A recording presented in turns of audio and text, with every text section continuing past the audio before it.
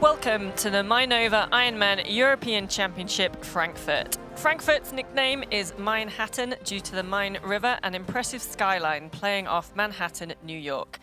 This is the 13th event in the Ironman Pro Series and the 6th Ironman distance race. It's also the final Ironman distance triathlon of the Ironman Pro Series before the VinFast Ironman World Championships for the men. The lucky winner will not just take home the Ironman European title and prize money, they will also bank 5,000 points towards the Pro Series. Yes, Sid, we have a really strong men's field here today assembled for Frankfurt. I am super excited to watch the action unfold today. It includes 4 of the top 10 pro men in the current pro standings. Matt Hansen currently in first on points. We have Jackson Laundry sitting in second. Trevor Foley down in 8th. He's only done 3 races, so impressive to see him already breaking into the top 10. Other notables in the field include German's Paul Schuster, who's currently sitting in 11th place, and 2-time Ironman world champion Patrick Lange, who's sitting in 14th place. As you may well know, we have Kristian Blummenfelt and Sam Long sneaking onto the start line in the last couple of weeks and are both chasing their Kona qualifying spots. But my question is, are they trying to do more than just stamp that Kona qualification? Are they going to go and wreck some dreams out there today? What do you think, Sid? Yeah, I think those two, though, might be getting that Kona qualification, but I don't think they know not how to race. Yes. I think they always go from the gun. So, yeah, it's going to be a great day. Looks like it's a little bit rainy down at the start this morning. Swim start down in Frankfurt. And we are going to look at the race day weather presented by Roka. It is 69 degrees. That's Fahrenheit, that's 20 degrees Celsius, and as Sid just mentioned, light rain. Light winds as well, about 2 kilometers per hour out of the south-southwest. Water temperature is 26.2 degrees Celsius. That indicates a non-wetsuit swim, and the humidity is up at 94% with the rain. So, weather's still nice, actually. It doesn't even look like it's going to get too warm today. So I think it's going to be fast racing conditions. Hopefully, drier roads and that rain stays away and just stays for, the start of the race here. So yeah, hello and welcome to the studio for the Mainova Ironman European Championship Frankfurt. I'm Laura Siddle, or Sid, and I'm feeling very privileged and excited to be sat alongside Rinny, 3 times Ironman Hawaii World champion and 70.3 world champion. We're going to be taking you through today's race over in Frankfurt. Rinny, I'm going to just jump straight in. Who are your picks for today? Put me straight on the spot, Sid. I usually love to throw out a few names, but I don't feel comfortable in doing that today. There's just a solid field all around, as I mentioned earlier, with, who knows about Kristian Blummenfelt just coming off the Olympics. He's definitely very fit, but does he have the endurance? And he's only ridden his TT bike once since the Olympics. Sam Long as well. He was sort of humming and hawing as to whether he'd do Ironman this year or focus on the middle distance racing. Basically decided, nope, Kona is calling. I'd love to go and stamp that slot. But then German's Patrick Lange. I feel like he's the favorite. He hasn't won here before, and this is one he really wants to tick off, his bucket list of races he wants to win.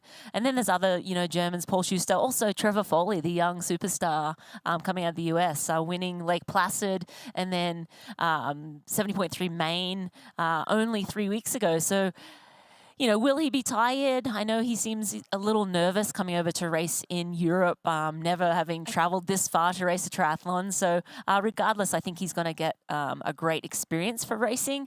And now we'll go down and just look at that points allocation as I was talking about. For this race, the winner of this race will receive 5,000 points because it is a full distance Ironman. As Sid mentioned earlier, this is the last full distance Ironman before the championship races, so before Kona for the men. A win at the World Championship would earn a maximum 6,000 points. First place at a 70.3 event earns 2,500 points. First place at the 70.3 World Champs in Topol would be 3,000 points. Points for all remaining pro finishers behind first place will diminish at a rate of 1 point per second deficit to the first place finish time. Like, for example, today, if second place finishes 1 second behind first place, they would earn 4,999 points. The top 5 results will count towards the year-end point standings, and only a maximum of 3 Ironman results will be counted.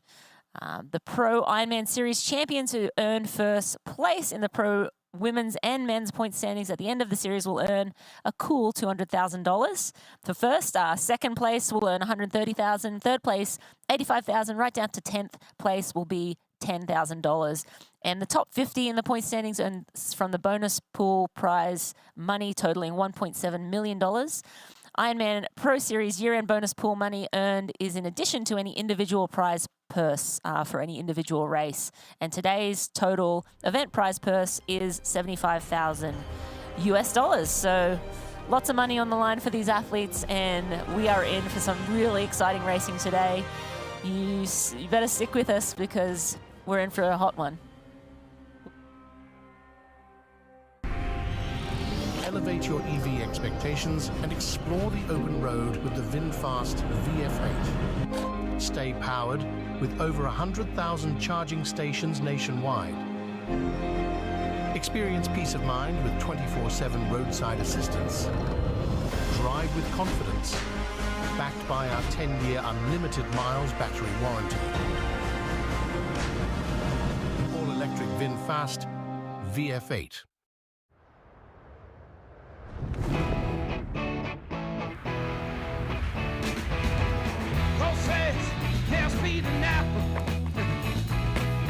Hey, Chris, come and watch me now. Fly, fly. Watch me, I'm so high. I ain't coming down. I ain't never coming down. Here's Elizabeth in the middle of the perfect workout for her. To create it, we analyzed her biometrics and genetics, her recovery rate, injury risk, and aerobic potential, her recent training sessions, the temperature, humidity, and elevation, the demands of her next race, and billions of data points from athletes just like her. With TriDot, Elizabeth gets faster. And what does she have to do? I just opened TriDot and did my workout. TriDot. We do the technology, you do the training.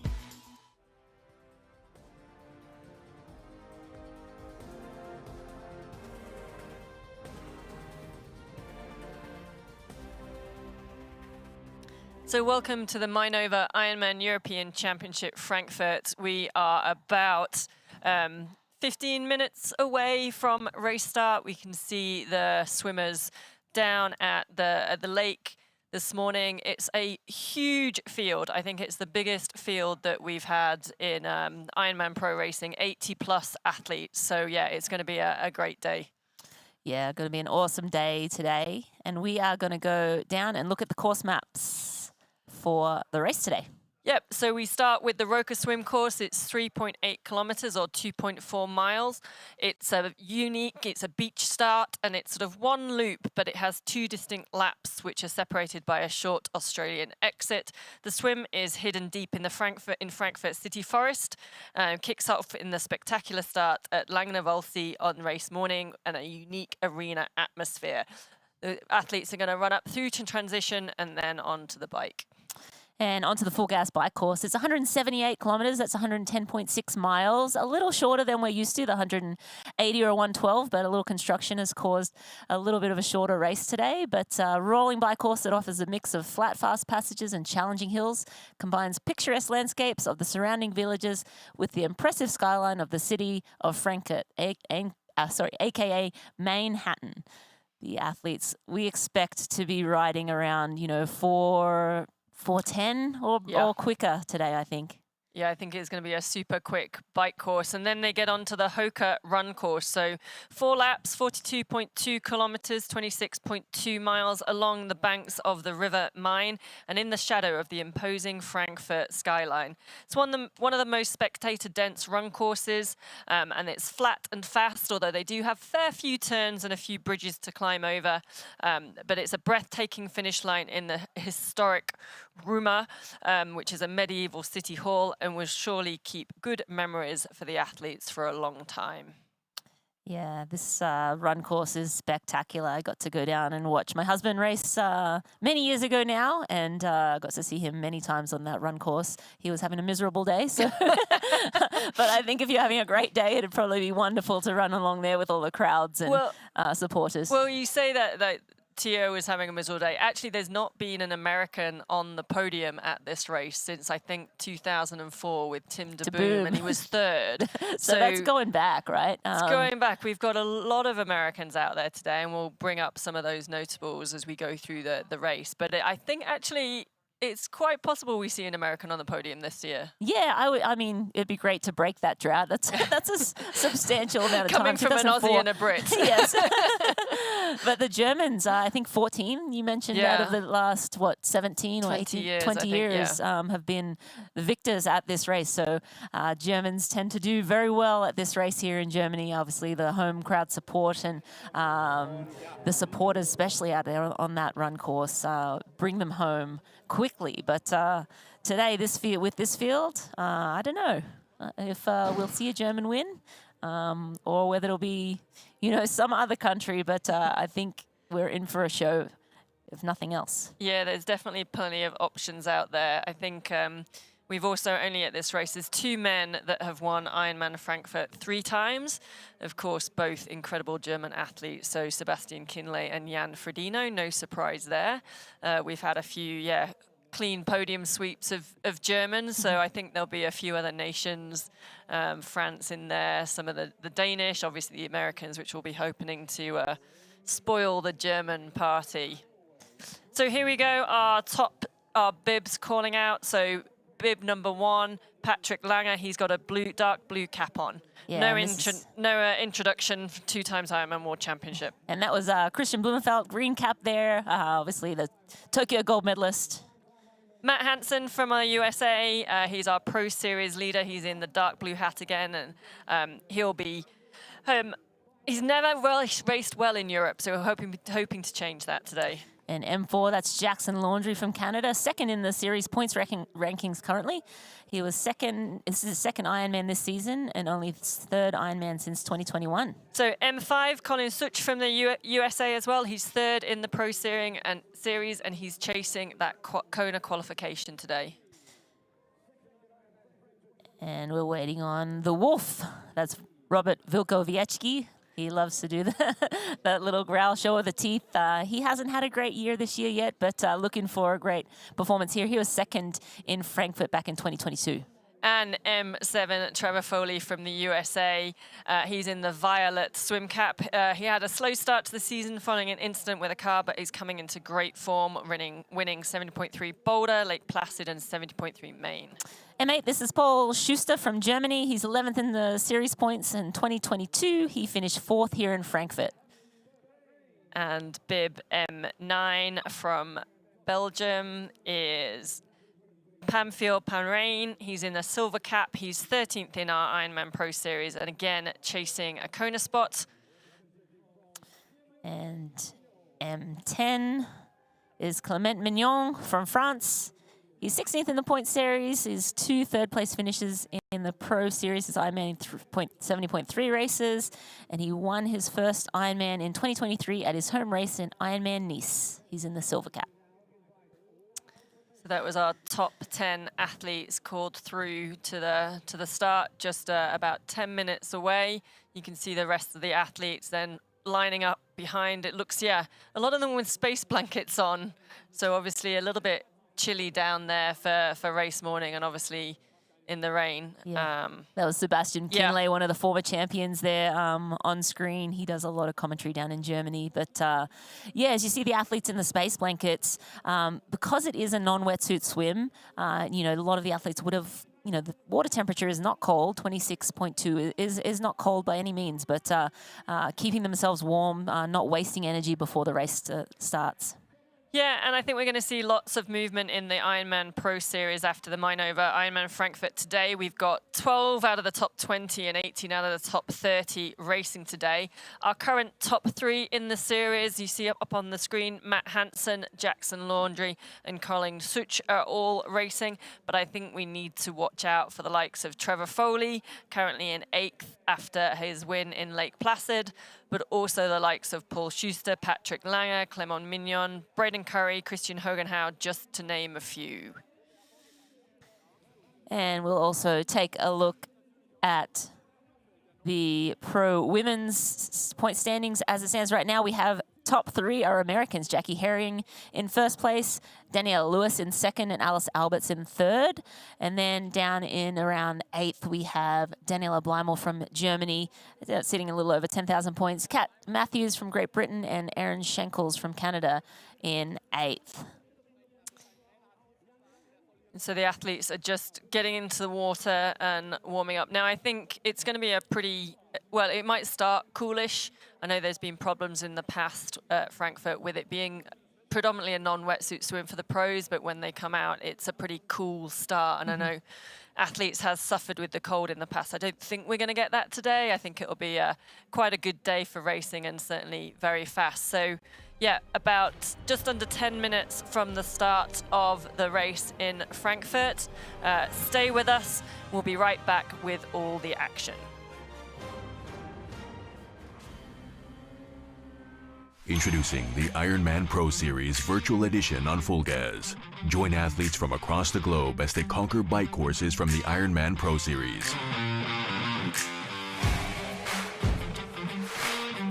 Challenge yourself, travel the world, and earn your exclusive finisher's medal. Push your limits and make your mark. Exclusively on Full Gas. Unleash your inner champion. Register now at fullgas.com.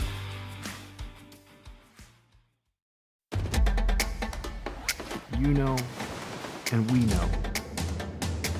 The thing about challenging yourself is, you're always looking for what's next.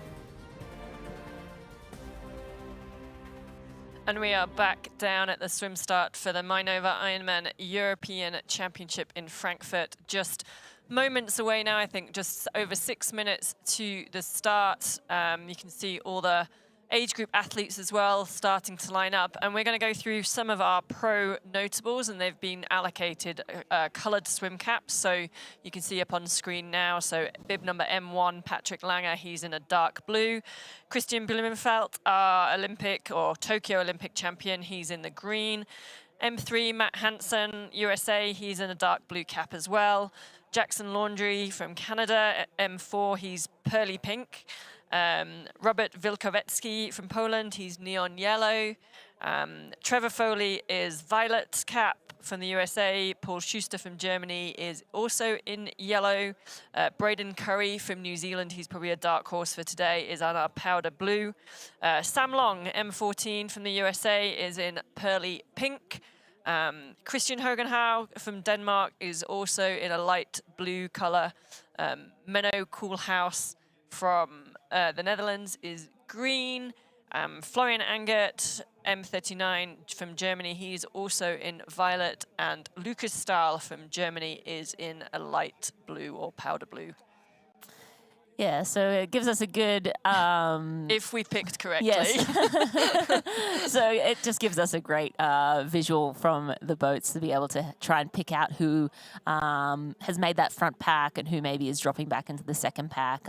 It's nice to have those skittles spread out over that swim course to try and pick out whose stroke is whose. So yeah. It's always it's a kind of a tough job, but it's a fun job to try and figure out who's who in those front packs. Yeah, but the caps definitely help, because I'm certainly not as familiar with the swim strokes of the men as I would be to the women. So hopefully if we picked out some of the key notable athletes there that are going to be at the front or in some of the chase packs, we should be able to keep you up to date with where everyone is in the race. And Sid, who do you expect to see in that front group? Putting you on the spot here, but Yeah. you know, Hogenhaag, Koolhaas. Yep. Robert the Wolf, I guess. Lange will be interesting to see if he makes the front pack. He's a very good swimmer, but sometimes he's sort of on the back of that front pack. Yeah, he's had some good swims. I think it would be great if he might not be in that right at the front, but if he can be in that first chase pack, I think that will set him up for a great day. Also, Braden Currie. Yes, and Expect he him to always be there. races aggressively. So I think, and he's had a couple of DNFs this year. He didn't travel well to the USA in his races, so I think he's hoping Europe will fare better and get some good points on the board, because he did sort of at the beginning of the year commit to this Ironman Pro Series. Yeah, he turned up to Ironman Texas and did not have a fantastic race there, and then had a mechanical in Lake Placid just 4 weeks ago. So he'll have fresher legs than some of the men who are turning up with Lake Placid in their legs, but hoping Braden Currie can put together a great one here today. Get a good score on the board. Yeah, and I think it's going to be interesting. Like, there's over 80 men starting, so that swim start is going to be chaos. And it will be interesting to see if we do get packs breaking up in the swim, or if there's just so many athletes it becomes one big long train. I'm not quite sure yet. I guess we'll find out in a few minutes. Yeah, what are your thoughts around that? Yeah, I think with 80 men, that is a big question, right? Like, you know, that tends to have, you know, when there's more people that can fill in gaps. And so then there's a risk of, you know, that front pack not actually breaking away and having, you know, that minute or 2 minutes on the next pack. It might just be filled in with many other athletes that are out there. So I still think we'll have a distinct a front pack. And then I think the second and third packs will probably be more merged. But again, it's my guess.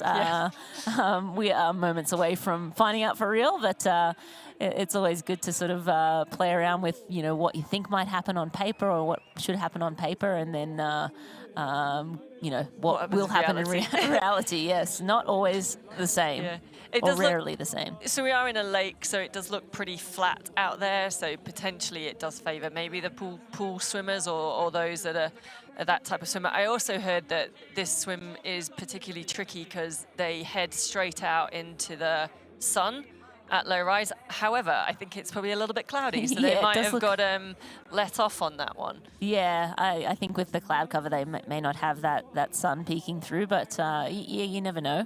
Yeah, I heard this was one of the more difficult races to sight, but I mean, these pro men are ready to go. Look, only moments away now, and shaking out those nerves. What does it feel like in these final moments, Sid? I think at this point you just want the gun to fire. You just want to get on with it. I think these moments are the worst when you've got the nerves going, and actually you just want to get like the gun or the cannon fire, get into your day, just go into that process mode. So, you know, all those hours of waiting last night and this morning and just building up, you're just literally like, yeah, let the gun fire and let me get on with it. Yeah, you look at Kristian Blummenfelt there in the middle, is sort of pumping himself up. He's slapping his quads like a 100-meter runner, and same with Patrick Lange. He looks, you know, shaking his hands out. And then you look over and see Sam Long. He seems pretty relaxed, shoulders relaxed. It's just interesting. That tells a lot from the personalities. That are on that start line. Each and every one of these pro athletes have a story, and we hope to share as much as we can with you guys as the day unfolds. I think it'll also be quite, I think that's Matt Hansen I can see there, also be quite nervous for this start, like we said, because there's so many. It doesn't look like a very wide start angle that they're in, so it'll be a lot of sort of trying to get space and line up with the right feet.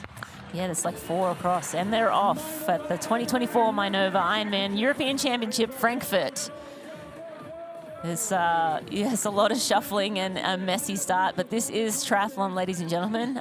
It's a contact sport, especially in these opening kilometers, opening meters, I should say. But as we get going here, the athletes will find their own spaces. But yeah, sometimes, especially when there's 80 men on that start line, 80 very competitive men, it is a little messy. Yeah. I've actually heard that the women are slightly more aggressive than the men. I don't know if that's true. Obviously, never having raced in the men's race, and I certainly wouldn't want to. I mean, that certainly looks like a washing machine of arms and things as people are trying to find the feet that they want. We can see some of our coloured caps scattered through, so we'll try and give you some more, pick out those. But I think they've been pretty lucky today. As we said, the sun isn't in their eyes, so that's a little bit more pleasurable, I guess, for sighting, or makes it easier for sighting. For sure, it definitely makes it a little easier, but athletes will have picked out probably goggles, thinking... I was going to say, yeah, so you have picked shaded or tinted or clear? I would have probably, I always have like 2 options at the start. I have, you know, the tinted and the clear, and I usually walk down to the start with 2 options. You know, for this very reason, like knowing it was going to be rainy, was the sun going to come out, or is the sun going to come out, you know, before the start or sometime in the start of that swim. So trying to cover all your bases and make sure you have the right set of goggles, because, you know, 3.8 kilometers, 2.4 miles is a long way, and it's a long stretch out at that start. And, you know, if the sun's in your eyes that whole way, yes, you can follow the feet in front and you don't have to look up a whole lot if you can get some feet that are reliable, but you still want to sight the buoys and make sure, you know, the person you're following is going the right way.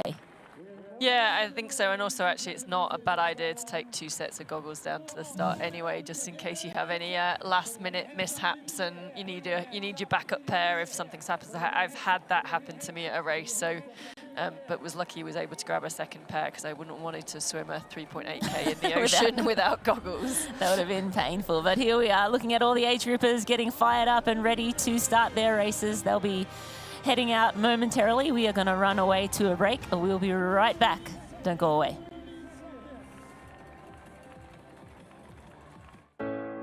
Shine bright like a diamond. Find light in the beautiful sea. I chose to be happy. You and I, we're like diamonds in the sky. Shine bright like a diamond. Shine bright like a diamond. Shine bright like a diamond. Beautiful like diamonds in the sky. Shine bright like a diamond.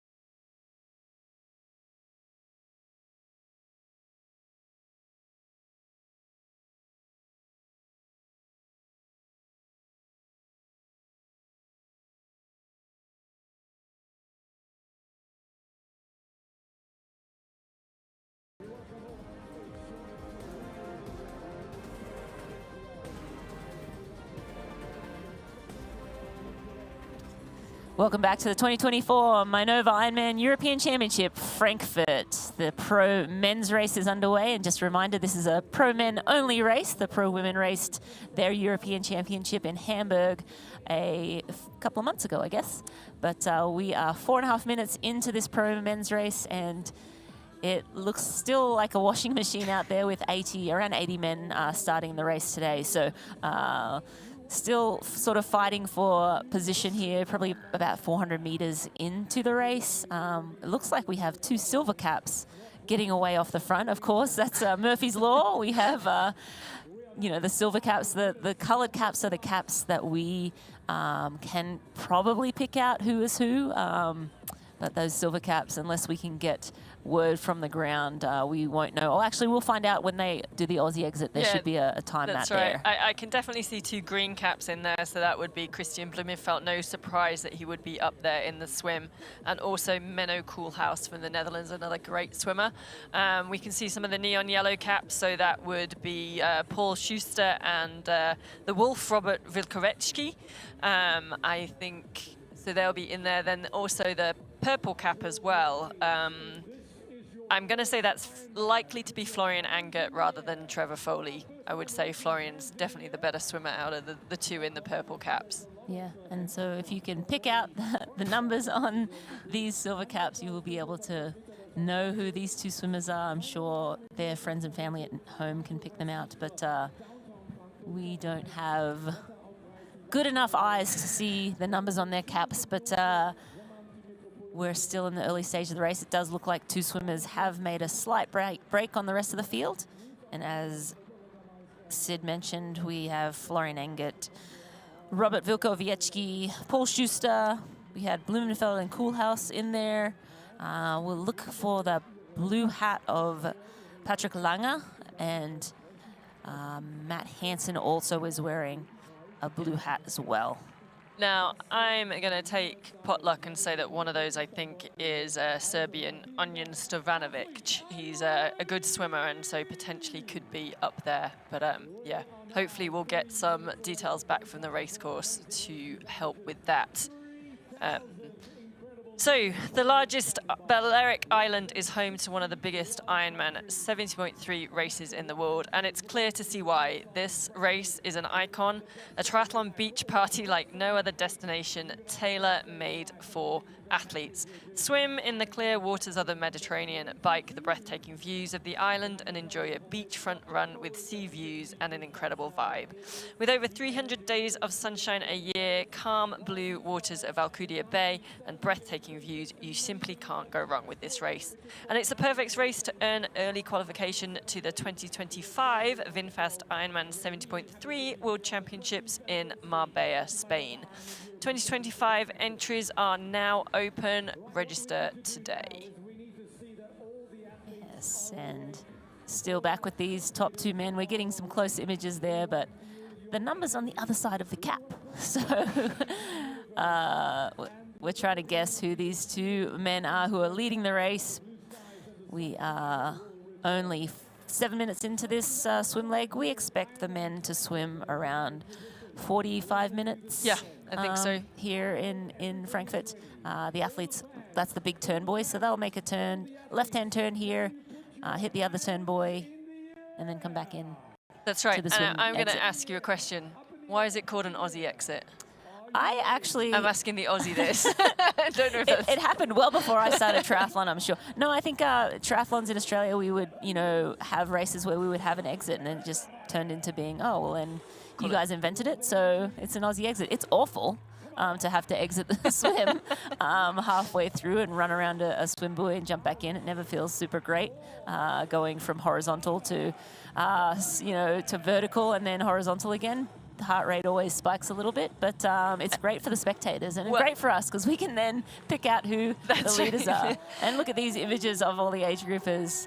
The sport of triathlon in Germany is rich and it's really well supported down there and super popular. Obviously, we've had a lot of German world champions in recent years, and the sport is just growing and flourishing. So here's some facts today. There are 1,909 German age groupers participating today. The biggest representation by far. I think the UK is in second with a measly 186 compared to that almost 2,000 German athletes. Yeah, the Germans certainly do embrace triathlon, just not only as athletes, but also you'll see out on probably when we get to the run course, how busy and packed that is. And just, I think Frankfurt is a fantastic city to host and has hosted for years and has a great, history of the sport. Yeah, wonderful history here. As you mentioned, back in 2004 was the last time an American male got on the podium here in Germany. The Germans have had a stranglehold on this race, but today we have a very international professional field and some phenomenal athletes across so many different, and that's the age grouper race heading off there. They head off about 5 at a time and they go at 5-second intervals. So I believe 5-second interval. I think so. And they're sort of, it looks like it's quicker than 5-second intervals self-seeded. So in theory, their athletes, when they come down race morning, having racked their bikes, they'll kind of seed themselves with where they, now it depends, their aspiration of their time that they want to swim, or maybe they're being realistic. But yeah, that rolling start that we see there.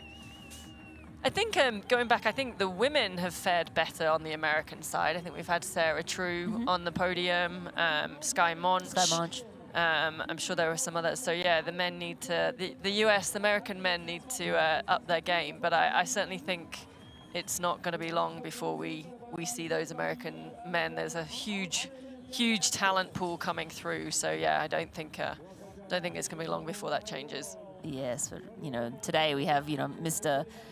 Kristian Blummenfelt racing as well from Norway. Very interested to see how he goes after basically preparing all year. His last Ironman was back in 2022. Kona. Yes, correct. And he finished third place. Yes, that correct. day. Yeah. So 2022 is a while ago between drinks here, and obviously shifted his focus to Olympic distance and making the Olympic team for Norway and trying to get another gold medal to defend his gold medal from Tokyo. So he, got through the Olympics and said, ran a 45 seconds slower than Alex Yee, like a 30-30 10K, and was good enough for, not a podium. What did he finish in? He finished 12th in the individual event, and then obviously he was in the mixed team relay as well, which they finished 11th. But that's sort of a even shorter 20-minute race as such, and that was just 13 days ago. And so his last full distance race, like we said, was the 2022 Kona World Championships. He raced Lahti, so the 70.3 World Champs in Finland, which was a little bit later. Didn't have a great race there, but he said that was sort of the last race on his TT bike before, I don't know, a couple of training rides after Paris. So almost a year ago was his, last. But it's Kristian. Yes. And I wouldn't be surprised if... And, I think his biggest challenge, and he sort of alluded to it, was trying to, hold back. He has access to that, that speed, and it's just going to be a matter of being patient all day and not, going there, because once you go there, it's dangerous, and this is a long, long day. So obviously nutrition comes into it, pacing comes into it, being smart. He is a very intelligent cerebral athlete, but when you have access to that power and there's a decision to be made in the moment, it's hard not to go with a move. But we are here in Frankfurt, 13 minutes into the swim, and we are heading out to a break. We will be right back. Don't go away.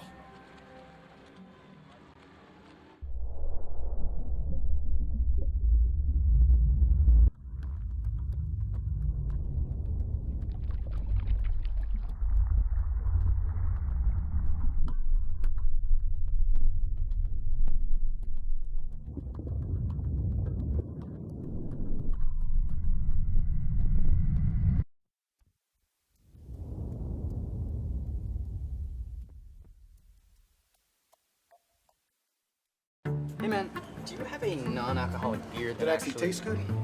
I think you mean athletic. Excuse me? Do you have that great non-alcoholic beer? I'll 7.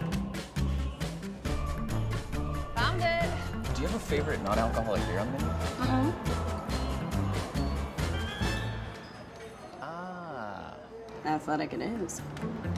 She's funny.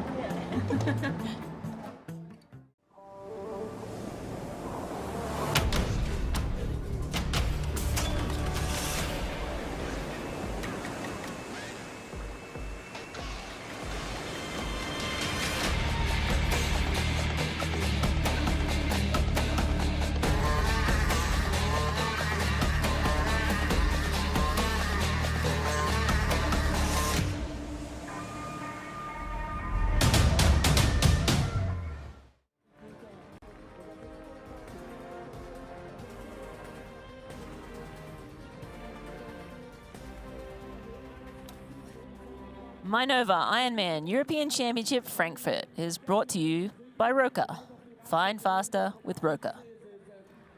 And by TriDot. Better training results in less time with fewer injuries. And coming back to the action here in Frankfurt, it looks to be a pretty strung out group. We saw those 2 silver caps in the lead, but it looks like Menno Koolhaas in the green cap right on the feet of them. But it just seems like it's a long line. There's not really, well, yes, you see back there, there's probably what, I want to say 15 to 20 men in that group. Maybe there's a break just ahead of that little group we're looking at here, but still, it's not a big gap yet. So hopefully we'll see some, gaps forming in the next, 15 minutes. But right now, who do you see, Sid, in that front back? I think we've got Menno Koolhaas in that green cap sitting in third, and I can see there's another green cap, and that definitely looks like a Kristian Blummenfelt stroke. I saw purple, I think we said again, that's Florian Angert sitting sort of maybe in about 10th position back from there. And yellow would be the Wolf. Potentially, yeah. Robert Vilkovici, I believe, or it could be Paul Schuster, but we're thinking the Wolf is, came from a swim background, so likely have him there in that front group. It could be, just looking at who our good swimmers might be, Jesper Svensson is also racing today. He comes from a swim background. He was a swim-run world championship, I think, so he'll be in one of those silver caps as well, so could be in that lead group. I think I can see both yellow caps in that front. Looks like or just second at the yellow pack is the yellow cap, with that most likely Paul Schuster from Germany, M8. Just off the back at that pack and leading that second group around. We'll be able to see as they come out of the water shortly. That looked like Jackson Laundry. It did. I was about to say the same. It looked like Jackson Laundry, who in theory should be in a pink cap, but maybe his cap broke or something. Yeah, and I wouldn't necessarily expect him to be at this far up at the front of the race, but it certainly did look like him. We both thought that at the same time. Yeah. We'll see momentarily as they're coming back to the shore now. They'll do that Aussie exit and hop back in the water. We'll see as they hop up, and we should get some time splits and a better look at the front of this men's pack.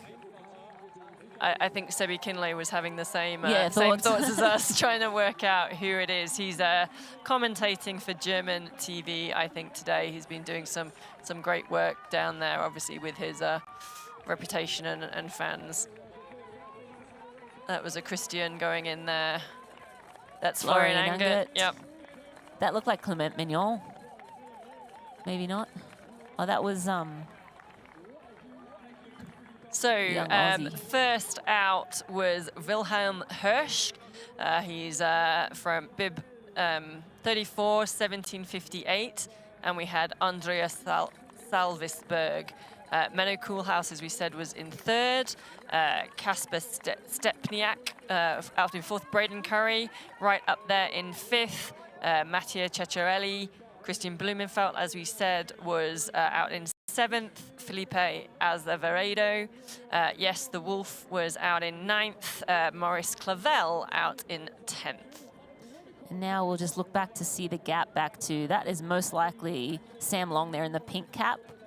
So looking back to see where he is and also where Trevor Foley is. And that's that will Patrick be Lange coming through. So surprising to see him not on that front pack. But again, these gaps are very small at this point. But yes, surprised that he didn't make that front pack at this point. And Matt Hansen there running through at the back of that group, that other dark blue hat. So I think if Matt can stay in that position and in touch with that group, that's a great swim for Matt. Yeah, and you see some urgency. That is Patrick Lange there. You see a lot of urgency in that stroke. He's like, that is the pack I want to be with. I need to make a move here and try to catch back up. And again, with this 80-plus strong field at the start, sometimes, even if you're a great swimmer, it's really hard to get your own space in the water. It's really hard to find that space. And you kind of get tossed around a little bit in the start. And maybe that's what happened to Patrick Lange. He was right in the center at the start there, and he might have got swamped a little bit in those opening couple of 100 yards. So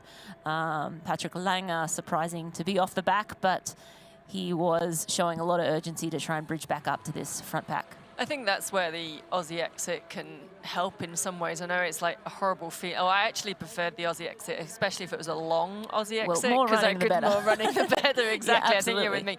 But I think that's where, they can get up out the water and actually have a good sighting to see how far off that front group there are, or how many people are there. And then, as you saw, like, he went in and tried to put that surge in to go, I need to get to the front of this and pull it back. Absolutely. And when you're just swimming, it's very hard to sight and see, like, am I with the front? Maybe he thought he was with the front group, and maybe he didn't realize there was a gap. And so to have that moment there to be like, no, I'm not in the front pack, and there is a little bit of a gap here. At least he knows now, okay, I need to up this intensity, see if I can bridge back up, and if not, limit the damage certainly to that front group.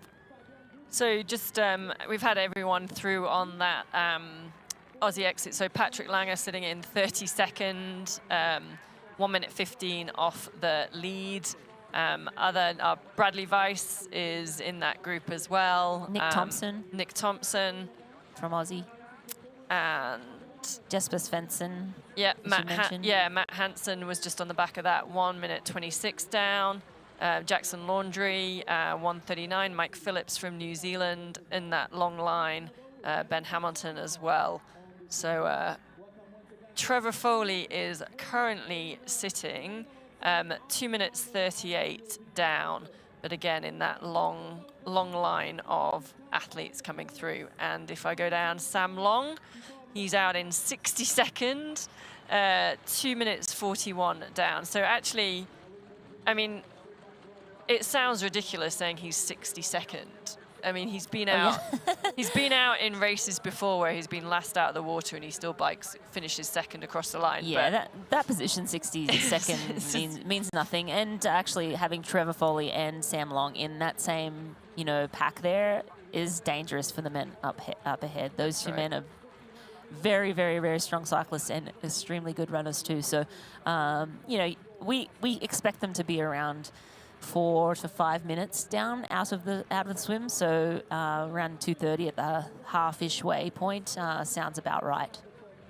Yeah, and actually, as you said, if those two come out of the water together, that's an extremely dangerous pair on the bike. We know Sam's capabilities, biked his way through many races, but Trevor Foley in his last few races, he's putting down some of the fastest bike splits as well. As we're seeing, just smaller groups starting to break up, so a few gaps just forming and sort of groups of that, I guess, 5 to 10 athletes battling it out. We see again Patrick Lange. I'm guessing to his right, it's the Union Jack. So James Teagle could be, or Tom Davis, but maybe James Teagle on that. I love how he has the Union Jack on the shoulder. Also another notable, Jackson Laundry down in 47th position. He was in that second pack as well, about 1:39 down. Mike Phillips too, a very strong cyclist from Australia. He's in that great group, and Ben Hamilton. So some very good athletes in that pack, for sure. Looking for where Clement Mignon. I haven't. I might have missed him, but I didn't see his name as I scrolled through. So he's definitely one that we're watching for today, and expect him to, bike through really well on the bike, and certainly have a solid run. He's looking for a low 2:40 marathon. That's right. I'm now doing oh, there we go. Clement Mignon is in 28th, so 48 seconds back. So he's in that front pack. He is in that front pack, yeah. And just looking at that swim course again as they started, took a left hand back the Aussie exit. That's what we saw them just do now, and then they do a bigger loop around the other side of the lake and then head back into transition. So kind of a different sort of swim course than we're used to, but a great way to get the distance in without having the athletes having to come back on themselves. And now we have two distinct packs forming. I think it was how many in the first pack around? We were at 10 or so. Should be able to see here. And yeah, I think on the swim course, so this second loop, I guess, or one loop from, it's one loop but with 2 laps. This second lap has a few more turns in just to keep them interested and busy during the swim.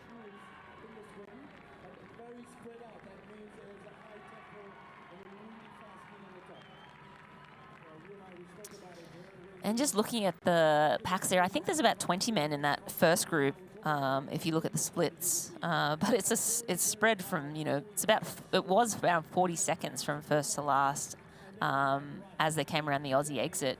And then it's around a 1:30 break to that next pack of men. It looks like they're going to be joining some other swimmers on the lake that are going to give them a run for their money with that swans or geese. I'm not quite sure, but yeah. It must be navigate them as well. Yeah, those geese need to get out of the way. They don't want to be around when the rest of this field comes through. But it looks quite relaxing out there. It does. It looks very peaceful. Peaceful and relaxed out there. And, from the studio. From the studio, from the warmth of the studio. And it does look like the rain has stopped, which is really great news for the athletes, not having to worry about wet roads. We saw images of the athletes this morning just getting there. Oh, it looks like the front athlete there is going off course. He's taking a left-hand turn. He needs to continue straight, I believe. And there is no one telling him where to go because I believe the lead paddler is oblivious as he's going in his straight. Maybe the ducks are trying to, the geese are trying to. I think he's now realizing and correcting, but that is going to cost them certainly a few seconds. In that situation, if you are at the back of the pack and you know, and if you're sighting, which you should still be doing if you're further back, and you see the leader going off course, better to just stay and follow, or do you take your own line to the buoy? I mean, it's a tough call because the back of that pack's much easier than swimming at the front of that pack, and so if you're just hanging in there, it's almost like I think you stick with it for a little bit. If they keep going way off course, then you have to straighten out. But as you see here, they have straightened back out and realized that they did have one more buoy before making the left-hand turn. So, yeah, I don't know. I think it's a tough decision in the moment because you're kind of like probably just hanging in there by the skin of your teeth at the back of that pack there. But, yeah, I mean, if it's clear and they're going to miss the buoy, obviously you take the correct line. So the other thing, talk about when you're in a pack like that, obviously if you're back and you're just hanging on, you don't really have a choice, but where's the best position to be? Do you want to be sort of in the middle to be able to anticipate breaks, or are you at the side, and then are you sitting on hips or sitting on feet? If you have a choice, I think it's best to sit on feet. If you're sitting I've never on had that choice, but I'm just that's why I'm asking. So I'm just speculating. But I think you always, if you can sit on feet, if you're sitting on someone's hip, you're slowing them down. So therefore, you're slowing the whole pack down. If you're swimming on someone's feet and you're feeling good, maybe, then you would share the lead. But typically, you want to sort of sit on feet, or you want to be sitting in behind. If two athletes are ahead of you swimming side by side, the sweet spot is right in between those two athletes behind, because you're working about 30% less if you're sitting right in that draft. So it really is a good benefit if you can learn how to draft well in the swim and take advantage of sitting on. And you see now the athletes are stringing out a little bit, and this might be the first pack. I'm not 100%. I think this is the first group, so that yellow, I think it's the wolf. It would be the wolf, I believe. No, I think that was the second pack, so that's probably Paul Schuster in that second group, because it looks like the front pack is not a yellow cap on front. So Paul Schuster leading that second group. But yeah, you see now, like, one athlete sort of decided, no, I'm going to swim a little bit further to the right. This line is better. Two athletes, sorry. Two athletes, yeah. This line is better than what the other athletes are taking, and yeah, sometimes it does pay off and you move back further up into the group, and sometimes you just don't realize how much of a benefit you're getting from sitting on feet. So yeah, I mean, most of the time I say back yourself, and if they're going off course, if you need to go and follow the course. You don't want to risk a penalty by skipping a buoy, or a disqualification by not rounding all the buoys correctly. Yeah, and I think it's interesting now, they look like they've either upped the pace at the front of the race, and that front pack has definitely strung out, or the pace that they were going from the start has just been too much for the athletes that were trying to hang on, and we're seeing that front pack really, it was very bunched up going into those turn buoys, and now it's just literally, yeah, everyone is on feet, and not wanting to let the gap go. And I think this is what we saw. See, 20 men And as they got out, it was around 40, 45 seconds. And then they came around the Aussie exit and sort of bunched up. So a lot of athletes in the back sort of tried to sprint up and get a little bit higher up in the pack. And now this has been a long straightaway and they're stringing out again. And when you see athletes stringing out like this, the pace is on. Like everyone's holding on to, you know, that one set of feet and tucking in and just holding on sort of for dear life. So that's what we're seeing now as they're strung out on that back stretch there. And even this chase pack here, which I think we said is led by Paul Schuster, that they've strung out as well. So clearly, regardless of the group you're in, they're all pushing the pace. And I would imagine as well, part of that is they know there's such a big start list. So you said over 80 athletes. When they want a bit of space going into transition and getting out on the bike, they don't particularly want to be in a huge bike pack onto the bike. So I think maybe those guys at the front did a slight look over the shoulder as they went round one of the buoys and decided, okay, yeah, we need to try and drop a few people. Absolutely, yeah. I think if you can have a little space in transition, it's wonderful as long as it's in the front. I mean, I've had plenty of space at the back. I've got plenty of space at the back. It's like 2 bikes left on the rack. I've felt that many times. But yeah, if you can have some space in the front, you can have a nice relaxed transition. I dream of that. Yeah. If there's 20, there's going to be basically 20 men coming into transition together. It'll be a frenzy in there. Everyone trying to get, goggles off, speed suit off, if they've worn a speed suit, which most of these men will wear a speed suit over the top of their race kits. And Sid, talk a little bit about the sleeves. Some athletes have sleeves, some athletes don't have sleeves. Why do they we see a good image of that here? Yeah, super interesting. So tri-suits these days are designed for aerodynamics on the bike mainly, which tends to mean they have quite tight shoulders. And obviously in swimming, you don't particularly want tight shoulders. You want to be able to move your arms. And so I know for me personally, I don't like having my tri-suit up and the shoulders on for the swim because I feel too restricted. Obviously, the difference then is as you come into transition, you've got to battle with getting sort of that wet fabric up over your arms and get it zipped up as you're running through transition and trying to get the zip done. And if it's a cooler swim with cold hands, but some of the guys and girls obviously are quite happy to swim with it up and see that there's potentially the time they might lose in the swim it isn't that much, and they have the quicker transition through. So I think that's where we're seeing the difference. And some have chosen to have it up and some down. Yeah, and some of the speed suits actually have the shoulders built in. So some speed suits are just over the shoulders, and others have that built in and go over the whole race kit. But you're watching the 2024 Mainova Ironman European Championship, and we are moments away from the swim exit.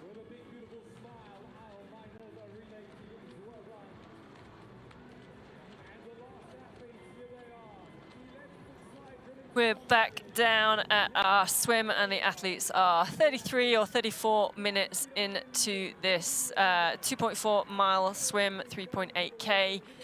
If you are wanting to keep on track with the splits as they came out that Aussie exit, take a look at the bottom of the screen. We've got our ticker there. So Kieran Linders, he's a good swimmer. He was in 15th, just 21 seconds back.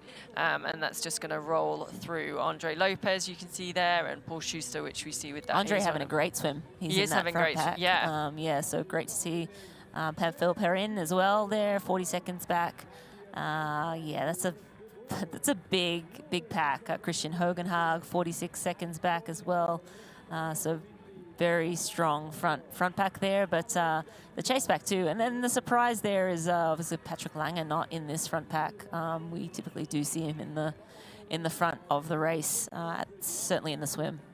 Yeah, that's right. I mean, there he is there. Patrick Lange just flicked up on the screen, 1 minute 15 down at the Aussie exit, which isn't really that much, and there's 32 athletes in front of him, so technically they could be every second, and he's not that far behind the lead. But yeah, he probably would hope for a little bit of better swim, but he's still in a great position if he can stick with it then on the bike and give himself that shot on the run.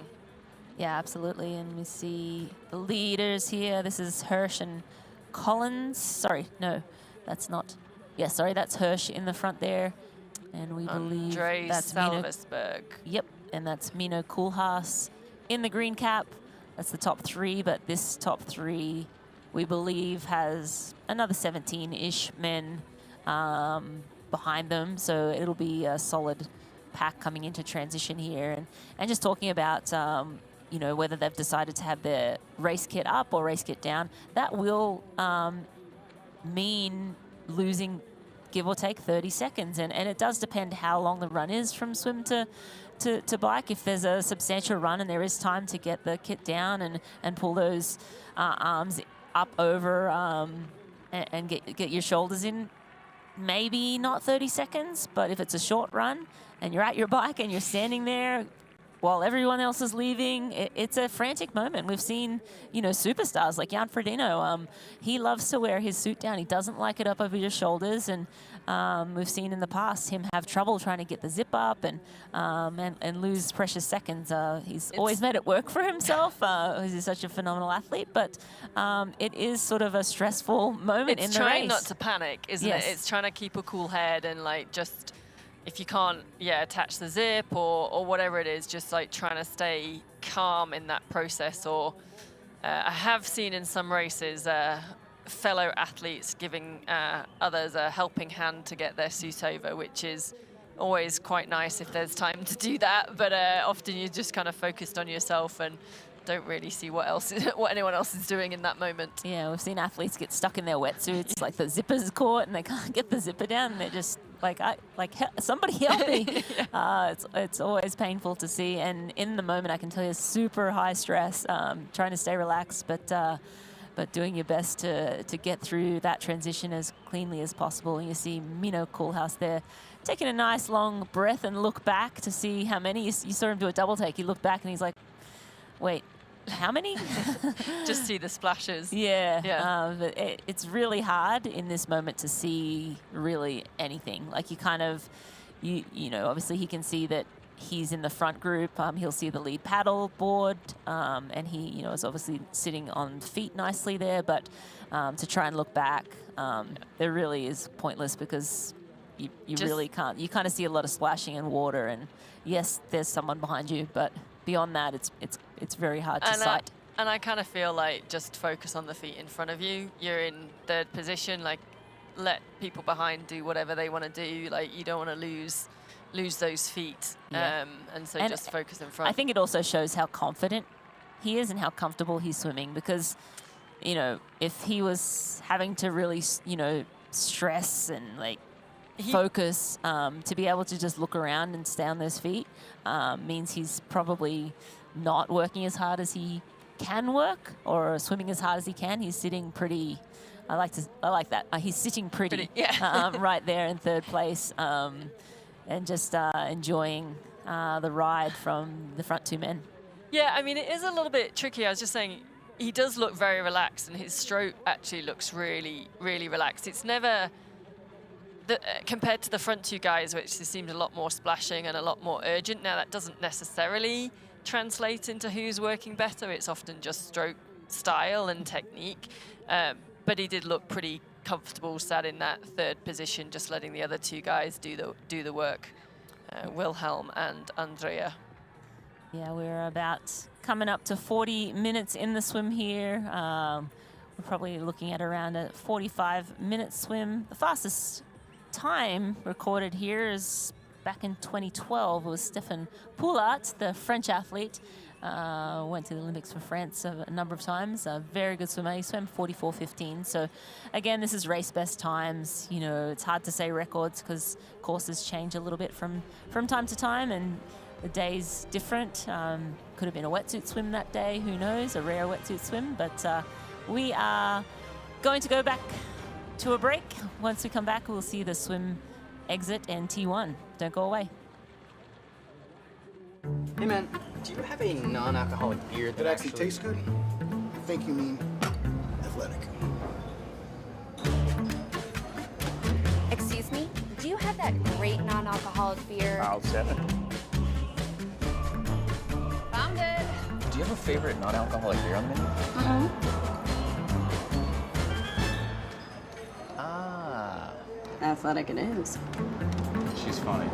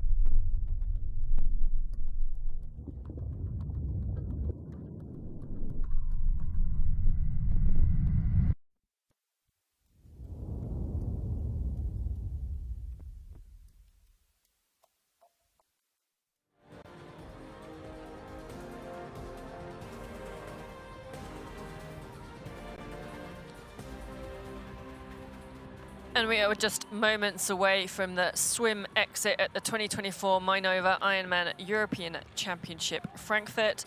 Our leading three are, I was saying, Wilhelm Hirsch, and then also we have Andrea Salzberg and then Mino Koolhaas. That's the top three. Correct. Thank you. But we have around 20 men in that front group, and then there's a bit of a gap back to the second pack. It looks like there's one lone swimmer in the middle there, probably dropped from that front group, and that looks like a yellow cap. So Robert Wilkowiecki, yep, possibly. Paul Schuster was a little bit back. I think we could see him leading that second group.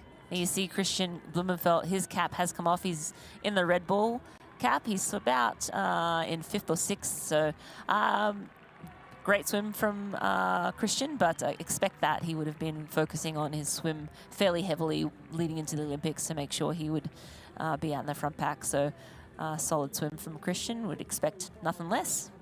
Yeah, that's right. And just some facts and notes about our leader, Wilhelm Hirsch. So relatively new pro, mainly just sort of started in 2021, but a DNF race then and just one race in 2022. But 2023 won a couple of half distances, 70.3 Poznan and 70.3 Gdynia, and then a couple of other podiums as well in a 70.3 distance. So certainly not afraid of the podiums, but doesn't look to have done a full distance yet. So this is possibly his first full, mainly focused on the 70.3 and half distance. So great to see these images of the men coming into the final moments of this swim leg, and then all hell will break loose as they go into T1, take off their cap, goggles, swim skins, and quickly make that transition onto the bike and out onto the full gas bike course. Now, I've heard various different theories. Obviously now they're only coming up to the exit. At this point, are you thinking about sort of clearing the lactic from your legs or getting the blood flowing again? You're going to go from horizontal to vertical. What's going through your mind in the last few moments of the swim? Thank God it's over, first of all. But no, like I think what I was always taught was to, bring the legs in as you get, in the last couple of 100 meters of the swim, just to get the blood flow back into your legs, knowing that you're about to stand up and run. A lot of the blood flow has been up in your shoulders as you've been, and in your lats and so forth as you've been swimming, and just to get some of that blood flow back into your legs to ready them for being vertical and running. So bring the legs in a little bit, but not too crazy. You don't want to spike your heart rate too much. That'll take care of itself as soon as you stand up. But yeah, and just like, remaining calm, staying in the moment and finishing that swim off as well. I think you have to keep your focus as you close out that swim. But yeah, you're starting to think about just bringing your legs in and being ready to focus on the next task at hand, which is a nice, 4-hour plus bike ride for the men. I think it's going through that process of what are you going to do in transition. So cap and goggles off, and if it is getting your suit up, that process, and making sure, obviously, running to the bike, getting your helmet on before you take the bike off the rack. Our two leading swimmers are out the water. So Willy Hirsch, I've been told he likes to be called, and Andrea Salvisberg, and Menno Koolhaas. Yeah, we see Kristian Blummenfelt back there in that pack. That, I believe, is Braden Braden Currie right there in the light blue cap. Maurice Clavel. Florian Angert. That's Florian Angert with the purple cap on screen there. And you see Kristian right ahead of him, as I mentioned. He's running up in the sand, never feels great. And we have the Wahoo Element rival swim time is 45:51 today. So Wilhelm Hirsch takes that swim time. So yeah, kind of where we were thinking the guys would be out, the leading swimmers around that 44-45 minute mark, but it's just a long train now of all the athletes coming out, and you can see some of them suits down or swim skins down, and others trying to get their suit up. Yeah, it's a struggle. You can see that was Nick athlete, Thompson. yes, trying to just get his shoulders as he's running. You're trying to be as efficient as possible running up there. It's never nice to run in sand at the best of times, and yeah, as you come out of the water, having to run uphill in the sand, and that looks like the Wolf. He's kind of cruising now. He got popped off that front pack, and he's just waiting for the next group. Yeah, I think so. He was kind of in no man's land, so he is going to be caught by Paul Schuster, we believe that is in the other neon yellow cap. Patrick Lange, one of the race favorites, is in this pack as well. We'll see what that time split is. It looks like Andre Lopez swimsuit back there as well. But that's Paul Schuster standing up now, taking a little look over his shoulder, see who's with him. And that's not going to be a very big gap between that first and second group, just because that first group was so strung out. You know, if that was a smaller, compact group, but being such a, you know, long strung out, that's Clement Mignon right there. So this the back chase of that pack. group, which was led out by the Wolf and Paul Schuster, they are 2 minutes down off the lead. So that is the time difference to the chasing pack coming out of the swim. But Sid, that 2 minutes is spread out, so it's probably really only a minute. Because first to, what, 10th? There was 17 in that first pick. And so 30 seconds probably at back. So 37 seconds was the last athlete, and 2 minutes exactly. So about, you know, to the lead, minute 20 to the back of that group. So, you know, while it was 2 minutes to the front, you got to remember that pack was so strung out that the back of that pack was 40 seconds behind the lead of the pack. So that sort of is helpful for the second pack, because there'll be more athletes to pick off in the opening miles. But again, you know, as we mentioned, kind of organized chaos coming out of transition here, quickly getting the helmets on before they pick up their bikes. In Germany too, I believe they have to wear their race belts as well on the bike. So getting those race numbers on and getting out this Kristian Blummenfelt. Yep. Saw, so Menno Koolhaas made a quick transition. He was out near the front, and also Maurice Clavel I saw going out. We have those. Willie Hirsch has sort of managed to get out first. He had a quick transition. He's about a 20-second lead on those chasers, which is Menno Koolhaas, Andreas Salvisberg. And this is Patrick Lange here, Sid. This is a big gap back to, must be the third pack. So possibly that second pack broke up in that second lap. Yeah, I think the pace driving from the front, and we can see Morton, top 3 fastest males through T1.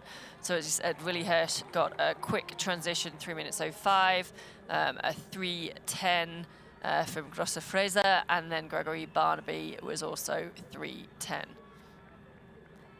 Yes, and we're just looking at the third pack effectively on course with the 2-time Ironman world champ Patrick Lange. Matt Hansen also in that group. That's a great swim for Matt. Great to see him in amongst that group as well. So just trying to get some proper splits on that group coming out. So we've got that sort of second group was that 2 minutes back from the lead, so it was about 190 back from that front pack. And then this next group, and that spread over 20 seconds, I guess, those next 10 or so athletes out before we get to that third and fourth chase pack. See Clement Mignon running through transition now in that BMC kit. Yeah, and as we get them through transition, we'll be able to get an accurate split to where the Patrick Lange group is as well. So definitely surprising to see the 2-time world champion back plus 4 minutes. Clement Mignon was 2:46 back. Pemfel Perrin, 248 back in transition.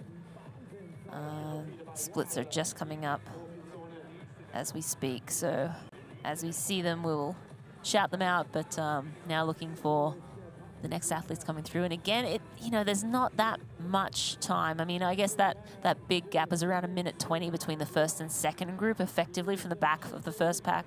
That's Andre Lopez coming through transition now. He's going to be around 3+ minutes behind the very lead, and he was, I believe, in the front group coming around the first turn. Yeah, I think that's just a similar suit. I'm not sure. I think Andre's already out. There's Patrick Lange coming through now with that in his blue suits and a very large helmet. Thank you. I'm glad you were saying that. Space helmets on. He has that's a big helmet. And again, these athletes all do a lot of wind tunnel testing, and they'll find the fastest helmet, the fastest position, the fastest way they can put their nutrition on their bikes, and then just positioning themselves, how they hold their shoulders, how they relax on the bike, how they sit on the bike. All of these factors come into play when picking out equipment for the bike leg. Yes, these guys, a lot of them spend or invest a lot of time in the wind tunnel, or just, I know Matt Hansen does a lot of testing himself, just different setups and things. Let's see, Jackson Laundry, I think, just coming out to his bike there, and Matt Hansen, I can recognize that. Runs side as well. So yeah, he's if he can get up with Jackson Laundry, and I think, I'm going to say, is that Brad Weiss, but that does look like Brad Weiss too. I can see the South African flag on his suit. So that's not a bad group to be in. No, definitely great company to be in, and obviously Lange just out ahead of them. That looks like Mike Phillips. Mike Phillips, yep. From New Zealand. So actually he's very strong on the bike as well. So if he can catch up with Hansen and Laundry, that could be a powerful bike group. Yeah, and just recapping the top 5 out of transition: William Hirsch, Mino Koolhaas, Andreas Salzberg, Maurice Clavel, and Finn Grosch Fraser. Fraser.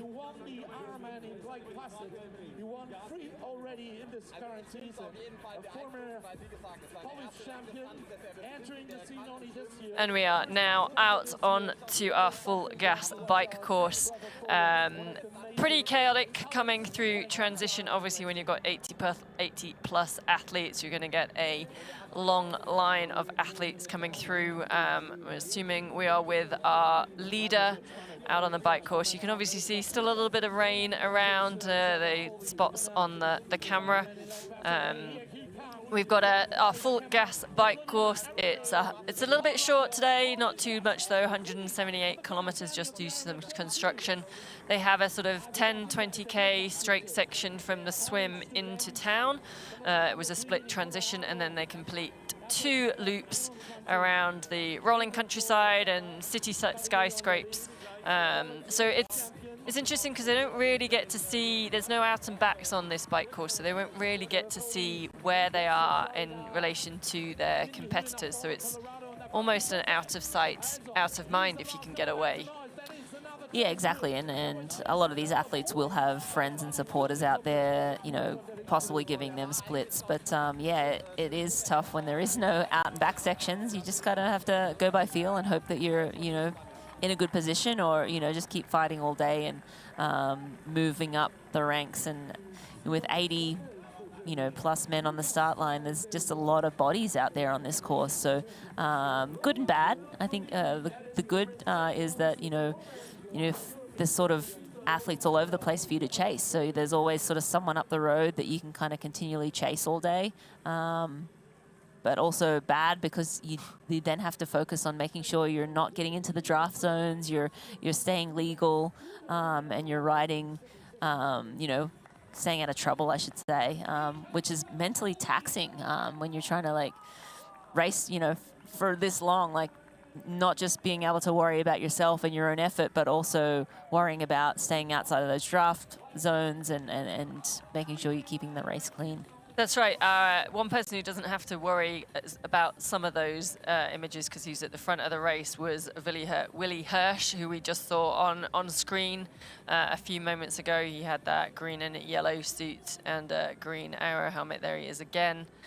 Sorry, I think we are getting a few broken images, but please do bear with us. It is raining over in Germany, so potentially affecting the feed, but we'll do our best to keep you up to date. There we go, the cameraman giving us cleaning his camera. And just looking down the field here, looks like Matt Hansen was around 5 minutes back from the lead out of transition. We had Lange was around 4 minutes behind the lead out of transition, so not a great start for Lange. Not where we expect him to be anyway, but now trying to look back and see Sam Long. He's around 7 minutes. That's a big gap for Sam, but not huge. Not huge, and not, you know. There's a lot of people in front of him that he can work off to pick off. And Sam will love that. Yeah. Like you will fuel off of, okay, well, I'm in, you know what, he's in 50th or 60th position. You know, 52nd position right now, and got some work to do. And Trevor Foley is 8 minutes down in 63rd position. So both of those men will just like be licking their chops. You know, I've got so many little carrots dangling out ahead that I can chase down. Let's see how many men or how far up the rankings I can climb how many today. can you pick off? I think for Sam, that's definitely what he'll be eager to do. That's sort of the way he loves to race, just how many athletes he can pick up. If we see just a recap of those front, Willie Hirsch leading out the swim, Andrea Salvisberg and Menno Koolhaus coming out in that pack, and Braden Currie there was a great swim by Braden, Maurice Clavel as well, and then we see Florian Angert and Kristian Blummenfelt coming off the back of his Paris Olympics, his 12th place in the individual race. Yeah, and trying to get that Kona spot. There was a lot of talk about Kristian going to cycling, and so I wonder, you know, if that's still in the cards for him, or you know, if he's decided, well, I'm triathlon fit, I may as well go after Kona. He does have an Ironman world title, but it is from St. George. So due to COVID, the World Championships was moved to St. George back in 2022, and Kristian won that day. But then when he raced in Kona, he ended up finishing third. Sorry, that was 2021 Kona edition, and then he finished third in actual Kona on the Big Island. So I think he so desperately wants to grab that title, possibly before he does move over to cycling. But who knows? We are just reporting on the hearsay, and so Kristian today needs to validate his slot. So, but needs to be competitive in that. Has to put in a competitive race to validate, so that he can be in Kona. And I would think that he will then, if he does that successfully today, he can then focus over the next few months and really put in that good performance. Yeah, and I have heard that he wants to win the Tour de France next year. I think that was what he put out on socials, which I'm sure will wind up a few of the cyclists. Absolutely, but even to be able to say things like that, that's like Taylor Knibb, you know, being able to race in the Olympics for the triathlon and also do the individual time trial, being able to cross sports, and Kristian Blummenfelt just has such range to be able to race, you know, Olympics 1 week and then pop over to Paris to Frankfurt and do an Ironman a couple of weeks later. So not even a week later, right? A week? 13 days, 13 I think days, it was, almost from the 2 mixed relay. Yeah, but still ridiculous. Yeah, incredible. Yes, we're just getting some word off the ground that actually, and no huge surprise, because we saw it actually as they came into the exit of the swim, that Robert Wilkowecki, he did drop back off that front pack and was sort of caught by that chasing pack. He has actually withdrawn from the race. His bike is still in T1, so he's not feeling too well today, which is a shame. But yeah, so he has finished the swim, but won't be taking any more part in today's race. As we were back with our leader, Willie Hirsch, on the screen, head down, fast turnover and cadence. We've got lots more racing to come. They are just an hour into this race at the Mainova Ironman European Championships Frankfurt. We will be right back.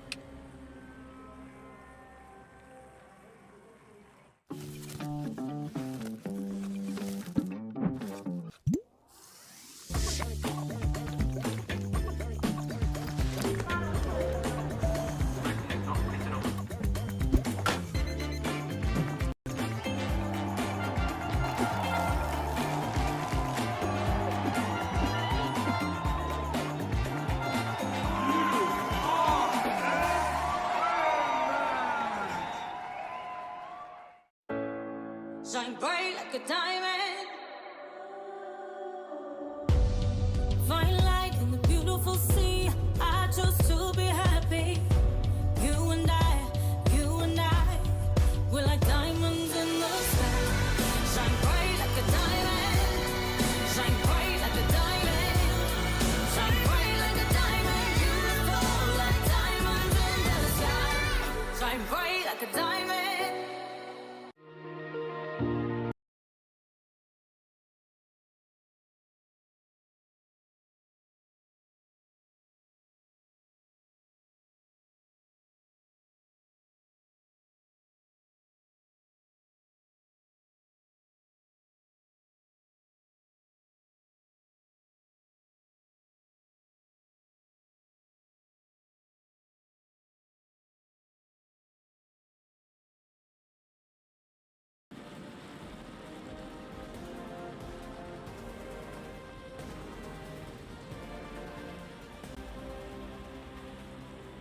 And we are back at the 2024 Mainova Ironman European Championship Frankfurt with race leader Willie Hirsch.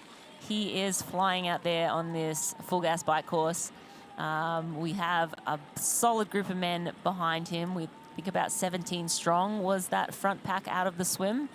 So expect to see some change up the front as we go along, but Willie holding his own at the opening stages of this bike. And as you can see, a little wet. We were hoping for drier roads, but it looks like by around lunchtime or later on, hopefully later on the bike, the roads will dry up.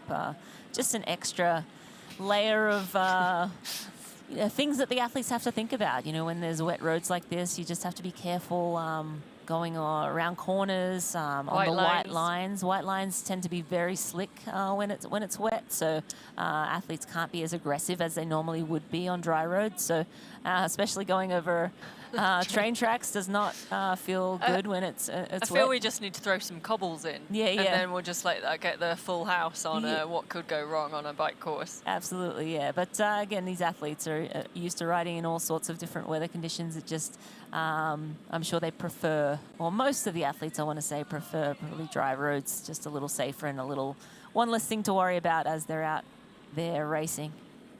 Yeah, that's right. I think, you know, if we think back to Paris a few weeks ago when we saw the women racing in horrible conditions, rain, and obviously on a very technical course, and cobbles doesn't make it very fun.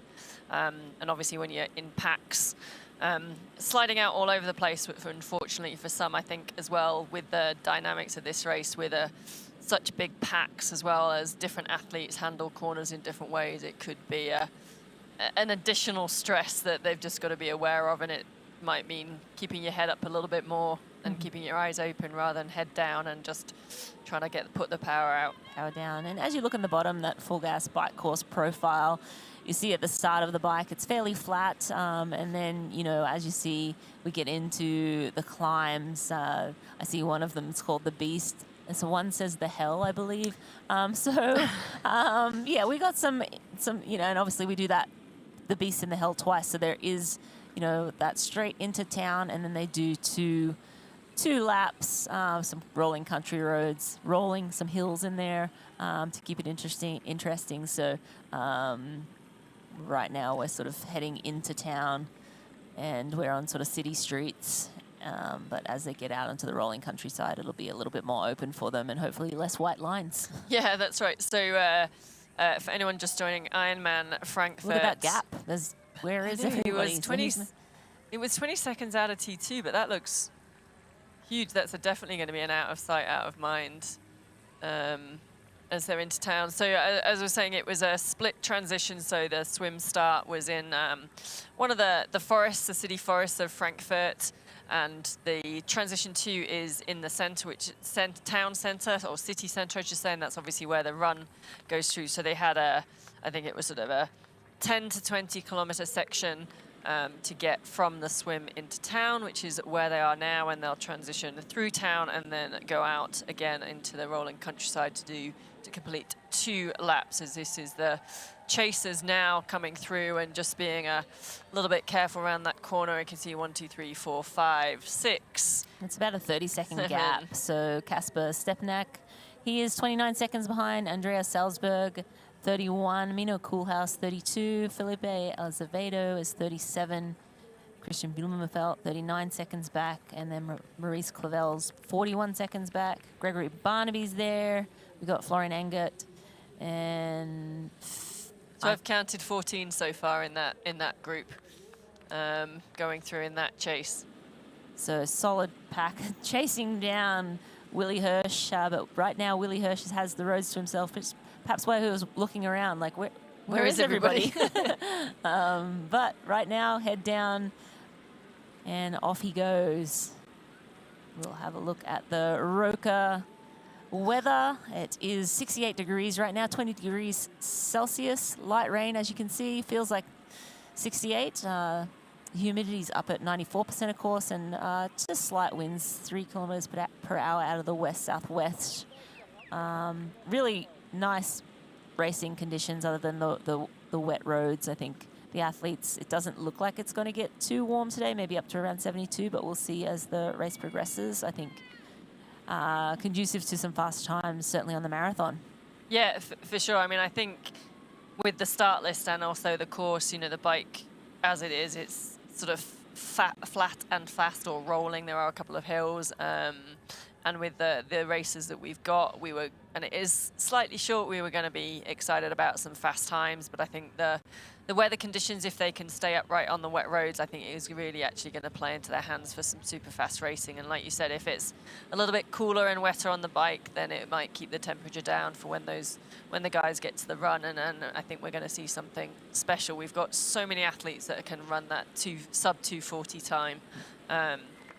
Depending how the dynamics play out on the bike, obviously with big groups, there might be a lot of yo-yoing. There'll be you can see the different lights from the race ranger, which we will come on to later on the bike and explain a little bit like that. But they don't really want to be seeing any lights on the bike in front, but they have just gone around a corner, and as you go through town, you obviously got a little bit of accordion effect, where the athletes sort of, you know, different athletes will corner differently and slow down a little quicker. So, you know, the race referees will take that into account as the athletes go through corners. But we do have race ranger working out there today, and the athletes need to stay 12 meters behind the athlete in front of them.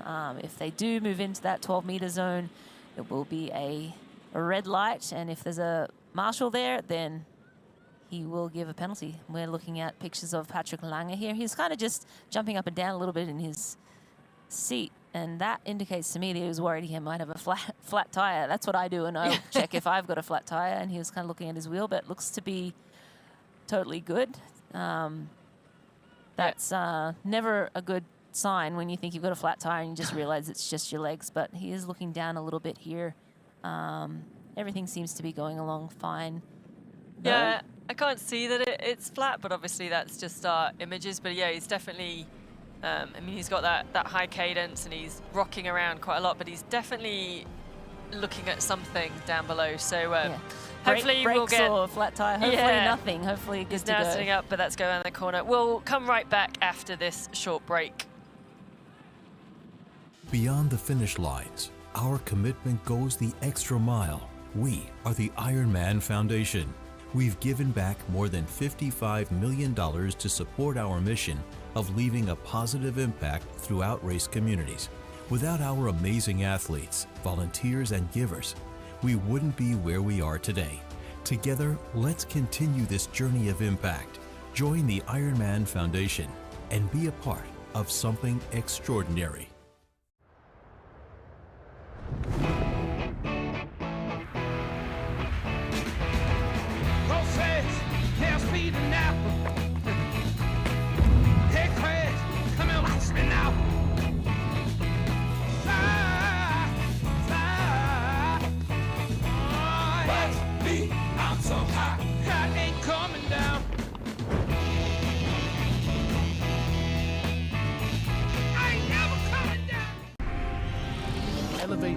EV expectations and explore the open road with the VinFast VF8. Stay powered with over 100,000 charging stations nationwide. Experience peace of mind with 24/7 roadside assistance. Drive with confidence, backed by our 10-year unlimited miles battery warranty. All-electric VinFast VF8.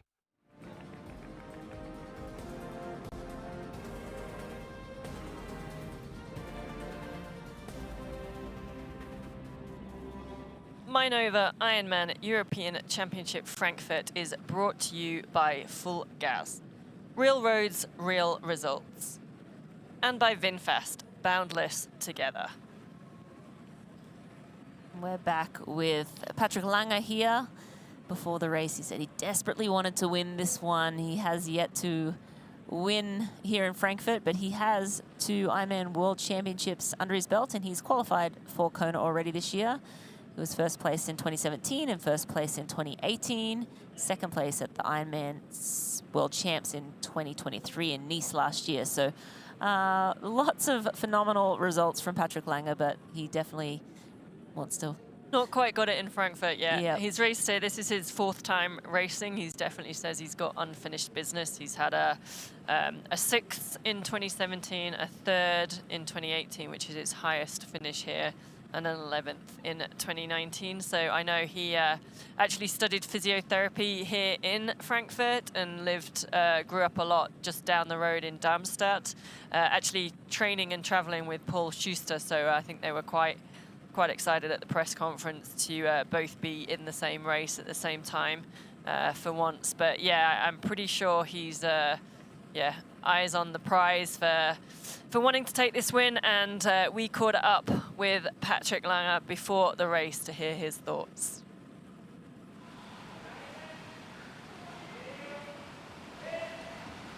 You were saying you're in a swim squad. I was talking to Clemens, and now I said, what are you changing? He said, it's like you're not swimming with triathletes, you're swimming with swimmers. Yes, I do triathlon for the last 20 years, and I think, looking a little bit over the edge, and being curious what's on the other side of the fence can be quite enlightening. So I chose to join the swim squad, and so far I think was a good decision. We're 5 weeks time to Frankfurt, which is definitely I think one of the most important races of the year as a European Championship, and especially in Germany, we're gonna have a big show there. So I'm really looking forward for that.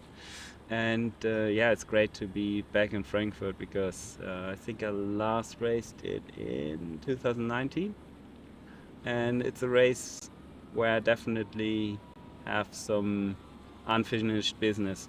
So my best position was 3rd, and I definitely want to win this race, because it's my home race. It's the state there where I grew up, and so I'm looking forward for a big time home crowd love, and so really looking forward for that one. Have some points on the leaderboard and there. Get some points on board. Yeah, definitely. But I don't think you should focus that much on that, right? So I think race by race and trying to extract the best out of it. It's good not to take care of the standings middle of the season. Just focus on what you control, what you can control, and Kona is the big race that counts the most. I think the first real indicator will be after Kona.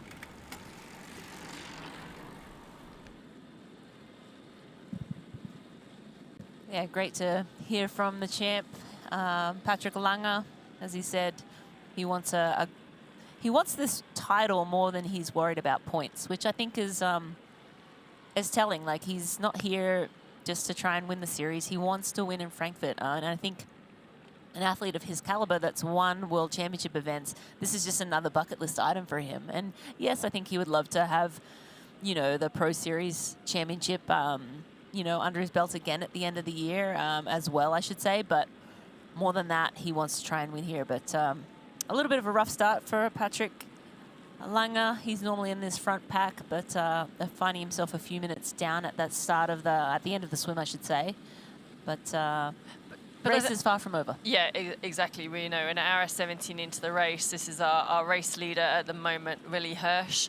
I think if Patrick can stay in around that 4 or 5 minutes down by the time he gets to T2 and not lose too much time on the bike, I think he's in a pretty good position. I think it is interesting, like you were saying, he is that big race performer. He always, he was second in Nice, and obviously the times he's won in Kona and been on the podium there, he has this ability to peak at the right time for those big races. I do think this is that one that's escaped him so far.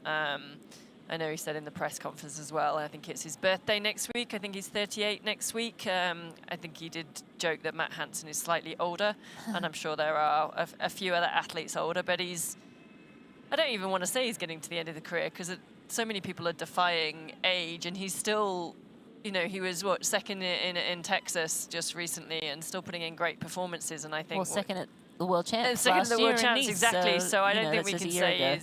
he's getting near the end of his career, but certainly this is the race that he has escaped him so far, I think, on his bucket list.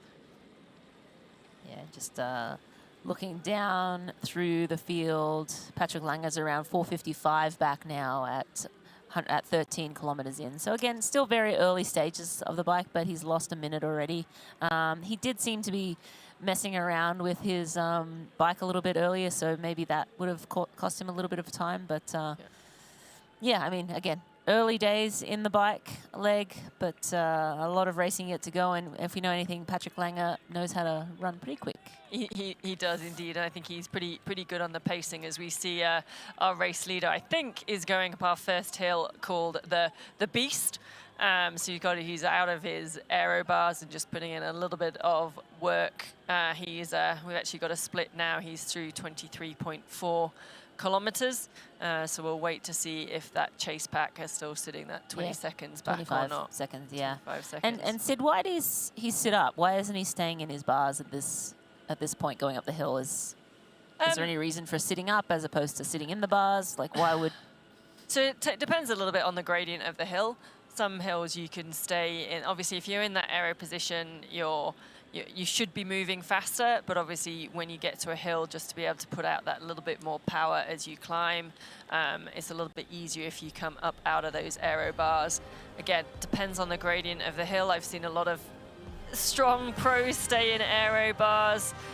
We'll perhaps get a look at what the rest of the pack decide to do when we come back after this short break.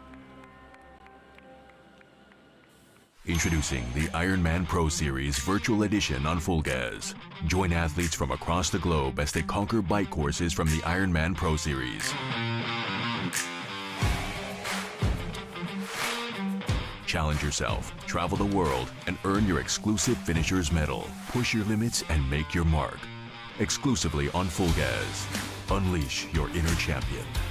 Register now at fullgas.com.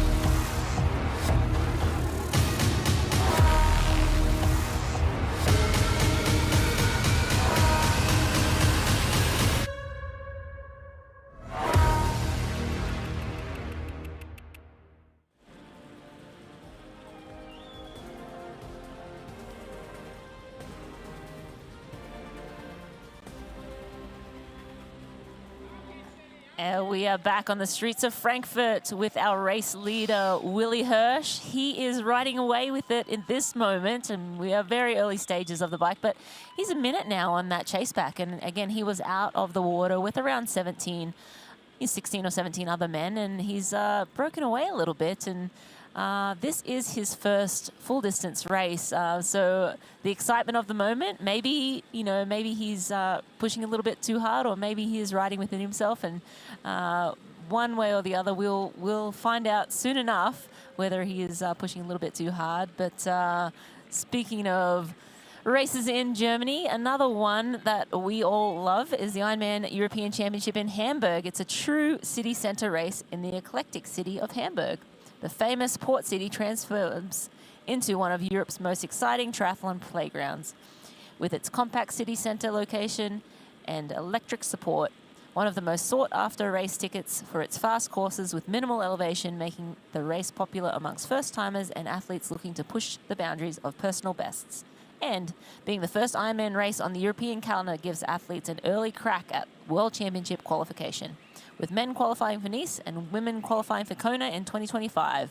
Register today.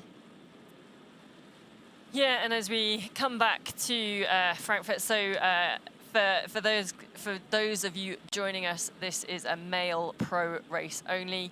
The women raced the Ironman European Championships in Hamburg, which Rini was just talking about. That was about a month or so ago. And it'll flip-flop next year. So the men will be in Hamburg for the European champs, and the women will be here in Frankfurt. Yeah. So we were saying just before we went on to that Willie Hirsch, it is his first full distance. He doesn't have an Ironman Pro race or pro distance to his name. He has got some good results over the half distance, and he looks to be fairly decent with some good run times as well. So, but it is early days. Could be the excitement of being at the front of the race. Not quite sure. Maybe he's pacing it as a 70.3. I don't know. But hey, he could surprise us as well. We don't know.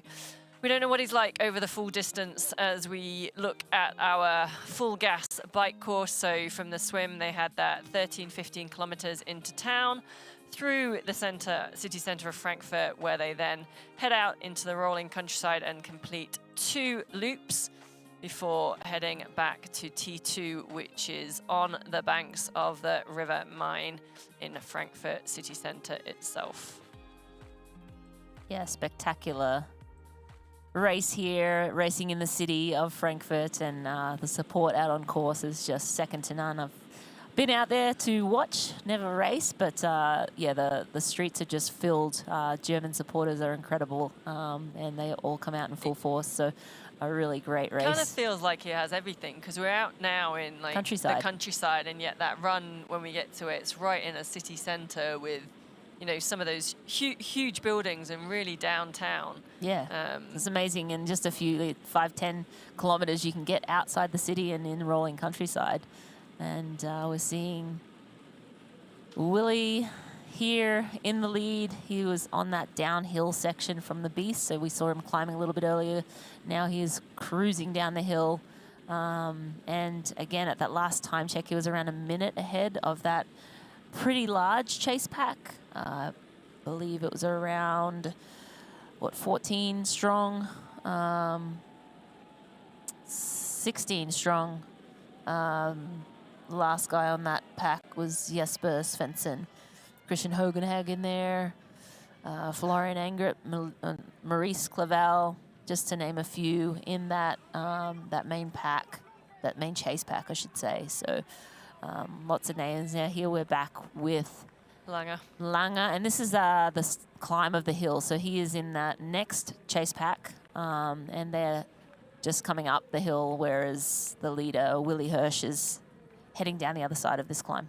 That's right, and we can now see, as they go up this climb, we can see quite a lot of lights flashing at us on the riders in front. So that's our Race Ranger unit.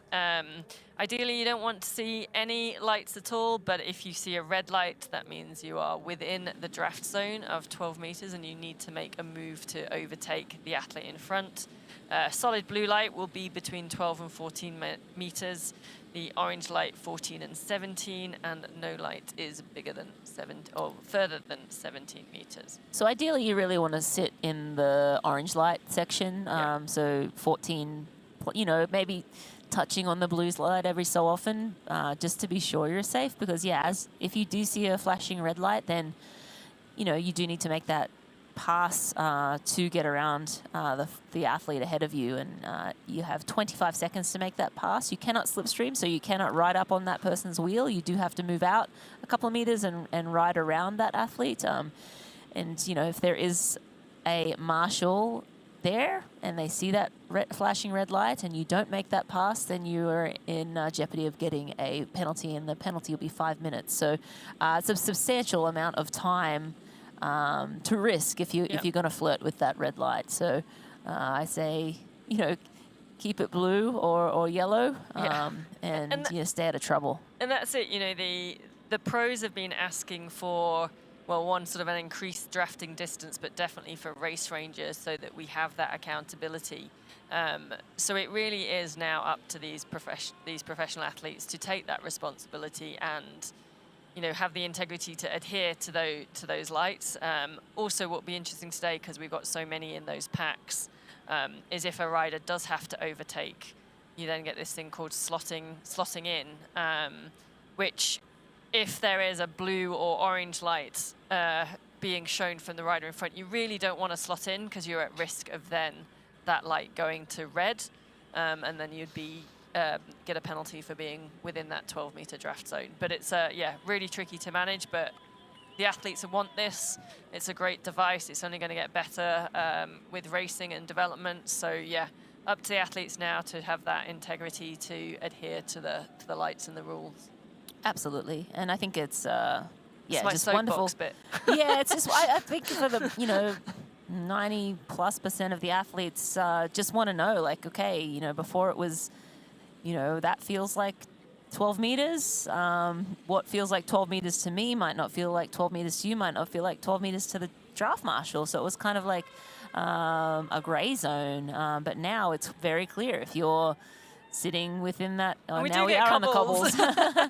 So the cool thing, yeah, I mean, the cool thing about racing in Germany is, and we're not seeing it today, maybe because of the rain and maybe because it's pretty early, but when you go through the towns like this, usually you have tons of supporters, so it's like a really nice time. Not such a nice time where there's no supporters because everyone's inside and it's early, and you're having to deal with those cobbles in the rain. That can be pretty slippery. So you see Willie Hirsch here sort of sitting up in his bars, not really trying to push the pace too much at this point.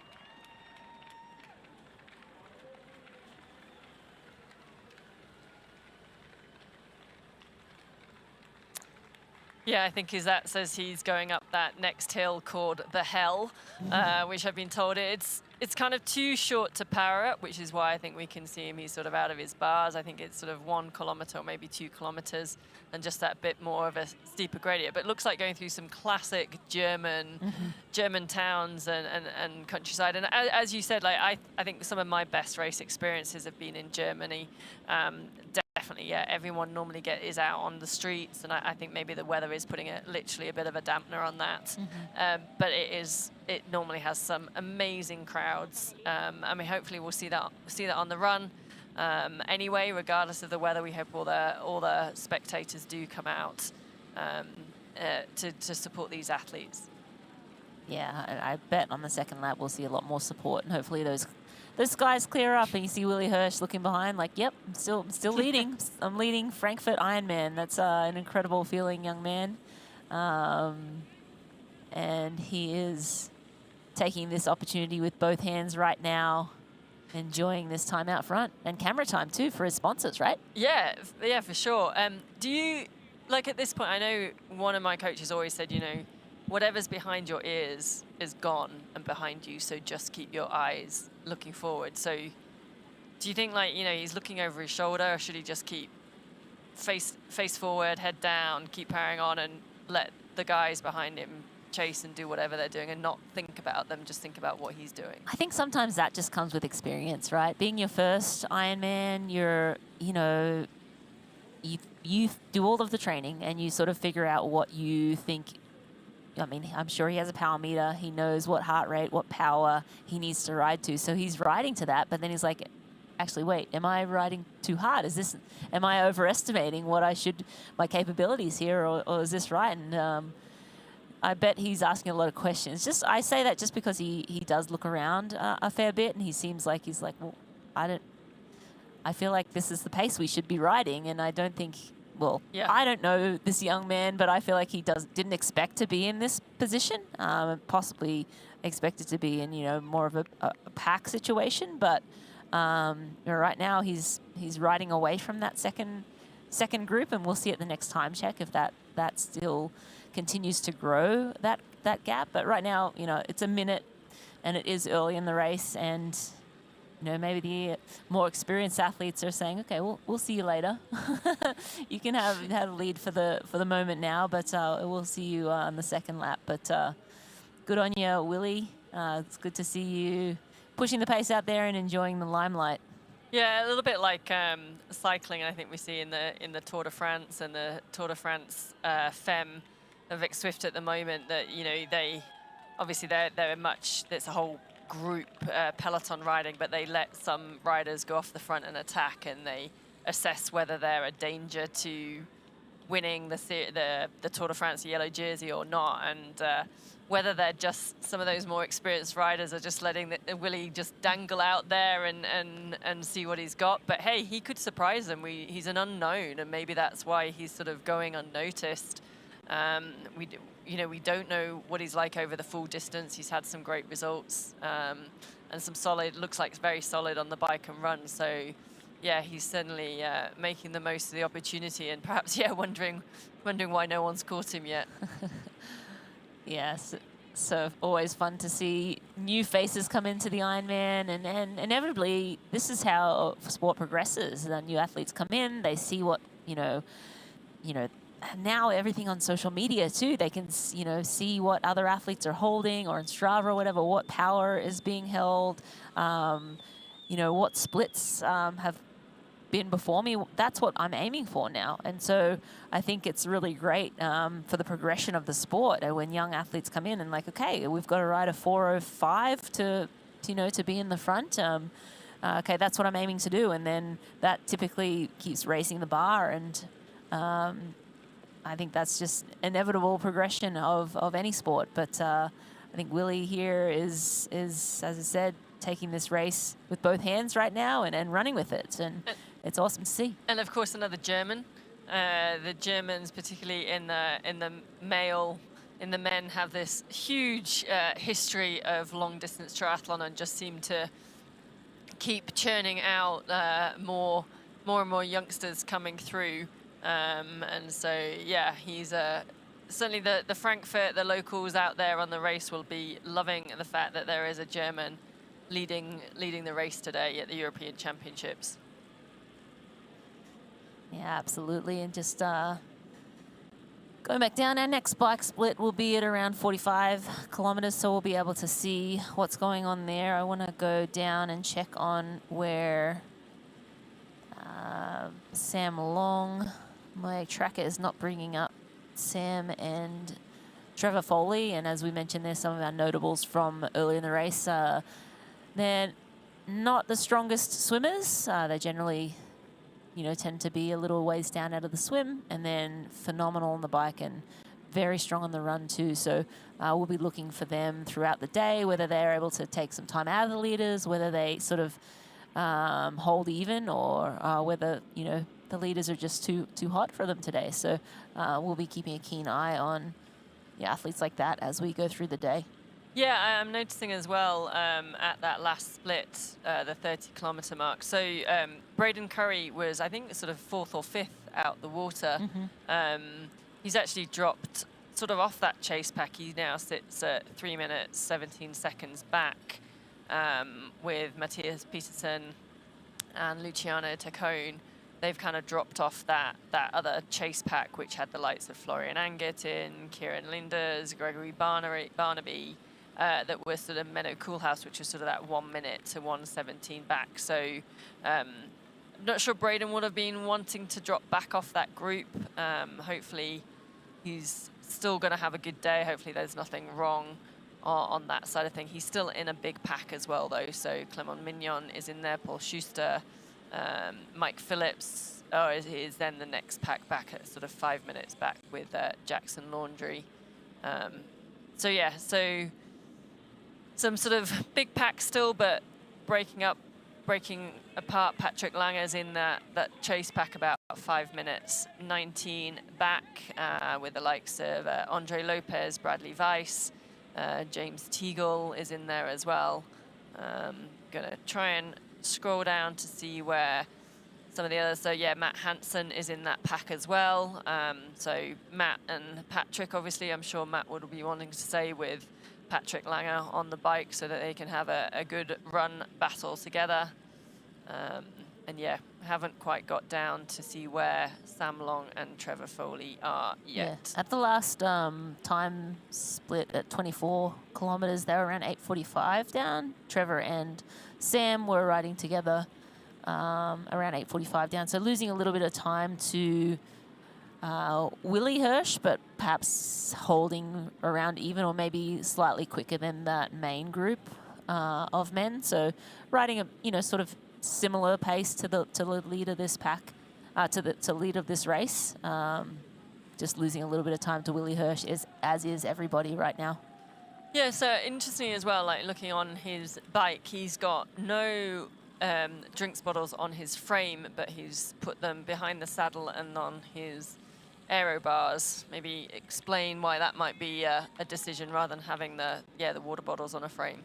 Yeah, so basically anything on the frame will slow the bike down. And again, a lot of these athletes will spend a lot of time in wind tunnels, but typically you put a water bottle on that frame, it will just slow down the aerodynamics of the bike. So putting it behind your saddle is one good place because the air is kind of a little bit more mixed up behind there, and then having water bottles in between your arms and filling that gap between your face and your hands is always like a drag positive thing to do. So if you can fill that gap in as best possible, it's actually going to make the bike faster. So instead of having water bottles in areas where it will slow the bike down, having water bottles, it makes sense to put water bottles in areas that will make the bike even quicker.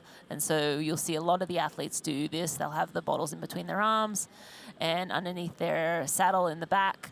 And some bikes also have internal bladders where they'll have like a straw and they'll basically drink from that and fill that as they go along. But we are rolling along on the bike here, about to go into a break, but don't go away. Much more action on the other side of this short break. Here's Elizabeth in the middle of the perfect workout for her.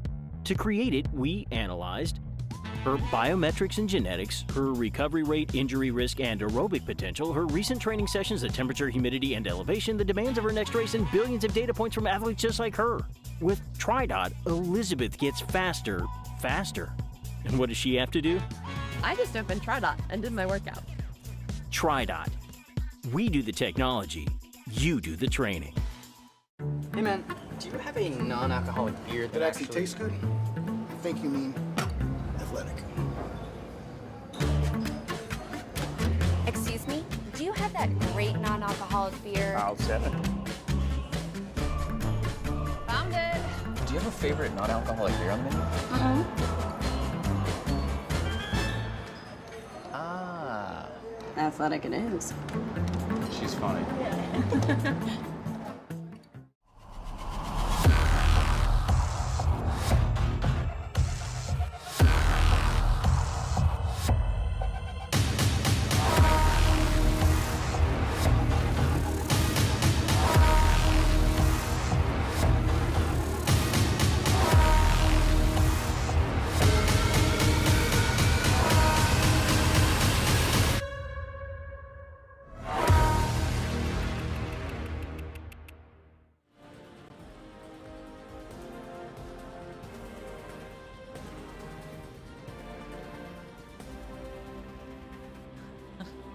Welcome back to the Mainova Ironman European Championship in Frankfurt. We are on the full gas bike course, just coming up to about 45, or that will be the next split, will be our 45.5 kilometer mark. We are 1 hour 42 into the race, and we are with our race leader from Germany, Willi Hirsch, who had at the last check about a minute lead over the chasing pack. So he's doing a fantastic job at the moment in his first full distance race at cycling away from a very stacked and stellar field.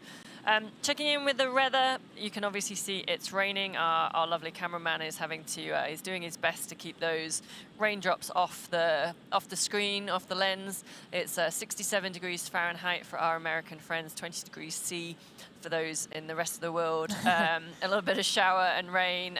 Feels like 68 and 20 degrees C, and very, very little light wind at the moment, which the wind can play quite a big part in this course because it is quite open on these roads, but I don't think that's going to be a factor today. I think we're going to see some fast times. Yeah, I think so too. The only thing that will slow them down is just that wet roads and having to be a little bit more cautious around the turns and so forth. But really nice conditions. You see Willi Hirsch just passing that 40 kilometer mark there, 26 miles into the bike, and we are definitely underway here. Lots going on behind Willi Hirsch. We said earlier, if you're just joining us, Patrick Lange had an uncharacteristically slow swim for him, around 4 minutes back, and now back around 5 minutes.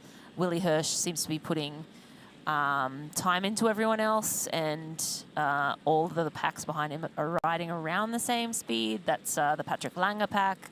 And the group of about 16 men strong right behind Willi Hirsch are around a minute back, and then Trevor Foley and Sam Long have lost also a minute, and they're around 9 minutes back at 30 kilometers in. So Willi Hirsch really leading the way and looking really great, I must say. And probably the only athlete that's likely to be on his own in this race, because there's a lot of big packs that are chasing him behind. Just some news from the course, and if anyone is an Ivan Tukin fan, I hope I've got that pronunciation correct. He's bib number M75. He did have a crash earlier in the race. We believed he is continuing though. So just passing on that information for Ivan Tukin followers. He might have lost a little bit of time and you might be wondering what happened, or he did have a crash, but he is continuing at the moment. As this persistent rain on the lens of our cameraman, he's doing a great job at cleaning it off, as again Willi does a look over his shoulder, perhaps in a little bit of disbelief that why hasn't anyone caught him yet with the caliber of races that are chasing him down behind. If you were on Willi's shoulder right now, what would you say? Stop looking behind. Yeah. Just look ahead. Just look ahead. Focus on your own race and look ahead. Especially at this point, I think.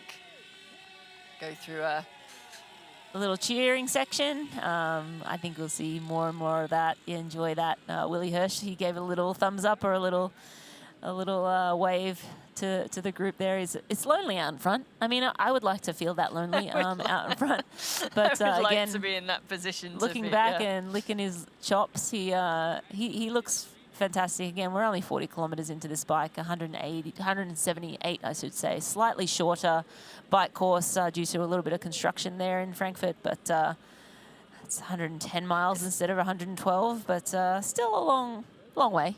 Yeah, and I guess maybe, I don't know, I was thinking if I would be in this position, maybe it's at this point you start doubting yourself, and like you said, like, have I gone too fast? Why isn't there anyone else here? Why can't I see anyone over my shoulder?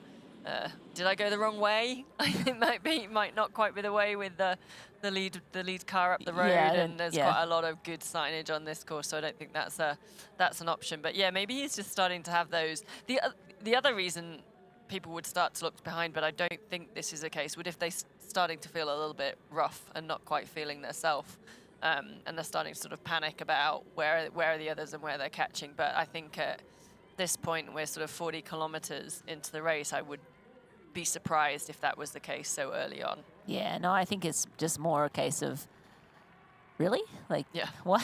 How am I leading? And I think Ironman pace it's just it's different. It's a patience game, and when you've been racing short course and 70.3 distance, you kind of like almost max out. In a 70.3 at the pro level, you're like zone 4 pretty much all day, and it feels kind of easy to come down to Ironman pace, and so it can bite you at the back end of the bike, and certainly in the run if you don't pace it right, and if you do just go with it. I mean, he must be feeling good, go with it, but yeah, sometimes it's a patience game, and obviously fueling comes into it big time when you're going anything over sort of 3 hours, and certainly these men will be racing over 7 hours, so fueling is just so important. So, and that's a piece of the puzzle that Willie has yet to experience. So all these things, I'm sure he's done his preparation, and I'm sure he has a good plan in place, but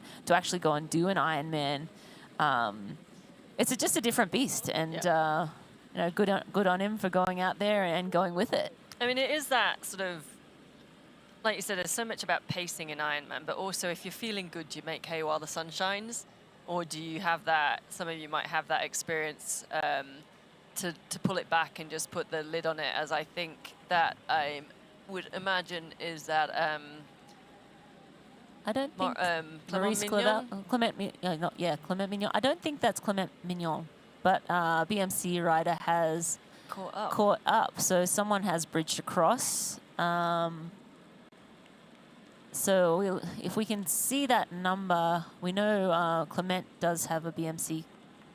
And is a strong very rider. strong cyclist. Rode with Sam Laidlow at the Ironman World Championships in Nice last year.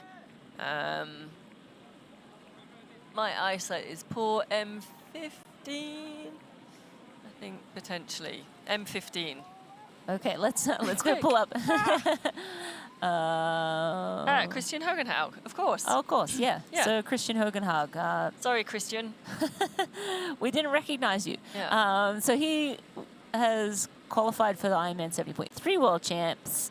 He was third in Hamburg last year at the European Championship, and he was second place in Frankfurt in 2021. So a few years ago, he was raced very well here in Frankfurt. And then he was first place in Hamburg Ironman in 2019. So some very good results from Kristian Hogenhaug. And he has bridged across. Hopefully we can pan back and see if he went across solo or if he brought someone with him. But he's decided to... I think it looked like he was solo. I didn't think they looked like there was a gap and he was just on his own. But we'll hopefully get another view. So he's feeling good. So Sid, there are athletes in that second pack that have the ability to bridge across. What would make your decision to go or not go? Obviously, if you've got the legs, and obviously if you're sitting in a large chase packet, it's going to take quite a bit of a surge or a power input to try and break off the front, which is obviously what Kristian has done, and we know he's a very good cyclist.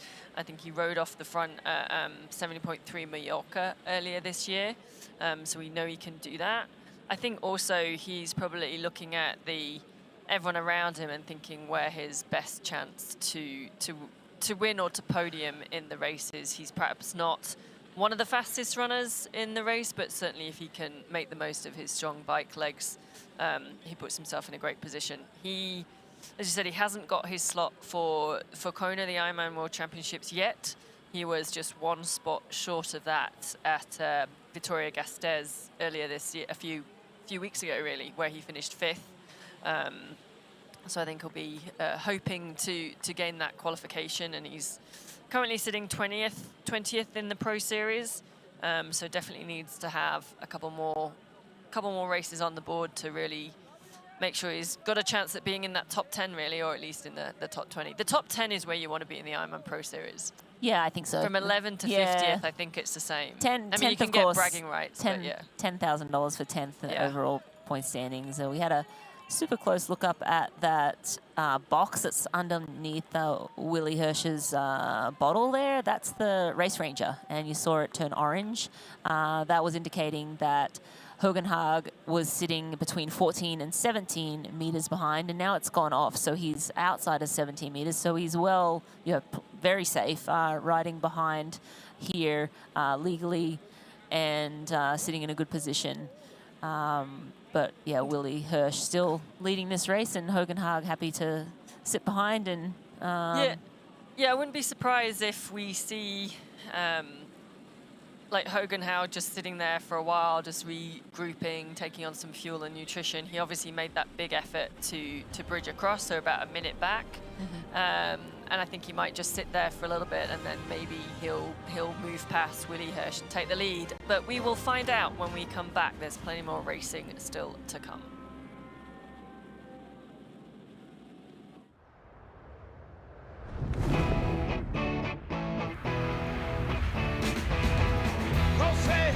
Now speeding now. Hey, Chris, come here, watch me now. Fly, fly. Oh, watch me, I'm so high. I ain't coming down. I ain't never coming down. Beyond the finish lines, our commitment goes the extra mile. We are the IRONMAN Foundation. We've given back more than $55 million to support our mission of leaving a positive impact throughout race communities. Without our amazing athletes, volunteers, and givers, we wouldn't be where we are today. Together, let's continue this journey of impact.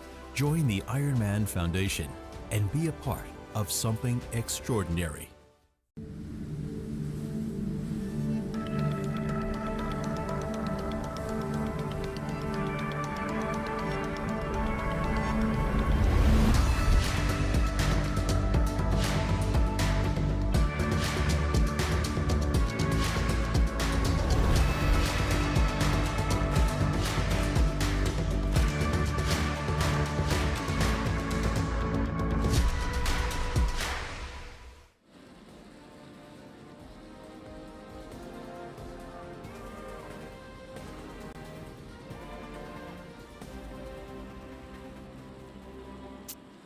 Welcome back to the Mainova Ironman European Championships in Frankfurt. And as we said just before the break, that Kristian Hogenhaug had put in a big effort to catch up with Willie Hirsch, who was in the lead.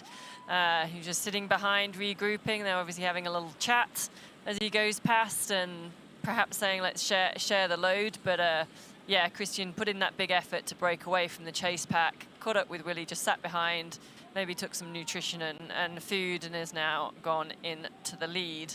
As we talk about food, we can talk about the 2025 ANSCO Foods Ironman New Zealand. This is one of my favorite races in the world. Experience the natural playground of Taupo at the world's second longest running Ironman, ANSCO Foods Ironman New Zealand. The crystal clear waters of Lake Taupo, breathtaking New Zealand landscape, and the electric supporter atmosphere deliver an experience of a lifetime. A bucket list race for all triathletes. Discover Taupo in 2025. I can definitely, hands down, recommend that race. It is a beautiful part of the world. The New Zealanders are incredible people. The volunteers are amazing. Rinny, you will be on the ground there in Taupo in a couple of months. Yes, I will. I'm looking forward to going back to Taupo. I raced Taupo back in 2010, aging myself, 14 years ago. Did the Ironman. It rained just like this, but it was a spectacular race and a wonderful community support out there. Just a really great race if you can afford to get down. It's a long way across the pond from the US and also from Europe, not close to anywhere, but it's hard as well because it comes early in the year, sort of March time, so for those Northern Hemisphere athletes, yeah, a little bit tricky to get the training, but I can definitely recommend it, and those of you that are in the 70.3 World Champs this year will hopefully get to experience that. So on screen we have our race leader, Kristian Hogenhaug, and we caught up with him pre-race and to see what he had to say. My name is Kristian Hogenhaug. I'm racing Ironman Frankfurt. Yeah, I raced 5 weeks ago in the Basque Country and just missed out. It's at some races it's just getting pretty tough with the level of racing right now to even get a slot. But yeah, hopefully I'm in a position where I don't have to like really worry about getting a slot because I'll be in the mix. Or at least that's the goal. I've raced here 2 times as an age grouper. One was really bad. I had to use the loo a couple of times, and then the other one was really good as an age grouper, and then actually the same goes as a pro. I had a really good race in 2021 where I finished 2nd, and then yeah, not the best race in the year after. I think I finished 5th, but I also wasn't in a very good shape. So maybe if the pattern continues, then I'll have a good race on Sunday. Yeah. But I actually think it's one of my favorite run courses on the circuit at the moment, because it's like running along the river, and the support from the German crowds here is insane. And you can always look very far ahead, so you can always see if you're catching someone, but also the other way around if someone is catching you. So it gives a really good dynamic, I think, in the race. And yeah, and then all the small hills and stuff like that breaks up your rhythm is pretty tough. So that was Kristian Hogenhaug, who is our current race leader. The leaders have now gone through 45.5 kilometers on the bike. Hogenhaug in the lead with Willy Hurst just behind. And they now have a 44-second gap to that chase pack. So it's come down a little bit by the chasers. I'm going to say no real surprise, obviously, with Kristian sort of breaking off the front, maybe dragged them for a little bit on that. But also, you know, you've got a huge pack of some very strong riders. Kasper Stepniak, Kristian Blummenfelt is in there, Maurice Clavel, Gregory Barnaby, Finn Grosser-Fraser. So yeah, a huge bunch of cyclists. Also, just to say, we were having some issues with the cameras, just for anyone watching. Our helicopter, unfortunately, is grounded due to the weather, so a bit limited on the visuals, but we are now, obviously, this is one of those chase packs, and we got a bit of a pan up the road to see how many athletes are in this group. Yeah, as we look down, it looks like Patrick Lange is down at around 5 minutes back still. We have an athlete now. Maurice Clavel is obviously went into that 12-meter draft zone, so realized he has to make the pass. In theory, he's going to have to go past all those athletes unless there is a gap big enough for him to slot in.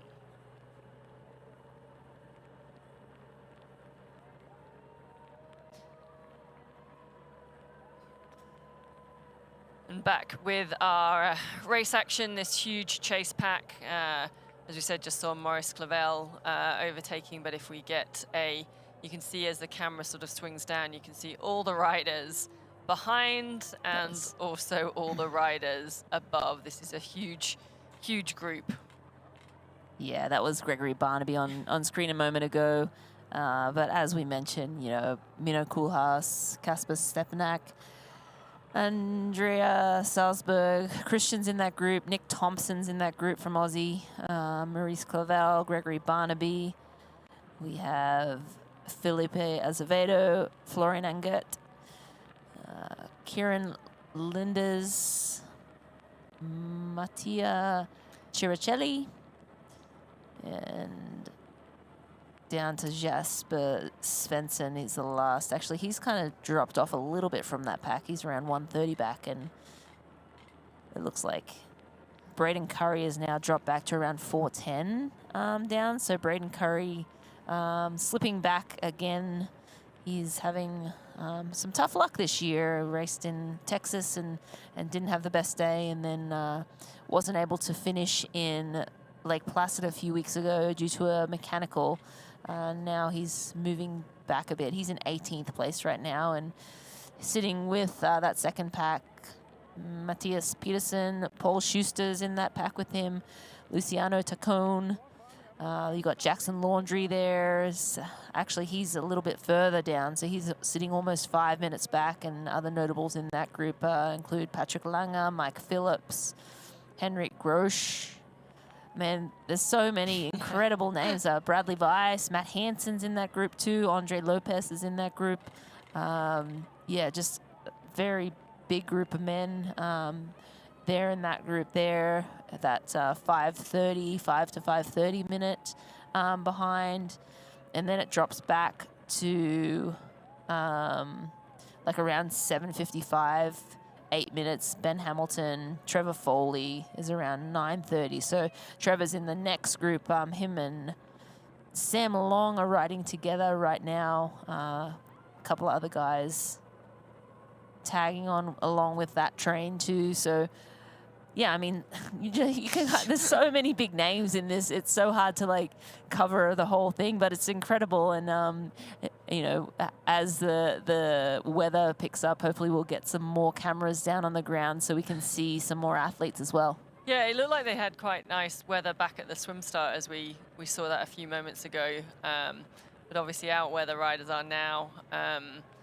Still fairly raining as we're moving through. We saw Kristian Blummenfelt on screen a few moments ago. I think that is Maurice Clavel again. So we're just panning up and down this chase pack as they navigate through these German towns, roundabouts and roads. Yeah, so this is the first chase. They're around 45 seconds back from the lead 2. And again, But this chase goes for about 20 to 30 seconds. Yeah. So Yes, if you're at the exactly. front, you're only 44 seconds yeah, back. from And your if back, you're at the back, you're more like a minute, 15. So a big group, again, we think around 16 athletes in this pack here. Some big players in this pack here for sure. But yeah, everyone's rolling along nicely. And again, it's, you know, they're still finishing this first lap, so it's still early stages. They're coming up to probably 50 kilometers, so around 128 kilometers to go. A lot of cycling to go. Yeah, it's good to see Maurice Clavel back racing. I understand he's been busy building a house and starting a family and things, so I think now he's, I got word he's back to training. So yeah, great to see him back in some races, sort of being a little bit quiet for the last few years. He did win Ironman South Africa back in 2021. So, but good to see him back and in the mix as we see these two riders at the front just exchanging places. I'm sure there's a bit of a chat as each goes past to take it in turns and, you know, I don't know, 5-minute blocks at the front. Yeah, that's what I wanted to. How many like minutes? That. How many minutes? Yeah, so it always helps, even though they do have to ride legally, that 12 meters. You see that red light flashing. So now Hogenhaag is coming back around Willie Hirsch here. Even though they are riding legally, you know, the non-drafting triathlon racing, it is helpful, one, to have someone else to work with. Just now, Willie Hirsch is not looking behind anymore. He's got, you know, someone, you know, that he can kind of tag team up the front here, and someone to also like give a little encouragement. Hey, we're doing great. We're pulling away from that second group. Let's keep this working. Let's see how much of a lead we can build up. Let's make this a great partnership. And I think that exchange when they go past is, you know, let's do 3-minute blocks or let's do 5-minute blocks leads. So there is still a little bit of a benefit, you know, draft-wise. So you will get a slight benefit from riding even 12 to 14 meters behind the athlete in front of you. But you know, it's not as much as if you were riding on someone's wheel. Obviously, it's a massive help if you're sitting on somebody's wheel. Riding 5 meters behind, also very helpful. But riding 12 meters behind, still a little bit helpful. But I think more the mental side of it, when you, especially like Willie, was out there on his own for so long, and now having someone, like you said, someone to ride with him. You see him throw that water bottle out of the way there. Make sure he doesn't take out his mate out there on the course. But now the one thing I think today as well, because it was a non-wetsuit swim, I don't think we're going to see many calf sleeves out there. So a lot of athletes these days, people might have seen them in races, are wearing calf sleeves, which help with the aerodynamics when you're riding. They, can fit up to just below the knee and cause, I guess, turbulence around of the airflow around the leg, which causes less drag as you're going, but you can't wear them. You can only wear them under a wetsuit, or you can take the time in transition to put them on. But I think we're going to see, super because tight it was a and very hard to put on. non-wetsuit swim. And with it being super tight and trying to get them on in the wet. Some people take the time, don't they? Some I people think do. Sam Laidlow seems to take the time He into takes the time he and believes it benefits him enough, more. than the 30 seconds or a minute or whatever it takes. And I think, I feel like... Did you ever race in them? Absolutely not. I think they were kind of before my time. I was before that time. No, is that right? Yes. Yes, you were before I was their racing time. before. It wasn't before my time. It was after my before their time. time. Yes, that's what I'm trying to say here. But I think every year there's athletes are just finding more ways to be faster. And calf sleeves are one thing, uniforms and having the sleeves, back in the day, we used to, not have sleeves. We would wear like a singlet sort of top and not cover in. And then you go into the wind tunnel and realize, no, wait, this is actually a significant time savings. Shaving your legs apparently is a significant time savings. And so, every little area that you can save a watt here or save a watt there, it all adds up and to faster times. And I think calf sleeves is just another one of those options. And I think if you had a wetsuit legal swim, I tell you, every single one of these athletes would have calf sleeves on. For sure. I'm pretty sure. The only thing I haven't raced in calf sleeves yet. I've been kind of experimenting in training, just getting used to the feel, because I don't particularly like anything extra on my legs. They do feel, obviously, weather's, when it's not raining, has been quite warm, and so they do feel like potentially they hold a little bit more heat, but I think that's just more a sensation rather than actually being true, because a lot of them are made out of cooling fabric. My thing is, if I wear them on the bike, am I going to be happy running with them? Because on the run, I very much don't like I have to have my race belt like so low. I don't like anything around my stomach. I don't like anything extra on, and so that would be, is the benefit I would get from the bike enough worth it to then suffer deal through, with deal with it on the run? It's a long way to run and exactly, be uncomfortable or annoyed.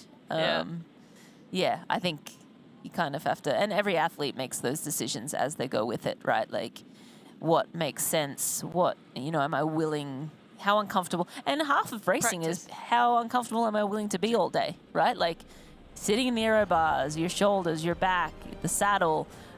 It's a race of being uncomfortable. So just add one more thing on there. What's the difference? We're going to go to a break. We will be right back. More racing to come. You know, and we know. The thing about challenging yourself is you're always looking for what's next.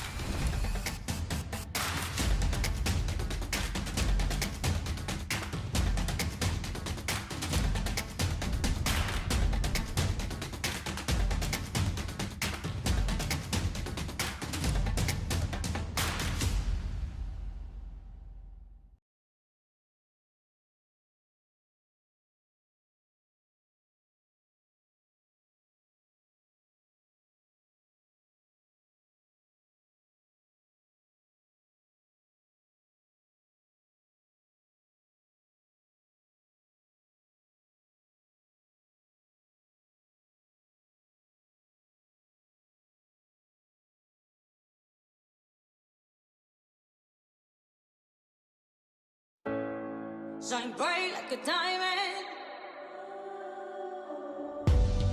Find light in the beautiful sea. I chose to be happy.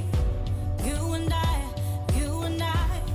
we're like diamonds in the sky. Shine bright like a diamond. Shine bright like a diamond. Shine bright like a diamond. Beautiful like diamonds in the sky. Shine bright like a diamond.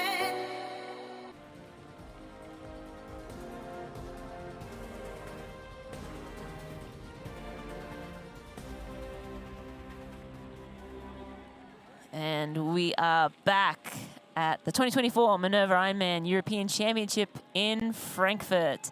The men are coming up to around 60 kilometers into the bike leg. And look at this, Mr. Kristian Blummenfelt has gapped Willie Hirsch. He said, you know what, I don't need you. I'm okay on my own, thanks. Yeah, so we saw Willie take one of those pulls, and then Kristian soon after came back around to go back to the front because I guess he must be feeling great today. So it looks like that gap is starting to grow, and Kristian Blummenfelt is happy to just push in the front. Or maybe he doesn't realize he's pushing. Yeah, maybe he doesn't know that, Willie has dropped, actually. Willie has dropped, yeah. So... because he's not going to look over his shoulder, because he is all about looking down the road ahead. Yes, and forward, and to put together the best possible bike split he can, and get himself closer to that finish line, which is always the ultimate goal. But at this point, or at the last time check, that the gap from this main front pack to the front two was around a minute. So it came back down to 45 when Blummenfelt made the bridge up to Willie and then Willie Hirsch. And then it sort of has come back out. And we'll have a look at the weather presented by Roka, not Hoka. It is 68 degrees Fahrenheit. That's 20 Celsius. Not much has changed at all. Still 94 degrees. 94% humidity and very light winds, only 3 kilometers per hour. So wind's not really playing much a part today, but that rain is still sticking around. Just light rain, but enough to keep the roads a little damp for the athletes here today. That's M55. It's Ruben Zapuntke. Sorry, from Germany. Germany. He's an ex-pro cyclist, so potentially seeing him push the pace, but I think as we've seen with many pro cyclists who come over to triathlon, it's some of them, unless you're Cam Worth, don't make as much impact on the bike as perhaps they did when they were cycling. But he's had a couple of good results this year. First place, 70.3 Paysax Ironman, and a second at 70.3 Switzerland. He had a DNF in Vitoria, so probably still has some fitness carrying over from that. That was only a couple of weeks ago, and put his name in the ring for the race here in Frankfurt. So, Ruben lives in Girona, so know some of his training grounds, having lived there myself. But yeah, will be, I think is sitting in that one of those chase packs as well. Yeah, he's in that main front pack, I believe. Is that him? Yes. Yeah. It was in the last check, he was in 6th place. So he's around a minute back, right behind, or right with like Kristian Blummenfelt, Maurice Clavel, Koolhaas, Felipe Azevedo, a couple of other guys. So yeah, that group of like sort of 15 strong, he's sitting in there in a good position, around a minute back from the lead. And as we mentioned, Blummenfelt just getting off the front there. And we don't have camera on Mr. Hansen right now, but we do have some thoughts from him prior to the race. It's Matt Hansen. He is the current leader in the Ironman Pro Series points standings. I'm Matt Hansen from Castle Rock, Colorado. I'm just trying to execute a day that I can be happy of when I head home. I've surprisingly had 2 really good 70.3s, and I've left both of the fulls that I've done in the Pro Series this year and just kind of had it was a day, but I didn't feel like I've been able to put everything together in a full. So I came to add one to the year. The added pressure kind of comes and goes. I mean, I'm at top of the Pro Series, but there's a ton of racing left. We have 12 of the top 20 racing this weekend. It's great. It's been great for the team behind me to get a little bit of extra coverage, and I can do my job that way, being in the top of the series. But in reality, of everything. If you don't have a good Kona, you're not going to finish in the top of the Pro Series. So, you know, trying to come here and execute a great day to get rid of my Lake Placid score, and then I know I have to go to Kona and perform well there in order to have a shot. I just love chasing the feeling of getting across the finish line and knowing that you've laid it all out there. And if I can do that and I get 5th, you know, I just tip my hat to the guys that beat me and, you know, go back to work and try to figure out a way to do that. But usually if you have one of those days, you're at minimum on the podium. And, you know, if you can have a couple every year, you're lucky. And, you know, if I can still have them at 39 years, I know I've still got some racing left in me. And I've had a couple days where I was pretty happy leaving this year already, so that's what I'm chasing this weekend.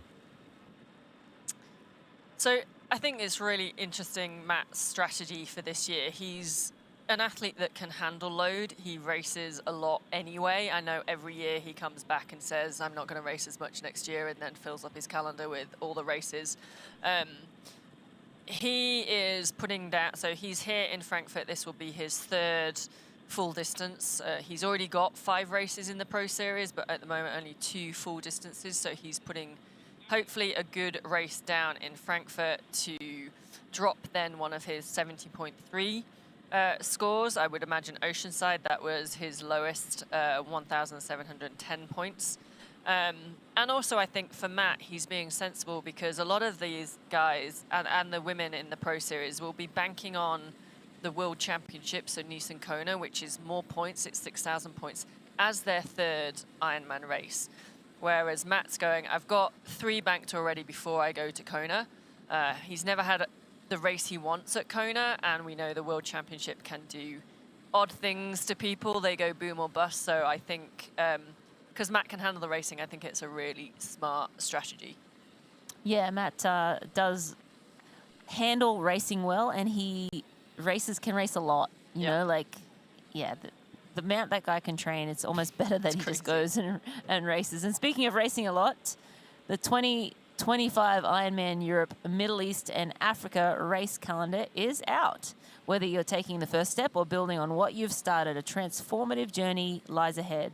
There's a destination, course and date that lines up perfectly with your goals. We guarantee you'll find it here.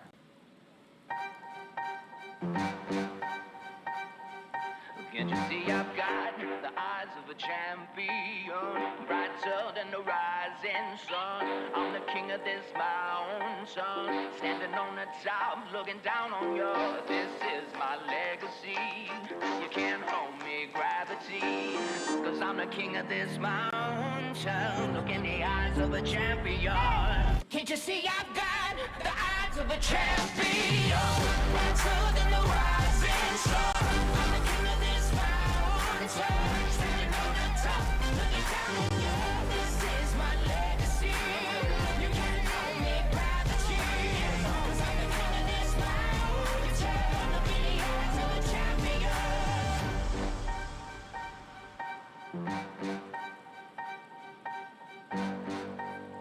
I'm the king.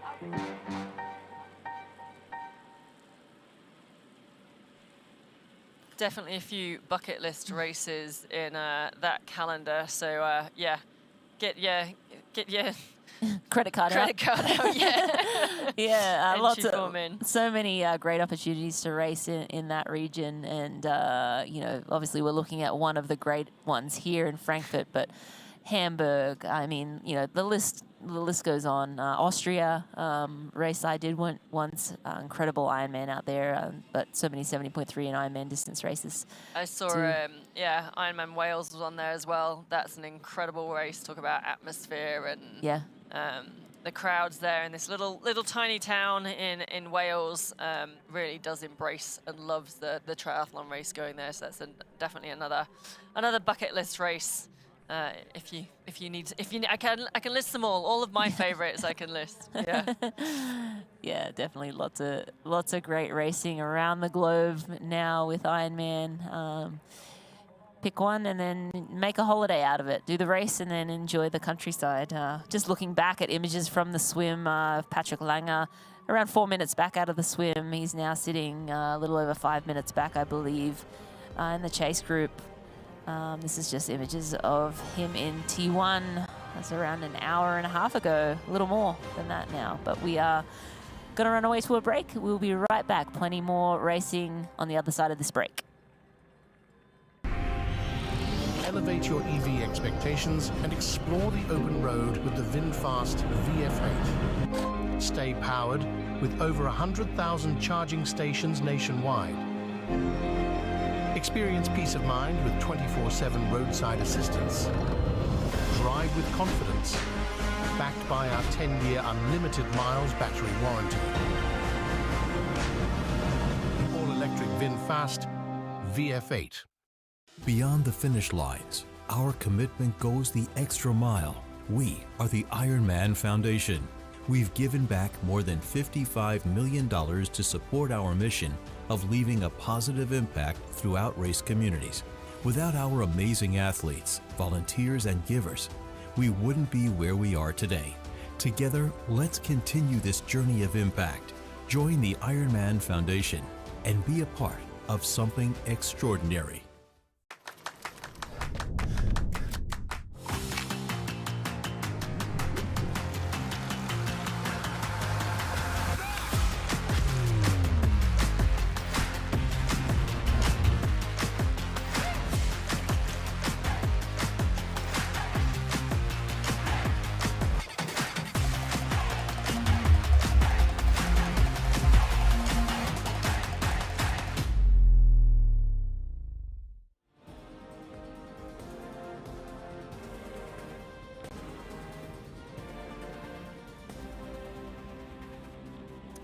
Welcome back to Mainova Ironman Frankfurt. It's the European Championships. We are 2 hours 23 into our race today. You can see the lovely, beautiful German weather. It's affecting the images a little bit. I know we're going through some gorgeous German countryside and towns, and it's a little bit grey and rainy out there for our male leader, which is currently Kristian Blummenfelt. He bridged up from, broke away from the chase pack and caught our early leader on the bike, Willi Hirsch. They worked together and exchanged places a few times to start with before I think Kristian decided, no, I'm quite all right on my own, and has got a lead off the front.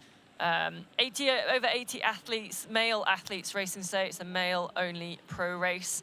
For those of you wanting to know, Sam Long and Trevor Foley are two Americans who are hoping to make it to the podium potentially, or win by the end of the race. They're currently down in 49th and 50th place, which I know sounds ridiculous, at about 10, 11 minutes down.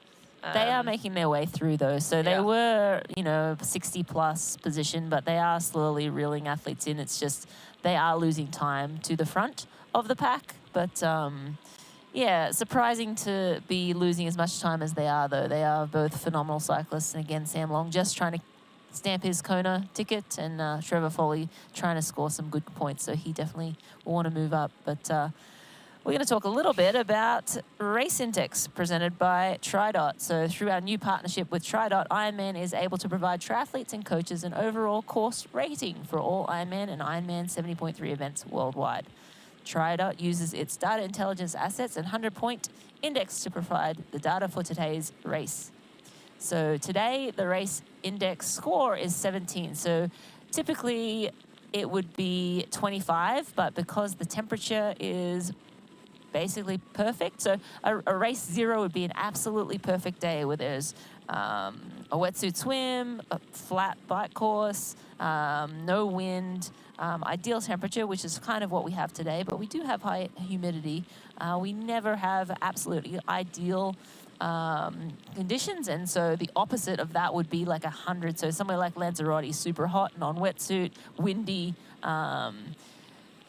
all of the factors against you would score really high, but today's score is 17. And what does that mean for a slower triathlete? It would be around an hour 12 faster today. and a mid-pack athlete should be around 4:48. So just 4 minutes 48. So as the athlete gets better, the time typically gets less. So a mid-pack triathlete would be about 4 minutes quicker today. And actually an elite athlete says it'd be 36 minutes quicker today. That 4 minute might not be quite correct. But yeah, kind of interesting to see and kind of cool to be able to compare course to course.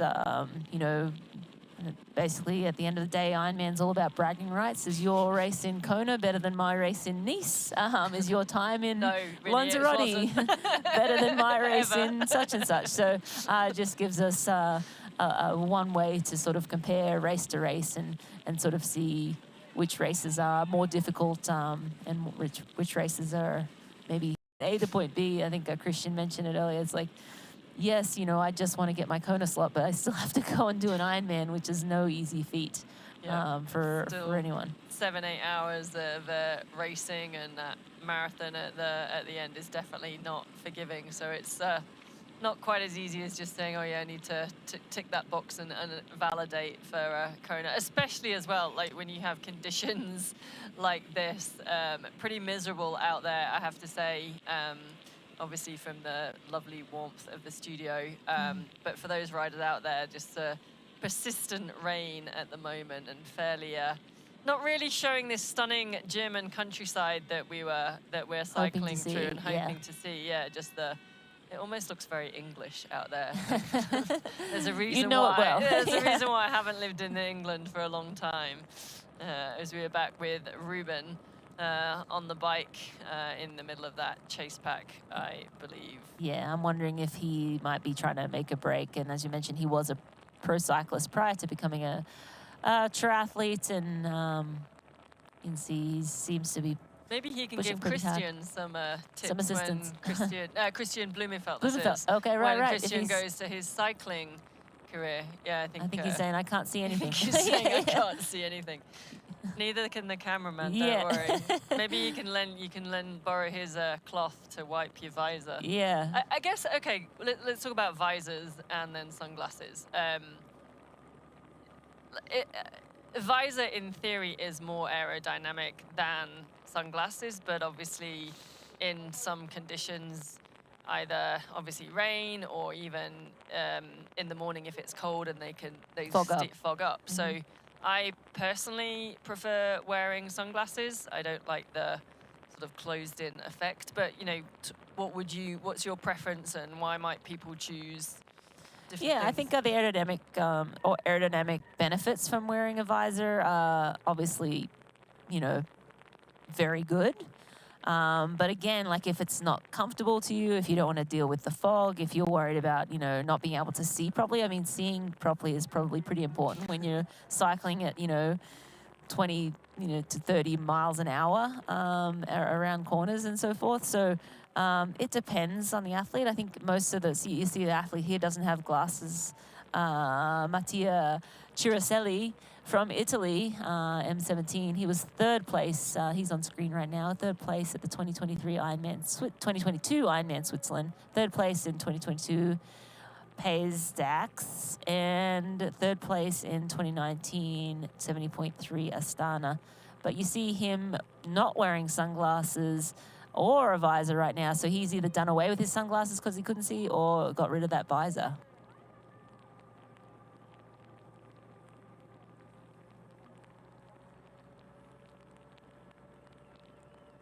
And I think we saw him then just trying to call through some of the guys behind. He's obviously, he could be at the front and he's just saying, hey, come on guys, you can take a turn now. Yeah, he's trying to wave them through.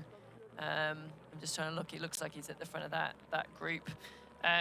He's raced a couple of times. He's currently 22nd in our Ironman Pro Series, sitting 6,728 points. He had a DNF in Lake Placid just a couple of weeks ago due to a mechanical. So I'd imagine he's sort of trying to bank on some good fitness here in Frankfurt as, finally someone does take up his call and move to the front. Didn't catch that Didn't number catch as he that as he number. rolled by Yeah. through the rain on the camera there. But We need yeah, our you see. spotter on the ground. Yeah, you see, sometimes you see that with some athletes are happy to just sit on the front and work. And again, you know, this is non-drafting, so it's not like they're sitting right on his wheel, but it is slightly easier to be sitting in the pack and not having to dictate the pace and completely break the wind. So sometimes you will see athletes like kind of sit up and wave people around, and other times you'll see athletes that are just happy to sort of sit in the front and not have to worry about staying out of anyone's draft zone. So, you know, you saw... I think that is Kasper Stepniak, M28. Yep. I'm thinking he's got the Phoenix hat on as well. So yeah, he's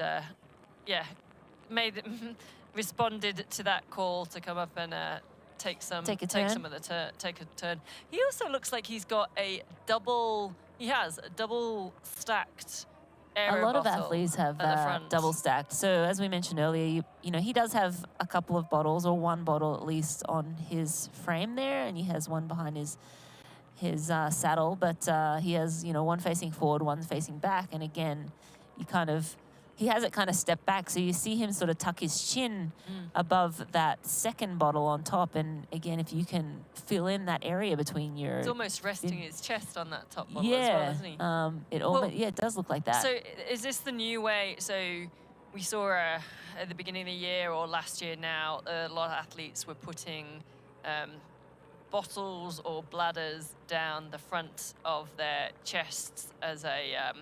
for the men, I guess, to fill that void as aerodynamics, that you're not allowed to do that anymore. So this is an alternative way of outside the body, but it's still filling that void in between your I think aeroballs. we've been seeing this for a while. I mean, maybe not as high as this one, and this one really is right on his chest there. But you know, seeing double water bottles. I mean, saw Jackson Laundry's set up. He had like 4 water bottles in the front there. You know, back to back and stacked on top of each other. So that's a lot of weight in the front too. So it's something that you would definitely want to practice in training. It's not something that you just throw on race day and hope for the best, because, you know, as you know, the bike is an extension of you, and as you you know, take turns and corners, if there's a lot of weight in one area that you're not used to, it definitely can be off-putting and throw you off a little bit. So, yeah, I mean, these athletes will all practice this in training and make sure they have that race set up and race rehearsal sessions where they have the nutrition all dialed. Can be quite a good key or visual, or not even visual, like to keep you in that aero position. If you know where the bottles are and you actually like, if I'm in a good aero position, my chest is touching that bottle, my head is tucked in, as we see our athlete go back, take the lead. So obviously he'd had enough with that amount of work being done, and wanted to go back ahead. Have another crack at the lead. Yeah. It is also interesting, like, even if you're at 12 meters, as Vinny, you were saying earlier, like, you still do get a benefit of a draft. And so I think a lot of times athletes, someone else will go in front of them and they move back to that 12 meters, and then they think their power drops and they're not going as hard, so they sort of panic, going, oh, now we're slowing down, or and it's not necessarily that they're slowing down, but their power will drop because they're just in a better position being sat. I'm just looking at the leaders now, and it looks like Ruben is in first place now, and Kasper Stepanek.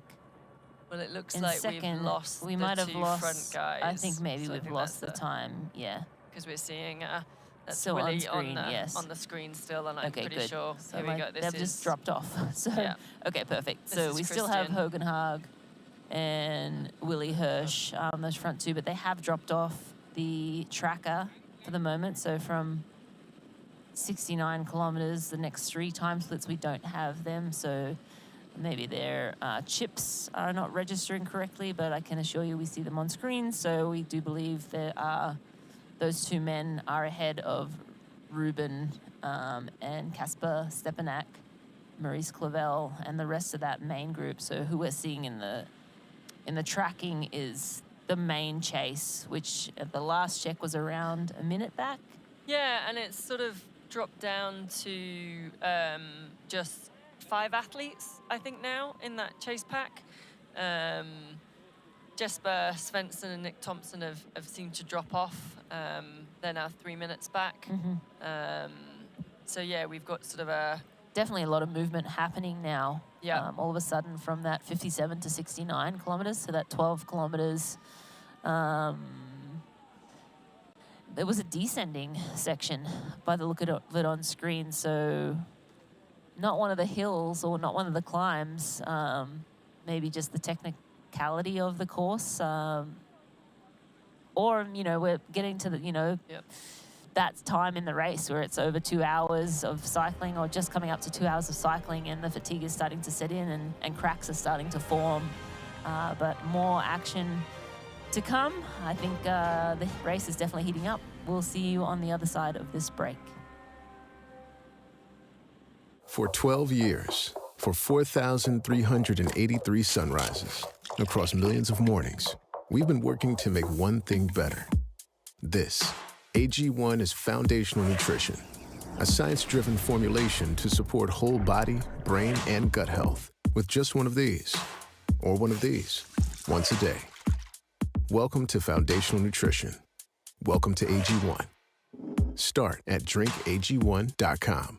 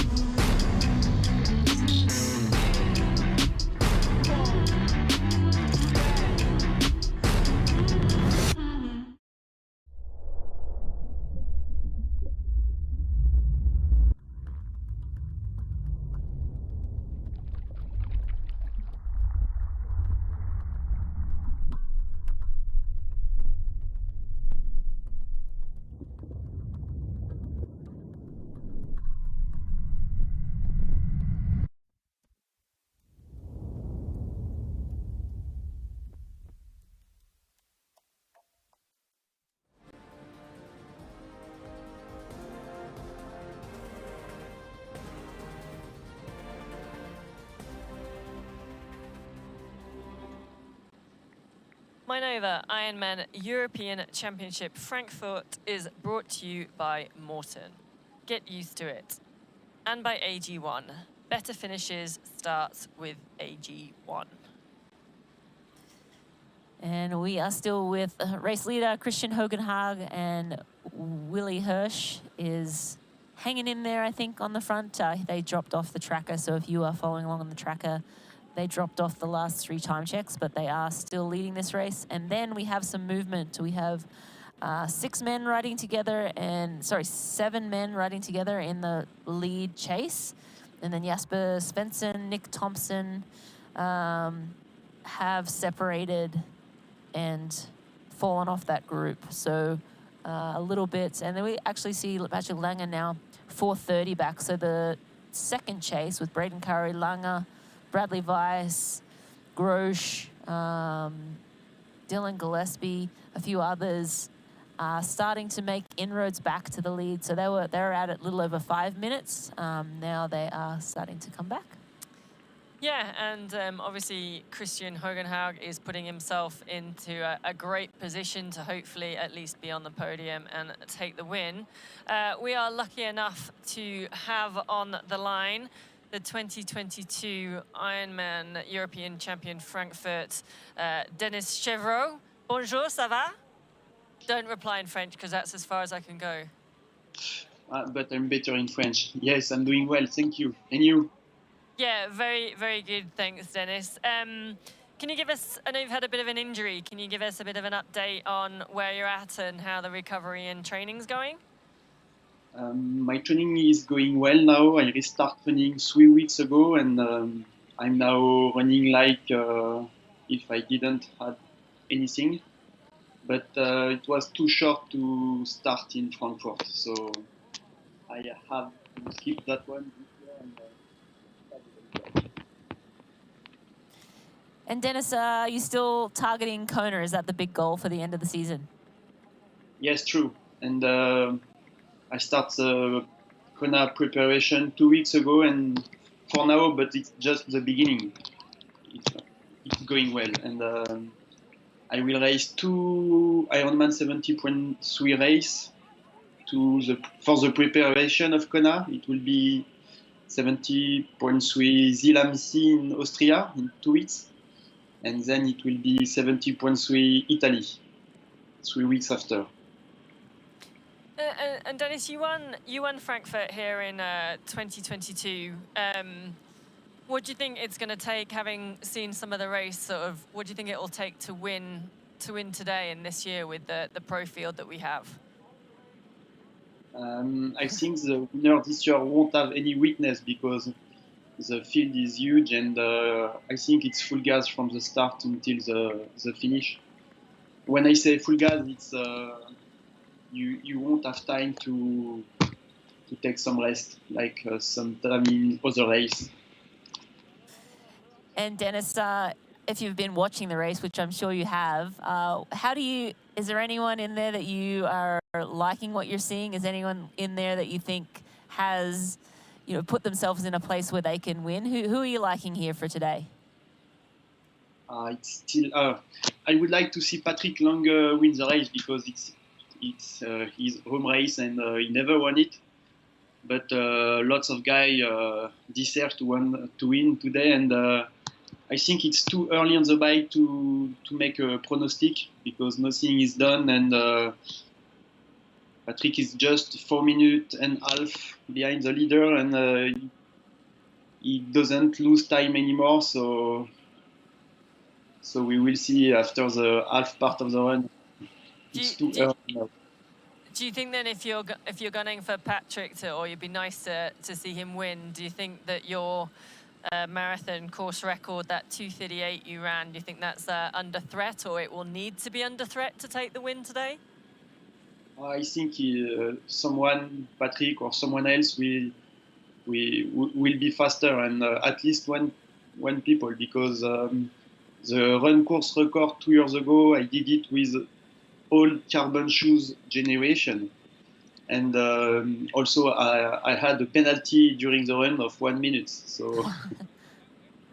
Oh wow! So you could have been a minute quicker. Could have been a minute quicker, yeah. And so I wanted to ask you a little bit going off topic. I think in July you were honoured with carrying the Olympic flame. Is that right? What was that like as an experience? Yes, I carry the Olympic flames in July in my club town in Beaune, France.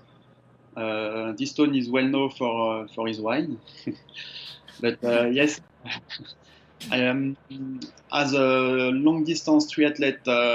I can do the Olympic, of course, and it was a moment for me to be part of the Olympic Games, even if I don't race, and I was really proud of that. And I did it in front of my family, my friends, because Beaune is very close from my hometown. So yes, it was a very nice moment for me and for my family and friends. And what do you think that the Paris Olympics has done for France and for sport in France? So we've obviously got the Paralympics coming up as well, but what do you think the impact has been? I think it's a good advertise for the France, and I saw in New York Times they said even the French don't have anything to say against the Olympics Games, so it was a success, I guess. And yes, I'm really proud about what my country did during the Olympic Games. Do you have any favorite moments from Paris, from the Olympics? Of course, the first gold medal for the France in triathlon with Cassandre Beaugrand. Yeah. But as a former swimmer, I really enjoy the swimming, and of course Léon Marchand, who did a Great Olympic Games. You know that we're claiming him because he was born in the UK. Okay. Yeah, it was great to see Cassandra win that triathlon. I think that was kind of the iconic locations of the game and just games, and just having her as a French person winning Paris really sort of made that event. So yeah. Super special, yeah. Super special, yeah. Loved watching that. Well, Dennis, I know many champions from Kona who have had injury or issue throughout the year and come good at the end of the year. We wish you that luck at the end of the year. Oh, we just see a crash. Oh, no, Hogan Hug. Yes. And hopefully he can get back up, and you never like to see anyone crash, but leading the race and just overcooked that corner. As we mentioned, these roads can be very wet. I mean, slippery when they're wet, and you see him just trying to push off there. And the volunteer just making sure no one touches him, because if anyone helps, then it's a disqualification. So he looks like he's hopping back up and he's back on his bike. But yeah, never good to see a crash like that. He just slid out, so it didn't look like it was too hard. But yeah, now he's shaking out his elbow. But anyway, what I was just saying, we wish you all the best for the rest of your season, and we look forward to seeing you race in Kona this year. Bonne chance. Merci. Thank you. Have a good day. Trying to remember my GCSE French badly from GCSE. I don't know if that means anything to anybody, but I don't know, 15 or 16-year-old exams. Okay, Did you study French? No. No, yeah. I actually, my mum wanted to put me in a French immersion program for high school, and I went to the open day, and I'm like, nah, not doing that. And I wish I did. I was, 13 years old, and like I just wanted to go to learn. I just wanted to go with, it wasn't the high school my friends were going to, but I did spend a bit of time in France as a junior triathlete and picked up a couple of words here and there, but enough to read a menu somewhat. Yeah, I did a French exchange, and we had to study it for 5 years at school, but I still was hopeless at it and can't remember much. So, nonetheless, anyway. Dennis's English was much better than our French so would ever be. We appreciate that. And that's the same corner that... Oh, yeah, everyone looked like they got around that I wonder if there might have been somebody just standing there. Yeah, same.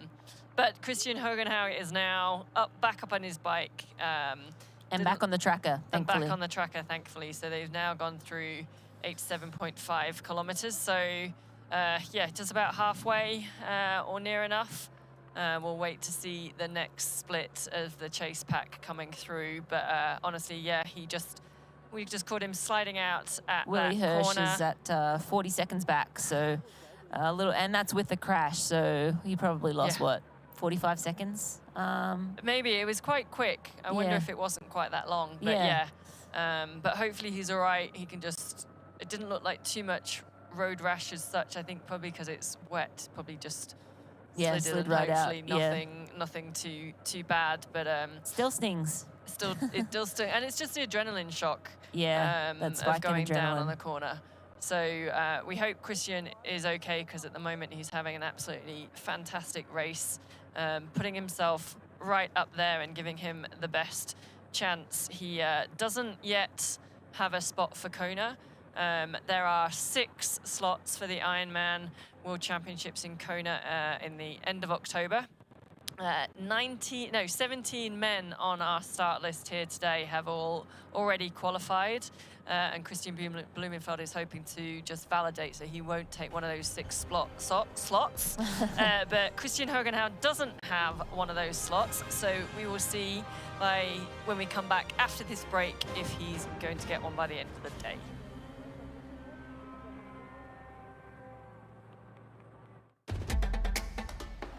You know, and we know. The thing about challenging yourself is, you're always looking for what's next.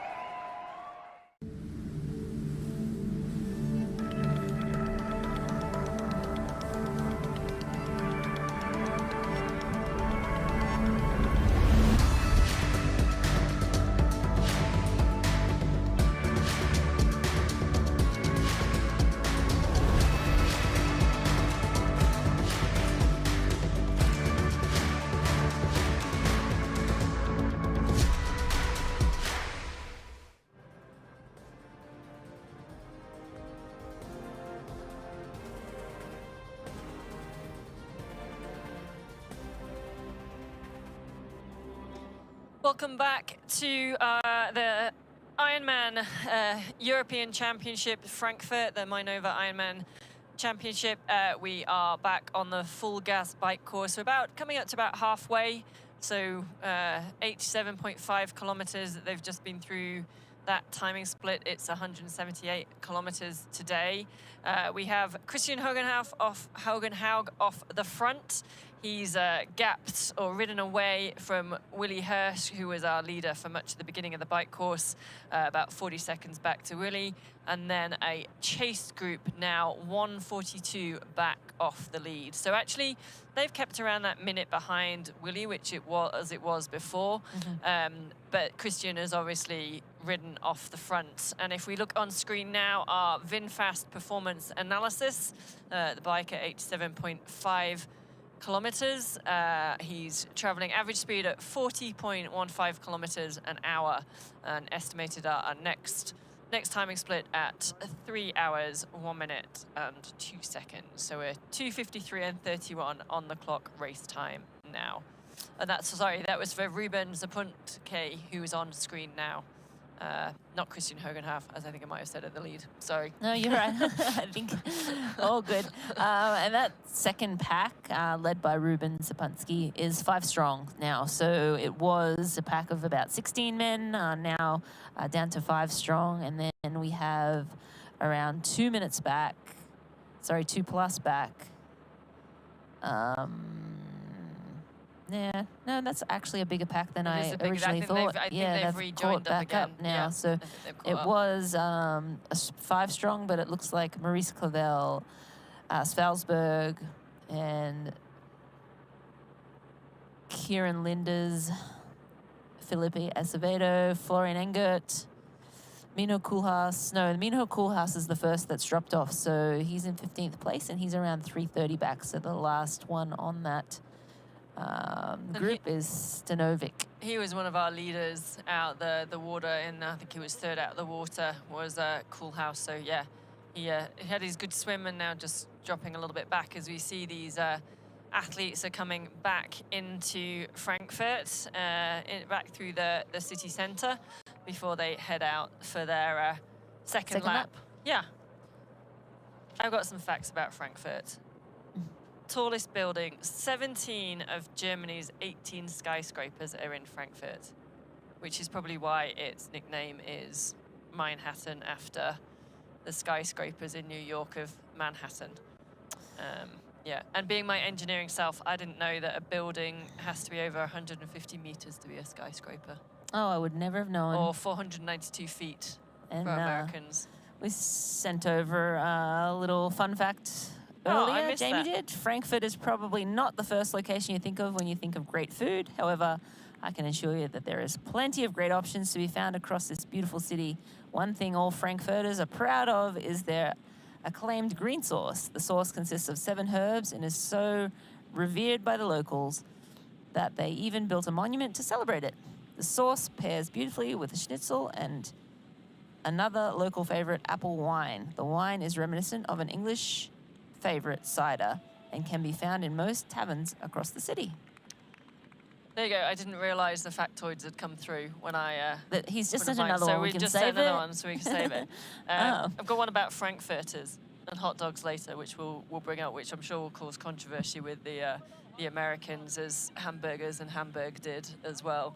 As we're back with our race leader, Kristian Hogenhaug, coming right back into Frankfurt with that skyline that's taken after Manhattan, New York, as they start to finish that first lap, and they'll head out for their second lap on this full gas bike course. And as we look down, we're just getting updated times as well here. Patrick Lange is now at around 6:08 down, so he was under 5. He was around 4:30 a moment ago, and now 6:08. But again, that's to the lead. So Hogenhaug really starting to ride away, and Lange holding steady with that main group of men. And that's Kristian's just gone, Hogenhaug that is, has just gone through the 95.2 kilometer mark, 2 hours 57 on the clock at the moment. Race time, that is, 2:06:05 on the bike here. Just having a look, he doesn't look too battered or cut up or anything from when he slid out at that corner. I'm sure it does shake your nerves a little bit, so I think he'll be taking the rest of the, just being wary, I guess, on the rest of the corners on this second lap. I was going to say it looked like it's getting brighter and stopping raining. I mean, there's still a few spots on the camera, but camera looks like lens, there's no but more coming on. Maybe it's yeah. just not raining as much around the city. That's right. But who knows, right? Like they go so far that it could be a different microclimate just outside of the city there. But linking of bike best times, Sebastian Kienle in 2017 rode around a 4:02, and again, this course has changed year after year, and this year is no different. It's 2 kilometers shy of the 180, and so we expect to have pretty fast bike times today, so very low 4-hour mark we expect. I think Frankfurt, if I look back over the years, it's sort of due to construction and changes in the town, it's sort of gone from sort of 178 to 186 at times, so it's really hard to kind of be nice to do the short year. I know, yeah. You'd be gutted if you picked the longer year. Yeah. But it is really hard to then kind of get a best bike split. So yeah, I think Sebi has done like that 4:02, I think was you said, and I think Jan's done a 4:08 when it was perhaps a little bit longer. So definitely around those 4 hours, I think is what we're looking for. Yeah, with a shorter shorter distance today too, we expect to be closer to the Sebi time, I would imagine. And also on this second lap, I think you're now going to see some of the age groupers on the race course that have come out of the swim.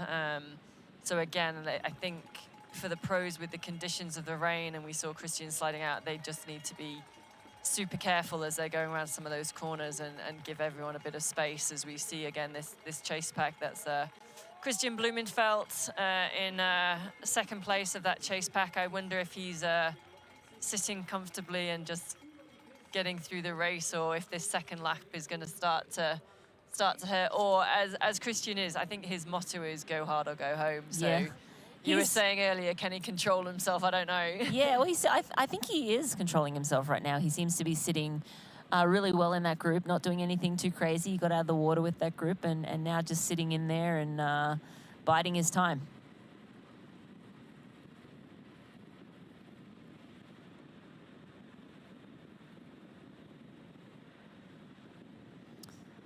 And back with the race leader, of course, Mr. Christian Hogenhaag. Now it looks like he's around 1 minute and 11 in front of Willie Hirsch. So Willie's starting to fall back a little bit, and the chase pack now only around 45 seconds behind. So I think Willie will probably be eaten up by that chase pack with Blummenfelt, Barnaby, Chiriselli, I hope I'm saying that right, Maurice Clavel, among a couple of others.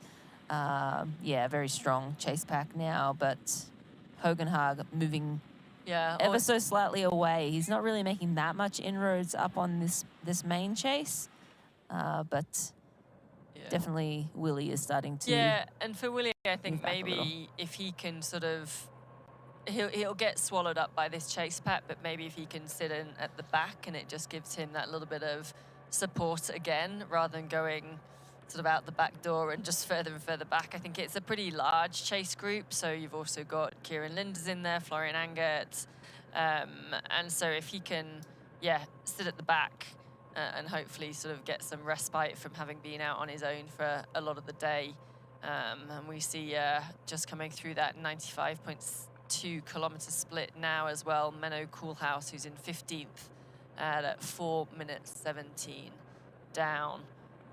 So 4 minutes 17 from the lead, around 2:17-ish from the chase pack. So packs are definitely starting to form, and as you would expect as the race wears on, for athletes fatigue. And have a look at that.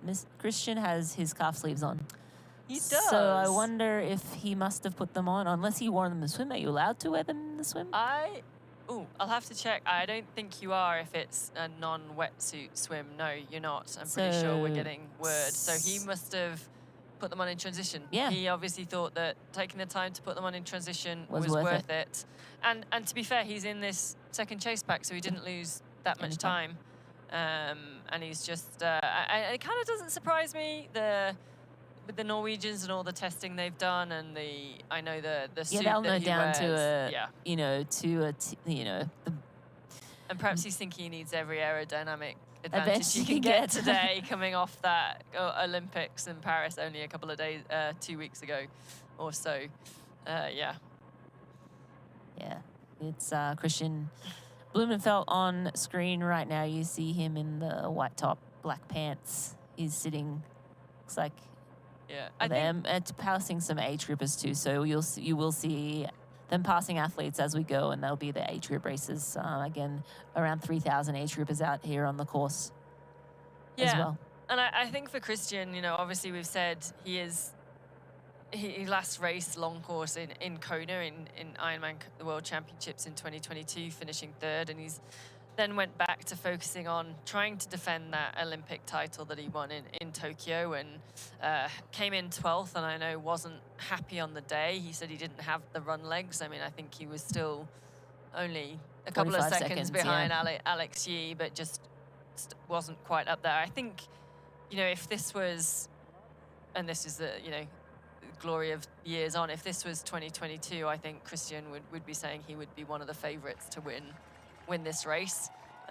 Obviously a little bit different now, and he's just trying to validate to get back to Kona and have his shot at taking the title. Yeah. I think, he's just switched his focus to Kona since the Olympics. And now, but, you know, they train so much. They train so much. It's not like, you know, yes, they're training different energy systems and more speed work and so forth, but from what I understand, they do a lot of mileage in their Olympic distance training. So, you know, that's going to obviously carry over for an Ironman race. Even if they do have that top end, if he's done the miles, he's still going to be able to handle a full distance and I triathlon. think Olaf, their coach, I think he said before, like, there's not actually that much difference in the training they do from the short course to the long course. Which Or in the surprises me. style. Yeah, I think that surprises me. It's in the style that maybe they train. And so, I mean, Kristian, and then, like, if you look at Gustav Iden, they were able to switch from, you know, one of those the first athletes that were able to do short course and long course, so ITU 70.3 and up to Ironman. I think the likes of, you know, we're seeing like Taylor Knibb on the women's side. She's able to cross across all those disciplines, and certainly Kristian had that ability, and I think don't write him out for Kona in a couple of months' time for sure. Absolutely, and this is images of Patrick Lange. He is sitting in 16th position now, but he's at 6:44 behind the lead, but that's Mino Koolhaas's 4:17, so Mino's kind of out on his own. The main chase is from around 2 minutes to 2:30 back, so Patrick another 4 minutes behind that main chase. He has Braden Currie riding with him, a couple of other athletes riding with him, but it looks like, well, at least at the time check, Patrick was on the front of that group, and definitely, you know, I'm sure he has a lot of support out there, as we mentioned, a lot of family and support, being a local race for him, but I think he will know that he needs to make some moves here and limit that deficit, because while he is a phenomenal runner, there are a lot of phenomenal runners ahead of him. Yeah, I was just trying to look at who was ahead of him and think what that gap would need to be, and I think one of those athletes that potentially has that run is Kristian Blummenfelt, and I'm looking at the other athletes as well. I think he would be the one that would stand out with the potential to running quick, or for Patrick to not want Kristian to get too far away. We caught up with Kristian, our Tokyo Olympic champion, before the race to see his thoughts before heading into Frankfurt this weekend.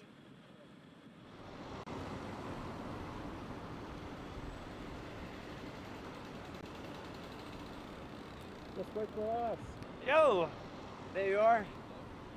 Made it to Frankfurt. It's been a while. Still got some spider webs on there, and he's rushing off. It's true. And the last time you were on a long distance start line was in Kona 2022. So that's what we are training for now.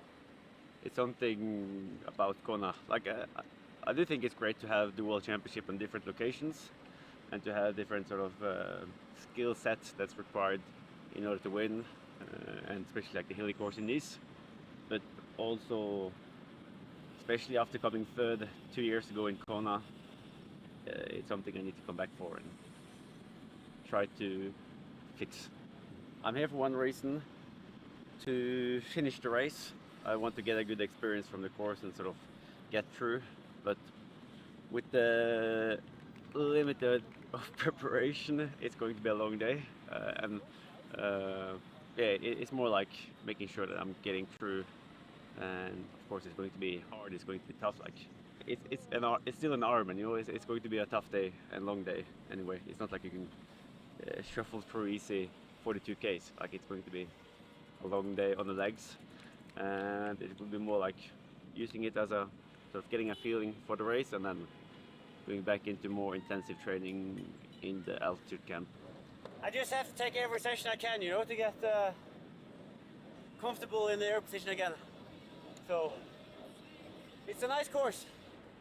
Like especially now as we get out of downtown, nice landscape, rolling small hills but not too steep. It's been pretty cool to see how the Ironman Pro Series has been sort of developing, and of course watching Nice last year from the sideline and see how Sam has been performing on the bike. Magnus Ditlev have been doing it pretty well, Patrick. So it seems like the level in long distance have really been like improving, and it's more guys up there. So it's been cool following from the sideline, and it's cool to see that sort of the long distance and Ironman have been getting this lift.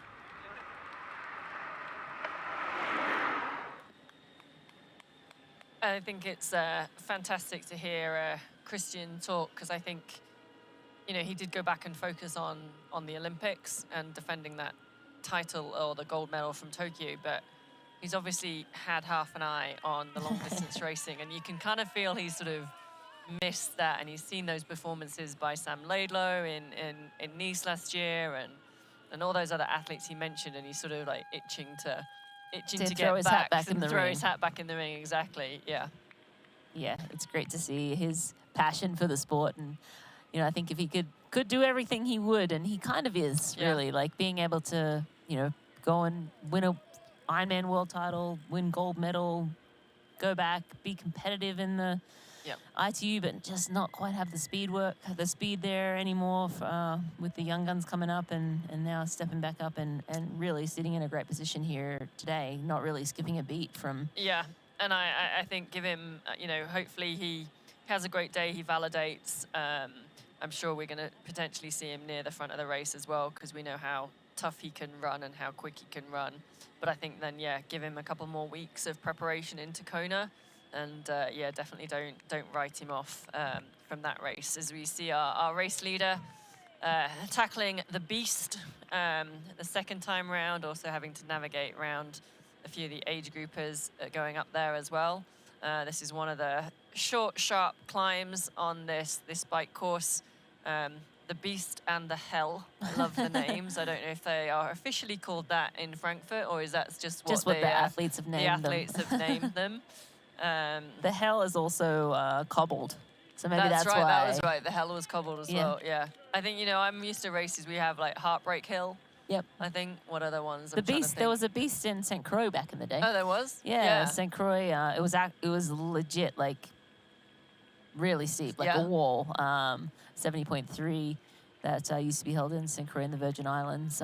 One of the best races on the circuit, but just too hard to get to, so it went away, unfortunately. But you're watching images of the leader, Kristian Hogenhaug, here in Frankfurt. We are going to go away to a break. We will be right back.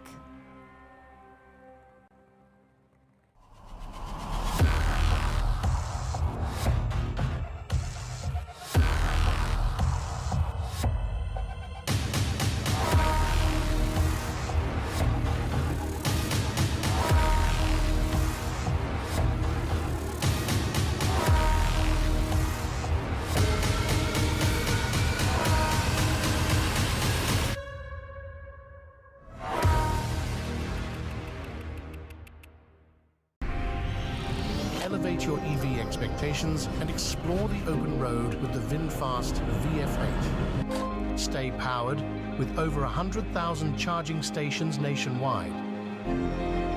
Experience peace of mind with 24/7 roadside assistance.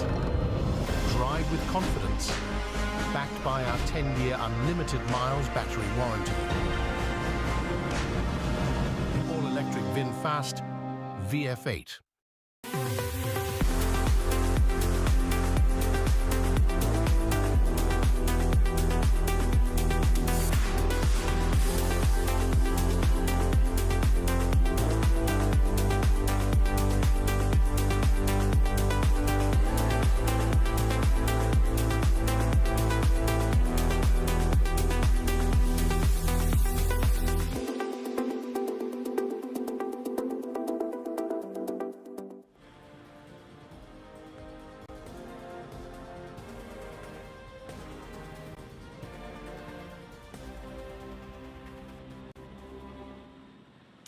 Welcome back to the 2024 Mainova Ironman European Championship in Frankfurt.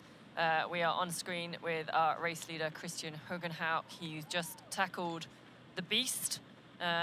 He's got the hell next. We were talking before about different names of races. I remember Matthew Flinders Hill in Ironman Australia, where they put a carpet up the hill so that athletes could walk up because it was so Quite steep and stuff like that. But whilst we're on Australia, and whilst I've got you in the second chair, Australia had quite a good Olympics, Rinny. They had a great Olympics. They did. Yeah, we were sitting in third place. We were actually leading for like the first day. Yeah, all the swimming. The swimming, yeah. But then we were sitting in third. I think is probably one of our best ever Olympics for Australia. Like, I mean, I can't remember in recent history being that, not recent, even like ancient history, being that close to the top of the medal count. I'm wondering how you did in Sydney with it being a home games. But I think, you've been missing in action for the last few years, so it was good to see the Aussies back. And we're going to come back to that because I got some questions to ask about break dancing. But checking in with our race weather today, presented by Roka. So 68, no change really, 68 degrees Fahrenheit, 20 degrees C. So great temperature for racing today, I have to say. There has been some rain in the early parts of the swim and the bike. I'm hoping, or it looks like it might just be easing off a little bit now. Very little wind, 3 kilometers an hour, 94% humidity. So yeah, pretty good conditions. I think if the rain stops, obviously the roads are still going to be a little bit slick. We did see Kristian Blummenfelt slide out at one of the corners, and obviously we want our pros just to be careful this second lap as they are navigating around the age groupers. But yeah, we have Kristian Blummenfelt on screen now, who came from the Olympics. What do you think Kristian's breakdancing is like? I think probably pretty bad, but as good as Reagan? I am still very confused with this Australian breakdancer, and I actually reached out to my friend. I'm like, surely it was a joke, right? It has to have been a joke. She has a PhD in breakdancing, I think. Does she? Or she has a degree. She's a lecturer. I feel like this. I love the Aussie spirit. I think it was incredible. I mean, it's been all over. If she wanted to go viral, she did it. She did. But I just don't understand how they would have let her do that if she wasn't a good breakdancer, because Australia is really serious about the Olympics. Yeah, like exactly. They were 4th overall in the medal count. And she must have qualified, right? I don't know. I don't know.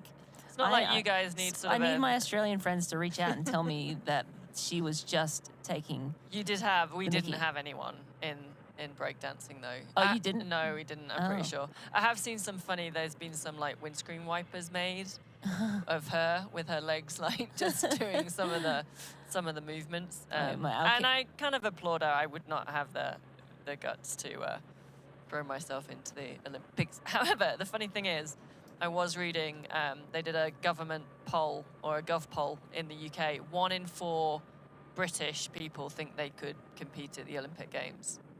which I'm slightly... After they saw the breakdancer or before I'm they not saw... sure. They made me think it was the breakdancing that they could do Yeah. after that, but I was quite surprised that 1 in 4 think they could compete, which just shows you how sort of people don't really appreciate how good these athletes are. I always think they should put like a Joe Smith or average Joe in the running or I something. love in the watching the marathon, Kara came on and said, if you want to know what it feels like to run this fast, turn the treadmill on to 11 miles per hour and see how long you can last. And I can guarantee majority 20 seconds, not 2 hours or whatever it was. Like if you don't run regularly and fast, then you would fly off the back immediately. So they make it look so easy, as is Kristian here right now, spinning his legs, taking a little rest there, looking around at the scenery.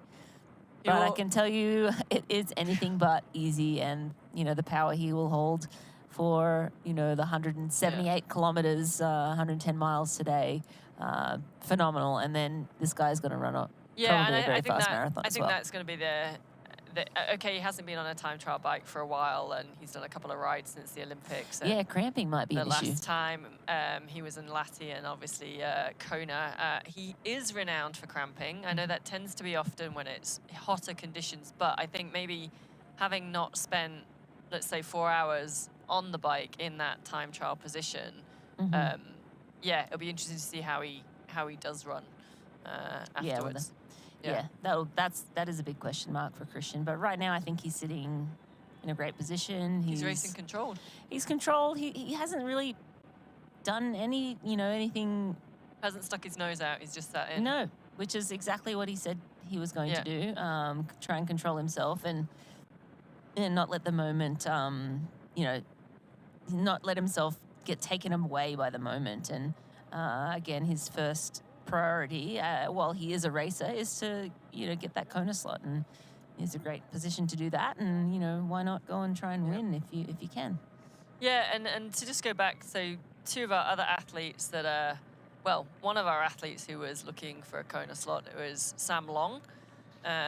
He's sort of jumped in last minute to Ironman Frankfurt, Mainova Ironman Frankfurt, with that draw and dream of still competing in Kona. He's currently sitting, what was it, over 10 minutes back off the lead, down 13 minutes. 13 minutes now, with Trevor Foley. So they're losing time. It's a great pair of riders if they work together, but Trevor has already got his Kona slot, and he did race Lake Placid and won that a couple of 4 weeks ago, and then did one in 70.3 main. So could be carrying a bit of fatigue in. Also hasn't, I think he said in the press conference, his longest flight before this was 3 hours to go to a race. And was quite nervous about coming to Europe. But Sam, perhaps not seeing quite the impact he might have. He's got a big task ahead of him, I think, to pull himself back up into one of those 6 Kona slots. Not that it's not unheard of. I mean, we've still got a lot of the bike to go, and this is where, the gaps do form, and you've still got to run a marathon at the end. But I think it's looking quite a tall task for that tall man. They are moving through the field, though. They were started in 70th position. They're now down 48th, 49th position. So not willing to write these men off just yet. And again, Sam Long wasn't planning. Yeah, he can run. Wasn't planning on doing this Ironman. Wasn't planning to even race Frankfurt, and then finds himself here and racing. And Trevor Foley too. I just wonder, doing an Ironman and having such a breakthrough performance like that, putting together such a phenomenal performance only 4 weeks ago, and then turning around, doing a 70.3 and winning in Maine the next weekend. That's a lot. And then traveling to Europe. It's a lot on your body. So I heard he was feeling a little tired early in the week, and he was hoping he could come around for race day. But regardless, I think, he's like, I'm trying to get max points. And again, he only has 3 scores. Yeah. And he's in like 8th place. So if he can get a half decent score today, that's going to help for this overall. And then obviously he'll go and race Kona too. But yeah, we are getting some good images from the chopper. It's up in the air, so we're probably going to get some more cameras or motos out in the course that we can cover more of the race. And we're back with Patrick Lange now, so he's in that pack. But you know who I saw right by Patrick Lange? Matt Hansen. Oh, did you? Matt That's Hansen. exciting. Matt Not that Hansen. I'm biased. Matt Hansen's a training partner of Sid's here in Boulder. Julie Dibbins coaches Matt, and Matt's obviously ranked #1 right now, but they're around 7:45 down at the last check. But Matt at last check was in with Patrick Lange, and I would love to see a head-to-head battle with those two men. I don't think, yeah. At this camera angle right now, I don't see Matt on the back there, but at the last time check, and you know, if it panned back, maybe we'd see the rest of this chase group. That would be But I did a see great Hansen. run. And Hansen... Foot battle. I don't think I've ever seen them run together. I don't either, but I haven't seen Hansen. Hansen hasn't put together a good Ironman yet, and so he's due. Yeah, he's hungry for one. He I don't know that he surprised himself, but he put together, you know, that win in Chattanooga. He Chattanooga, did. then second in Boulder. So he got 2 good 70.3 scores, and then, you know, expected to do well in Texas. Didn't have a great day there. You are totally right, Vinny. He's would be normally considered the Ironman athlete, and yet he surprised himself by putting 2 good 70.3s down, and as you said, hasn't quite pulled off the full distance yet. However, we will see if Matt Hansen can have a good race in Europe when we come back after this break.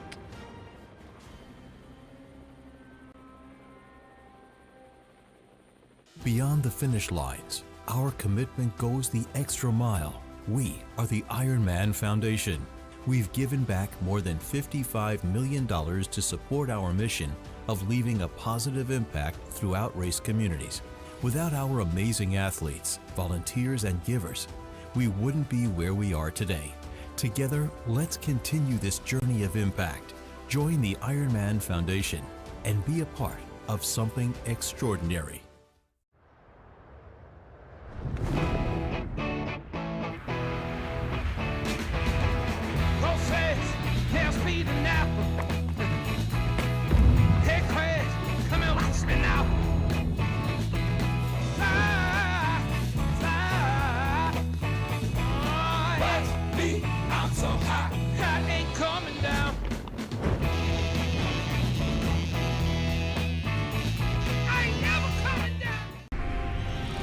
Elevate your EV expectations and explore the open road with the VinFast VF8. Stay powered with over 100,000 charging stations nationwide. Experience peace of mind with 24/7 roadside assistance. Drive with confidence, backed by our 10-year unlimited miles battery warranty. All-electric VinFast VF8.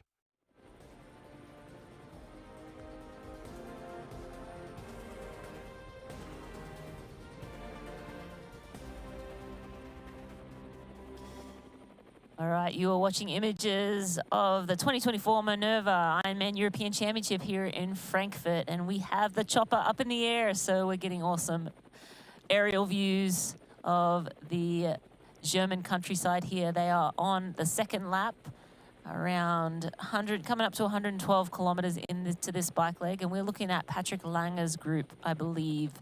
Yes, that's Patrick Lange there. He's sitting around 7:45 down from the lead at last time check. At last time check, Matt Hansen was in there too, and Sid and I were just chatting how we'd love to see a head-to-head battle with those two men, who are the best runners in our sport. They're no stranger to racing against each other. They typically race against each other in Texas as well, but never come off the bike together. Yeah, they don't tend to come off the bike together because Patrick Lange is usually a great swimmer in the front pack, and Hansen typically a little bit of a deficit. And the other thing, they've both got real reasons to do well here. Obviously, Patrick Lange, we said, he's never won this race, so he's got that after him. Matt Hansen, as we were saying, he's put some great Ironmans together, but not really the performance that he's wanted this year. He's capable of, right? He's capable of, and he's never raced well in Europe, so he really wants to turn that around as well. So seeing those two go head-to-head, foot battle, I think would, two of the greatest runners in the sport would be amazing. Yeah, absolutely. Yeah. just like fingers crossed Matt Hansen can just hang in there the rest of this bike and get off. And yeah, I would love to see, I'm here for it, that run battle. Yeah. Obviously as well, I will say, and I think Matt's made it public in some of his videos. Here we go. Here is the hell that those guys are going over. So you can see on the bottom of the screen, there's a tracker on the course. So the light gray that's filled in, that's obviously where our race leader is. This is a chase pack, which are going up this cobbled hill now called the Hell. It does look, I'm assuming as well, because our chopper's in the air, the weather does look, the rain has stopped and it is a little bit brighter. Yeah, the only thing that is a little bit of a question mark for Matt, and he did, like I said, he did mention it in one of his YouTube channels. He has had a bit of a knee issue since his second place at Boulder, 70.3, with a Baker's cyst, I think, behind the back of the knee, which then ruptured during the race. He ran pretty well at Lake Placid, I think, a few weeks ago, and as we were saying earlier, Matt is just one of these incredible athletes that can manage so much load and race back-to-back, which is why, for me, the Ironman Pro Series does suit him so much as an athlete, and he's been focused on that and going after it this year. Yes, a little bit biased, and I know we're sort of meant to be neutral when we're in the commentary zone, but now I'm looking down, I'm like, where is Matt? I'm just refreshing. Matt. You know, we both have affinity with training with him in the JD crew here in Boulder, and he's just he's a good guy, and yeah, currently leading the Pro Series, #1 by 14,604 points, ahead of Jackson Laundry. And I did some maths. He's got 1,826 points over Laundry, which is Jackson Laundry, which is the equivalent of 30 minutes. So if Jackson Laundry beat Matt by 30 minutes, he would go into the lead. However, obviously there's a lot more people queuing up behind in the Ironman Pro Series, which will take some good points today. And like we said earlier, we're going to see I think a fairly big shakeout in the Pro Series points by the end of today. Absolutely. Also another name in there, Andre Lopez, sitting in 29th. He's in that pack too. He's only 8:17 down. So that pack with Lange, pretty big, pretty sizable group. So it feels like those couple of chase packs have come together. Yeah, Bradley Weiss too in that group. Very good runner. So yeah, we got some fireworks ahead. Yeah. Nick Thompson as well in that group. So definitely. We can't get too excited. I know. Still a ways to go, people. We might peak too soon in our excitement level. We're back with race leader Kristian Hogenhaug. Again, he did come off his bike on that first lap, coming around the corner, just overcooked it a little bit and slid out. The roads were wet and slick on that first lap, but seemed to be drying out now, and he looks totally fine. Seemed to have shaken it off. I think he got his elbow. He was shaking that out a little earlier, but looking really good now. Yeah, I can't see much. I can't see any road rash, or I don't think his kit was ripped. So I think maybe the wet roads just made it easier to slide. And again, we were talking earlier. Can Kristian run fast enough? Right now, he's 2 minutes ahead of the main chase, and that's Blummenfelt. So Blummenfelt would obviously be the favorite in that competition at only 2:45 behind. But then when you talk of the runner group with Hansen and Lange, how much time does Hogenhaug need? Yeah, so Kristian is predicted to run maybe around a 2:50. But we'll do some digging into our race results and give you a little bit more of an analysis soon.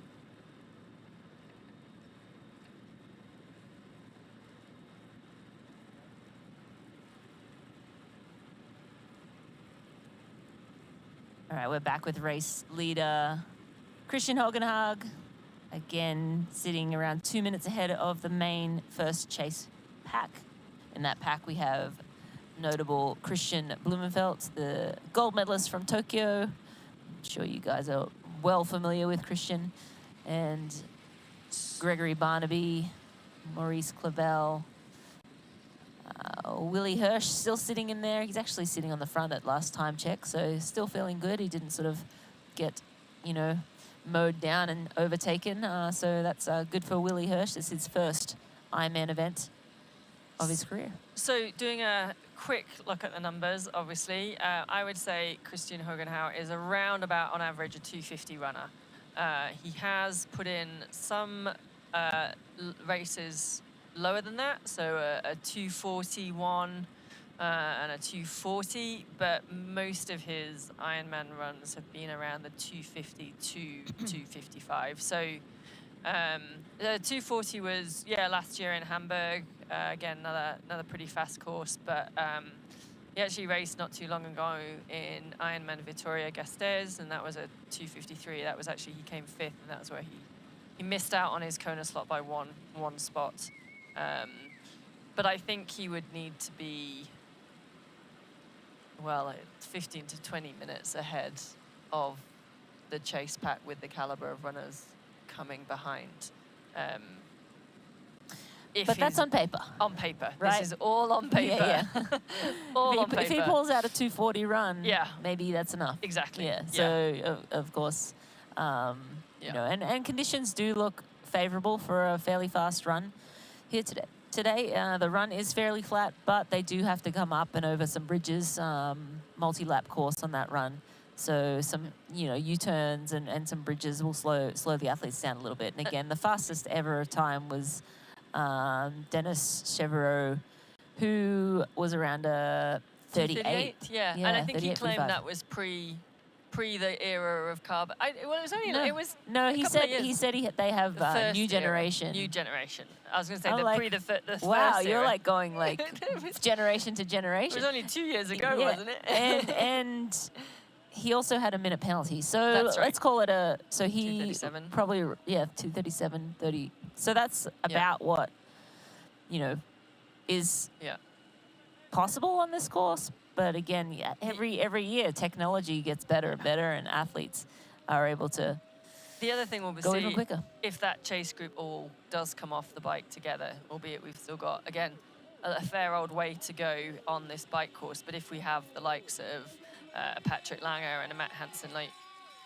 chasing down Kristian Hogenhauer and then Kristian Blummenfelt, will they destroy themselves by racing each other in the process?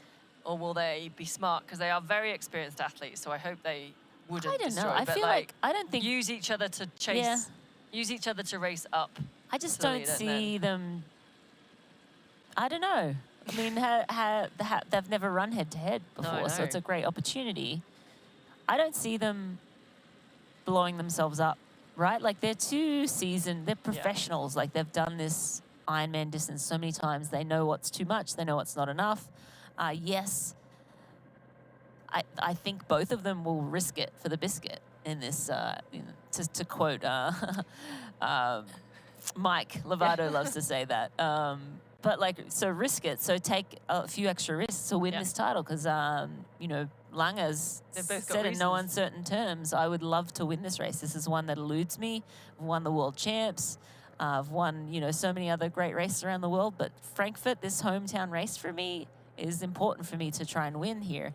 And then Matt Hansen, he needs a big score. He wants to try and win this Ironman Pro Series. This is what he's targeted.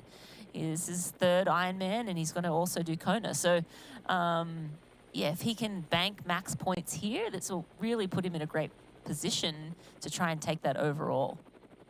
Yeah, I think he was he was 7th in, so Matt was 7th in Ironman Texas, and got some pretty good points. He was 6th in Placid, so one higher place, but was a fair way behind, so lost some points. So he'll obviously wanting to put down, this will be his third Ironman, so it will count. And obviously the Ironman races start at 5,000 points. He'll be able to drop one of his 70.3s, but he's also then just got it banked before he races Kona. Again, I don't think we've seen Matt race to his potential in Kona. And I'm sure he'd like to get a good result down there. Obviously, Kona has 6,000 points for the Pro Series. But the Ironman World Championships does funny things to a whole host of people. And I think Matt Yeah, I mean, might we've be seen- quite smart in racing it for points this year. Yes, absolutely. But you've seen like someone like Patrick Lange win the race, and then you've seen him like DNF. Oh, yeah. So you know, like you just never know. Kona does funny things Tumbles, to athletes, and we have an unfortunate update.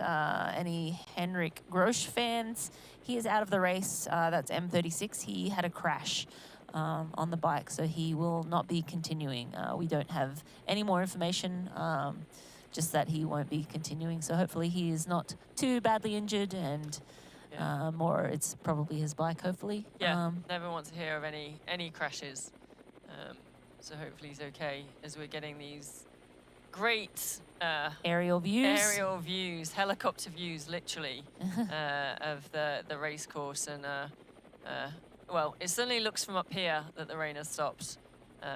Might be different on the ground, but yeah, some great views as the I think this is the chase pack still on this second lap, passing the age groupers. They're on their first lap out in this stunning It's interesting, Patrick Lange having to do a lot of work in this group, it seems. I think he's on the front again. Is it though interesting? Because almost you're getting the people saying, yeah, this is you want to win this race. But it is interesting because it's not something he does. True. He tends to sit in, bide his time, and wait for the run. But he, I think, realizes if I want to win this race, I need to make the moves. Yeah. And the other athletes are saying, hey, you're the German.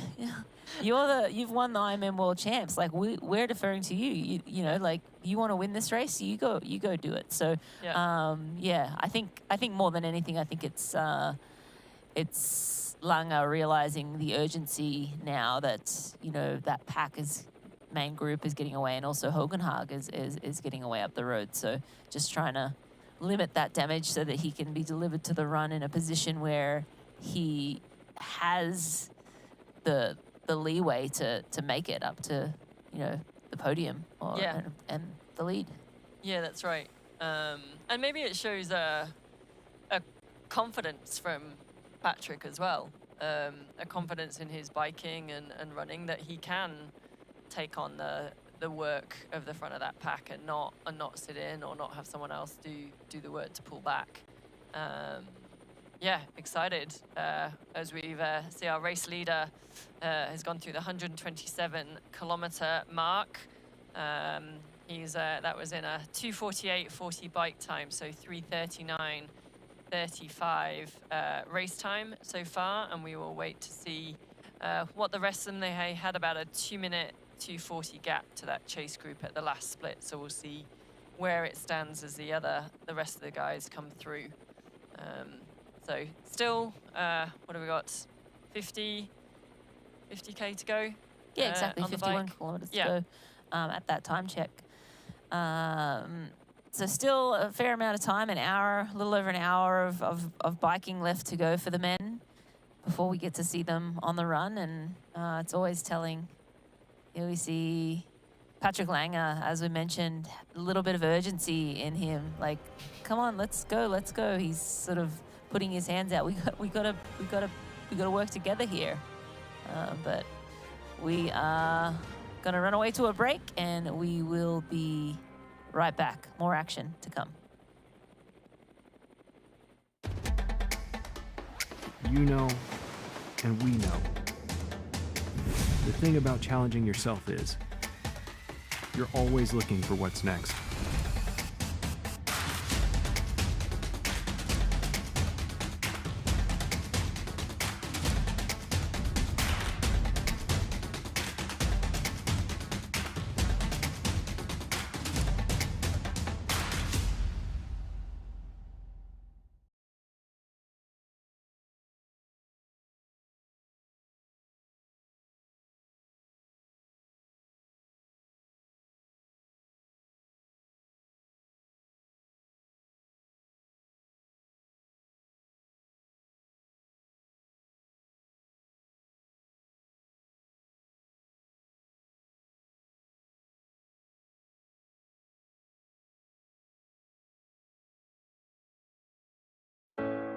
Shine bright like a diamond. Find light in the beautiful sea. I chose to be happy. You and I, we're like diamonds in the sky. Shine bright like a diamond. Shine bright like a diamond. Shine bright like a diamond. Beautiful like diamonds in the sky. Shine bright like a diamond.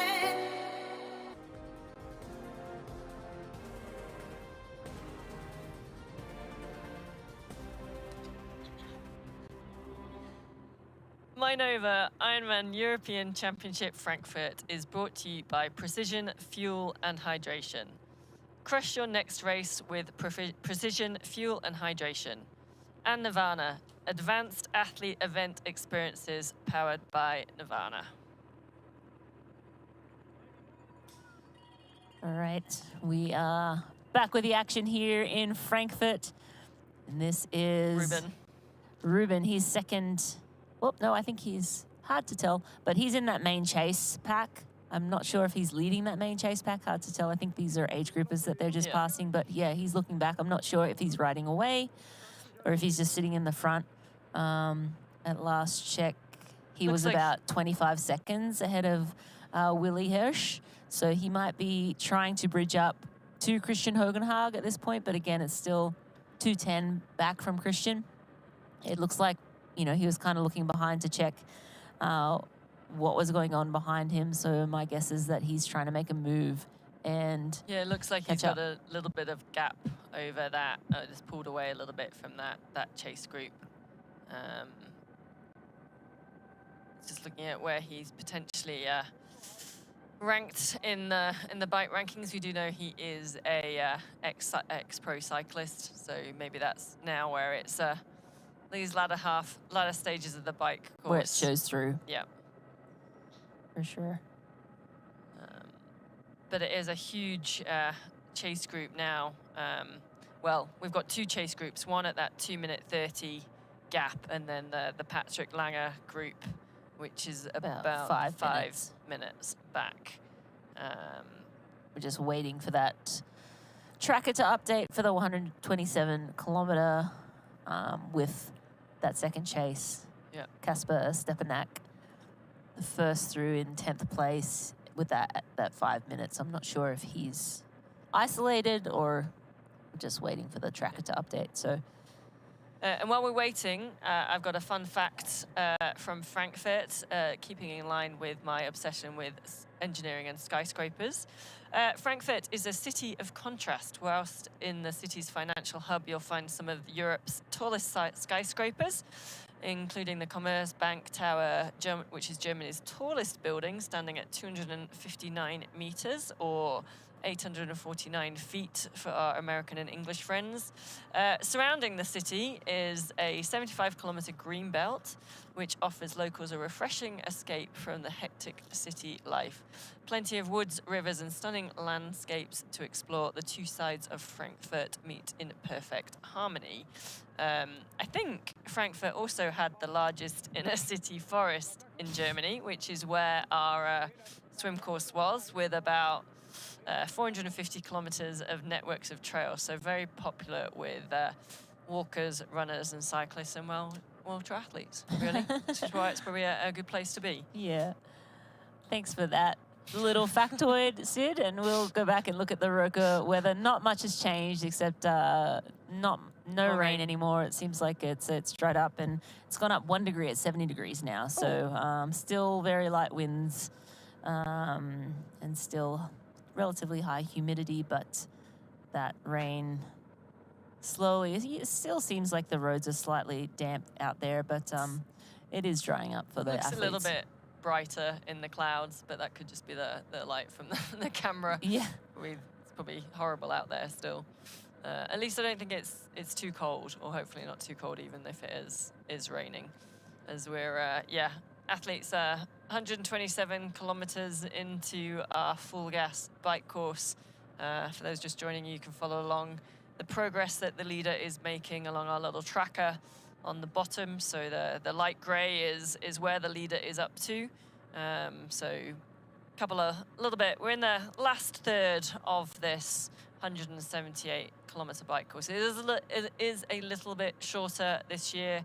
Ironman Frankfurt tends to sort of vary between 184 or 5 and 176, 78, just with different roadworks and construction. So we're sitting at 178 kilometers today.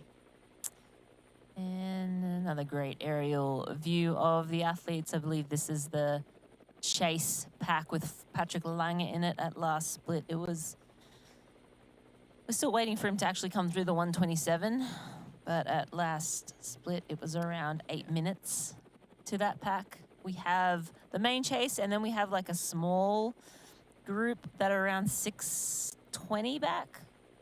Minho Koolhaas in that group, Andrea Salzberg, Felipe Azevedo is in that group. It looks like Kasper Stepanak is by himself at 5 minutes back. So things starting to shake up behind this top 9. I guess we have, Hogenhaag by himself, Ruben by himself, and then Willie Hirsch through to Maurice Clavel. That's 3rd place to 9th, all riding together. But this is an aerial view of Patrick Lange, and he is on the front of that chase pack that is around 8 minutes back. So you're looking... The helmet's pretty dark. Dark helmet. Dark helmet. He does have his dark helmet on and trying to get every aero advantage possible. He would have tested that helmet in the wind tunnel to make sure it is the fastest possible helmet for him. These guys these days spend lots of time. We've seen it in like the time trial at the Tour de France and in the Olympics. Some of these helmets are pretty out there. There's even better ones than that. Athletes going the other way. That's, whew. Yeah, I didn't realize there was any out and back on this course.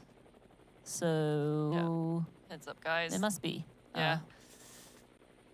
I think there's a couple of close sections. I didn't quite realize it was on the same road, but yeah, a couple of sort of, where are they? About 130 kilometers in. So as they go through one of the towns, it does get out or they come in close for athletes coming the other way. So yeah. Yeah, short out and back section. Again, the age groupers will be told to move far right as the motos go by, and the professionals just trying to get around as cleanly as possible. On these 2-lap bike courses, sometimes it does get a little bit messy. It's nice to see some of the crowd out now the rain stopped. Yeah. Spectators on the course. Absolutely, yeah. It's always nice to see some spectators come out on the course and cheer. I love it when you go through those German towns or anywhere in Europe, to be honest, and everybody's sort of sitting out drinking beer. I was going to say at 9 a.m. drinking beer. Yep. Anywhere else would you find it? Yep. Yeah. Although in America they did tailgate kind of early in the day, so yeah. I didn't even know what tailgating was until I came here. You probably didn't either. I didn't either. No, this is very true. What does this mean? Yeah. It's good that we're like... For our international audience, it basically means, because all of the Americans are asleep right now, it basically means just hanging out and drinking beer and waiting for the game to start. And the tailgate is like the back of the truck, isn't it? Yeah. Yeah, so it drops down.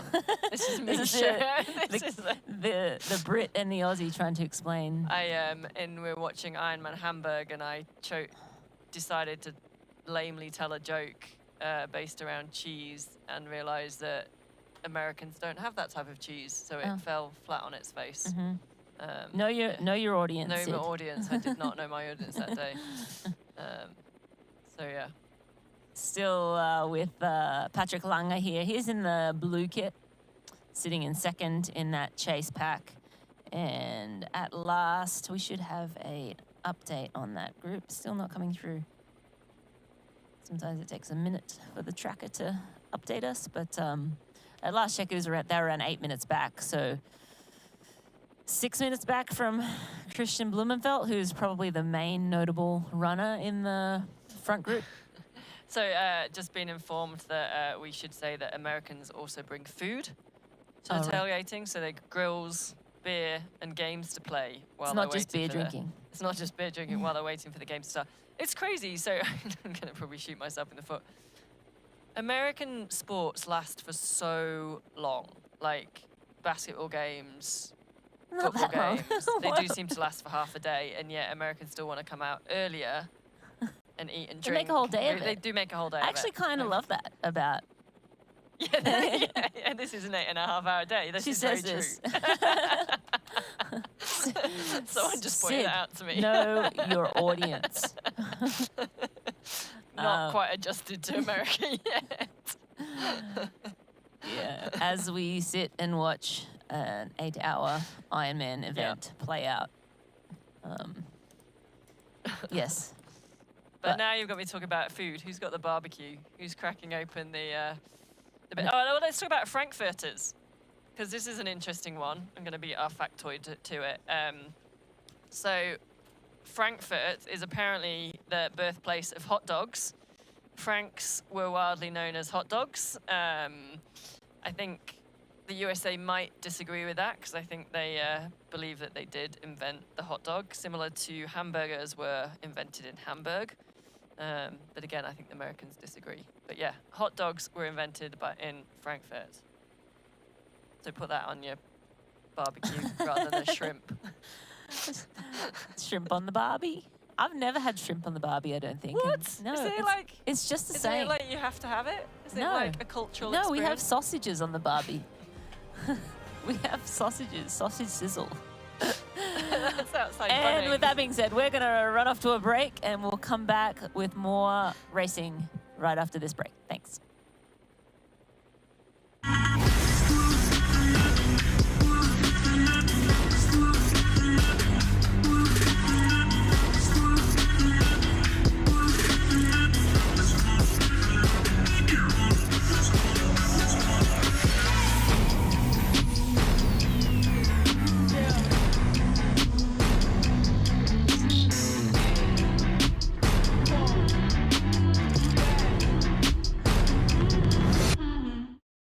Beyond the finish lines, our commitment goes the extra mile. We are the IRONMAN Foundation. We've given back more than $55 million to support our mission of leaving a positive impact throughout race communities. Without our amazing athletes, volunteers, and givers, we wouldn't be where we are today. Together, let's continue this journey of impact. Join the IRONMAN Foundation and be a part of something extraordinary.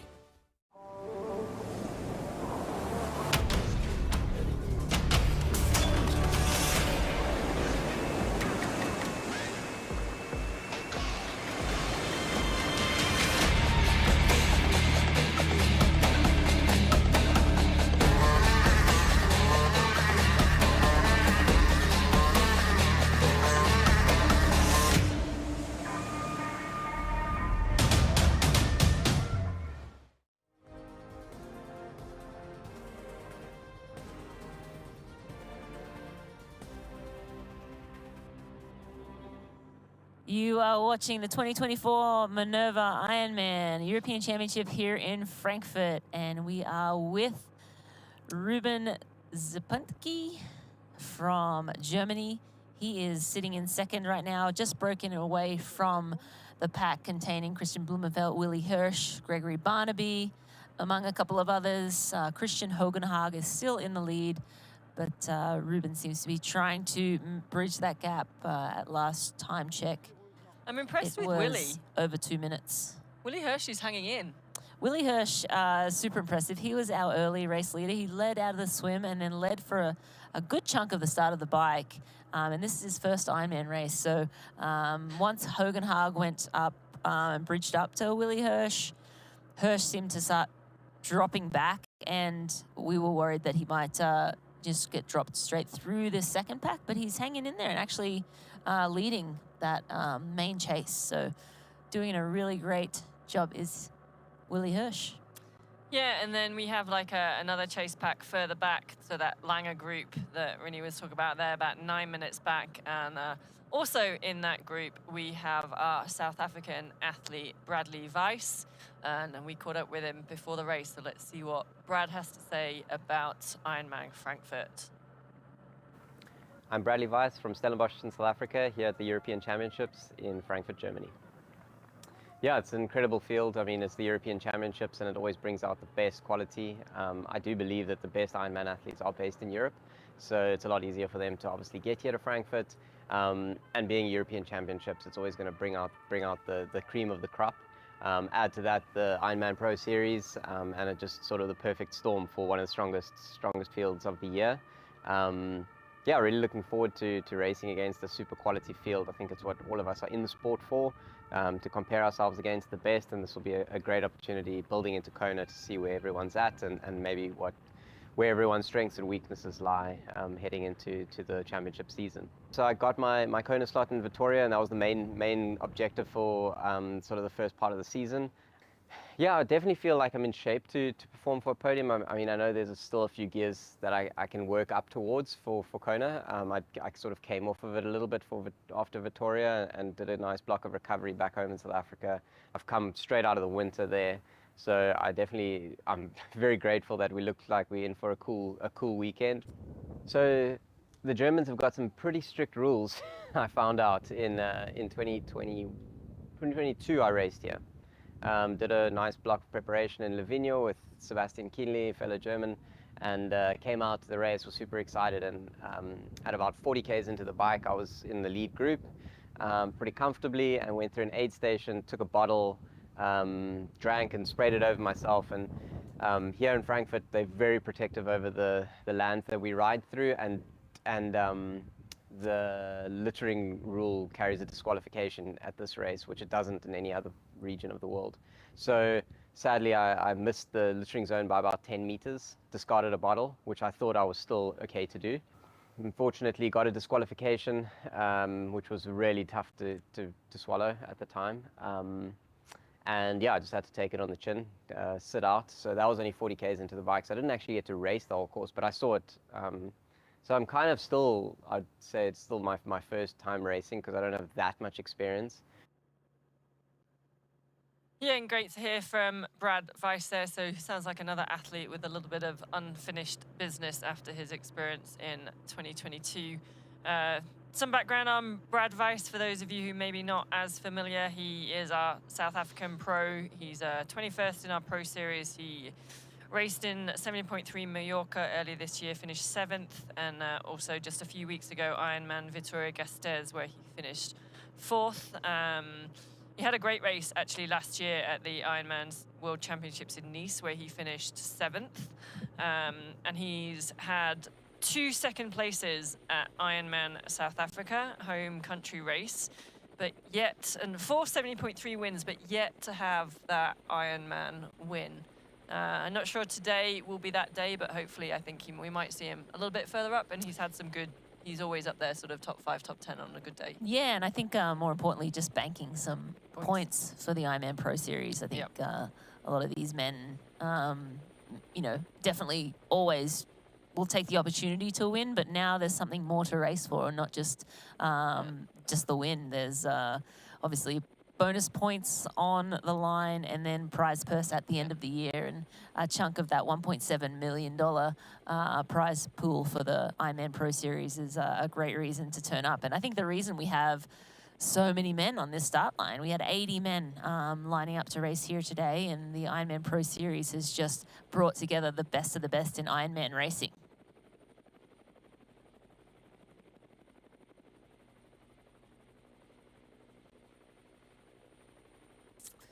Yeah, I think you're right, Rini. You know, what the Ironman Pro Series has done, you know, we're seeing on the women's side, the likes of Jackie Herring hadn't raced Ironman for so many years, and because of the Pro Series came back and threw a hat in the ring, won the women's equivalent, the Ironman European Championship in Hamburg, and also placed well in Placid. You know, the likes on the men's side, Jackson Laundry as well hadn't raced a full distance for, I think he'd only actually done one in 2021, and now raced sort of Placid and is here in Frankfurt. So it's coaxing it's all of the coaxing 70.3 people back- athletes yeah, out. Like, you hey. tempted to come back in out of retirement then? Yeah, no. Just a reminder that I am not tempted to come out of retirement. This ship has well and truly sailed for this body, but yeah, awesome to see some young faces coming up, but then not old faces, but faces that we've seen like reigniting their passion or their enthusiasm for Ironman and long distance racing. I think it just means a new focus. Yeah. And I think it's, I mean, no better time to be a professional athlete with so many opportunities for the athletes to make good prize money, a good living, and, great reason for sponsors to come on board as well, to, help celebrate these athletes and lift up them in this sport. So we're still here with Patrick Lange, the two-time Ironman world champion. He has been pushing pretty hard on this second pack here. We're really third pack on course. That second pack splintered into a couple of groups, and Lange a little bit further down in the third pack. He was around 8 minutes plus back at last check, and we're waiting for him to come through the 1:38.7 kilometer mark.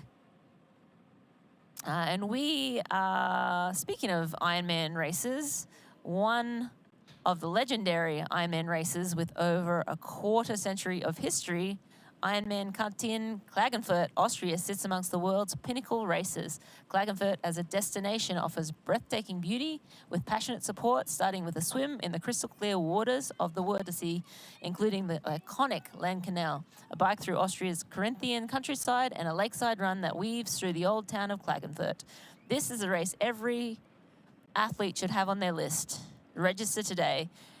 And I got to do this race, I feel like back in 2015 or 2016, and one of the greatest race experiences I've had. Like, the crowds there were incredible, as in most, but the beautiful Wörthersee, the lake is unbelievable. Like, it's like, the blue is like a blue you just wouldn't, you think it's in a photo and it's photoshopped, but you go there and you see it for yourself. It's absolutely stunning and beautiful countryside, you would expect of, Europe.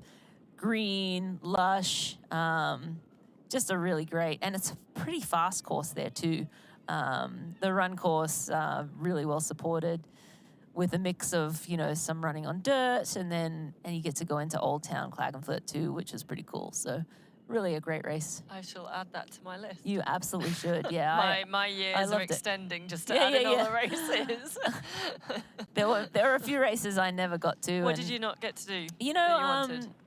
Lake Placid was one I always wanted to do. You did the relay. You did a relay there. Exactly, this year, yeah. So for Ironman Foundation, I got to do the marathon portion of the relay, and it was great. I started my marathon at like 2 p.m. in the afternoon, which it's kind of not great. Like, you're sitting around all day in the hotel room, but I got to go out and do that. And the support, there were obviously tons of people out there running at that point. Support on course was incredible. And that's a beautiful spot too. Like, really, really nice. Mirror Lake is absolutely stunning, but I think that's kind of top of my bucket list. Yeah, I think it should be, because the bike course, I mean, obviously I didn't go out there, didn't bring my bike, but I feel like I kind of got to do the cheats version of the race, but still I'm not was sure cheats version when you have to do a marathon at the end of the I didn't have to do the bike or the swim. No, true. So, yeah. I did. I do want to do Placid in real life. I did it during lockdown when we had the virtual series. That's awful. And I had... It probably wasn't was as beautiful. 70.3 distance. No, it was in my sister's living room in the UK, looking at the screen. And so I guess, I don't know, even got an experience of Placid then, but I would like to go back and do it in real life. Yeah. Yes. No, absolutely. It's a good one. We do have a pretty good sport. There's some good races in good locations, and I think, as you were saying earlier, if you have the opportunity to go and travel and take the family and make a holiday of it, there's always lots of things for kids to do and partners to do, whether whoever's racing. Penticton, that was a bucket list. Love to do that one someday. Yeah, that's stunning as well. That's coming up. Yes. Yeah, It next certainly weekend. is. Oh, is it? That's soon. I think. Yeah. Yeah, makes sense. Yeah. All right. We are coming to the closing stages of this bike. We have about 40 kilometers to go, a little less than 40 kilometers to go for the lead men. So probably about 50 minutes of racing left on the bike. And then we get to see them battle it out on the run. And I cannot wait to see this man, Patrick Lange, get out there on the marathon course and hopefully right alongside him, Mr. Matt Hansen from the USA. Love to see those two go head-to-head in a foot race. Yep, just trying to check on the tracker to see if we are all Still- together. It's a huge pack. I mean, I think one thing we are going to see coming off the bike into T2 is a whole bunch of athletes together. It's going to make for a really exciting run. Yeah, Matt Hansen is still in that group. So is Brad Rice. So is Braden Currie. Now he can run as well, and he knows how to put himself into the hole, into the pain cave, so to speak. He will run until he dies. Braden, he runs with his heart on his sleeve. He does. I love that about him. Yeah. You can see the pain. Like so many athletes. Patrick Lange will be, working just as hard, but you don't see it. Yeah. Whereas I love it how you watch Braden Currie and you just see how hard, how much he wants it. You can read it all over his face. So, different athletes are more guarded, but I think Braden, he's a tough guy, and I love to see him race. And again, has kind of, I don't know whether you call it redemption or not. He hasn't had a great start to the year. He's had he went over to the US and raced in Texas and then Placid. He did Oceanside, then Texas. Yeah. Didn't have a very good day in Texas. Almost was thinking about calling it quits. I think he still finished there, but it wasn't, what he'd trained for by any means. And then mechanical in Lake Placid. So bit of bad luck for Braden Currie, but sitting in this group now and hoping for a great run. I'll have more action on the other side of this break. Don't go away. Introducing the Ironman Pro Series Virtual Edition on Full Gas. Join athletes from across the globe as they conquer bike courses from the Ironman Pro Series. Challenge yourself, travel the world, and earn your exclusive Finisher's Medal. Push your limits and make your mark. Exclusively on Full Gas. Unleash your inner champion. Register now at fullgas.com.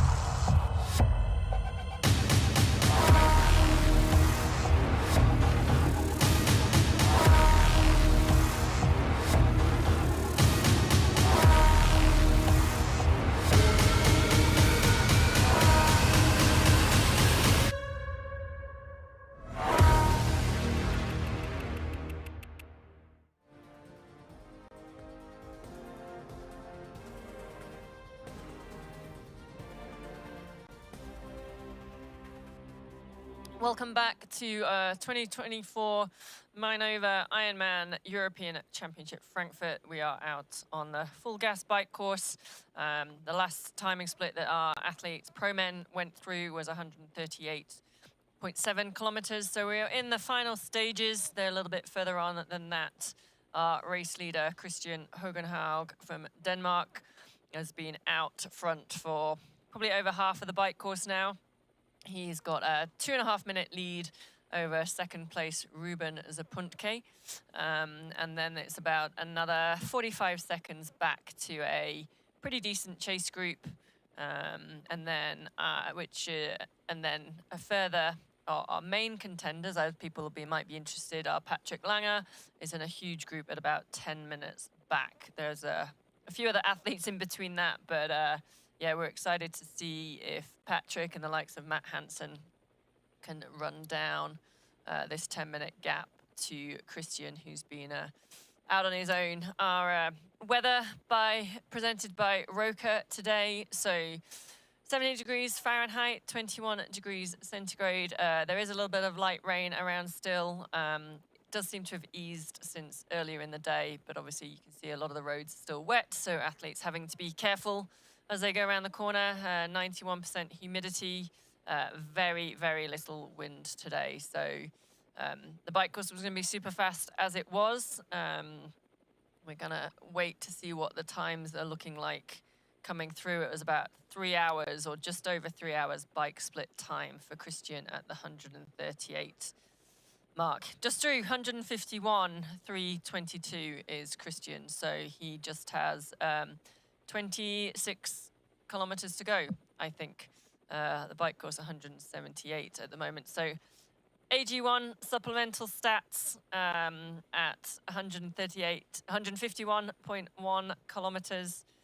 Kristian Høgenhaug, 41.95 kilometers per hour, and estimated clock at the next split, 4 hours, 17 and 35. That is race time, complete race time, not just bike time. So Kristian is certainly putting himself in a great position today, really commanding the bike and riding off the front. He bridged up to the leader early on and has now ridden away on his own. And like I said, got about a 10-minute gap over those fast runners of Patrick Lange, Matt Hansen, Braden Currie, Brad Weiss, all of those sort of guys. I am just looking down through that pack at 10 minutes, and I'm not seeing Hansen. He was there on the previous split, but hopefully there on the previous split, taking so time to come through. Hopefully he's still hanging in there somewhere, but we're through 14 minutes back and still not seeing him. So hopefully it's just a glitch in the system and his chip maybe didn't register, but hoping that Hansen, or something. hoping that Hansen's still sitting in there in that main group, and it looks like still a little bit of rain out there, but look at that. Whoa. That's very cool. Yeah, that would be the skyline of Frankfurt, correct? Yes. Through Manhattan? Yeah, Manhattan. Yeah, probably right. I think the athletes are coming back into Frankfurt now. Yeah, 30 kilometers to go. I wasn't sure whether it was just the time in the race that everyone else was seeing that spinny thing. No, I was seeing that spinny thing. I was like, we were like, whoa, what's going on? But so Kristian Høgenhaug now through the 151K mark, and we will eagerly await the split on that next group. We're sitting around 3 minutes back. The Sam Long and Trevor Foley fans, they're sitting around 17 minutes back. So a lot of work to just do. basically going backwards. Trevor Foley does have his Kona spot already. He came here today. He wanted to race within himself, just try and bank some more points. He had a late start to the season, wasn't really able to start racing until May. He did Chattanooga, and then one Boulder, and then also one Lake Placid, and also Maine. So coming off of that big victory and then traveling to Europe, you know, few big first time, you know, occurrences for Trevor, so maybe why he's falling back. But at this point, maybe not going to be a factor in this race for those two men. We are heading off to a break. We'll be right back. Don't go away. Shine bright like a diamond. Find light in the beautiful sea. I chose to be happy. You and I, we're like diamonds in the sky. Shine bright like a diamond.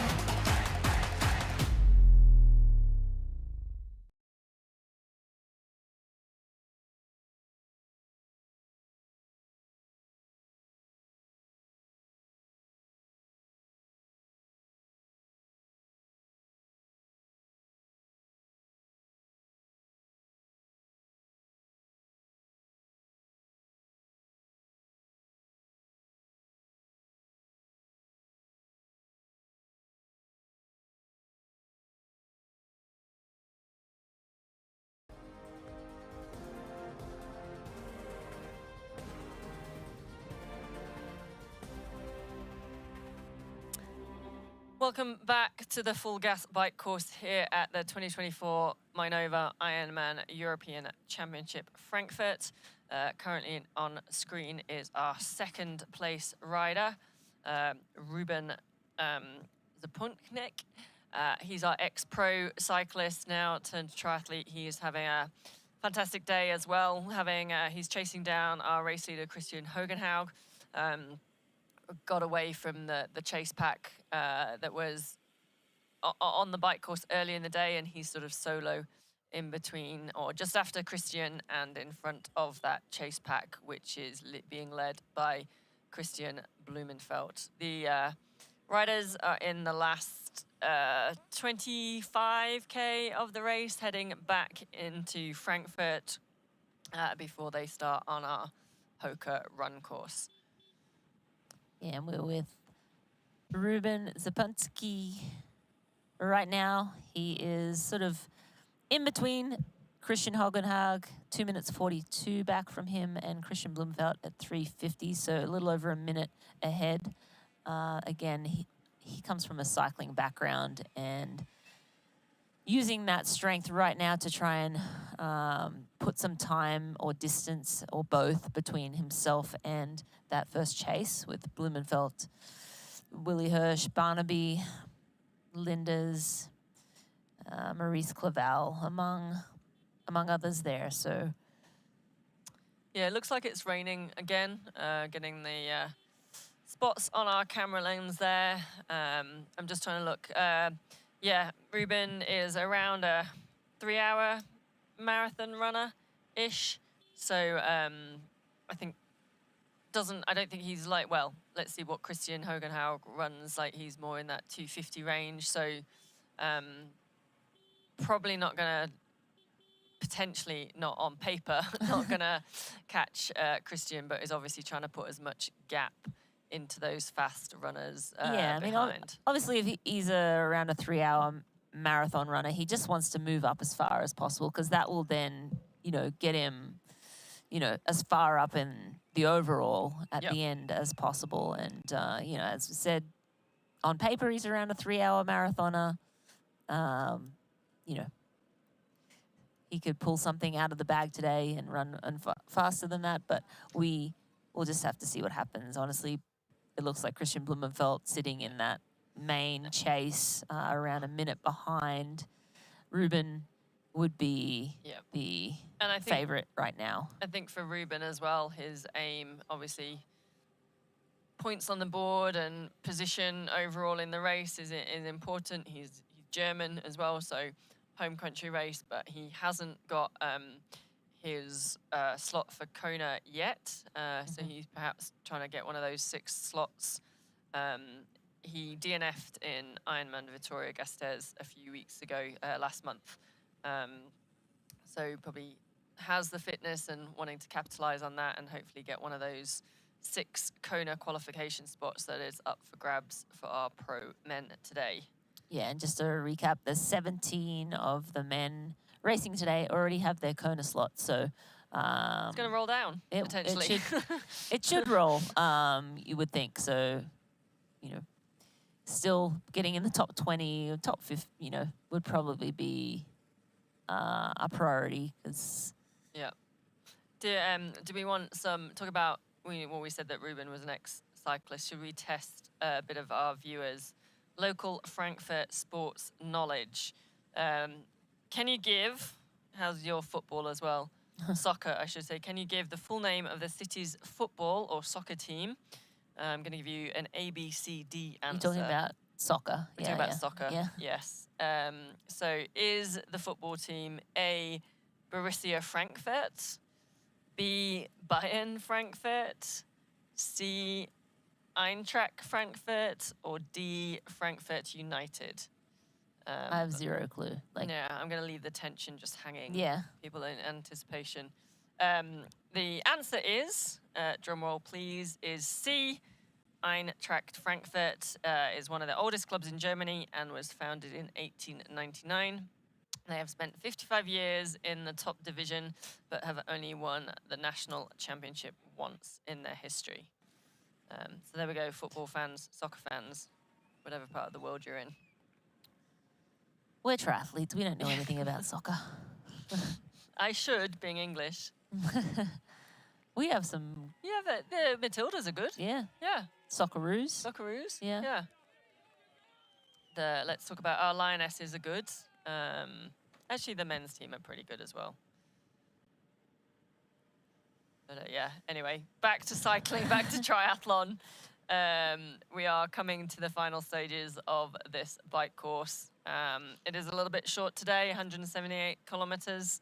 The leaders are two leaders, Kristian Hogenhaug and Ruben Zapuntke, have gone through that 157 kilometer mark, about a 240 gap separating them.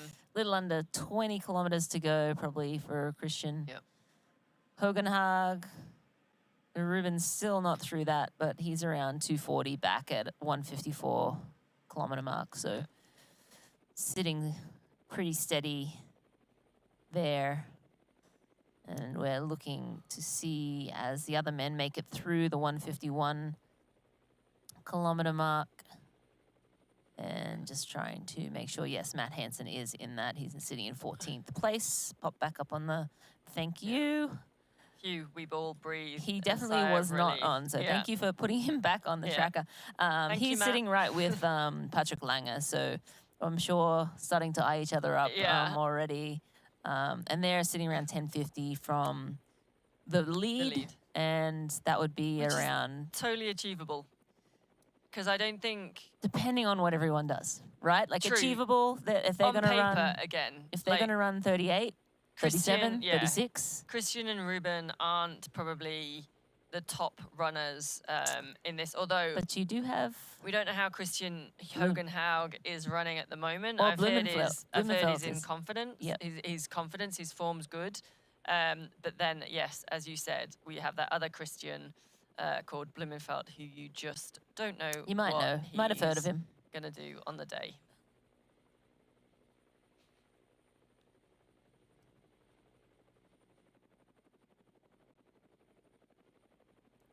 And we're back with race leader on screen here. That's Kristian Hogenhaug. He is still looking fantastic and putting time into everyone on course.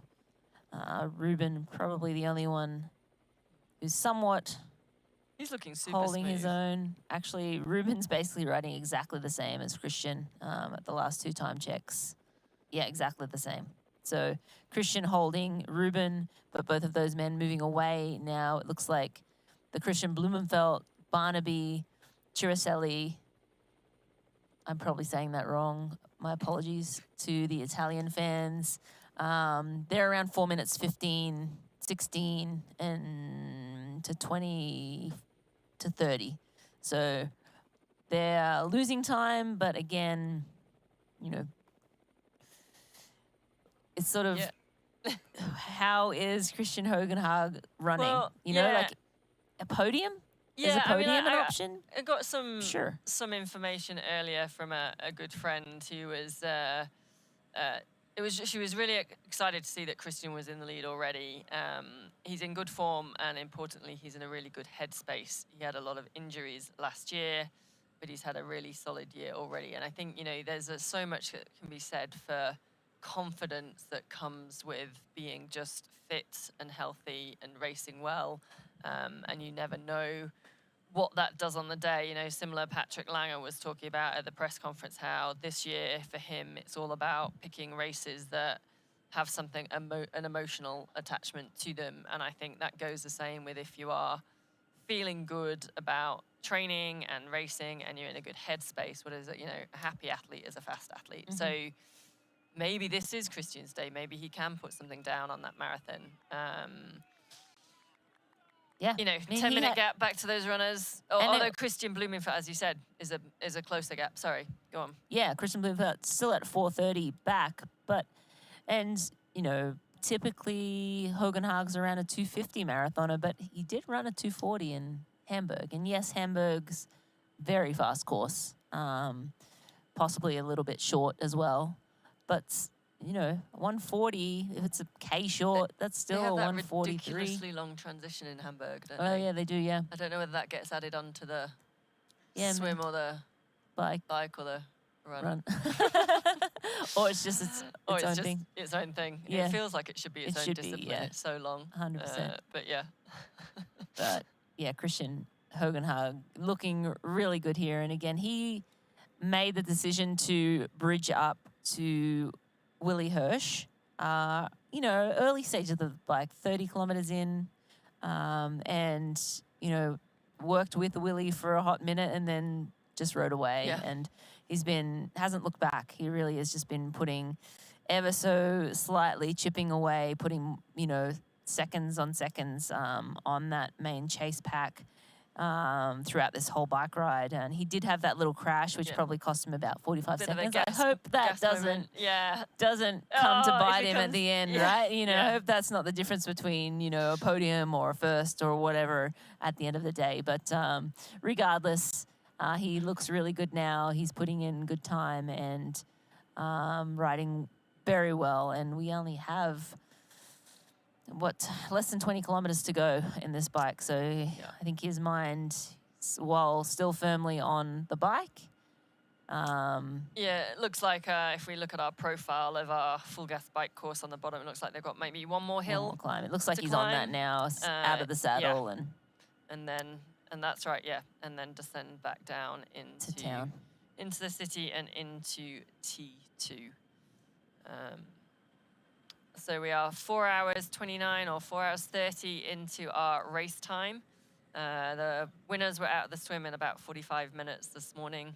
And then we've been onto the bike course. I'm sure to try and do the maths. It was 3.5 hours at 150 kilometers. So how's your maths on working out what he might come into as a bike for 30 split? kilometers, less than 27 kilometers. Yeah. I don't know. That's far too advanced math for this stage of the race for Well, us. we were But saying I think it's going to be low, you know, low fours. 4 hours. Yeah, I mean that's kind of the prediction that we've been talking about all day. And the race best time was from Sebi Kinley around 4:02. But again, that was when the course was a little bit shorter. Again, this course has been the bike has been as long as about 186. I think so, yeah. And kind of fluctuates. Yeah, depending on and I think roadworks or with that as well loses or gains 400 meters or so of elevation as well. So I think maybe there was a little bit cut out today with the shortened course, but they still had a few. They've still had a few punchy climbs in there. The Beast, the Hell, which is the cobbles. We had the full. The other names we can't pronounce. Yeah. So I'm not going to Bundeshelm? try. Bundeshelm. Alta Bucher. Yeah. I think the Beast and the Hell were the ones we can translate into English. Yeah, the best.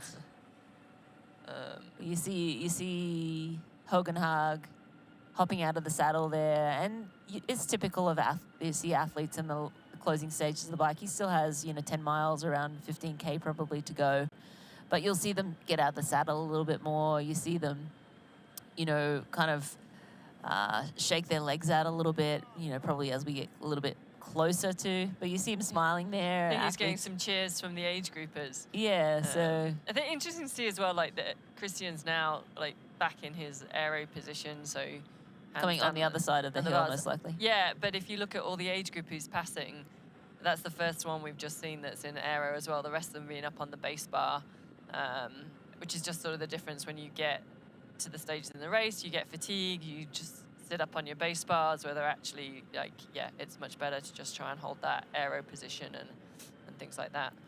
And as we look back down through the field, we're still waiting to see the Patrick Lange group at last split. They were around 10 minutes back. Yep, it looks like 11 minutes now. Hansen's in that group. And one man we spoke to before the race, Braden Currie, is in that group too. And we have a soundbite from him we're going to share right now. Hi, my name's Braden Currie. I am a professional triathlete from New Zealand. Yeah, well, lucky enough to be here in Frankfurt. It wasn't on my race calendar, but with this Pro Series, things have sort of Definitely changing, fluid throughout the year, and main goal was to do well at the Pro Series. So with Lake Placid not going so well, having a mechanical a few weeks ago, I decided to come over here and race Frankfurt. I think the swim's going to be pretty important. It is hard to get a good swim here because it's such a big field, but yeah, I'll definitely try and push that swim quite hard, and yeah, hopefully be in a good space after that to yeah, probably protect the ride, to be honest. There's a lot of strong cyclists going to be coming through. I expect that the race will come together in lots of places, but at the end of the day, I think this run course lends itself to being a pretty fast run course, and I think the top guys are all going to be sitting around that 240, sub 240 kind of mark. So I think if you can put yourself down that, then yeah, the race's podium's well within reach. Yeah, I mean, I managed to see most of the course now, so yeah, I'm sort of what I predicted with a German course, fast, smooth roads, good surfaces. Not overly hilly, but definitely some hills on the course, and I think the run's going to be really cool. I think, you know, I like 4-lap run courses because it condenses the crowds, and obviously being in a big city should make for some really kind of exciting running, lots of support. So whilst Braden mentioned there, he'd had a couple of unfortunate races, DNF in Texas and the mechanical early on at Lake Placid that he couldn't fix. We should mention he did finish second at Ironman Cairns earlier this year. He's 3 times Ironman Cairns champion, so has good history at that race, and always does well. So he did bank a fair few points in Cairns, but yeah, definitely is hoping for a good race today to put down another big points on the Ironman Pro Series, as he's committed to that for this year. Yeah, so he'll be looking for a good score here and then a good score in Kona. Yeah, for sure. And then, you know, that changes the whole season around, and that the season-long narrative is really what makes it more exciting. Even, you know, obviously winning a world title is phenomenal and amazing, but to be able to perform year-round, take the hits, have a bad race, get back up, get back out there and race again, and that's what, you know, the athlete who wins the Ironman Pro Series will essentially have to do.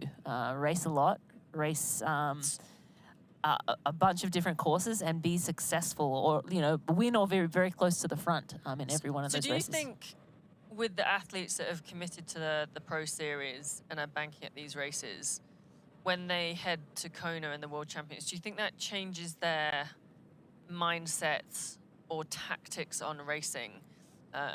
You know, do you go boom or bust for the World Championship win, or do you play, I'm not saying necessarily a conservative game because I think everyone wants to do their best, but do you think actually I'm better to just get a solid performance in and get points on the board that then add towards me winning or finishing top 10? I think the athlete that wins the Pro Series is capable of winning a world title, most likely, right? So they're a winner. They're a winner's mindset. So in my opinion, they're trying to win a world title.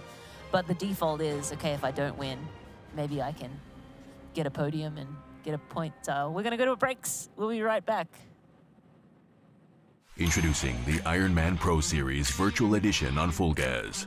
Join athletes from across the globe as they conquer bike courses from the Ironman Pro Series.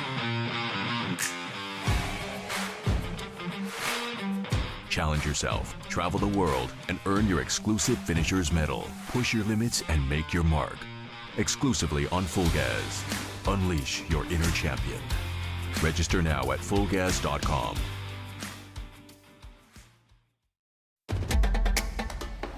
You know, and we know. The thing about challenging yourself is, you're always looking for what's next.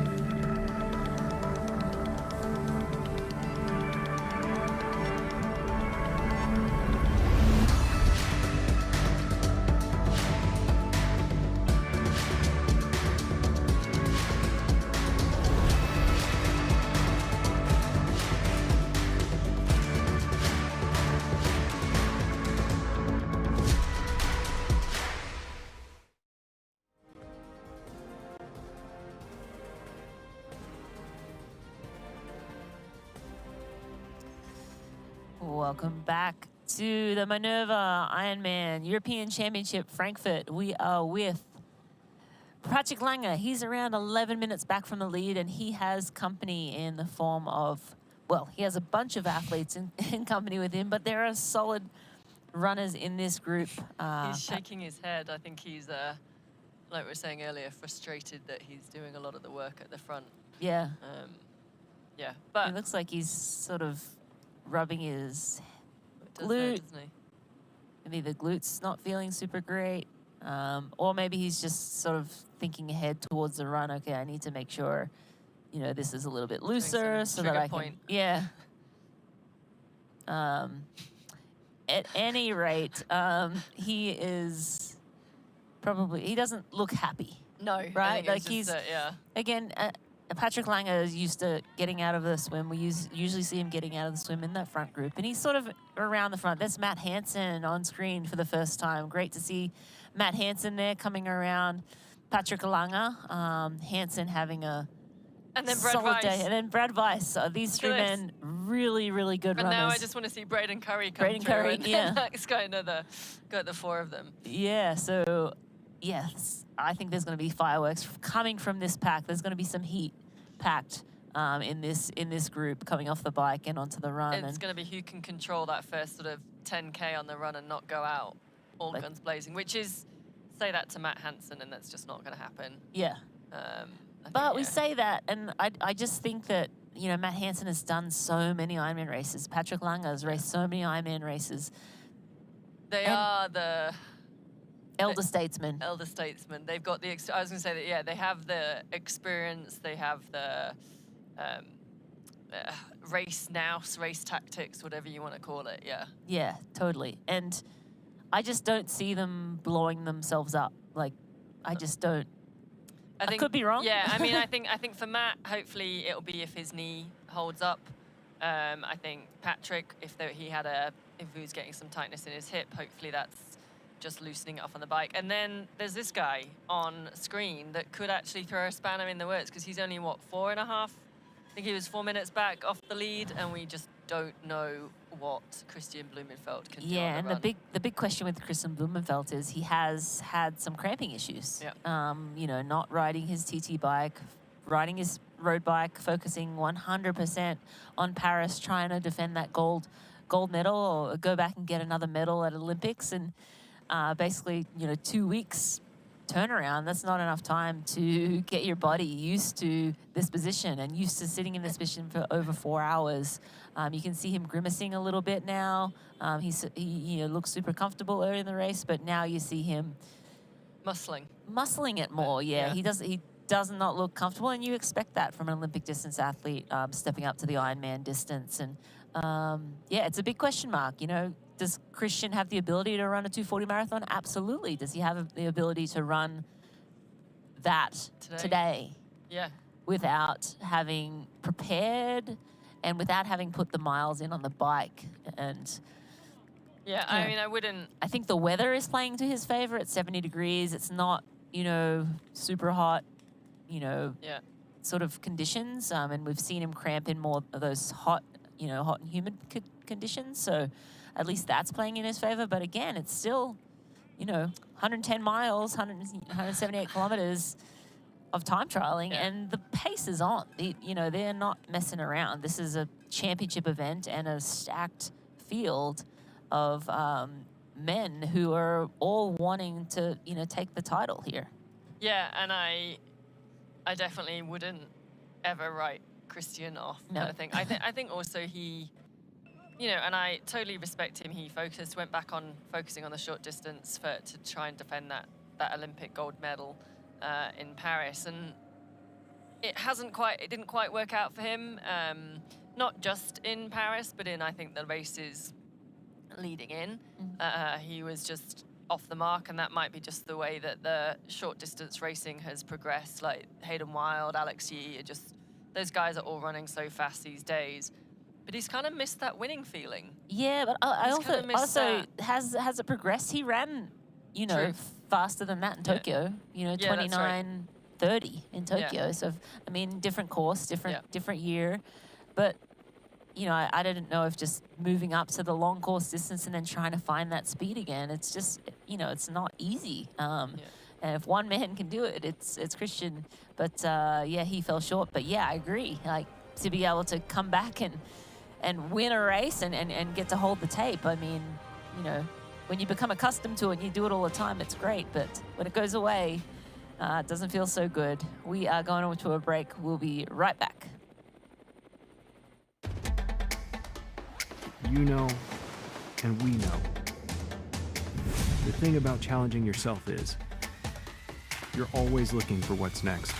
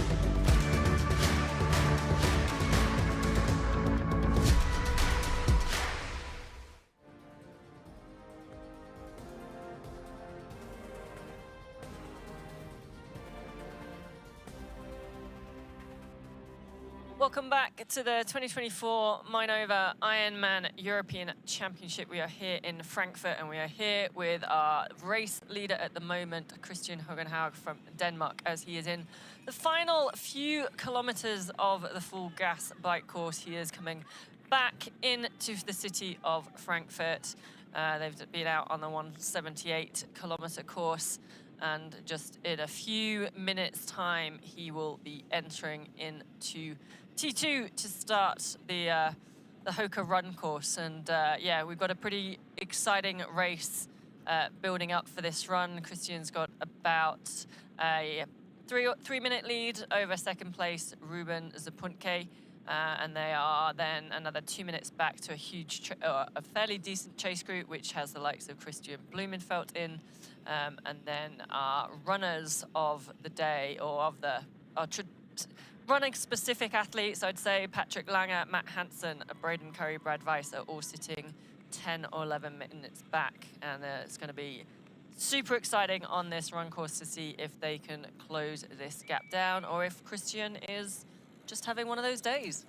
Yeah, I think Kristian, you know, clearly feeling good, and as you mentioned, in a good headspace, and a happy athlete is definitely a fast athlete. And as we mentioned, had some injury issues last year, but is healthy and coming into this race feeling really good. And it's great to see him pushing the pace on the front here. And, you know, again, we talk about on paper and what will unfold in race day. Well, we're just about to find out what he can put together in the marathon. You have, you know, Kristian Blummenfelt, probably the class of that second pack, or the most likely, again, on paper, the faster runner in that second group.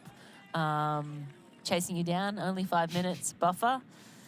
You don't certainly feel comfortable, but again, Kristian Blummenfelt is a bit of a question mark, how he can run off a hard 110-mile bike on the time trial bike as well. So here he is. Which way do I go? Don't do another lap. Do not do another lap. Go into transition, please. And there he goes. Looks like the weather has also cleared up. No rain now as he unclips from his shoes. Oh, he did not do his homework, I have to say. You see him slow down. That's a little downhill section. He's got to be out of the shoes and off his bike before that line. And he made that turn and then realized, oh, it's right here. So it might have been hard for these athletes to find to be able to scout this out the day before. In a big city, it's hard to get around. And the this split race transition. as well it's a logistical kind of a nightmare, actually. You've got to go drop your bike down the day before. You've got to go back, you know, in the morning. And so, yeah, it's hard to be able to get around and scout every little bit out. And I think, you know, he turned the corner there and realized he needed to get, you know, off right away. And holy moly, the Wahoo Element I thought I was Bolt. going to have to bleep you there. Yeah. So he rode a 3:57.09. Again, this was a little bit shy of the typical 180 kilometers, so 110 miles, but 3:57.09, far and away the fastest bike split we have seen here. Again, take that with a little bit of a grain of salt because Sebi rode a 4:02 the year he did it.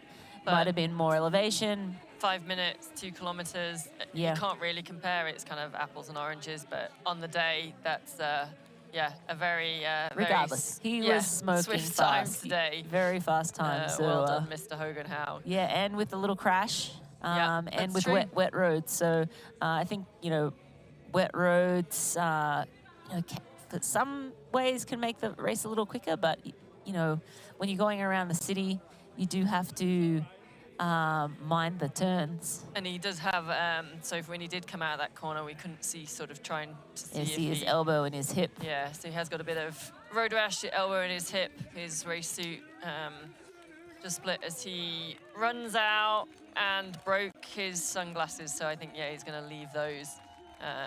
Didn't just drop It's not them. too sunny today, It's so not too he'll sunny. be- Although, I mean, it does look like it's, at least there's no umbrellas around now, which is nice to see, partly for the, I think it's worse for the fans and spectators than the volunteers when it's raining. I Yeah. think as an athlete, you just don't care. Oh, yeah, you'd love it. I love it when it rains in the race. Maybe not so much on the bike, but on the run. Great to have a little bit of rain. And now we see Ruben coming off the bike here. He's in second. He did do his homework. His feet are already out. But that age grouper didn't. That age grouper is not going the right way. No. Yep, you're going to have to U-turn, buddy. He's like, uh-oh. Yeah. Nope. Unless he's out of it. Unless he's he wants to finishing. get off. Or maybe he's I think stopping. I'm pretty sure that's not a pro. Yeah. Oh, I think no, that's he's age saying- group. Saying he's age done. group. Anyway, back to Ruben, running in now in second place. He is 2 minutes 44 down, and he rode as well a very swift time, 4 hours 53 for Ruben as the punt K into transition 2. I know Didi always calls this like the run of not destiny, it's like the proving point, like you're trying to judge how they're running Yeah. off the bike. I'm not sure. I think he's still in it. Oh no, he's barefoot, but I think it's hard to tell at this stage. Yeah, I think the first, sometimes it's telling, like you see some people get off the bike. Well, you know, we saw in Milwaukee last year, Kristian, like his first step off the bike, he cramped. Yeah. So yes, that was telling. That was Yeah. like, okay, he didn't win the race, like he was cramping. And, you know, he had to stop and stretch his hip flexor out. So we'll see. I'll be eagerly watching him as he gets off the bike in a few moments here. Here he comes back into town. He looks to be leading that chase pack. But we have Ruben here on screen. He'll throw his socks on. Quick question. And they're trying to then. interview him for the German TV. First German in. First German, yes, true. Do you put your socks on before the bike or before the marathon? I would always put it on before the marathon, not before the bike. Okay. I think that's. I think most athletes will put it on in T2 because T1 you don't want to lose the pack, whereas on the run it's, you know, it's a little bit different running with a group, you know, rather than you'd rather stay with the group on the bike than. I'm going to be in the run. interested to see if Kristian, age group is going the wrong way again. Kristian had put socks on as well as his calf sleeves, or if he just put his calf sleeves on. I bet he just put his calf sleeves on. I think as well. Yeah, it looks like he's barefoot. Yeah, and here's that chase So group. here's that chase group, 5 strong. We've got Kristian, we've got Willie Hurst in there, we've got Matti Ciccarello, Kieran Linders in there. We haven't spoken much about him. He's a British athlete, very good swimmer, obviously stuck in there with the bike as well. and can put a solid run together. Maurice Clavel in there too. Yeah.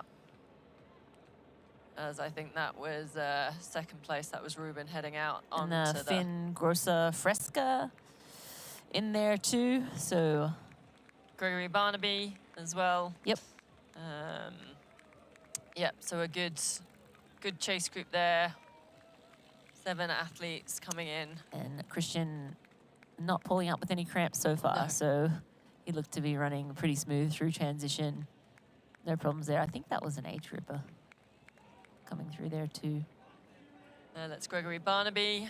Lord Barnaby is his nickname. He's Italian, and I think he has the most English name in the world. His nickname is Lord Barnaby because apparently he's very polite and supportive and compassionate to the fellow athletes. That's why he's got that nickname.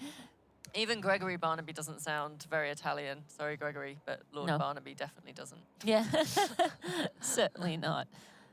Hey, you see this is a moment before the calm, all the athletes quickly putting their socks on, taking a moment to sit down. They would all love to just stay seated, but they have a marathon yet to run. If you sit down for too long, you're not yeah, getting back up again. Yeah, and then you don't get back up, yeah.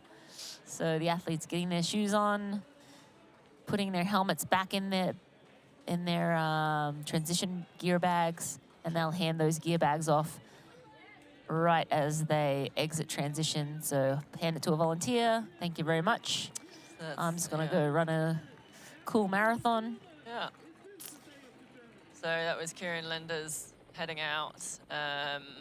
Maurice Clavel and Willie Hirsch, I think. As we get on to our Hoka run course, 26.2 miles, 44.2 kilometers. It is 4 loops. It is described as flat. I think that's slightly misleading. There are a few bridges to go up and over and a fair few turns as the bike path or the run path goes along the river, but sort of twists under the bridges and over the bridges. So not quite as flat. I know Patrick and some of the guys in the press conference were saying, yeah, it's not quite as easy as it sounds. And yes, it is fast, but those bridges do put a little bit of sting in your legs as we're, Kristian, looking Kristian. Yeah. And looking like he's never been away from the long distance racing, followed by Gregory Barnaby. And Matti Chiricelli. Yeah, Kristian definitely looking, as he always does, smooth and in control. Yeah. Kieran Linders from Great Britain, Willie Hirsch there, our early leader on the bike, and then in the background, Maurice Clavel as they out on the run through this first aid station. And here is Patrick Lange. So this is the star runners of the field. And as we look down at the Morton top 3 fastest males so far through transition 2, Saraselli in 1:53, Barnaby in 1:56, and Blummenfelt 1:57. Every second matters. Every second definitely matters. And yes, when you're adding them up over a season long, you want to make sure you bank every second that you can. So. Oh gosh, can you imagine like missing out on the win or a well, top 10? Well, we talk about seconds. Well, first and second is $200,000 for first, $130,000, $70,000 drop from first to second. So what could have been, yeah.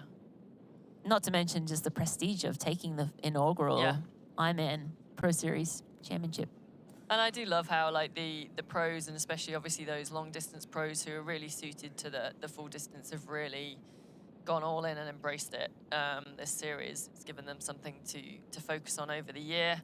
I think now I think at the start of the year, we weren't quite sure how it was going to pan out, but I think now with athletes having 4 or 5 races on the board, and you're seeing the decision making of adding another Ironman distance triathlon or whatever it is, and then we come into the World Championship season, you've got a lot more dynamics at play and tactics to work with. Yeah, absolutely. It's look like there's a little bit of traffic through there, and I wonder if Trying to see who that was behind. I'm not sure who it was, Lange. but they weren't too pleased with the with the motorcycle, I think, or just maybe frustrated by the lap traffic. And this is the age groupers, so we have around 3,000 age groupers racing today, and they are just rounding their first lap here. They'll go out on another lap. So the pros having to navigate this tight section through the city in the final moments of this bike course.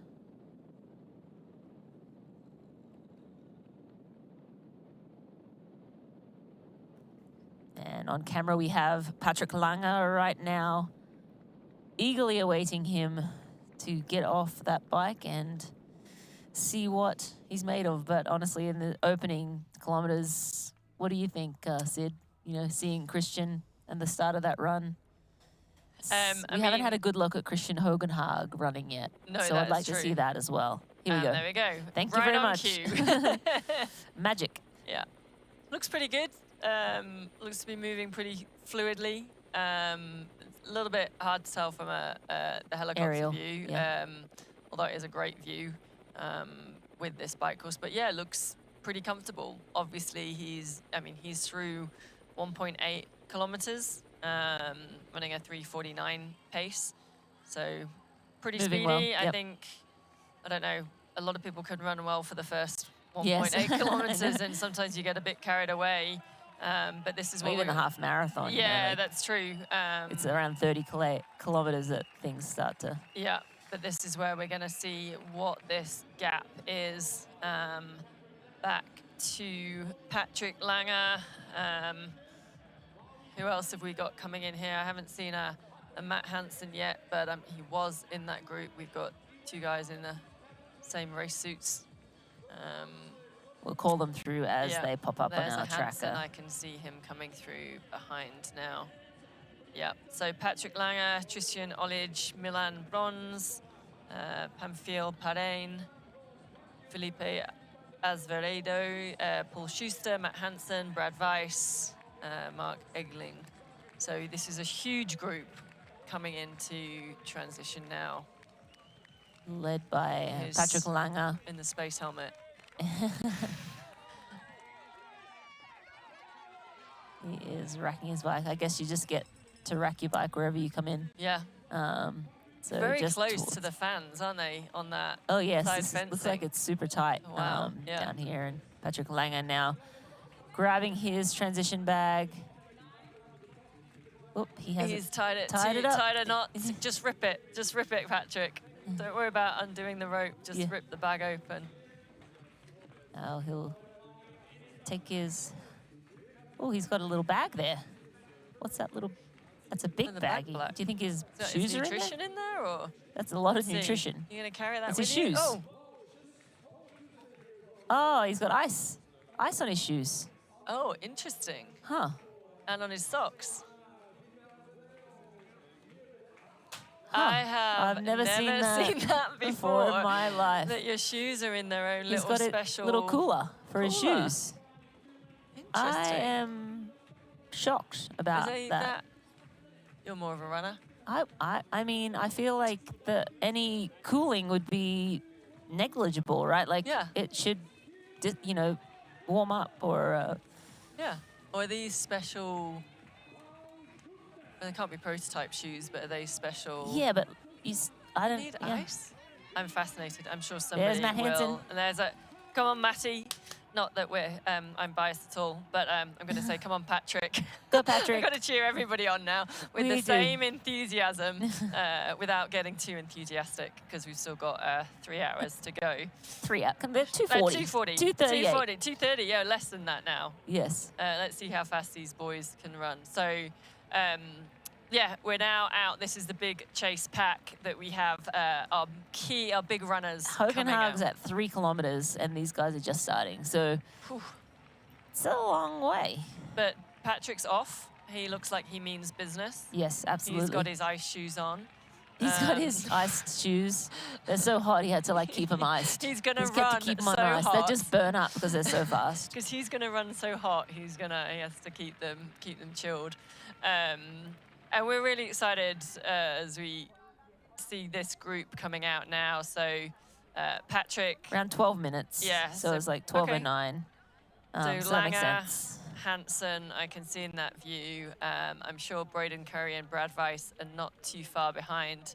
This is going to be one hell of a run. See Brad There's Weiss Brad Weiss. in camera at the back there. The fact I just don't think we've seen a race where you've got, because what position are they? This many pros in such a close proximity.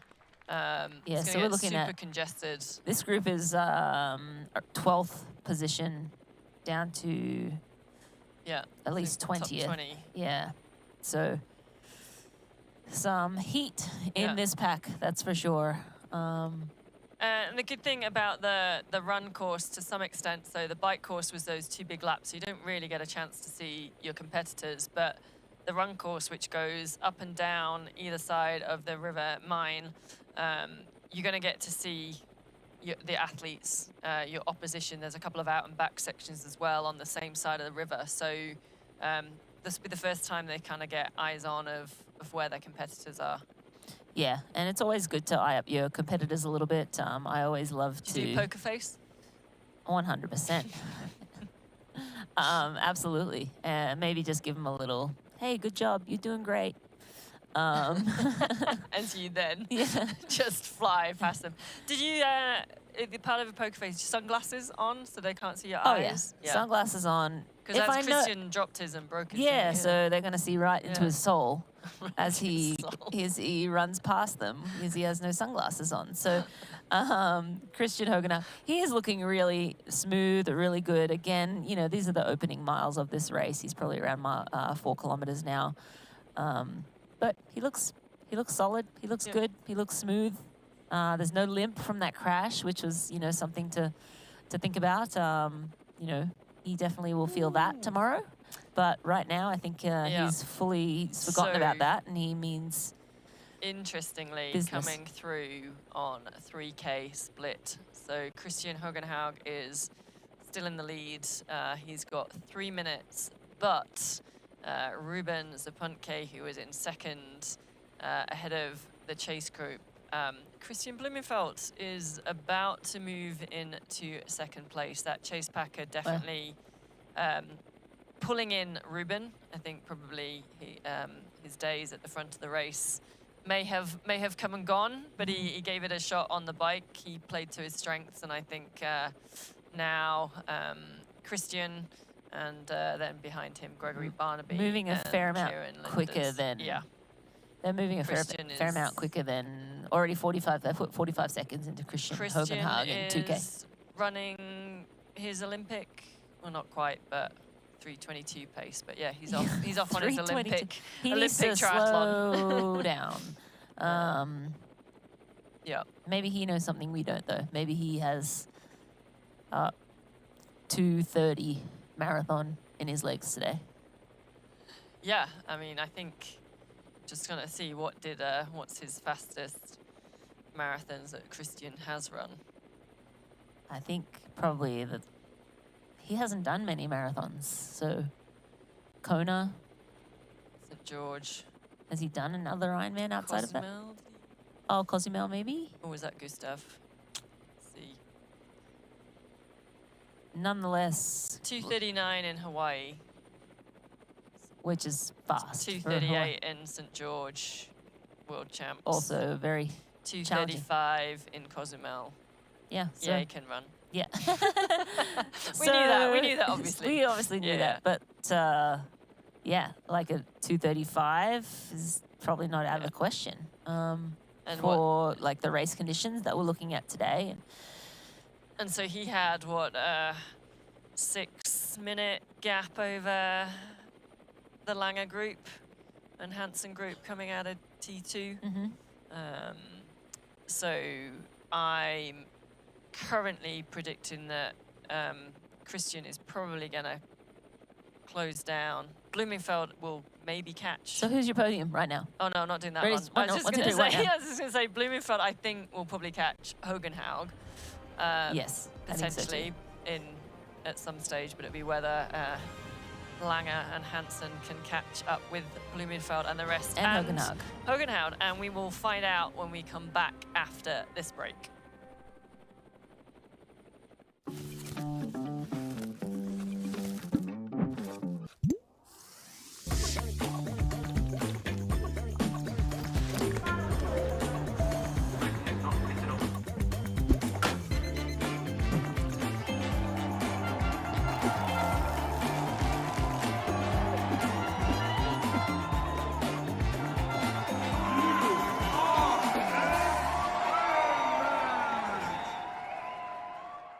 Here's Elizabeth in the middle of the perfect workout for her.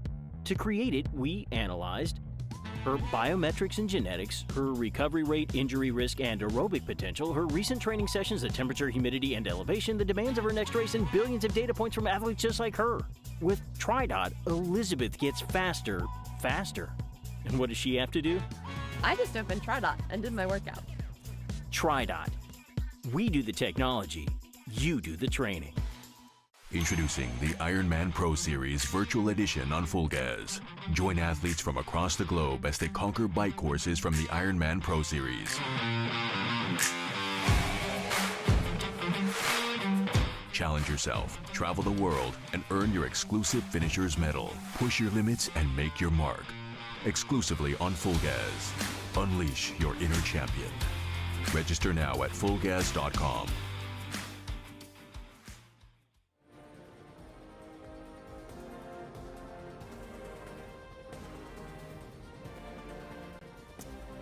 Mainova Ironman European Championship Frankfurt is brought to you by AG1. Better finishes start with AG1. And by VinFast. Boundless together. And we are back on the Hoka run course, the final stages or final stage of our Ironman, Mainova Ironman Frankfurt European Championships. Looks like the sun has come out to play.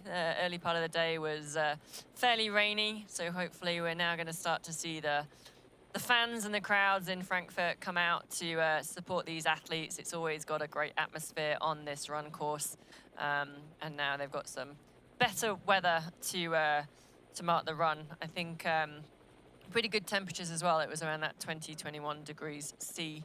And not much sun, so cloudy, so should be good for some fast runs.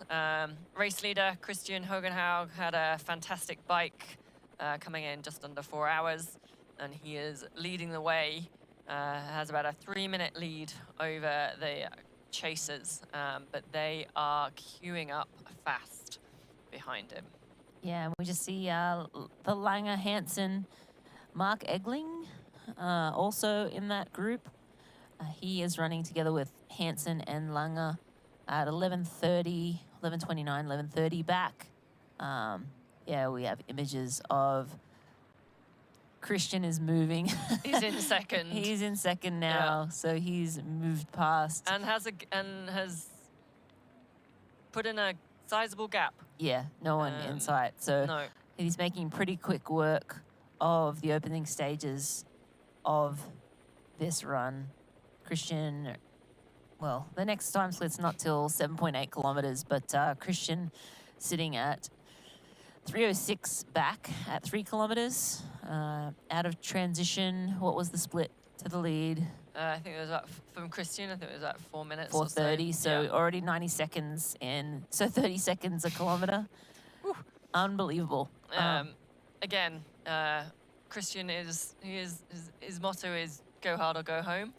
He did say he was going to try and be conservative, and maybe this is conservative for Kristian because he's just a formidable athlete. We don't quite know what he can do coming off the back of his Olympic distance training, but yeah, never write him off. And one thing's for sure, you know, he has the speed to, you know, his threshold is so high that running 3:30 feels probably really slow to him because he's been trying to run sub 3 minutes, 2:45 kilometers. So settling into 3:30 kilometers, you know, while still very fast for a marathon, his perceived exertion right now will be like, I'm just jogging. He's out on a cruising. But Easy run. You got to remember, you know, the nutrition plays a part, and he takes in huge calories. You know, over 100 grams an hour, I believe. These guys are taking in, so making sure he's fueling well, and yeah, does he have the legs in the back half of the marathon? That's the only question, right? Like, you know, if the race ends in, you know, 20 kilometers, then no problem. But you have to hope that he is pacing smart enough for a marathon. And just looking at race leader coming in, you know, you saw he was a little bit confused as to where he was supposed to put his bike and then broke his glasses as he was leaving as well. So a few little small errors. That's how it happened. he handed off his bag, and the volunteer grabbed his bag and also sunglasses, and they just got ripped apart as he left. So anyway, not super sunny today, so I'm sure he would have liked to have had those sunglasses on, but I think when you talk about Kristian saying, if the race ended in 20 Ks or whatever, he'd probably be right. It reminds me of his fellow Norwegian Jakob Ingebrigtsen in the 1500 meters at the Olympics, who said the race was 100 meters too long because he wanted it to finish at 1400 meters when he was doing a 1500 meter race, and kind of wanted to point out to him that he should know the distance of his of his race and train for that. Well, the American, of course, stormed up the inside and took that gold medal. Took it off the British guy. Unbelievable race it was that a great was. race. There were some fantastic races at the Olympics on the track and field, and other sports, but track and field. I wish the Olympics went longer. It's 2 weeks, and it's you're like, I know, you kind of left wanting more. I feel like at the end. I mean, and it always comes at you so quickly, and then Paralympics isn't too far away, and we have what's going to be another great race. Tour de France, Tour de France Femme as well. All race. Watch the Femmes for sure. That's the last day actually today. And it's up I think it's up Alpe d'Huez, so great iconic finish for them. But we are going to have a fantastic race here at the European Championship in Frankfurt. We have got a foot battle to come, and we are eagerly anticipating the next splits, but we're wondering whether Kristian Hogenhaug, who's had a fantastic race so far, is going to be able to hold off the fast-running interesting chasers. Little tidbit. Hansen is about 6 seconds ahead of Lange, so they were like within a second of each other at the last split, but they're also running 3:30s, so they're taking 30 seconds per K, not mile, per kilometers, 42 kilometers. That's a lot of time they're taking out of the lead, that is, but they're running around the same time as Kristian Blummenfelt. Do you prefer working in kilometers or miles? Having lived in both, okay. Do you find like you're just more attuned to what that distance is, and even though it's a bigger number, it clicks down quicker, kind of thing, or just from a pacing? I don't know. I just always and Aussies are just in the always real had my world watch. With kilometers. Always had my watch set to kilometers. But I kind of enjoyed. I raced obviously a lot in the US and had those mile markers. For most of my career, I never actually wore a Garmin. I just wore a stopwatch. So I would always like old school stopwatch. Oh yeah, like an old Timex that just. I was thinking like carrying one of those stopwatches. Yeah, no, like a swim stopwatch.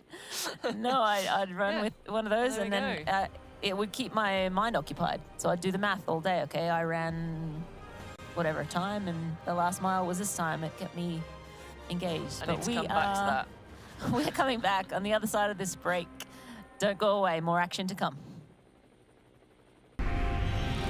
Elevate your EV expectations and explore the open road with the VinFast VF8. Stay powered with over 100,000 charging stations nationwide.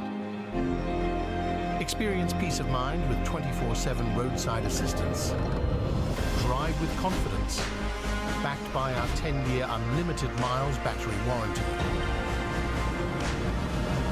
All-electric VinFast VF8.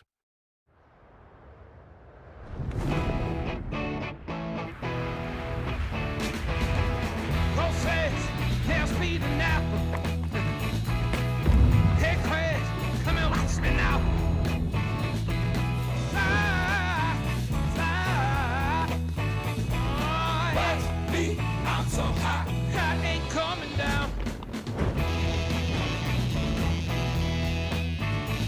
I ain't never coming down. Here's Elizabeth in the middle of the perfect workout for her. To create it, we analyzed her biometrics and genetics, her recovery rate, injury risk, and aerobic potential, her recent training sessions, the temperature, humidity, and elevation, the demands of her next race, and billions of data points from athletes just like her. With TriDot, Elizabeth gets faster. And what does she have to do? I just opened TriDot and did my workout. TriDot. We do the technology, you do the training.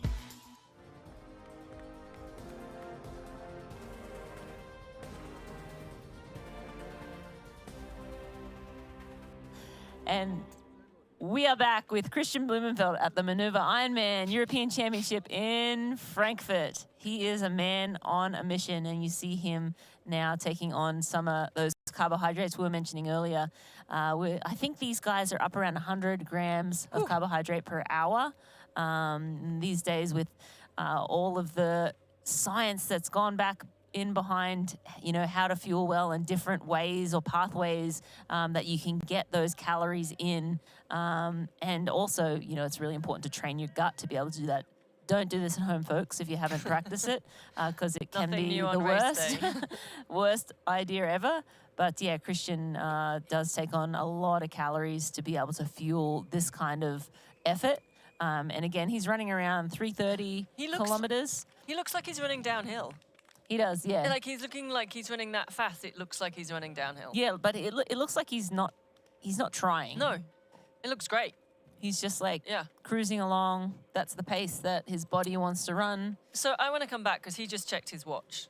Now, you said before the break you didn't wear you just wore like a stopwatch and were doing maths calculations in your head. How... You were obviously so clear in mind that you could do those math calculations. I don't think I could do them if I'm not in a race and I studied maths at engineering. It's simple math, right? Like, so I would rely, and the other thing is you have to rely on the mile markers that are out on course. So, and sometimes they're not quite accurate, but you kind of like, you know, you get a gist. And for the most part, they're somewhat accurate. And so basically would run up on every mile, look at my watch, see what time it was. Okay, that's 12 minutes. Okay, so mile 2, 12 minutes. Mile 3 is 18 minutes and 5 seconds. So that last K was 6:05. And so I would, the whole race, go back and forth, figuring out like how fast I ran the last mile in. And for me, that kept me engaged and kept me, my mind occupied. Were you also very in tune with kind of, you could feel what pace you were running anyway? You had a pretty good sense of that? Yes, I did have a good sense of that, but it also like reinforced what I was thinking. So like, yes, I used it for pacing. So if, you know, I was going a little too fast, typically I was always just running as fast as I could. Yeah. But yeah, I mean, in a half, you know, back in the day, I'd try to stay under 6 minute mile pace for as long as I could. And Ironman, obviously different. But yeah, like I had a pace I wanted to run and I would tick off those miles. And in the marathon, it was different because, as you know, at the latter stages of a marathon, you start to get a bit foggy. And so for me, when I I'd start to forget what my last split was. I'd be like, oh, okay, the time's this now, but I can't remember what the last split was, so I can't do the math. And that would tell me that maybe I need some more calories because I was starting to, you know, lose it mentally. So, yeah. That worked for me. Yes. Back in the day. I think if your brain's starting to go get the calories in. And we're going to now jump across. We're going to show a short trailer for the latest Ironman documentary series, Beyond the Bay. Set amongst the natural beauty of Nelson Mandela Bay in South Africa, this 3-part series delves into the real-life stories of local athletes who embody the belief that anything is possible. Episode 1 of Beyond the Bay will be live on the Ironman Triathlon YouTube channel on Tuesday, August the 27th. Make sure you tune in. You won't want to miss it. Welcome, welcome, welcome to Beyond the Bay, a journey through Nelson Mandela Bay, where pristine beaches meet untouched wilderness, and where the vibrant pulse of a region rich in arts and culture dances with the spirit of the Big Seven. Is that a line? Right here. I can't wait to share the beauty of my home and the extraordinary people who make it special with you. In this series, we'll dive deep into the heart of what makes an Ironman. Each episode will focus on one of the Ironman disciplines: swim, bike, and run. Together, we'll discover the stories of strength, the moments of triumph, and the incredible community that makes every Ironman journey unforgettable.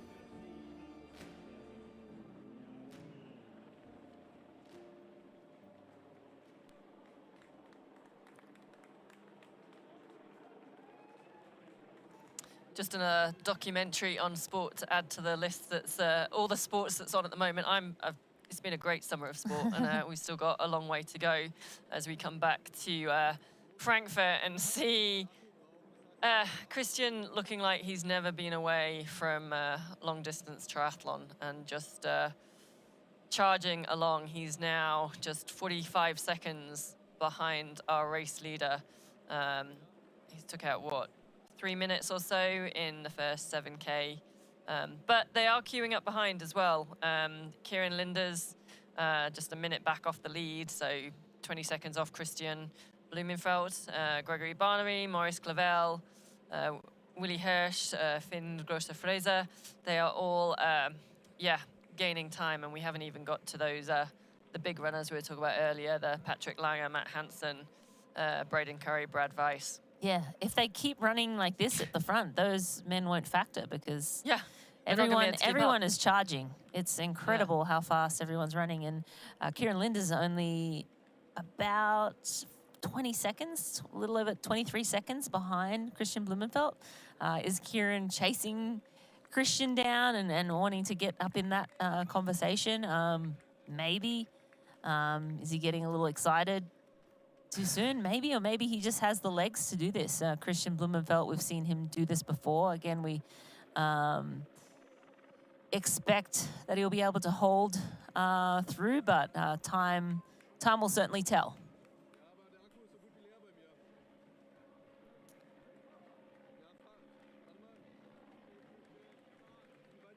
So looking at some stats again, so a little bit like Kristian Hogenhaug, Kieran Linders has run mainly 252s, 250, 255 for the marathon. He has, though, put in a 242 or 243, a cover and a 247. So I'd say here's the he's pass. setting up Here's pretty the pass quick, for the but lead. here's the pass. So Look at this. Kristian Hogenhaug, Kristian Blummenfelt taking the lead for the first time here at the Mainova Ironman European Championship in Frankfurt.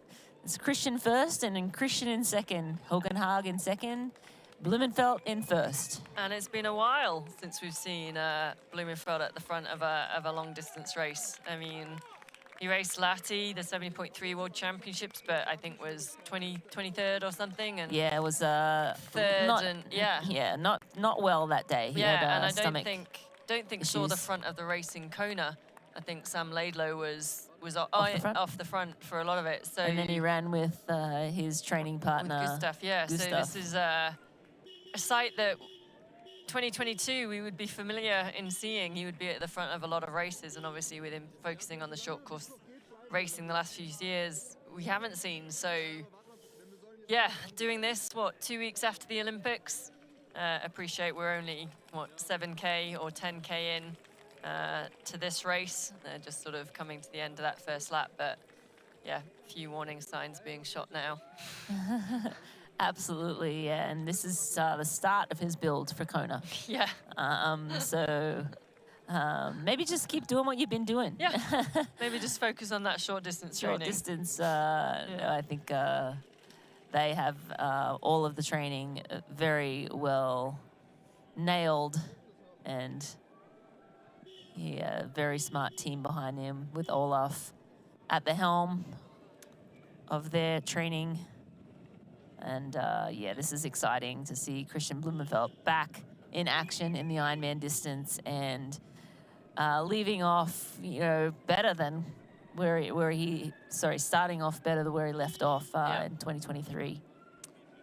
Yeah, that's right. And I think we're going to have it's all going to be changed at the front of the race very shortly, as Kieran Linders from the UK is just 10 seconds behind Kristian Hogenhaug. So I would expect a pass to be made pretty quickly there as well. These guys are just coming, they're about 9.8K in was the last split, so just coming to the end of the first lap of the run as we go back on screen with Patrick Lange, who was 13 minutes down into T2, but with a great group of runners heading out onto the run. Looks like they've split up a little bit. We're hoping to see sort of shoulder to shoulder with Matt Hansen, Brad Rice, Braden Currie. But it is early days, and I think we're going to see plenty of changes as the race unfolds. Absolutely. Lange sitting in about 13th place at the 3K mark. We're waiting for him to come through the 7.8 kilometer marker. He was around 11 minutes down at that point. Here he is, looking for him at the next marker. He hasn't yet come through, but we expect to see his time pop up in the next couple of minutes. Patrick Lange, last split. Hansen was just ahead of Patrick. And again, 11 minutes back right now. A lot of the men are running around the same pace, or, you know, these guys are running just a smidge faster, but they need to make up a lot of time over this marathon to factor. I feel like this is going to be, you know, the last lap when we start to see passes being made by these two men, when the other athletes start to fade off, and Lange is able to hold his form, and same with Matt Hansen. Yeah, I think it's, you know, this is initial change of places and positions. Here we go. The times have popped up. Matt Hansen, he's at 9:38, so he's made up 3 minutes. Yeah, minute 20 in the last few kilometers. That's to the lead, and obviously the lead was Hogan Haag and now Kristian Blummenfelt. So probably, again, running similar, maybe slightly slower than Kristian Blummenfelt, but Hansen running very well at the opening stages of this run. And yeah, I think we're going to see some fast times all around here. There's a lot of guys that can run in that sort of 240 range. I think it's going to take something a little bit more special than that today. I wouldn't be surprised if we're seeing around that 235, perhaps. Kristian certainly, which is crazy to say. I know, you know, like and how many of them can do that now? Yeah. Yeah, absolutely. I mean, yeah, they do have favorable weather. You know, really only around 70 degrees, overcast skies. So, you know, that's definitely in their favor. And then, yeah, I mean, the fastest run split here, really only just going under 240 by, you know, a minute and a half, I guess, if you count that minute penalty that Dennis Chavarot got. He would have run around a 237 and change. So that's what's possible on this course, but Kristian Blummenfelt's never run here, so he has a tendency to reset boundaries. He does, yeah, he does whatever he does, and he just looks like he's looking around. I don't know if there's Olaf or someone on the side of the course giving him a split or something. He looks very relaxed and controlled. Kristian does. A few more changes, end of lap 1. So as we're saying, Kieran Linders has moved up into second place. And heck, if Kieran can hold on and hold off the running the same runners, pace as Blummenfelt. yeah, runners behind him, it would be the biggest result of his career. He has won some full distance races, a couple of races in Holland, but hasn't really performed on such a big stage with a start list like this of the caliber of athletes. However, one lap down, and there's a lot of running to be done and a lot of fast guys chasing behind. But yeah, everything is coming together here in Frankfurt. One lap down, 36:02 for that one lap for Kristian Blummenfelt. Well, you do the math. That's fast. 224. Yeah, that's a sub 3:30. Yeah. Whew. So, and that, Linda's same. Yeah. 36:05. That seems ridiculous. Very right? fast. Yeah. So they're going out really That's hot. like, what was the Olympic qualifying time? For men, I think. A bit quicker than that. 20, under 220? Under 220, I yeah. think So it's not that far off. No. Because I was just thinking, because Matt talked about, you know, Matt Hansen tried to, he just missed out, but gave it a red hot go. But yeah, they're not that far off, considering they've swum 3.8 kilometers and bikes. 178, as we see. I mean, Kristian, he's still moving well. Like Hogenhaug, yeah. Yeah, he's absolutely. still moving really well. He looks really good. He doesn't look distressed. Just the other guys are absolutely flying at the moment. Flying, yeah. And he is, looking at the top 5, you know, he went through that first lap in 41.07. These guys behind him, 37.43, 38.49. Willie Hirsch running really well as well. So it's kind of the writing's on the wall, right? Yeah. He could. Clavel, 39.15. So maybe not making up as much inroads. And maybe the others set off and thought, we've got to chase. And yeah.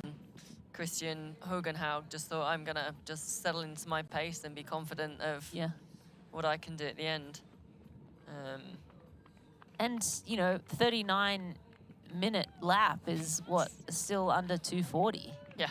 So everyone's on pace. I mean, except for Hogenhaug, he's on pace for a 2:44. So I was doing some of my data fact finding beforehand, and the so we're talking about sub 8 times rather than just the sort of the sub 2:40 marathon times, but the record for the number of athletes who have finished sub 8 hours in a race was Ironman Hamburg in 2023, and we had 24 athletes finishing sub 8, and just behind that was Roth in 2023 with 13 athletes. And I think, you know, we're saying at the beginning of the game about beginning of the race about who's going to run sub 2:40 or sub 2:38. I think we're going to have a lot of athletes. You look at the time today. clock right now; it's 5:35. Yeah, they've already done a lap. Yeah. So this is going to be another one of those just red hot days. And yes, the bike course was a little short. You know, a couple of K short there, so a few minutes, but that doesn't take that much out of, like, it makes a difference maybe on overall time, but it doesn't make a big difference on your energy saving for the run. No, I'm talking more, just more about the whole time. But I mean, it's not going to make that much of a difference. You know, 5 more minutes on the bike is not going to make or break your run split whatsoever. So, Kristian looking completely in control at this point, super fluid. Up on his toes. I think he looks better than he did in Paris a few weeks ago running. Well, he was also running 30 seconds a K faster and just absolutely killing himself. Right now he's holding back. Yeah. So he's like feeling solid, good. He's in that like sweet spot, you know, the comfortably uncomfortable spot where he just wants to, you know, try and sit there all day. So you're an incredible runner, really. Talk to me about the different styles here. So Patrick is almost very arched. He's almost got that backwards. He's not backwards lean. He's very stacked. And the other guy that I'm just trying to, 73. He's more muscling. So Patrick Lange has a nice turnover. Yep. So you just become more efficient, and you can... Fabian Rutter. 73, yeah. And Fabian... he's just trying to hang with Patrick. It looks like he's like, let me just hang with you for a little bit. There's Bradley Weiss there running by Patrick Lange. Yeah, so these guys are all passing Patrick. He looks a bit tight. He does look a little bit tight in his hip flexors. And you did see him sort of trying to loosen up his left glute on the bike at the end there. Is he limping, or am I making things up now? I don't think he's limping. No, okay. That was me. But I could be wrong. I think no, I trust you. He does look just a little, you know, tight throughout. But he does have, you know, he has a really great run stride. Look at him now. He's opening up his stride, coming down the hill. He has a great turnover. It might just be taking him a few more kilometers to loosen up, settle into his run and loosen up after the bike. Yeah. And again, we saw him do a lot of work on that bike too. That might have taken a little bit of the sting out of his legs for the run. And obviously we're being very super critical here because these guys are all running ridiculously fast. They are all running, well, for some of them, sub 2:30 marathons, but for a lot of them around that 2:30, 2:35. We know how good Patrick is, and we know what this race means to him. and how much he wants to win. He hasn't won here yet, and we will see how the race unfolds when we come back after this break. Hey man, do you have a non-alcoholic beer that actually tastes good? I think you mean athletic. Excuse me? Do you have that great non-alcoholic beer? I'll set it. Found it. Do you have a favorite non-alcoholic beer on the menu? Ah. Athletic it is. She's funny.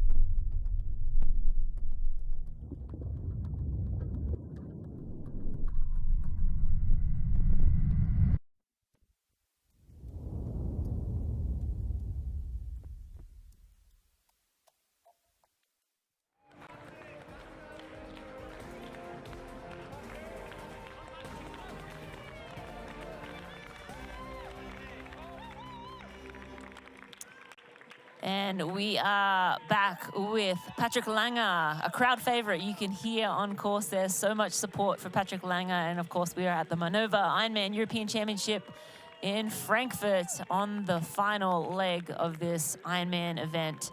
Patrick Lange not having so far the day that he had hoped. He desperately wanted to add this title to his resume. He's a little ways down at this point of the race, around 11 minutes back.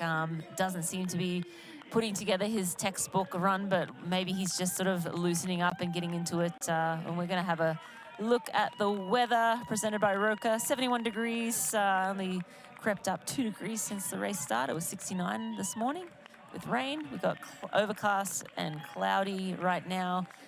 Humidity's still up there, 84%. And still very little wind, about 3 kilometers per hour out of the southwest. So really favorable conditions, and this is looking to be an extremely fast day of racing with Kristian Blummenfelt leading the way. Right now he's just crossed the 13.8 kilometer mark. But again, Patrick Lange, the two-time Ironman world champion on screen and a race favorite here in Germany. He has a lot of support out there on the course. He didn't start his day as we would have expected. He was around 4 minutes behind the lead out of the water, and then sort of just basically periodically dropped back throughout the bike course. And on the run, he's not taking charge as we normally expect to see him do. Yeah, I mean, he did do a lot of work on the bike at the front of that group, and there's so many runners, and there's such a big pack that came off the bike together. I think he may be just running himself into the race. Maybe just felt a bit tight at the start. He does look like he's moving a bit freer now, and maybe it'll start coming back to him. But we've got so many races, so many athletes running really well. Obviously, we're only one lap in. Matt Hansen currently just under 9:15 back off the lead. He went through that first run lap in 37:41 seconds. Not the fastest. There's quite a few athletes that went through quicker than Matt. He's normally sort of one of those faster guys. But yeah, I think early days of the run, and I think it'll all develop out. Kristian Blummenfelt, but Christian Linders, Kieran Linders. Oh, looks like. So is that special needs that he's gone in to get? So. Gone in after the first lap. So assuming athletes can put special needs on the run course, their own nutrition-specific fluid, and I would imagine because of the lapped course, athletes can access it on every lap. Yes, I would imagine so. Here in Frankfurt, they do have 4 laps, so they're able to pop in to that special needs if they need it throughout the day. But I was just going to say, Kieran Linders is having a blinder so far. He's only 22 seconds behind Kristian Blummenfelt and running the same pace, or maybe a second or 2 per kilometre slower than Kristian Blummenfelt. And Blummenfelt is not holding back. He is flying. So really, really impressive racing from Kieran Linders. And we have Christian Hogenhaag, who was our leader for the majority of the bike. Kristian Blummenfelt and Kieran Linders have passed him. He's now in 3rd place. Gregory Barnaby only 20 seconds behind Hogenhaag at this point of the race, and that's around 13 kilometres in. So Barnaby looming on Kristian Hogenhaag too. So Kristian looking like he is going to drop off the podium, and he was looking so great out there on the bike all day and leading this this race for so long. But it is swim, bike and run. It's all about putting them all together, getting the pieces to fit perfectly. Now, having said all day that there's 6 slots for Kona and there's 17 athletes who already have those slots, out of our top 4 so far, Kristian is an automatic, is validating, and the next 3 don't have a slot. So those 6 slots have gone, like we were thinking maybe it would roll down a fair bit, but at the moment, 2nd, 3rd and 4th and 5th are all looking to claim those claim slots. Yeah. Yeah. Also, one of our notables, Trevor Foley, has pulled out of the race. He's decided to call it a day. He was just off his game from the pretty much start of the bike. He sort of seemed to be going backwards. He was along with Sam Long. Sam Long, I believe, is continuing on. He does want to try and get a Kona slot, but it's not looking promising for him. He was slipping back further and further. He was around 17 minutes back at one point on the bike. So Sam Long also not having his day. Yeah, I wonder if Trevor, he's had such a big year. He's only been in the sport a couple of years, sort of coming in 3 or 4 years. He was all lined up to be in the Pro Series. He then was hit by a car before Oceanside, had a bad concussion and hurt his back, and has come back from that and then sort of came back and did really well with a 3rd at Chattanooga, 70.3 Chattanooga, 1 Boulder, 1 Lake Placid, and I wonder if like sort of fatigue and emotion of all of that has kind of then just added to then the training and travel to Europe, and we're seeing him just not having the legs there today. Yeah, I think the biggest thing is just if he'd been able to race Ironman Texas, I don't think he would be here. Yeah. I think he would have raced Texas, he would have raced Lake Placid, and then he would have taken a little break and gotten ready for Kona. But because he needed another Ironman score, he was sort of forced to come and condense his season. It's very hard to then, in quick succession, put Ironman after Ironman back to back. But he is 24, 25 years old. It was a great experience for him to come out here, but I think it was smart for him to pull out at this point. He's 17 minutes back. It's not going to be a good Ironman score. He's better off to go home, take this experience for all, all that he can learn from it.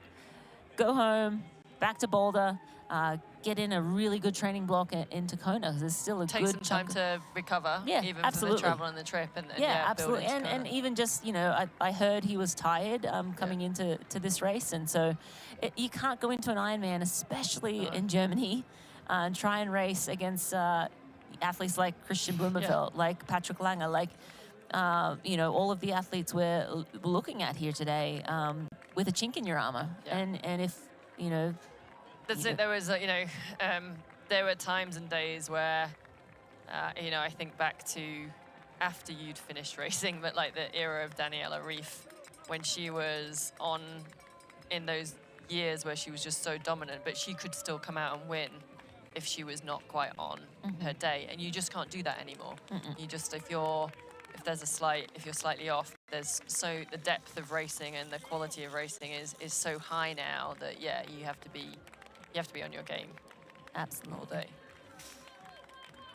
Yes, more and more depth coming into our sport each and every It's great. year. I think the Pro Series has shown, like you said earlier, with the start list, 80 plus men on this start list in Frankfurt, and the number of races are filling up quicker and quicker, and I'm going to say selling out, but yeah, getting to capacity, and we're having wait lists, and athletes are having to wait. Sam Long was on the wait list. He didn't get on the initial start list, but fortunately for Sam, a couple of athletes dropped out, and he was able to race. We're getting a look at Kieran Linda's split screen here, and again, like looking at his past results, there's nothing to indicate.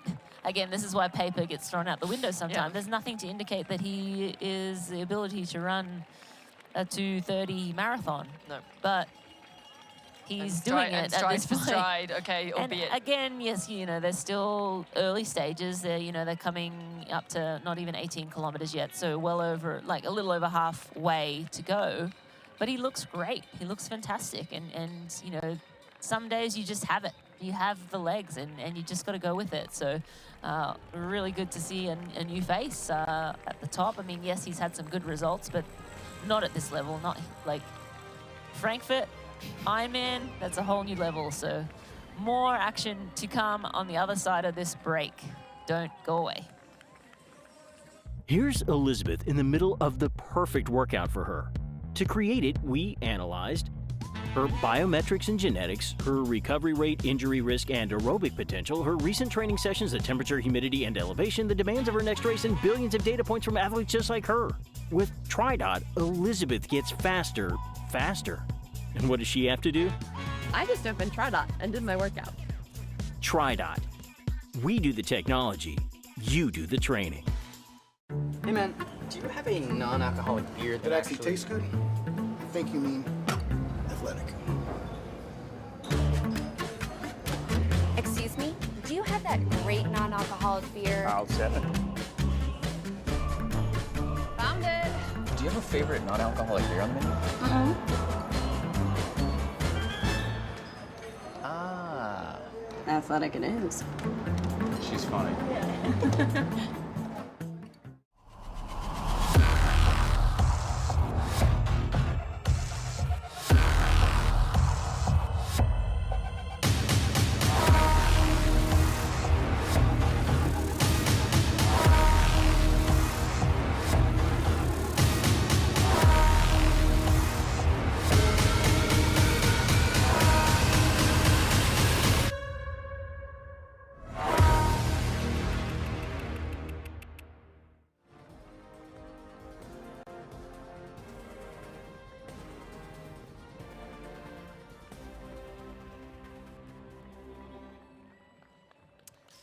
Mainova Ironman European Championship Frankfurt is brought to you by Hoka, Fly Human Fly, and by VinFast, Boundless Together. And we're back with the pro men in this run course, the Hoka run course here in Frankfurt. This is Kieran Linda's. He is having the race of his life right now.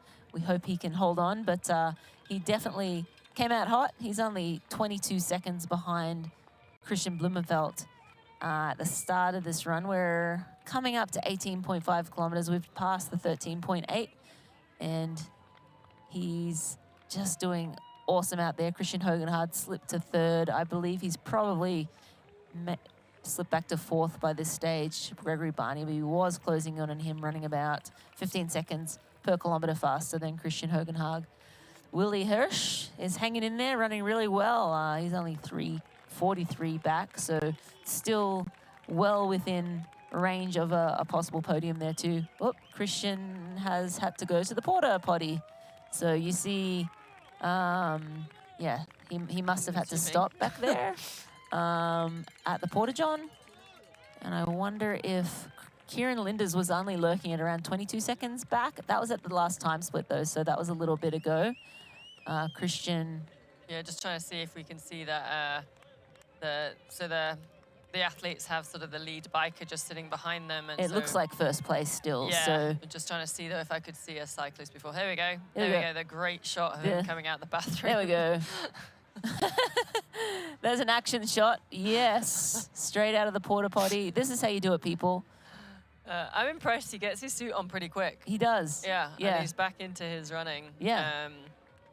Yeah. So, Kristian Blummenfelt, that was a very... Nature does call sometimes in an Ironman event, and when you're taking on over 100 calories or grams of carbohydrate per hour, sometimes, maybe, the stomach can't handle it or needs to move some things through. So Kristian, back up to pace right now and looking actually much better. Yeah. Than he was looking great before, but he looks like he's running even faster now. Yeah, I think sometimes, freeing up things makes it a little bit easier. As you said, Kieran Linder's... I think I see him just behind there. Yeah, I think that's the second place. But, I mean, it would have been... Yeah, there's the camera just coming that's like around. 5 seconds. Yeah, which, if he'd gone into the bathroom with 20 seconds, it was very... But you would think that 20 seconds was back at the last time check, and that was probably 3 or 4 or 5 kilometers, 4 kilometers ago. Yeah. So, Kristian probably only running a few seconds per kilometer quicker than Kieran Linders, or was running a little bit. But again, both of these men running extremely fast at these opening miles of the marathon. And actually, if we check back to Matt Hansen, who's currently sitting in 13th at 12.4 kilometers, he was 9 minutes 27 back off the lead, but at 13.8, he was 9:43, so had just lost a few seconds, but still very early on in this race. But Kristian looking absolutely fantastic, and like he's never been away from long course. Yes, but again, lots of things can happen in the back half of a marathon, and these guys, I'm like very eager to see what they run. They ran through the first lap in 36 minutes. Again, that's like a 2:24 marathon pace, so unheard of. Like no one has, no one's broken 2:30. No one's running 2:30. I think Lange has gone 2:30 and this twice, course is but not necessarily a very fast marathon course. Like 2:37 has been what has been enough to win the race. In 2022, Dennis Chevreau ran a 38:45, but they're both in the same shot. That's 10 seconds. What do you think is going through the head of Kieran Linders at the moment? He's currently sitting second. It's almost, I think when you have a breakthrough performance like this, it's an out-of-body experience. Yeah. You're you can't believe it, but you're also trying to be so in the moment and do everything perfectly right. So you're like analyzing and overanalyzing and checking your body and doing the systems check, but it's almost like it's an out-of-body experience. And I think at this point in the race, look, you're looking at one of the greatest triathletes of all time, and when he's done, he already is in the conversation, and he's far from done. Unless he goes over to cycling, then maybe he is done. But one of the greatest triathletes of all time, and you're holding even with him. Yeah, you got him in his sights. Yeah, and I can imagine that this is just hold it together. Okay, you've got yourself this far, and I think a lot of belief. You don't just get this far without believing in yourself and dreaming of this moment and thinking about this moment, and of course doing all the work over the years. But when it actually comes to fruition, it does, I think, feel like a little bit like out of body. Yeah, and looking at Kieran's races for 2024, so he's not raced that much this year. He only tends to race a few races every year anyway, but just 3 races. But one of those was a DNF, but not particularly sparkling results, but he has in the past won and podiumed in a couple of long distance races. So does know the distance, he's experienced in that. But maybe because he's raced less than a lot of these guys out there, has that little bit of fresher legs for this race. Yeah, for sure. But that doesn't explain the speed that they're running. No. Right? Like, yes, fresh legs. But under 2:30 pace is just unheard of. So, yes, I think there will be certainly some slowing from both of these men, but how much will they slow? Will there be complete explosion, you know, to walking pace. I mean, they both look fantastic now. Still a long way to go. Yeah. Because Yeah. what did, I'm just going to look back now at like what Patrick Lange, so Lange ran a 39.36 for the first lap, which is a 2:37. Yeah. Which is it's fast. Yeah. Which is about and these what- guys are running faster. Like Lange's probably Much looking faster. at his watch going, What? What am I? Yeah, Yeah, what I am feel I like doing I'm wrong? running pretty well. Yeah, yeah. And just getting left. Yeah, left behind. And looks like they've come through the 18.5 kilometer mark, and 27 seconds separate Kristian Blummenfelt and Kieran Linders at this point.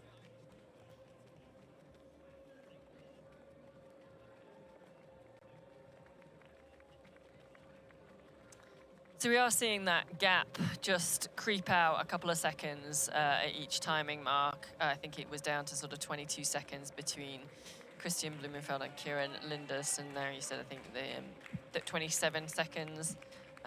So maybe just It's with the toilet stop for Kristian as well. True. So that is true. So yeah, Kristian definitely faster on course, but Kieran definitely still holding his own. And I mean, if you can be in the ballpark or in the same conversation as Kristian Blummenfelt, you're doing something right. and So- he's got eyes on, so that's going to Yeah. be a good motivator just to whether he's closing in and gaining on him just to keep going, knowing you've got someone like Kristian up the road that you can keep locked on and try and keep pace with. Absolutely.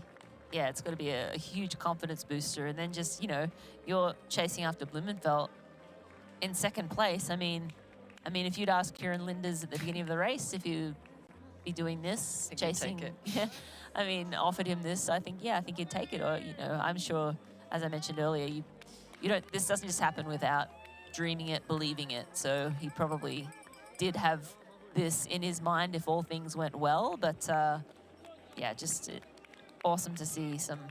And in third place now, Gregory Barnaby has moved up into third place past Christian Hogenhaag. So he's about 1:53 down from the lead. Running still very fast at that last time check. He was around 3:34 pace, which is a little quicker than both Christian and Kieran. So Gregory Barnaby running very well at this point at the race too.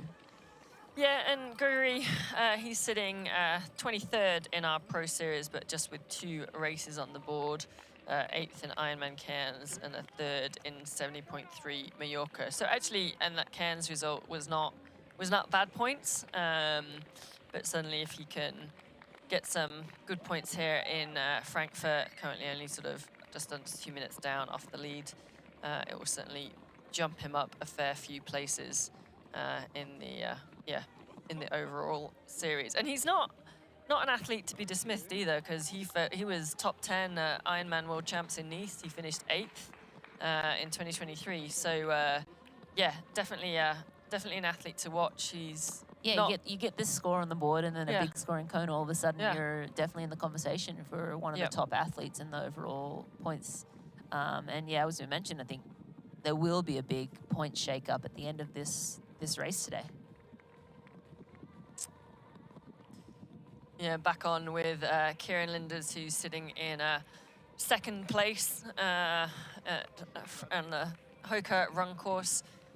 He has Kristian Blummenfelt in his sights. They're kind of in the same section of the run for most of it, so just sort of 20-30 seconds separate them. And then they've got a little bit of a gap back to Gregory Barnaby in third. But Kieran Linders having a fantastic run so far, as these athletes are coming to the end of lap 2. And as we look around the world at the Ironman races, none better than Memorial Hermann Ironman Texas. For over 10 years, the athlete's choice for best run course experience in North America. It's been Memorial Hermann Ironman North America Championship, Texas, part of the VinFast Ironman North America Series. Offers an epic season-starting moment that will test your limits and push yourself to new heights in a destination filled with distinctive charm, natural beauty, and an epic finish line moment. Athletes will start their journey in the woodlands with a 2.4-mile spectator-lined lake swim, cruise at their own volition for 112 miles on mostly closed roads, and embrace the Texas faithful on one of the most spirited 26.2-mile runs in North America. Come and see what you're made of at the North American Championship. Do you race Texas? Nope. No, me neither. Never did that one, no. I was never fit enough in April. This is true. You always timed it very well Yeah. for some race in October. I tried to think time was it well the, for yeah. October. I don't know if I would have been able to make it for the whole Ironman Pro Series. I'm a one-hit wonder. No, I wouldn't quite say one-hit wonder. I'm not sure that would be the right way to describe, but you did have a very good ability to time it well for certain races in October. As we're back with our race leader, Kristian Blummenfelt. Been a while since we've seen him at the front of a long-distance race, but he's certainly looking great and about holding a 30-second lead over second place of Kieran Linders, and we are just waiting to see where the likes of our German fan favourite Patrick Lange is, and how much time they're back off the lead, and also Matt Hansen as well. Those renowned runners in the sport. Patrick definitely got a lot of cheers and support out there, as you would expect. It's pretty much a hometown race for Patrick. He does live in Austria now, but yeah, studied in Frankfurt as a physio and grew up or spent a lot of time just down the road. Yeah, so very familiar with this course. This is his fourth time racing here, has yet to take the top step. It does not look like he will be able to get there today either, but still running very well right now. We're waiting for him to come through the 18.5 kilometer mark so we can see where he is at this point. But definitely textbook running style there from Patrick Lange, and he does look a lot looser than he did on that first lap. He's running a little more freely. I think Giving that a young was a fan tap for power up. Yep, tap for power up. I've seen those around at the Ironman races, and you know, that he's just made that young man's day. Could be a future German champ. I'd say he's not feeling that bad. If he is able to kind of engage with now it. look at There him we go. He is moving. He's found his legs, because there we go, Just that power up. Tap the power up, and then the power up works. He ran right past who had overtaken him earlier in the race, and so yeah, Patrick is found his running legs and he's on the move. Yeah, absolutely. Yeah.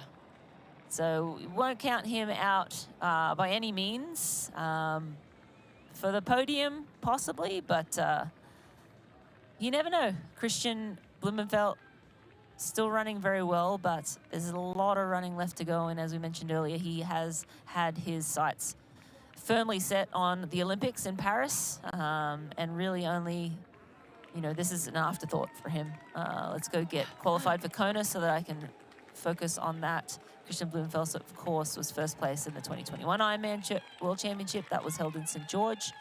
And then first place in the 2022 Ironman 70.3 World Championship. Of course, he is a gold medalist from the Tokyo Olympics as well. So a few good notable races results on his resume. Yeah, just a little known guy. As we're seeing, through that 20.5 kilometer mark, Kieran Linders now 40 seconds behind, so just starting to drop a little bit off the pace of Kristian Blummenfelt. We'll see as the rest of the athletes come through if the guys behind are making up time. Patrick Lange certainly seemed to be on the charge. Haven't found his run legs as these guys, our athletes, are coming to the end of lap 2 of the Hoka run course, with some fantastic views from the helicopter from the sky along the Main River down the center of Frankfurt, and that Manhattan skyline that gives Frankfurt its nickname. There's our helicopter. Are they going to wave to us? Yeah. Probably not.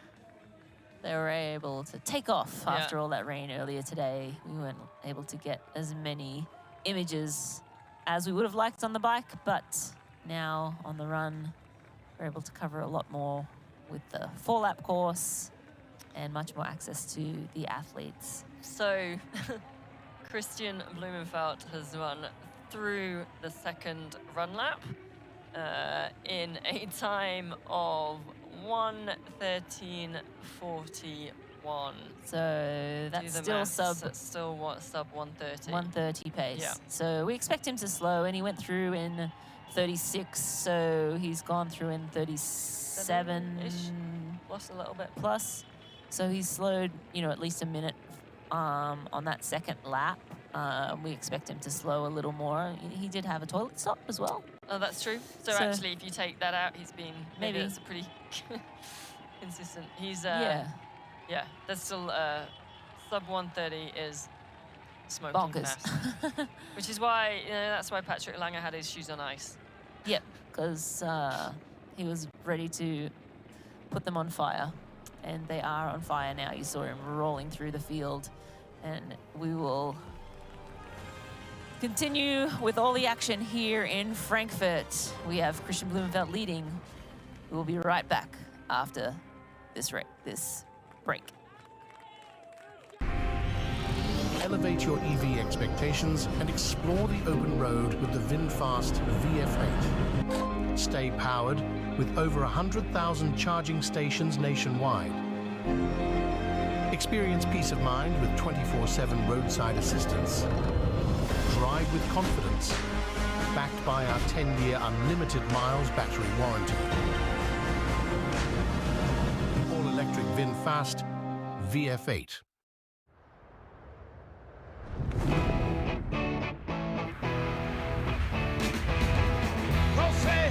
Now speeding now. Hey, Chris, come here, kiss me now. Fly, fly. Watch me, I'm so hot. I ain't coming down.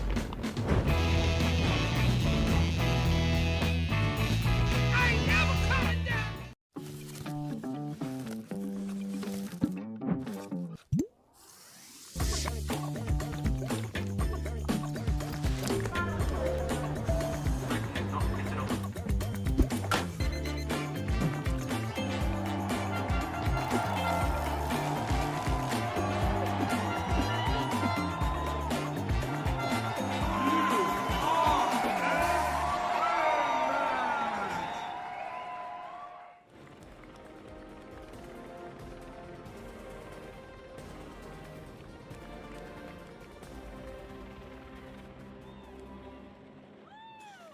Thanks for joining us. You are watching the 2024 Mainova Ironman European Championship here in Frankfurt. And we have Kristian Blummenfelt setting this run course on fire. He went through the half in sub 2:30 marathon pace. So he's moving and shaking out there. We have Kieran Linders sitting in second. He's around 40 seconds back, having the race of his life so far. Also going through in sub 2:30 pace. Sub 2:30 pace as well, 1:14:20 through the half. So both of these men on pace for a very fast marathon here in Frankfurt. Then Gregory Barnaby sitting in third.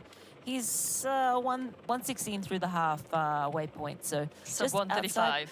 Sub pretty 1:35. Pretty slow, really. And again, the fastest time we've seen here is, back in 2022 was Dennis Chavarot in 2:38:45. So well ahead of those splits from 2022, but again, still a long way to go. And will there be fireworks, or will they just hold it together the whole way? Super impressive racing so far.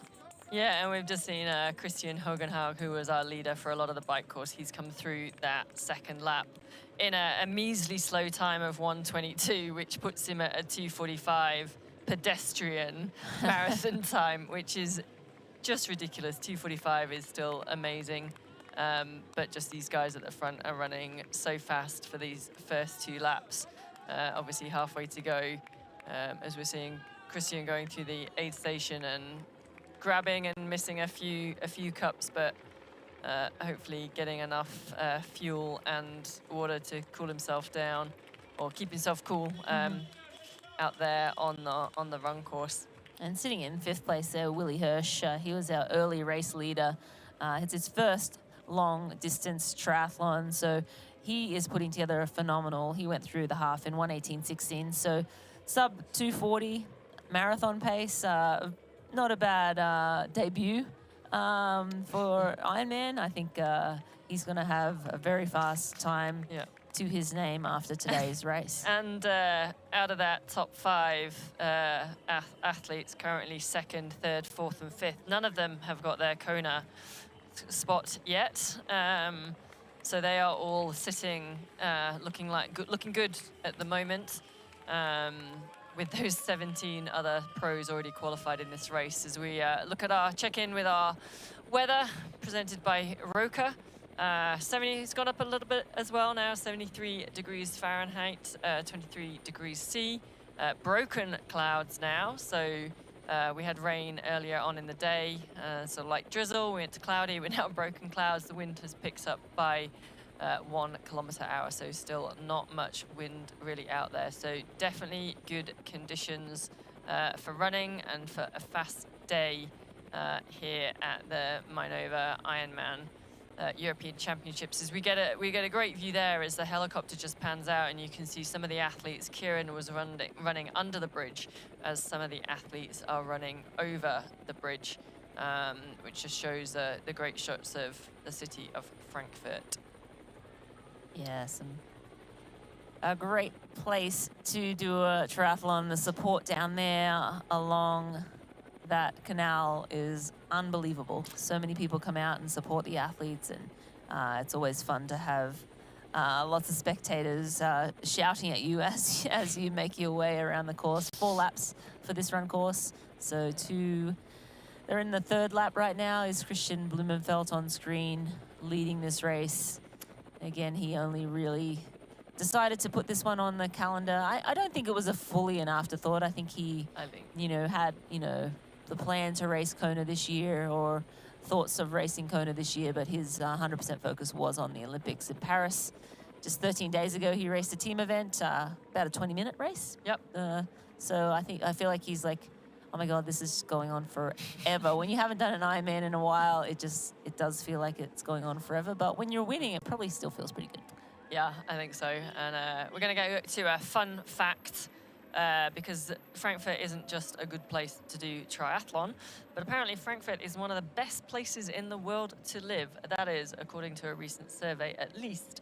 The survey found that Frankfurt has one of the highest qualities of life in the world, rating highly on happiness, healthcare, public safety, transportation, and much more. So having one of the best Ironman races in the world on your doorstep should be enough for anyone. So there we go. Happy people in Frankfurt is fast athletes and fast racing. So yeah, as we see again, Kristian, I just think he constantly looks like he's running downhill. He looks like he's running so fast. I think he was for a moment there. It seemed like he was coming off the ramp from the bridge, but he does look like he's up on his toes, and he's almost like he's falling forward. Yeah. Is that someone telling him to slow down? It looked like it. I don't think he's like, no, I don't feel like slowing down. And again, Kristian's been spending so much time working on his top end speed, running like 2:45 per kilometer pace, sub 3-minute Ks to try and get that 10K speed down. So now running around 3:30, 3:40 pace. At the last split, it was more like 3:25 pace. No, 3:40 pace at the last one, but that probably feels pretty relaxed. Yeah. But as we get to this last lap, I don't know how relaxed it'll feel. Yeah, and I think what we're seeing now as well is Gregory Barnaby is just slowly clawing back at Kieran Linders in 2nd place, just chipping away about 1:20 now off Kieran Linders. As we get a great split screen. Patrick Lange caught back up with Brad Weiss. We saw earlier on Brad Weiss had overtaken, and it looks like we just lost Brad off the picture. I don't know if he's just tucking in at the back of those 3. Patrick, I think, just took a while to find his run legs on that first lap, but now seems to be moving pretty well and moving back through the field. And Hansen was just ahead of Brad Weiss at the last time check. So we'll see if Patrick Lange is able to bridge back up to Matt Hansen. That's the run battle we wanted. That's the run battle we definitely came to see. Or one of them. One of them, I should say. Yes. Plenty of good runners to watch as we see the split screen with one of those guys, Kristian Blummenfelt. Yeah. Yeah, but he's battling only himself. Yes. Right now. He's, yeah, I mean, minute 20 lead on second place.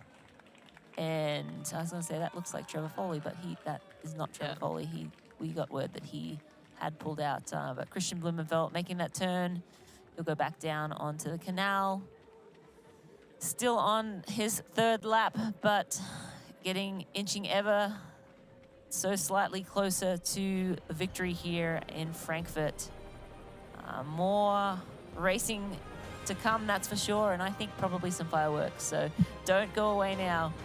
We look forward to bringing you all the action on the other side of this break. For 12 years, for 4,383 sunrises, across millions of mornings, we've been working to make one thing better. This, AG1 is foundational nutrition, a science-driven formulation to support whole body, brain, and gut health with just one of these, or one of these, once a day. Welcome to Foundational Nutrition. Welcome to AG1. Start at drinkag1.com.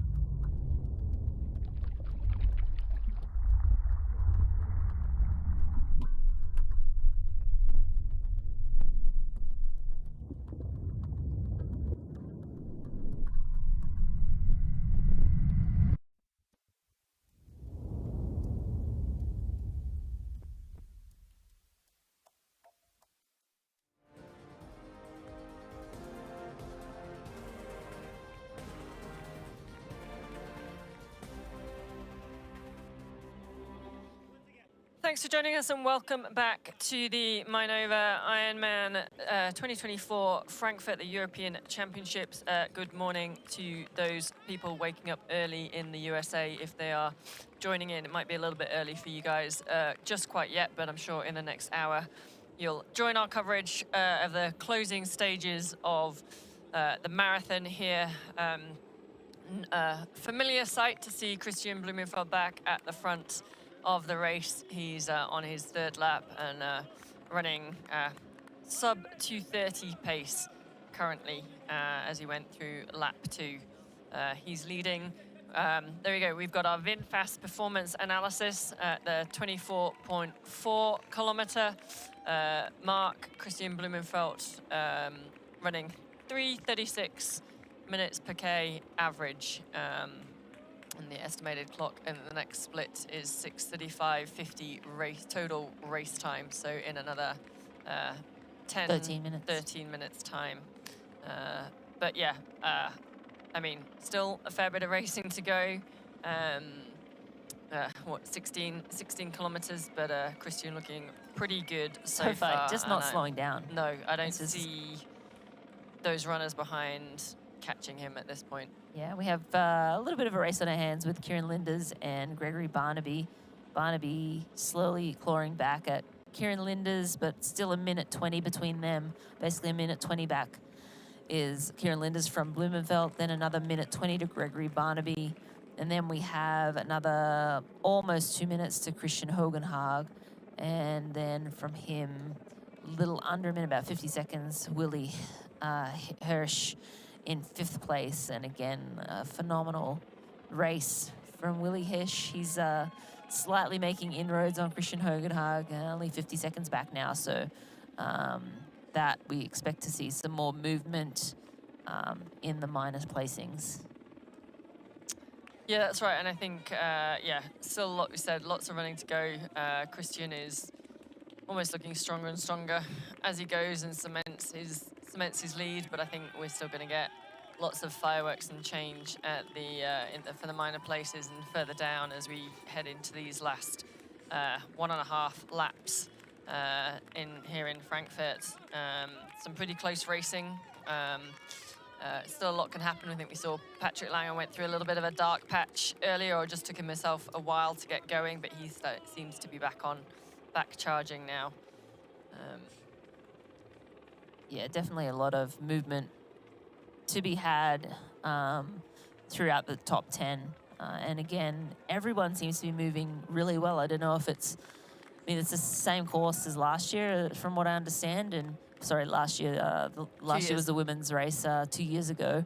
I think this run course has been very similar for many years, and the fastest we've seen, you know, it's just under that age group, living his dream there, getting a little screen time, running with Kristian for a few seconds. Don't blow yourself up, buddy. No, I like the fact that he appreciates Kristian going past him. At least he hasn't tried to go with him, because that's when I think they try and go and it doesn't end well. So yeah, took his bit of limelight, all of them. Quick smile. Like trying to chat with Kristian. Kristian not really having a bar of it for right now, but yeah, I mean, this guy just so impressive. As I mentioned earlier, one of the greatest to do our sport. Gold medal in the Olympics, gold medal at 70.3 World Champs, gold medal in Ironman World Champs. I do want to know as well, like, you know, his pre-race press conference was, obviously coming off very little training. I'm going to be really careful to pace myself well. So what if he didn't pace it? Not go out too hard. Yeah, I mean, he is a racer, and I think we're kind of seeing that here. I think he did probably just take it pretty conservatively on the bike. He was able to sort of sit in with that group, and they were all moving really well, and obviously has the legs to go on the run. But what if this isn't him racing? What if this is the pacing and he's just ticking over to get that automatic qualification? Yeah, no, I think, I mean, maybe for the first bit he might have been holding back a bit, but I just can't see this being easy. No. And he does look like he's gritting his teeth a little bit here now. And, you know, it is, you know, there's no two ways about it. 42 kilometers is a long way to run fast. And fast is what he is running. But I think this last lap, he's going to put himself in a world of hurt. I think he's here for it. He's like, bring it on. But again, it's not like he's winning by 10 minutes. He's only got 1.5 minutes now on Kieran Linders. And it looks like now Gregory Barnaby's still sitting at around, he's only taken a few seconds back from Kieran Linders. So Gregory running just slightly quicker than Linders.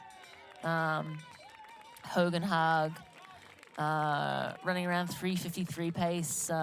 Willie Hirsch looks like he's still sitting around, you know, just under 50 seconds behind Hogan Haag. So super tight racing here.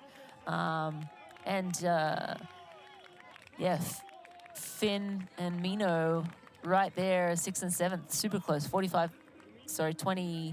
22 seconds separating them in 6th and 7th. Lots of racing, and then only 3 seconds between Koolhaas and Kasper Stepnak. So really tight racing, and all of these men are going to go under 8 hours, which is bonkers. Yeah, it's super crazy to not just today, but what we're seeing in the long course racing and how it's evolving, and just getting faster and faster. And we always get that sort of added boost in an Olympic year when a lot of the Olympic distance athletes move up to, say, the half and the 70.3 distance, and then pushes other athletes up to the full distance. So we're only going to get faster, I think, as we go into the next few years, which is pretty exciting for the sport, and defying boundaries of what previously we thought was possible. Yeah, absolutely. Just looking down now, Matt Hansen only less than a minute ahead of Patrick Lange. Lange's now running very well. He's 3:35 pace. Hansen around 3:48 pace. So Hansen slowing ever so slightly, and Lange really starting to move ahead. Looks like Hansen's only a couple of seconds behind 11th place. That's Ruben, who got off the bike in second. So Ruben slipped from second to 11th in the 2 laps in 23K. Yeah, and it looks like Hansen is moving through the field, but he is losing time to Kristian at the front. But yeah, he's going to move up to 11th pretty soon.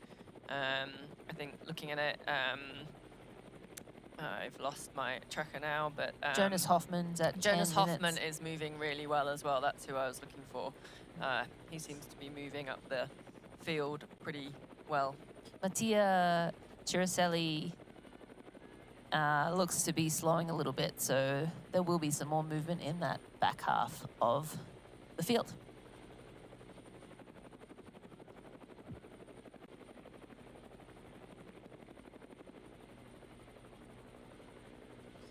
And again, still the back half of the marathon and this last lap in particular. I mean, I don't know if Kristian, he looks just solid, but he tends to look solid and then Walks you know, with cramp. then he doesn't, and then there's a cramp. So he looks completely fine, and so that could happen. It's a meeting of the minds here in the in the canal with the stand-up paddleboarding. Not a bad way to lovely watch. time.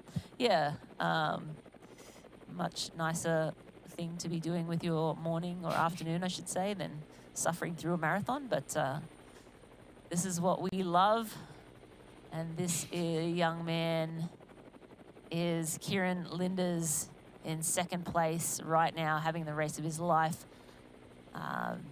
Still looking really strong. He's got Gregory Barney not too far behind. I feel like Kristian Blummenfelt's now pulling away from Kieran Linders, but Linders got within like 15 seconds on that second lap. So I'm sure, regardless of where he finishes, is still a phenomenal performance to be in this position this far into the marathon. Again, Yeah, possibly I think that just fourth lap will be where we see some more movement. Possibly just got a little bit excited at the beginning of the marathon, and off the bike with the likes of Blumenfeld and stuff, and just maybe chased a bit hard on that first lap, and is just sort of starting to slow, but still doing exceptionally well, holding second place at the moment. He's got sort of a minute 15 on third place, and then a little bit of gap to the rest of the guys. But as we saw in the latter stages of the bike, this is when the holes do appear. And I think as we go into this last 1.5 laps of the run, we're going to see some big changes about, and some people coming up from outside the current top 10. And you see him going through an aid station right now. All the athletes have access to, aid stations all along the course. It's usually around every mile that they have aid, and those aid stations are nice and long. They have water, they'll have gels, they have ice, they have those sponges there to help cool the athletes down. There also is a special needs on each lap as well, where the athletes can stash their own nutrition or their own special needs that they may have during the race. So there is an option to grab some of your own nutrition if you don't prefer to take what is on course. Yeah, back with Kristian. He's still looking pretty good. Maybe just caught him at a moment where he's, I guess, just a little bit fidgety, a little bit strain, being pernickety again, as we do in our job. A little bit of strain on his face, or just resetting, but still absolutely flying. And I think still on for a very, very fast time, if he can hold it together over this last almost, just over 10K, probably 12 or 13K to go. He's definitely moving ahead of the field, but yeah, just starting to look like a little bit of stress on his face. He's just having to dig deep now. But if any athlete can put themselves in the pain cave if he's not there already, I know Kristian can for sure. Yeah, and as I said, he has probably about a lap and a half. Oh, there you that's go. a great shot. Could we have had a warning on that one? Yeah. Oh, there we go. Oh, double. So apologies to our viewers if any of you were having afternoon tea or breakfast. We had no warning that that was coming up. Otherwise, I'd have told you to look away and close your eyes. The sport is not pretty. It's not for the faint of heart.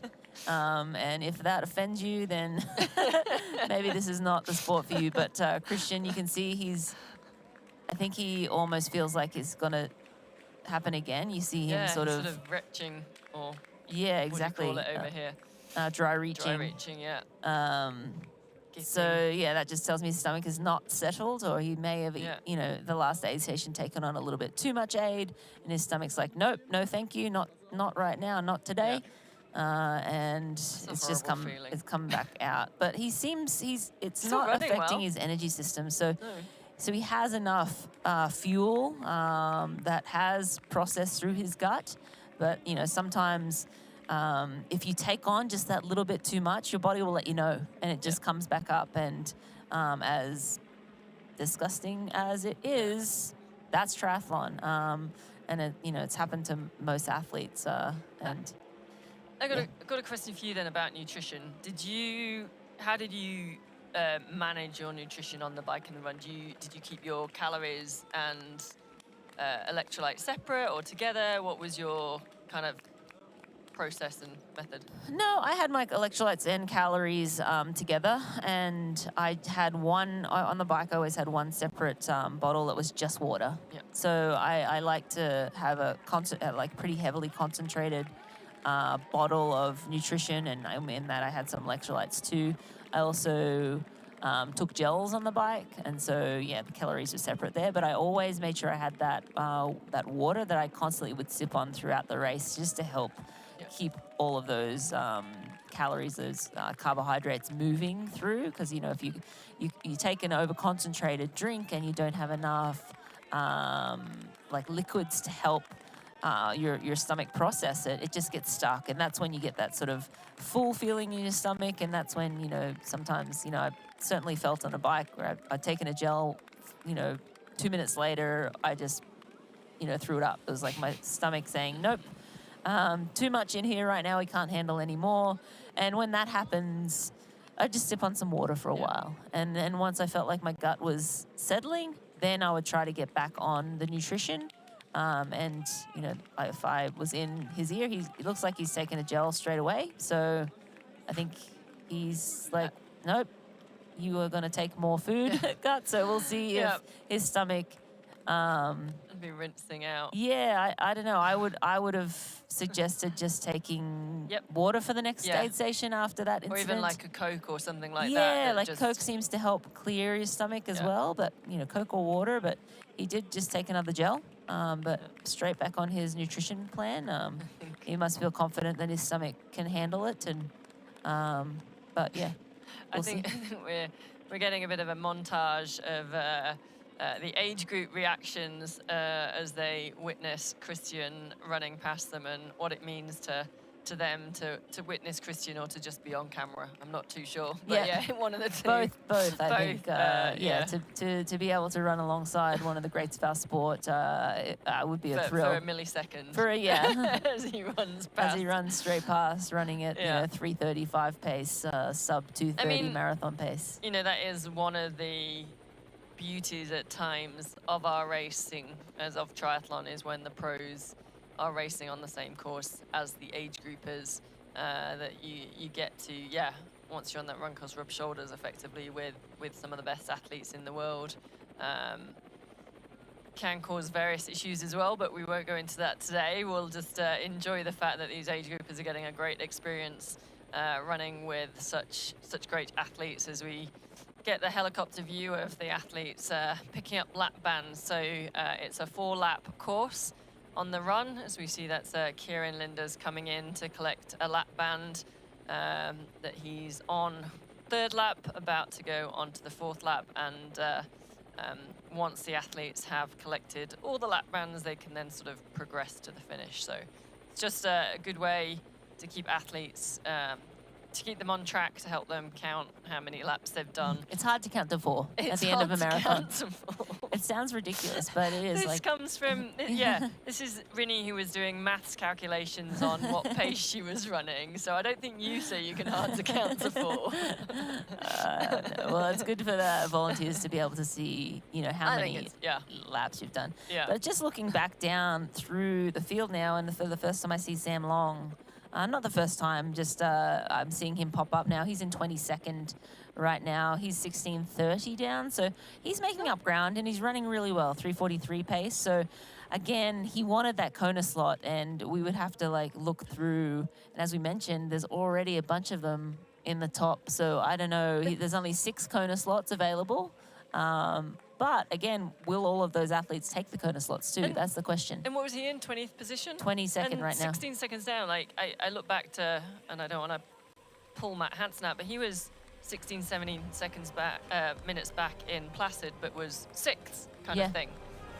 Anyway, plenty of racing still to come. We will see if Sam Long gets one of those Kona slots when we come back after this break. Introducing the Ironman Pro Series Virtual Edition on Full Gas.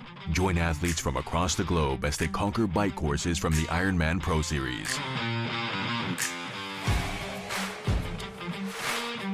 Challenge yourself, travel the world, and earn your exclusive finisher's medal. Push your limits and make your mark. Exclusively on Full Gas. Unleash your inner champion. Register now at fullgas.com.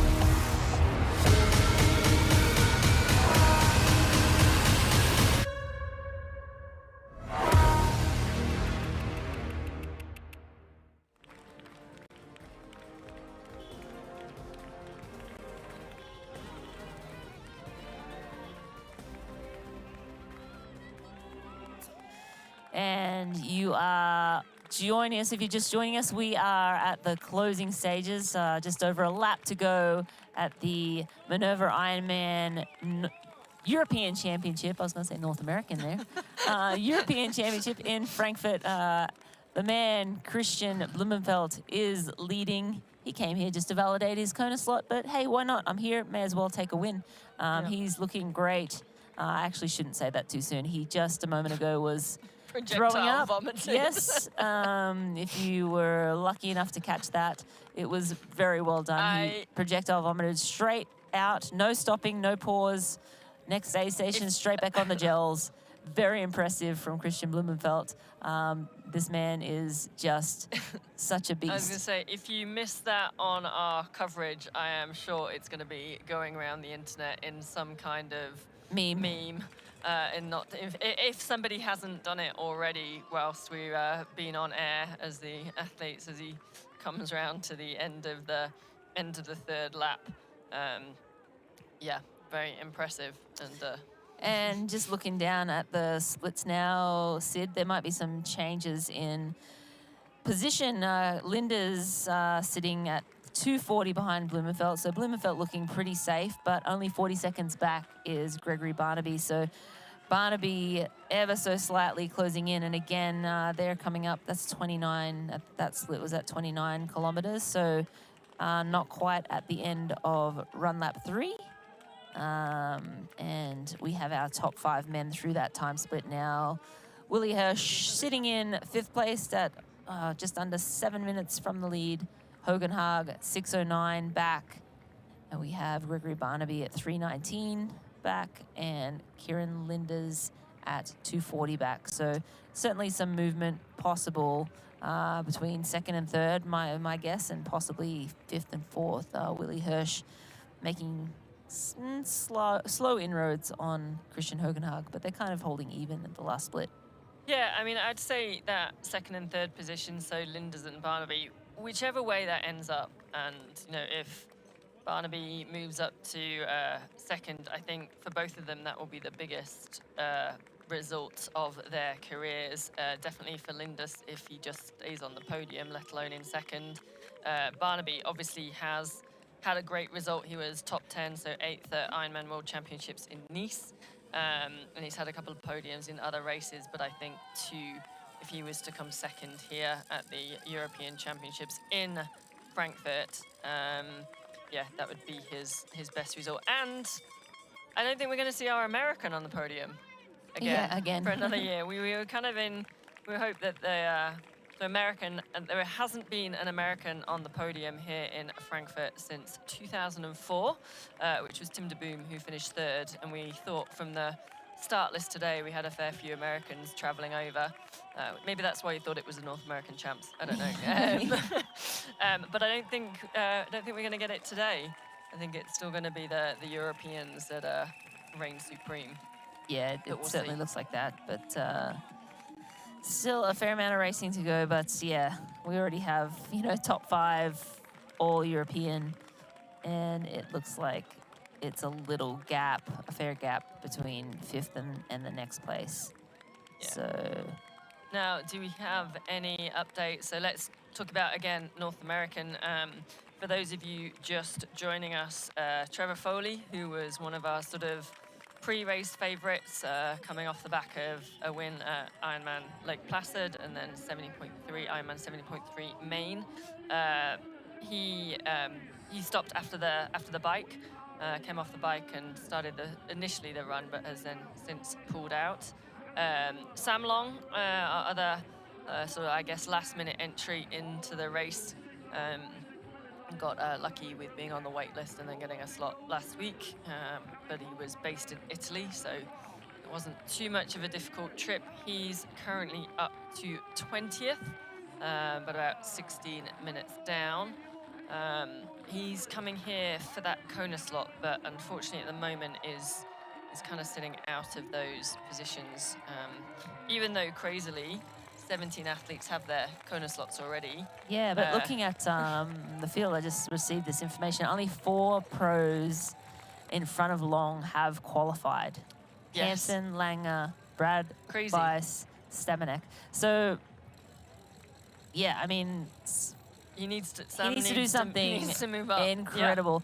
Sitting in 22nd place, so Yeah. so that's basically 10 spots. He needs to move up 10 spots. I mean, that's what we're saying. If you look at like Linders, Barnaby, Hogenhaug, Willie Hirsch, Finn, Grosser Fraser, even I think Menno Koolhaus, I don't think he has his Kona slot either. So that's sort of, that's your top few. I'm just, even Menno Koolhaus. So 1, 2, that's your 6 there, down to Menno. Yeah. And even think Kasper Stepniak in 8th place at the moment. He doesn't have a slot either. So yeah, funnily we thought that these slots might be rolling down a long way today, but they're going with the top guys. With 17 men qualified, you'd think it would roll, but no, it seems that the athletes that have qualified maybe are a little tired, weren't able to put together their best races. And I actually heard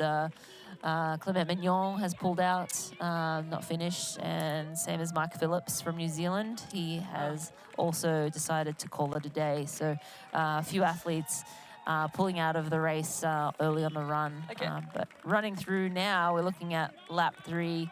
Christian's time is 1:51. So what's that? Do the math. Yeah. I think his pace is that average pace we're seeing of 3:51 55. So, I mean, that's a 240. I am just wildly picking a number from the air. Rinny's going to do the maths as if she was running the marathon. That's what she used to do. She's Well, much more, he ran through the first in 36. He ran through the second in 37. So he was 1 hour and 14 through. And so he's gone 35, 36, 37, probably around maybe 38 through the third. So still, it's still well under. We'll come back pace. with And the we'll have maths after this break, break when we can then get on the calculators. Yes. Stay with us. The last lap of racing to come.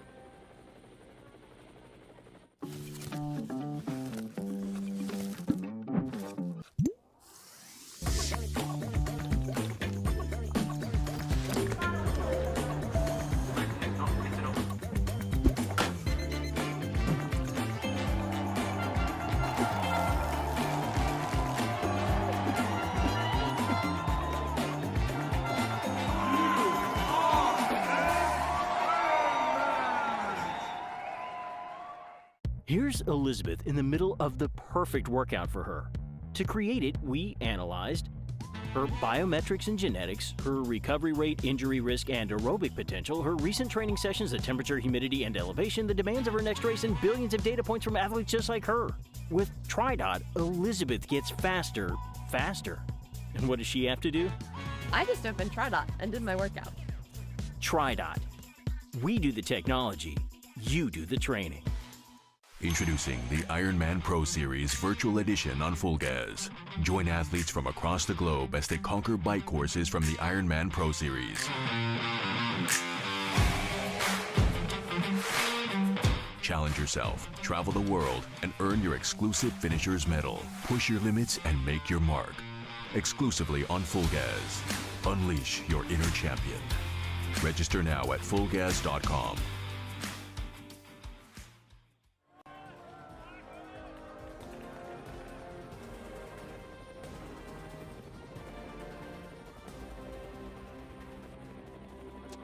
Welcome back to the Mainova Ironman European Championships. You are joining us for the last lap of the Hoka run course. Whilst we were away at a quick break, Rinny was doing all the maths in her head to calculate the pace that Kristian Blummenfelt is on for the marathon. We've currently got second place on Kieran Linders, is in second from the UK. He's 3 minutes 15 back, but come on, Rinny, on your predictions on where... on my quick math. On your quick math. It's been a long day.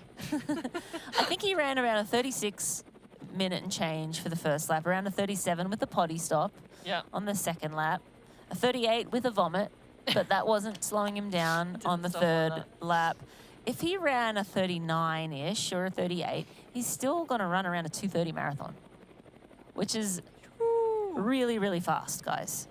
Really, really fast. If you really fast. Put it into perspective, Patrick Lange, who we would have said is probably the best, or, well, one of the best runner in the business. He has run a 2:30 and 31 and 27 seconds at 2 full-distance races. So the fact that Kristian Blummenfelt is running those times to match that is pretty impressive. And we are coming up with our precision fuel and hydration performance stats. We're focusing on Kieran Linders, who was on screen a minute ago, run lap 3. He's at a 4:09 pace. So slowed a little bit. Kieran set off sort of matching pace with Kristian Blummenfelt. I don't think it's such a surprise to sort of get carried away at being in that position, but has just slowed down a little bit, but is holding on to second place, 3:15 back off Kristian, and about 45 seconds ahead of Gregory Barnaby, who is just chipping away at Kieran Linders, and I think that's Gregory Barnaby that we have on screen now, or I perhaps should say Lord Barnaby, as apparently his nickname is. He's actually from Italy and not from the UK, though. He's had a third place at, so this year, third place at the Ironman 70.3 Alcudia Mallorca, second place at Ironman 7.3 Main. Oh, that was back in 2023.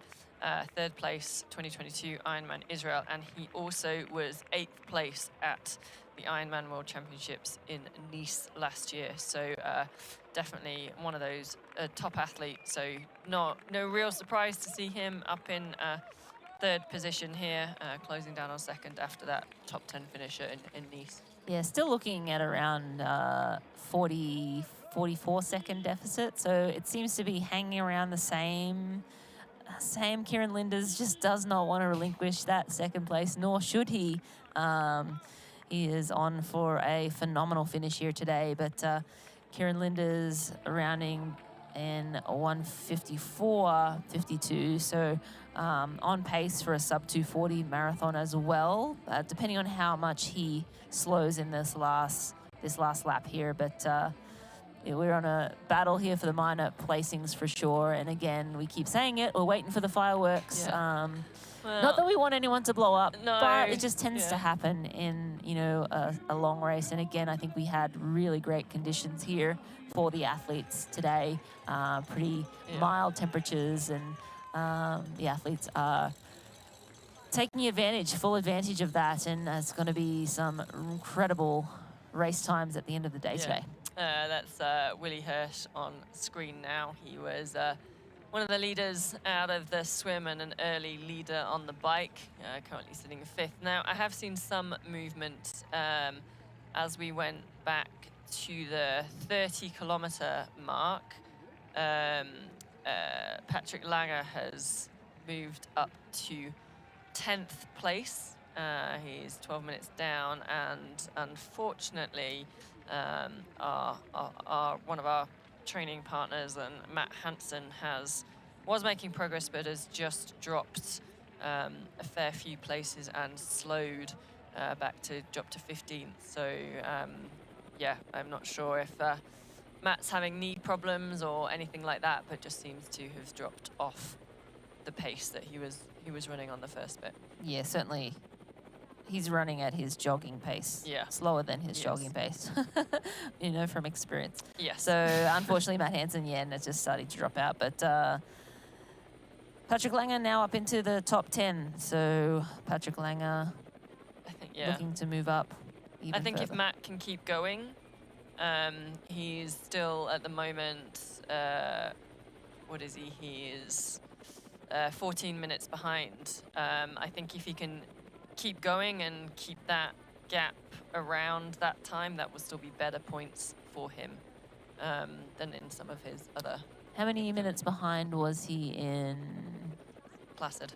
16 hold minutes? the line caller. I think 16, but I will find out. So he'd want to be less than 6 minutes to replace that score, which would be, of course, the goal. But he doesn't look like he is moving super well right now. But again, no one behind him is. It's just really Kristian, right? Yeah. If Kristian keeps pushing forward, then that's where what really counts, being as close to that winner as possible. Because as you know, it's every 18 minutes. Okay, so if he can be closer than 18 minutes behind Kristian, then that will replace his score. But still, not what he was hoping for from today's event.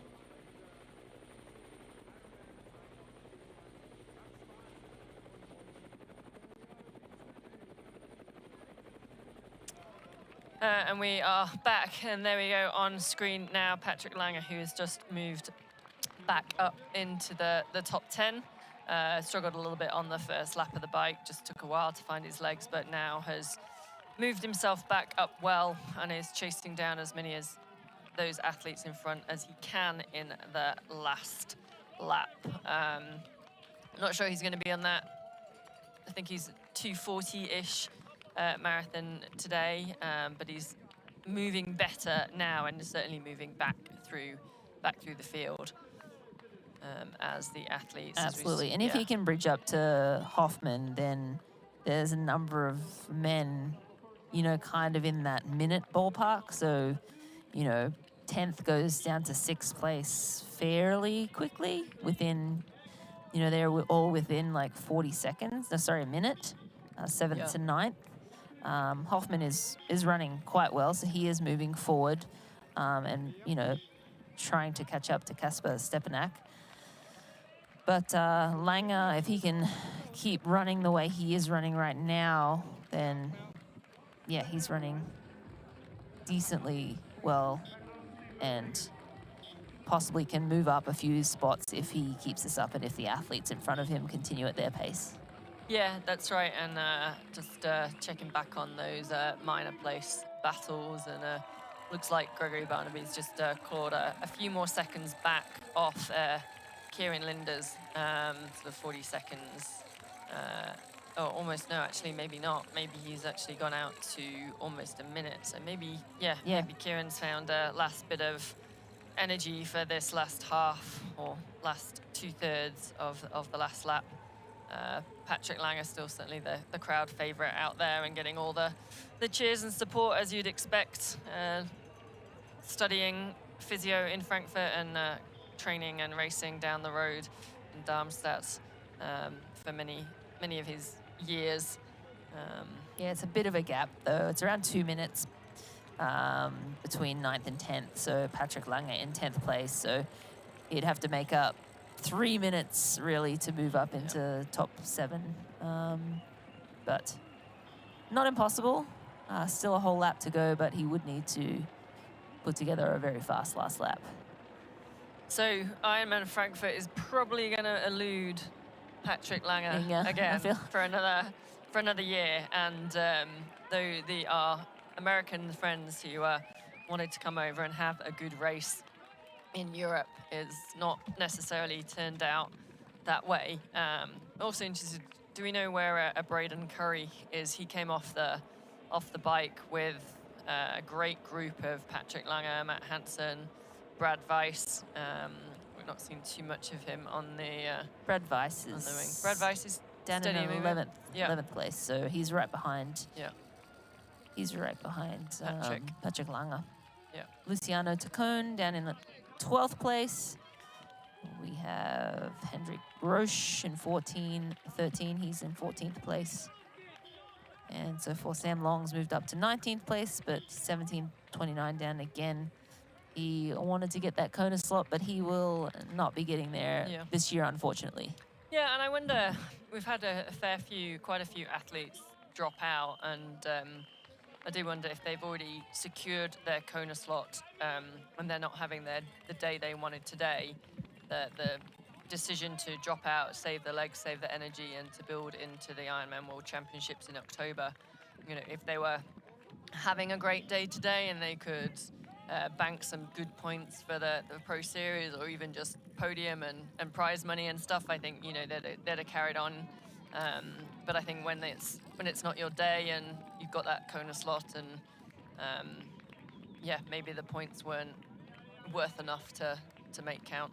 Yeah, I think a lot of that comes into it, right? Like, you can only race so many times in a year, or can only race at the top level so many times in a year. And yes, there's 6,000 points available in Kona. So if you can be close to the front or in the front in Kona, that's going to be much better than banking 20 minutes behind the lead here today, and just, crushing yourself and getting around the course. So I think some of that does come into play. If you're out of the prize money and well off the pace, then there's no point in my coach used to say, there's no point in beating a dead horse. Like, go home, I think regroup. my coach says that now to me, just generally day to day. I think it's meant to be. She would never. No, she wouldn't. I hope she's not listening. She might be up listening now. Probably, yeah. So, yeah, I think, at some point, you cut your losses, go home. I think that's one of the hard things as well. Like, the Ironman Pro Series has been fantastic. Like, we're getting some great racing, but it does put a lot of pressure on those athletes that are able to pull out those 1 or 2 great performances a year, versus how do you balance with, actually, to do well in the series, I need to race a lot, but I've got to balance that with being able to have those good days and get the recovery and back up. And, that's why I think it's a special athlete who can race year round and race well year round. You can't you need to bank 3 very good Ironman results and 2, very good 70.3 results. And it takes a full year to do that. And I think with someone like Trevor Foley, I think he has the capacity to do something like that. But when he misses, the early season Ironman events and has to sort of squeeze everything into a short period of time, it's just too hard. And so someone like him, I think it was great for him to come and have the experience to race here. I think he'll learn a lot from coming in and doing this, but hopefully moving forward, he can have a full year next year, plan it out, do an early season Ironman, mid-season, and then hit Nice next year, which would, I think, be a really great race for him. So yeah, I think he's definitely suited to that kind of bike course, and maybe today just the flatter course wasn't to his strengths, plus everything else we said about the travel and stuff. I know he's settled now in Boulder, so I think that'll be a bit more of a stable base. But stay with us as we finish off this race right after the break. You know, and we know. The thing about challenging yourself is you're always looking for what's next.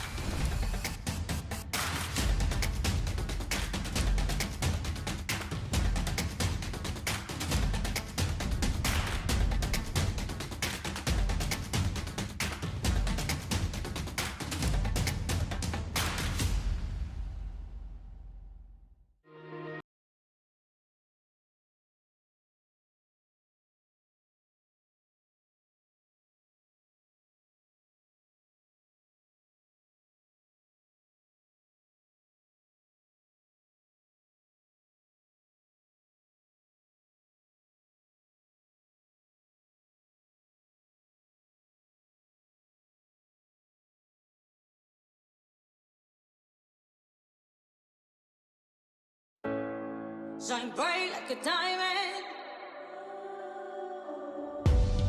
Find light in the beautiful sea. I chose to be happy. You and I, we're like diamonds in the sky. Shine bright like a diamond. Shine bright like a diamond. Shine bright like a diamond. Beautiful like diamonds in the sky. Shine bright like a diamond.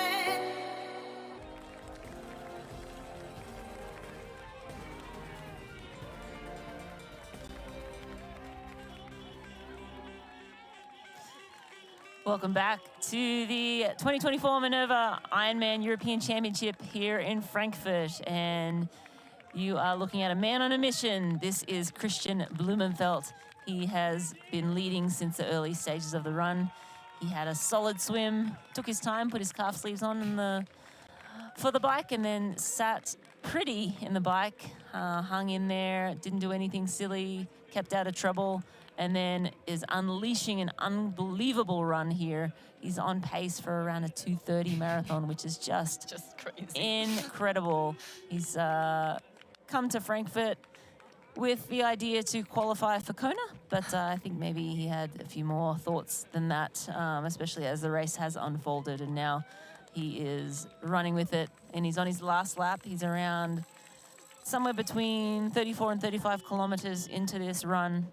Sorry, he's past that. He's past 35 kilometers, somewhere probably around 36, 37 kilometers. So closing kilometers of this run, I wonder if he is targeting, looking at his watch and saying, I'm going to break 2:30. It has not been done yet in an Ironman.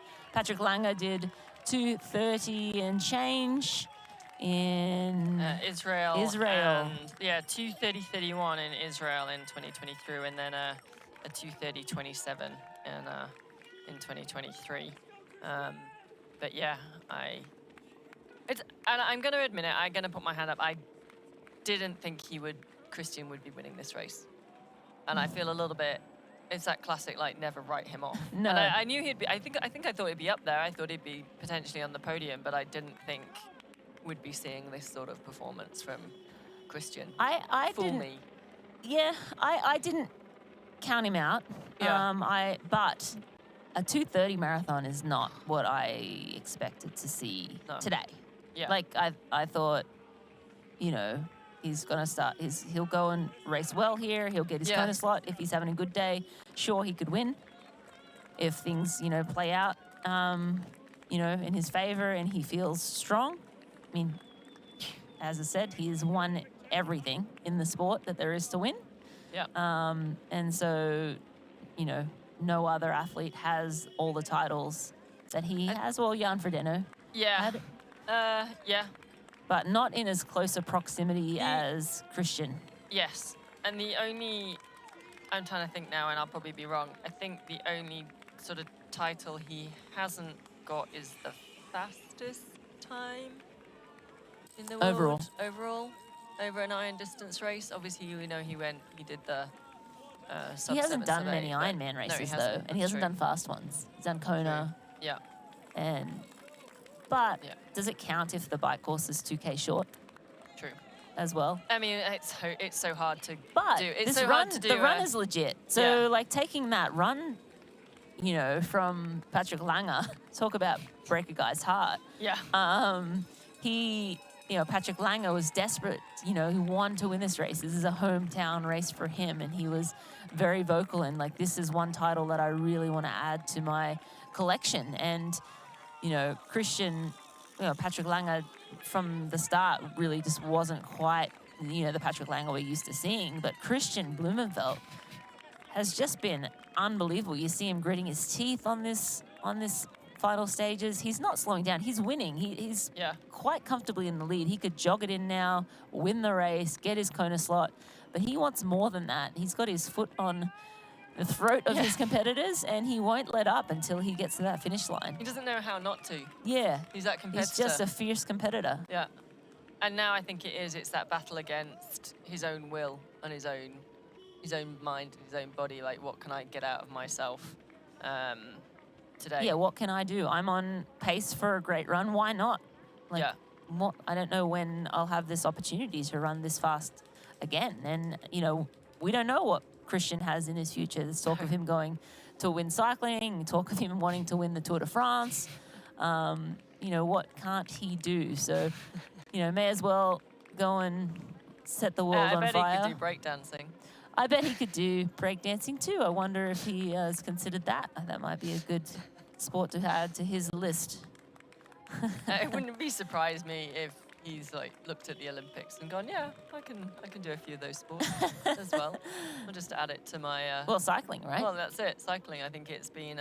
It's a no-brainer. Publicised that he would like to win the Tour de France. I'm not sure if next year is quite going to happen, seeing he still hasn't... I think there's been discussions that he's been talking with teams, and I'm sure he'd be a valuable addition to a team. Well, he'll just keep us guessing, I think. He will keep us guessing. Yeah. Right now... Like Taylor Knibb keeps us guessing. Yes. But right now, he is leading the Mainova Ironman European Championship here in Frankfurt, and quite possibly going to run away with the fastest ever time in an Ironman event. Super impressive racing from Kristian Blummenfelt. And he does keep looking at his watch, so I think he is trying to go for that run. For that run. I think trying to go under... I mean, to get under 2:30 would be just a huge achievement. We've always expected that to be sort of Patrick Lange or someone to get it.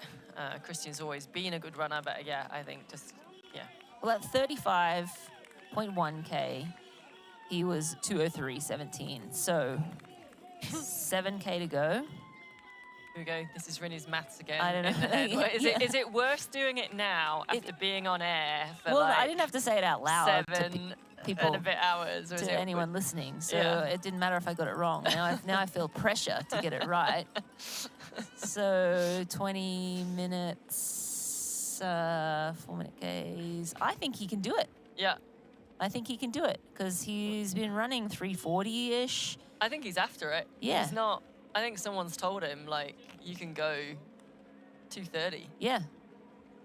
And you see him gritting his teeth, and you see him looking at his watch, and that makes me think that, he's going to try and run a 2:30 marathon, sub 2:30 marathon. Sub 2:30 marathon. Unbelievable. He's looking. And he's slowed down a little bit each lap we'll say one was a toilet stop, one was a vomit, Yeah. although it didn't really He didn't slow down on the vomit, But yeah. I mean, he's still been pretty consistent on the pacing throughout these 4 laps. Yeah, I mean, yeah, his pacing will look like around a 36 for the first lap, 37, 38, another 38. That gives a 2:30. 2:30. So we're looking at He the just needs greatest ever marathon off the bike. Yeah. This is what it looks like, guys. This is how to do it. It looks easy. That's what I No look like problem. in my Yeah. head when I'm running, like that fast and that easy. No problem at all. He's making it look, well, he didn't make it look easy when he was throwing up a couple of laps ago. Right now he's gritting his teeth a little bit, but he still looks so great. We are moments away from the finish. We are going to run away to a quick break, and then we'll bring Kristian home at the other side of this break.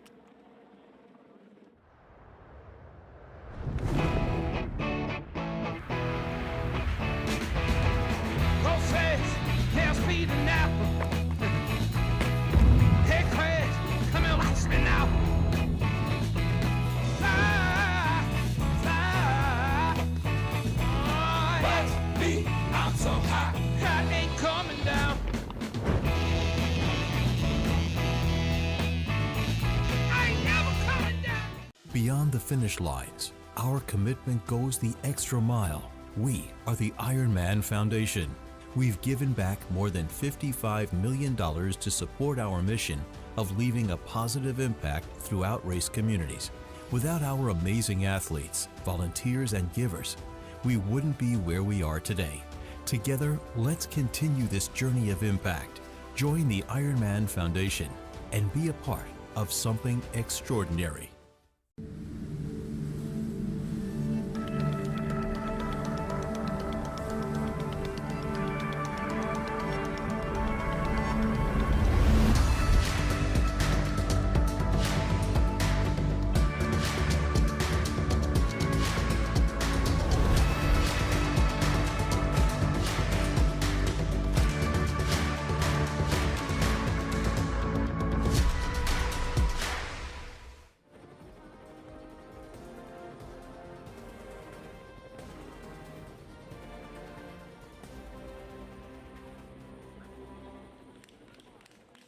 Welcome back to the final few kilometers with Kristian Blummenfelt, who is on his way to take out the Mainova Ironman European Championship in Frankfurt.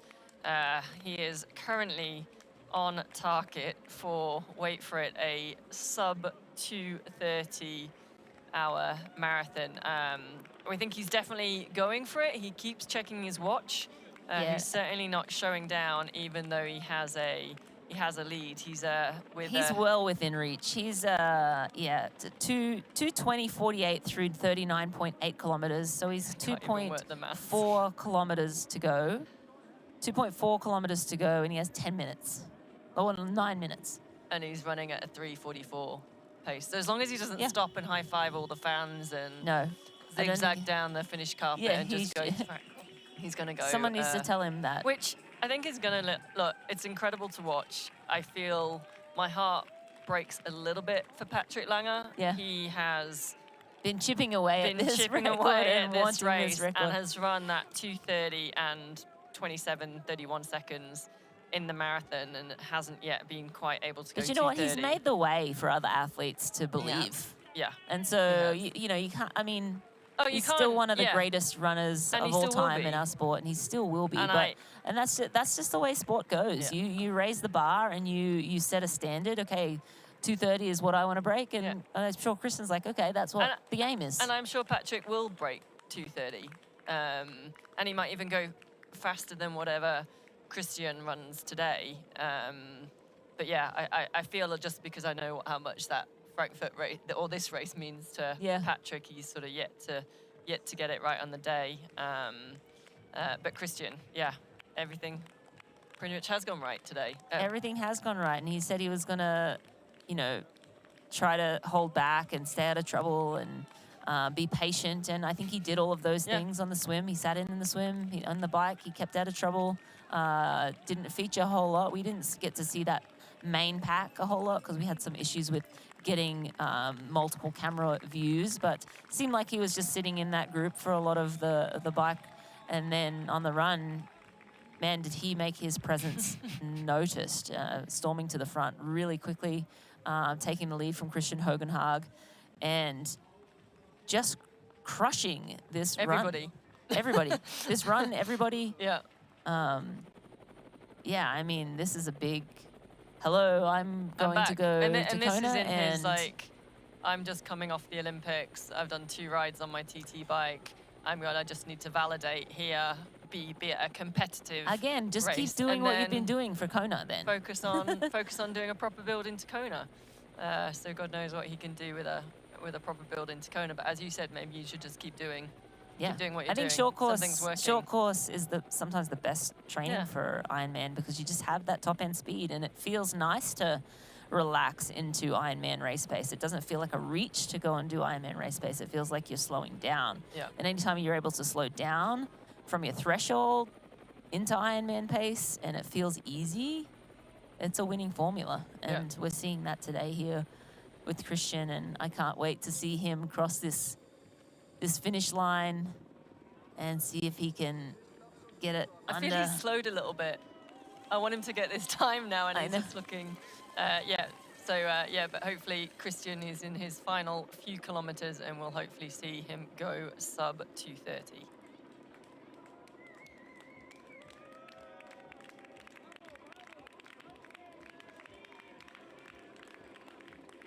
And yeah, you see an age grouper, an athlete there tagging on Kristian Blummenfelt's shoulder. Nowhere else in professional sports can you run alongside the pros.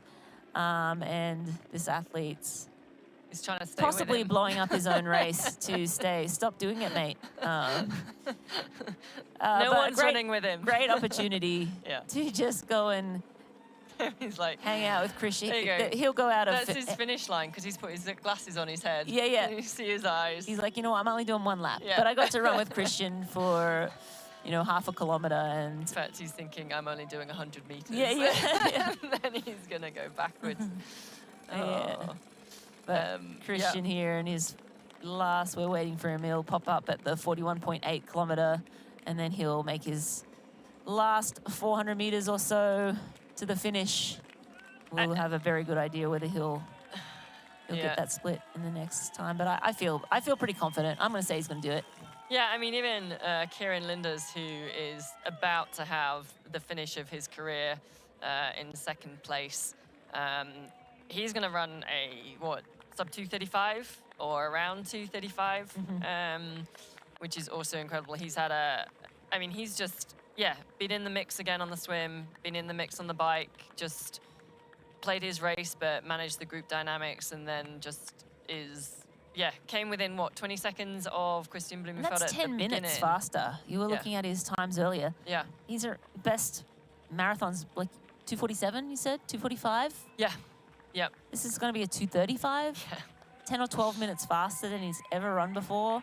Talk about putting the race of your life together on a day where it matters, the European Championships. And isn't it like, if you think back to that, how many, 7 hours, 22 minutes ago when we were standing on the lake shores about to start, and we were 80 plus pro men, the biggest field we've had in an Ironman race, not just the Pro Series race. I think it was 56 in Placid and 55 in Texas. And with the names that we had on there, Yeah.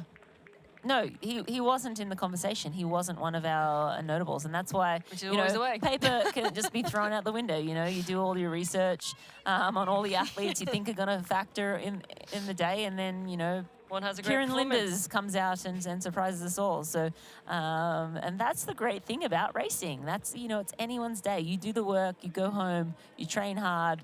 And if you can put everything together perfectly on race day, you never know. You never know what's going to happen. And Kieran Linders is taking this race by 2 hands and going to have a very fast Ironman finish time under his name, and a second place to one of the greatest of all time in Kristian Blummenfelt. I mean, this is just a breakthrough Yeah.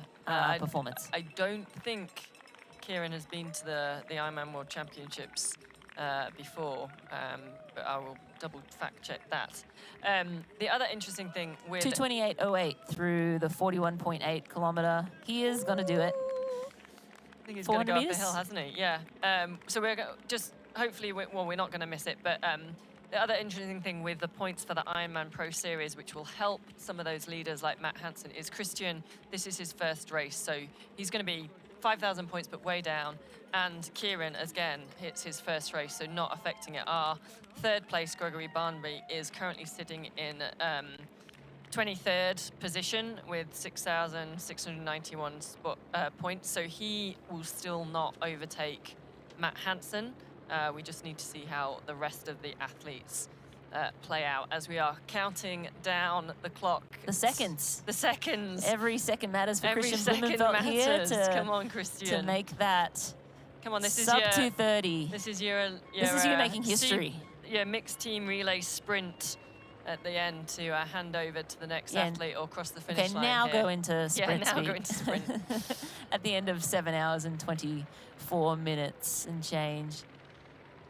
Yeah, and he is literally a few hundred meters away from the finish. We didn't get the stop clock on, but yeah, he was 2:28 through 41.8. So we are literally touch and go. Can he get under that?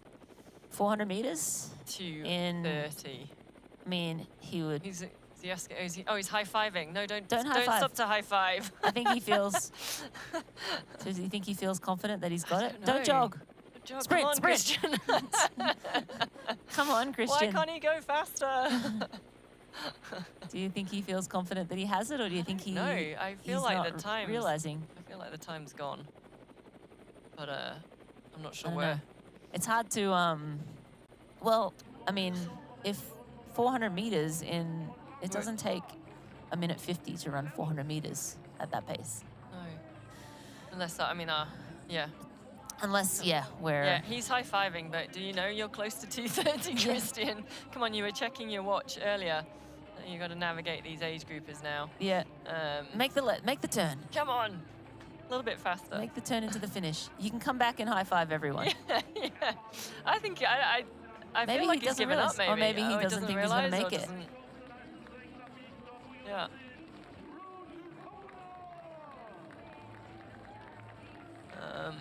You see him, he is slowing down. Taking all the high fives. Nearly went the wrong way as well. Where is this finish line? I don't know. It feels like it's further than Feels like he's 400 meters. I feel like he's doing another a victory lap. Yeah. Here we go. He's into the finish chute. And this is another special, unique, one of the longest, narrowest finish lines. I Yeah, think, look at the access that the packed with the crowd. yeah, that's like 6 or 7 deep. People welcoming Kristian to the finish line. Don't look back. Come on, Kristian. Go run. Go, go, go. I think he might. I guess he just wants to enjoy this moment, which I don't blame him. You get through an Ironman. The finish lines are magical. You just want to soak up the atmosphere, soak up the excitement. Yeah.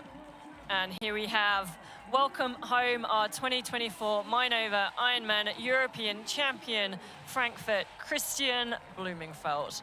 And we will get his run split that we're eagerly awaiting. But It looks like it was 7:23 and 0:0 for Kristian Blummenfelt, who came here just to validate to get back to Kona after being third place there in 2022 and obviously winning St. George at the beginning of the year in 2022. But he sure did more than just validate your Ironman 2024 European champion. 2:32 and 29. So yeah, just Outside, the took Wahoo in the Element crowd. rival run split. I think maybe our times were a little off because I don't think, We even with approximated. all of those High fives. stops, it wouldn't have taken more than that much Still, time. 2:32.29. 2:32.29, just incredible I'm not sure there's from been. Kristian. I think Blummenfelt. Patrick Lange is the only person that's probably run Faster than that. faster than that. So So yeah. Patrick Lange is 2:30 and change Still stands. Still stands. A little bit of redemption for Patrick on this course. Yeah. He gets to keep one thing. Yeah. I mean, he keeps many things. He's won many races, world titles, second at Nice last year. So, but not today. Today was all about Kristian Blummenfelt. That is a long finish straight as they take that right and go up that narrow red carpet. And coming across next, here he is. Oh, I'm not sure whether that's grimacing. I think that's emotion. I think that's Kieran Linders going, I'm coming second at the European Championships. I don't think that's a pain face. I think that's I think that's realization of a what dream he's about to achieve. This is... You see him sobbing. Yeah. Yeah, this is the raw emotion that comes out at the end of an Ironman too. Like, you're so exhausted and you're just elated with what has just happened. And I'm sure he just can't believe it. Like, I've just put together the race of my dreams. I've been believing this. I've been training for this. And you know, to believe it and training for it and do it in training is one thing, but to actually put it together on one of the biggest stages in our sport at a championship is another. And you see him, he's slapping himself in the face. Is this for real? Yeah. So awesome. And then we pan back to Gregory Barnaby, see how far we weren't able to see, but Kieran Linders, he's not that new anymore as a pro, and he has had a couple of wins over some long distance races, but nothing on this sort of stage with this caliber of athletes as well. So for Kieran Linders from the UK, just an absolutely magic moment. And what a day, whether he was slapping himself in disbelief or just to get that final bit of energy out of him. We've seen a few people slap themselves in races for other reasons, but yeah, I think we're just seeing raw emotion, but he's definitely, that finish line can't come soon enough at the moment. Isn't that the way for anyone though? Yes. You know, the last few K of an Ironman, you're just like, oh, just get me to the finish line. Let me sit down. Let me get off my feet. Let me lay down. And just stop the pain, right? Exactly, and we're gonna bring bring Kieran home, and it should be Gregory Barnaby in third place, but we'll get a camera back to that once Kieran finishes. He's just coming along the final sections of the river banks before he's gonna turn right and step onto that red narrow carpet and soak in all the high fives that he so deserved. That's the turn. You can literally put your hands across both sides of the carpet and run down. What a moment for this guy. Incredible moment for Kieran Linders. Coming down the chute here, you see the emotions bubbling back up. He's not even high-fiving, he just wants to get this thing done, make it real. Kieran Linders, second place at the Mainova Ironman European Championship here in Frankfurt. Congratulations, Kieran. Amazing, amazing race. I don't think he can believe it. I think he's just in a state of shock and disbelief. You can kind of sort of see that realization. What have I just done? But you have done it, Kieran. You've come second behind Kristian, but second in a stellar pro start list. Some class athletes in this race, and you've beaten them all but one. So well done, Kieran Linders. Another guy smiling as he comes into the finish. Gregory Barnaby, our third place pro today. Another fantastic race, probably Gregory's best result as well. Fantastic to see him now stepping onto that red carpet, coming home in third place. Yeah, big smile from Gregory Barnaby as he made that turn onto the red carpet, enjoying the crowd, soak it in. One of the best finish lines around with that level of support. Third place at the Mainova Ironman European Championship. He's got the energy to Gregory get the crowd. Barnaby, yep, he still has the energy to soak it all in, enjoying the crowd. Amazing race today for Gregory. 7:33.44. Not too shabby. No, all of those times are pretty speedy. We're going to see how many other athletes we can get under the 8-hour mark. But yeah, Kristian went a 7:27 and Kieran 7:32, Gregory 7:33. Great performances by our podium today, and just in such a magnificent finish area in the city center of Frankfurt, the medieval city hall building, and it just creates that packed cauldron of energy and sound. And you can see all the crowds, what, 5-10 deep, and the stand there as well. So yeah, and an amazing finish line awaits, not just for these 3 pros that have finished, but for all the pros still to come, and all the age groupers behind. Back on Patrick Lange now. We'll just try and find out whereabouts He's moved up into 9th position, and that was at 39.8K. He was like 30 seconds out of 8th. So running out of real estate. Oh no, here he goes. No, there's some age groupers that he's passing, but probably maybe running out of real estate, maybe not. He's working hard to try and make up as many spots as he can, and also this Kristian is Kristian Hogenhaug. Hogenhaug stayed held strong in 4th. 4th place. Yeah, so Kristian was one of, took it to everyone else on the bike.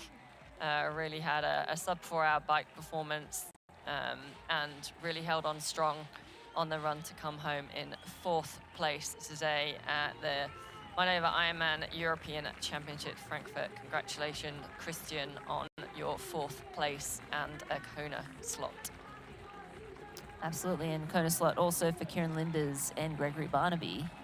So there are 3 of our slots. That was a close Koolhaas. finish, yeah. Menno Koolhaas finishing, looks like he had a wardrobe malfunction, so just managed to get that top zip together. But again, a great performance. He was one of our early swim leaders. He just looks elated as well. Yeah. 5th place. Another Kona slot there. And having said it was 17 men already with their Kona slots, it would roll down, but it's not actually going to roll down because that's the 2nd, 3rd, 4th, and 5th all taking. It just shows how competitive Ironman racing is. You know, like the athletes that already have their Kona slots, perhaps raced an Ironman and raced an Ironman well earlier in the year or late last year to get that Kona slot.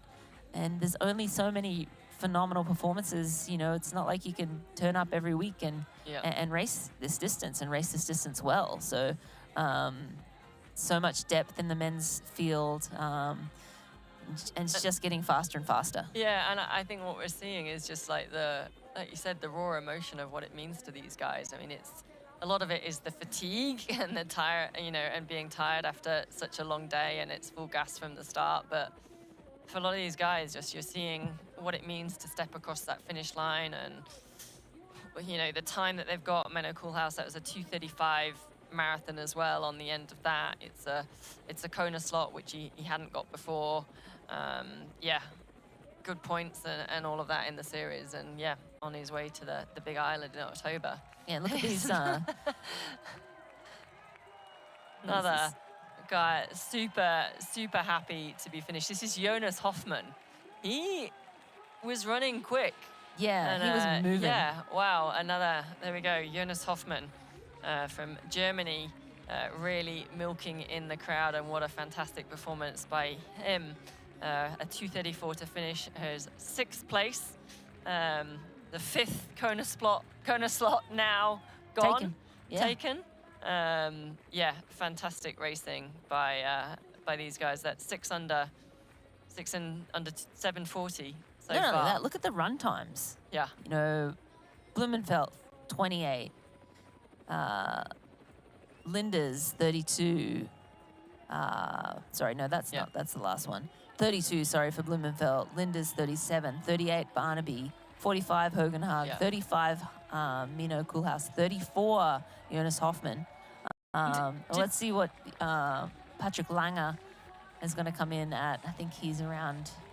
Well, last. Yeah, I just saw an age grouper, I think, trying to get down the finish chute, but he definitely didn't have enough wristbands on the lap. Do you think that's the cooler temperatures? Do you think that's making everyone running well, and maybe the bigger packs on the bike, people able to, to sit in? We know Patrick did a lot of work. I think a lot of the time here in it's usually pretty warm here at this race. So I think the temperature and just the competition. Like when the competition is high, you know, that's where the big performances come out, and you know, they have to race to that next level to be able to have 2:36.44 for Patrick for the marathon, and he sort of started out pretty conservatively, or he didn't start out, you know, so well. He didn't look super great at the start of the run, but was able to close, and just a 2:36.22. 44, sorry. On a bad day, and ever the champion, ever gracious, coming in 8th today, Patrick Lange. We didn't catch Kasper Stepniak. He was in 7th and takes that 6th Kona slot if all the guys want to take them, assuming they do. But Patrick Lange, acknowledging the crowd and the performances by all the men today here in Frankfurt. We are going to be going down shortly to the interviews with our podium. I think it will be, I know Paul K is on the ground. I don't know if he's, here we go. This. Congratulations, our 70.3 world champion, Ironman world champion, Olympic gold medalist, now Mainova Ironman European champion. The rules say to validate, you need to finish and race competitively. It does not need to say that you need to smash the course record and win so convincingly. Yeah, I must say I'm quite surprised. I felt I came in with really not much of preparation. Really lack of riding the TT bike, and had barely done any long runs. So I was like realistically thinking like,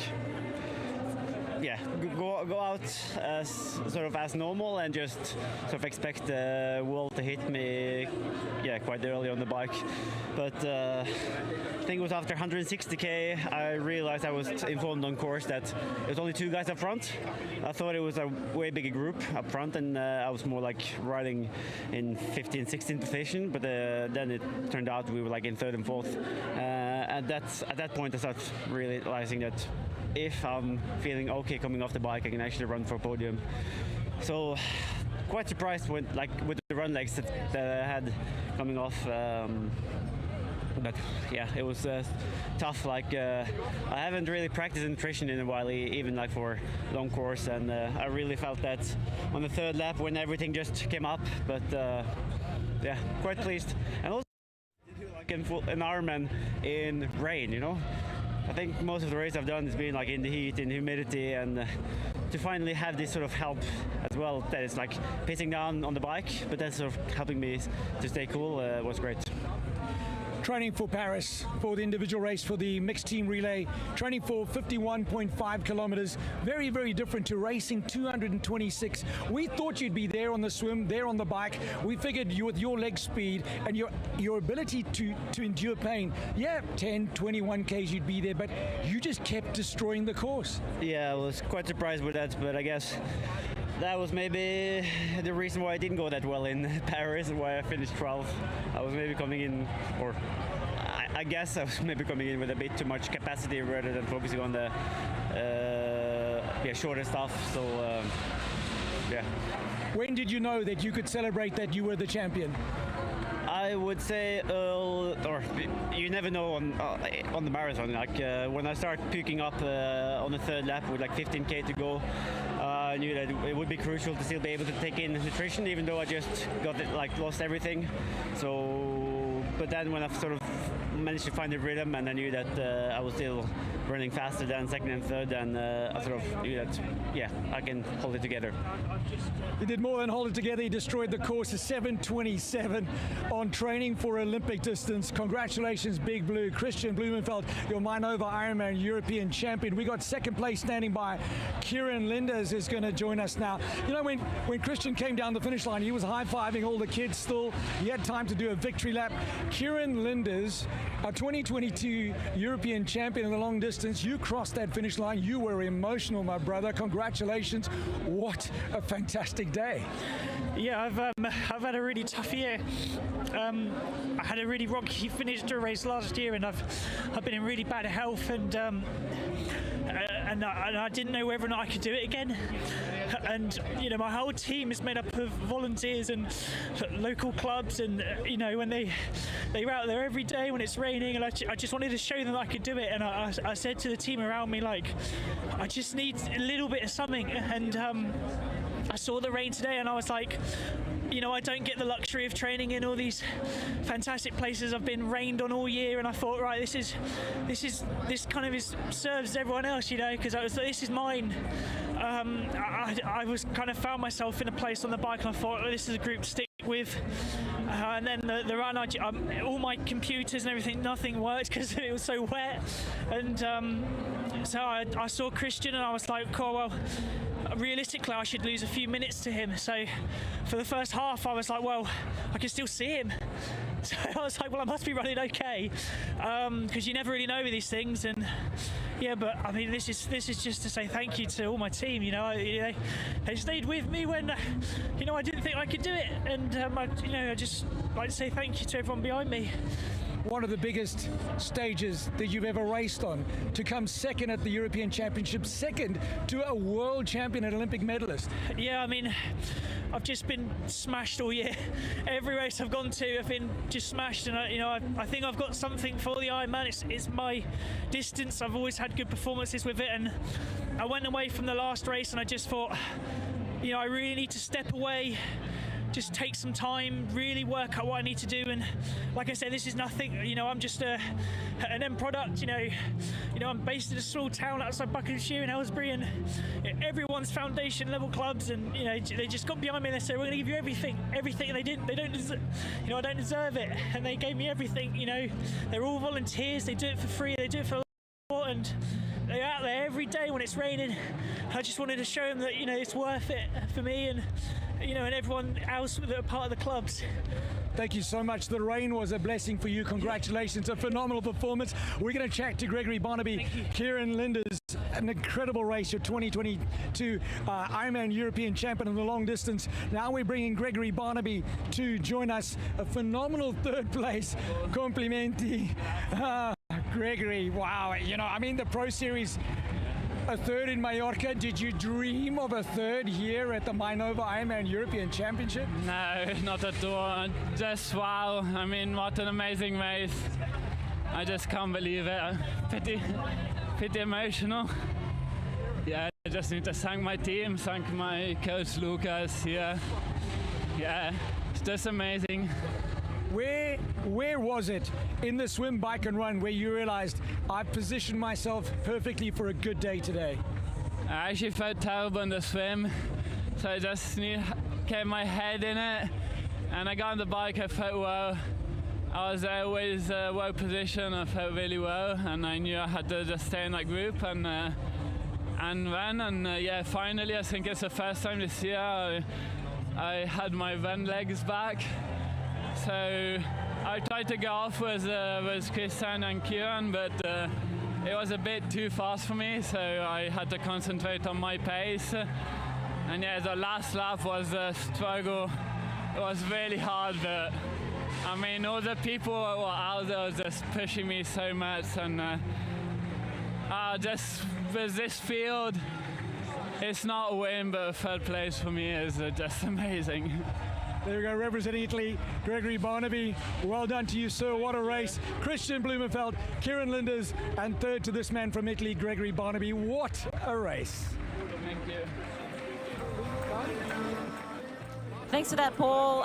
So great to hear the thoughts from the athletes after the race. You know, we sit up here and sort of speculate how they're feeling, what are they doing, and to actually hear from Kristian, he was shocked at his performance. I think surprises all round. Yeah, and then how refreshing Kieran Linders. Just so grateful to have his support, and Gregory Barnaby as well. Everyone just elated with their performances. They know the gravity of this performance. We're going to go away to a break. We'll be right back with the podium after this.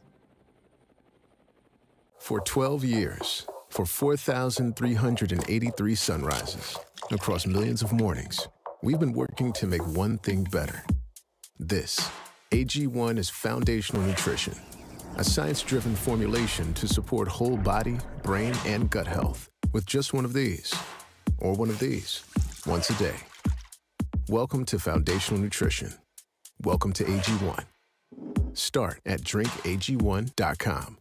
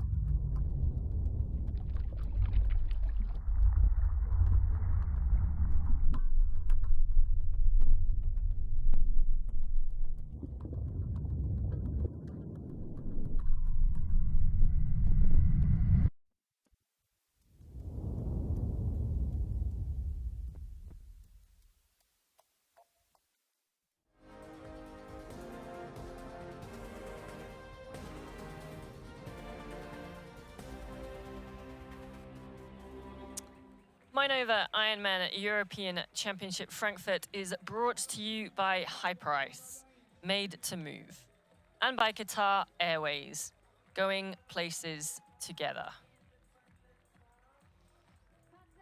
And just images of Linders there coming across the finish line. He can't believe it. And as he said, he's just been smashed all year and had some just rubbish results, and then he said he just needed to go back, figure things out, but he felt that the Ironman distance was his distance and just wanted to go out there and do it for his team and his supporters back home. But Kristian Blummenfelt, new course record here, course best, I should say. Obviously the course has changed year to year, but course best for Kristian Blummenfelt. He was pretty shocked with that performance. I mean, I don't know if we were shocked, surprised a little bit at how fast he went, but not surprised that he won. Yeah, I think maybe I probably might be a little bit surprised that he won. I thought it was very possible that he might win. Probably wasn't maybe expecting it just from him in what he was saying leading into the race, but this is Kristian Blummenfelt we are talking about, and yeah, I don't think you can ever underestimate him or discount him. A fantastic performance, and excuse me, just with a few more weeks. Well, I think actually, as you've been saying all along, just keep doing what you're doing because it's clearly working for the long distance as well. So maybe don't change too much before you go into the Ironman World Championships in Kona in a couple of months' time. Yeah, and it's funny what he said. He said, well, maybe that's what I did wrong. I had too much capacity for endurance and wasn't able to, you know, have that closing speed for the Olympics and end up finishing 12th. But, well, 2 weeks later, first at the European Championships here in Frankfurt. Not a bad way to turn things around. No, that's right. And just to give you a bit of an update down some of the other finishes that we had coming down. So we saw Patrick Lange finish in 8th place. Other notables, Brad Weiss was in 11th place, and Matt Hansen, who started off so well. We were hoping for that foot battle between Matt Hansen, Patrick Lange, Brad Weiss and Braden Currie Matt just dropped off a little bit at the end, finishing in 14th place. What are you seeing now on the board as we look at our lovely skyline of Frankfurt? But if you have a look, you've got the finish time, so 7:52, 54, 55 is clocking away. And to the left of that is our points. I don't know, it's kind of like the egg timer or the sand that drips away. That is dropping down a point for every second. So it started at 5,000 points when Kristian Blummenfelt crossed the line. And we are dropping a point for every second as the rest of the male pros come over, and their points that will go towards their Ironman Pro Series results and rankings. Yeah, so unfortunately for Matt Hansen, he was further behind the lead here than he was in Lake Placid. So I think he was hoping to replace that score here, but that's hey, okay. It's another one on the board. Yep. It's the third Ironman for him.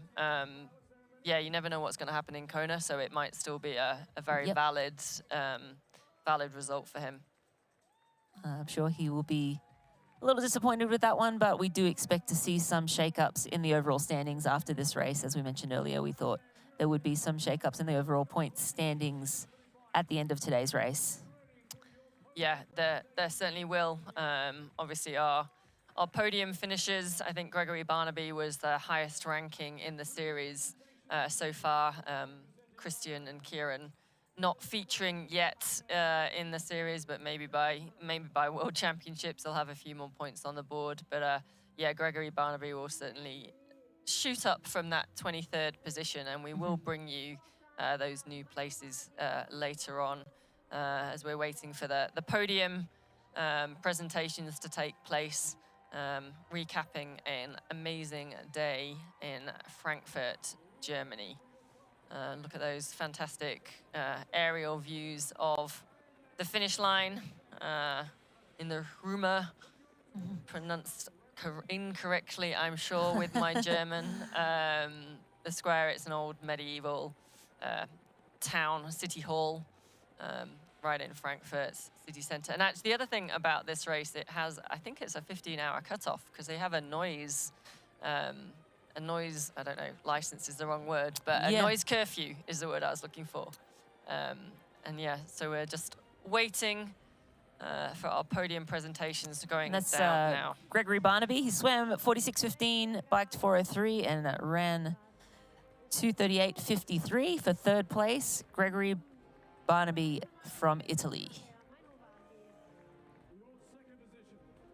And in second place, from the UK, Kieran Linders. He swam a 46:29, biked a 4:03:26, ran a 2:37:05, and is just about making it up onto the second place podium. Tomorrow, you couldn't pay him to run a 1K. A 1K, yeah. Under 10 minutes. Absolutely fantastic performance by Kieran Linders from the UK. Very emotional finish. This one will be in his memory banks for a long time.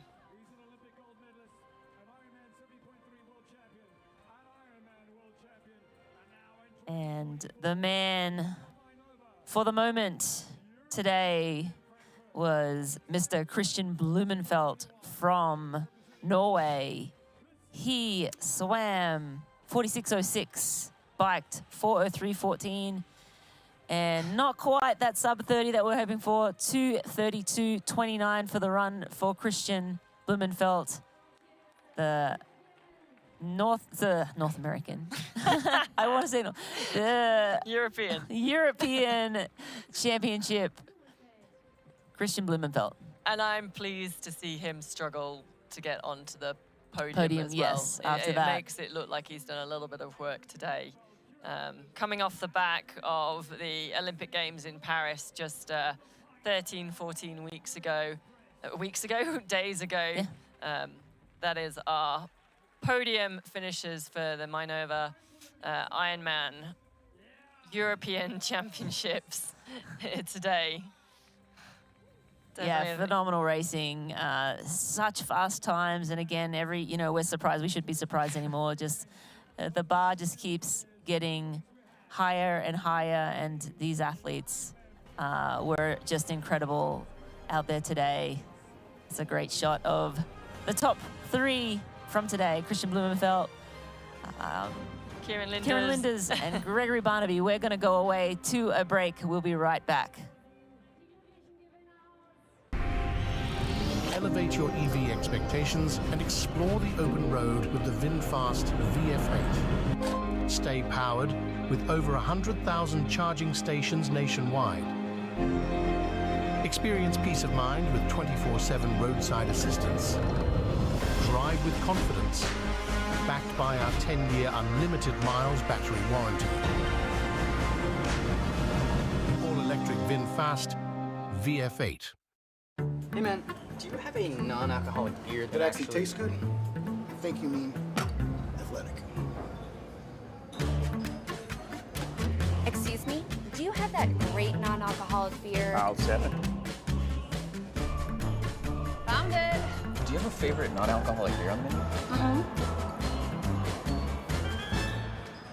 Ah. Athletic it is. She's funny.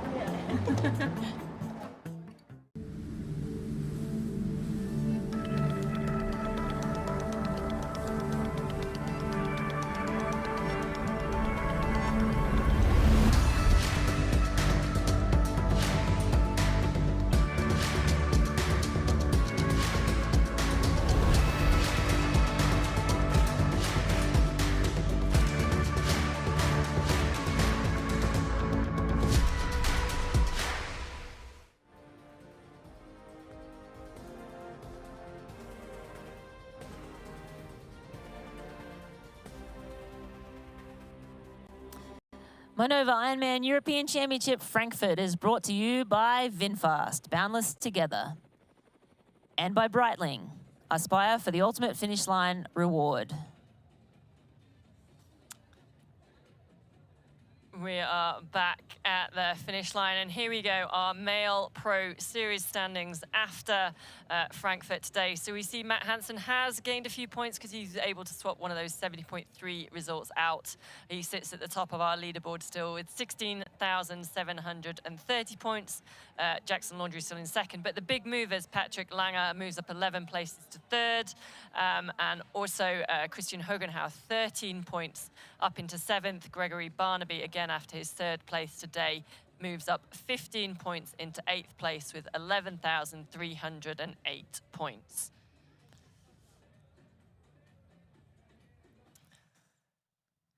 Welcome back to the studio. Well, I don't know about you, Rini, but that was incredible racing today. I'm totally buzzed. What were your takeaways from today's race? I mean, don't always believe what's on paper, right? We had all of our picks. Obviously, Kristian Blummenfelt, always a favorite. And sort of surprising that he was able to pull it off, but also not surprising because he's Kristian Blummenfelt. But the minor placings, Gregory Barnaby, Kieran Lindman, I mean, incredible performances from those two. I wouldn't have had those in my top 3 at the start of today, and some big names dropping off and not having the races that we would have expected.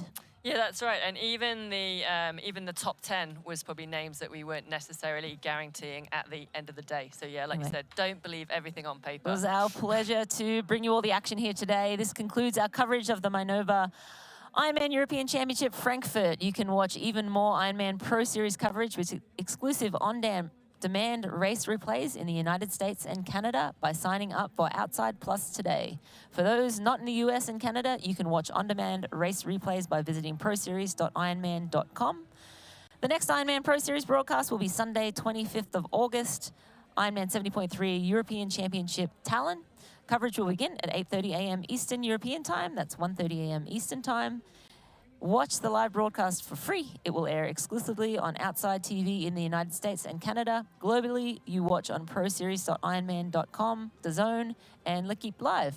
For our entire team, alongside Laura Sedal, I'm Marinda Carfrey. Thank you for watching.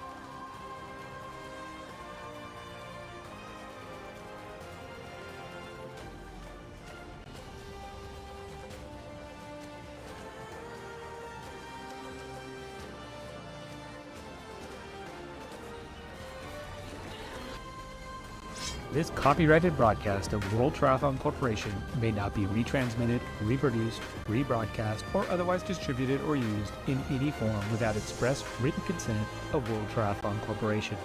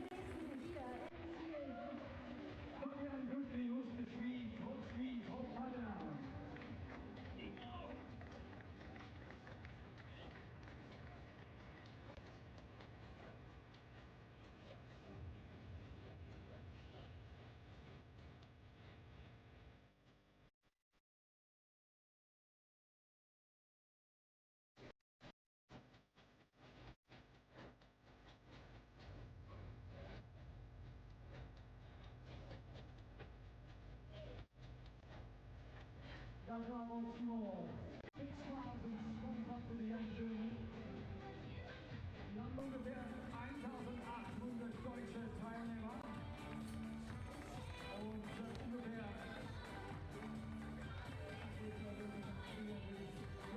400 of our competitors are our female competitors, and they're from 61 countries.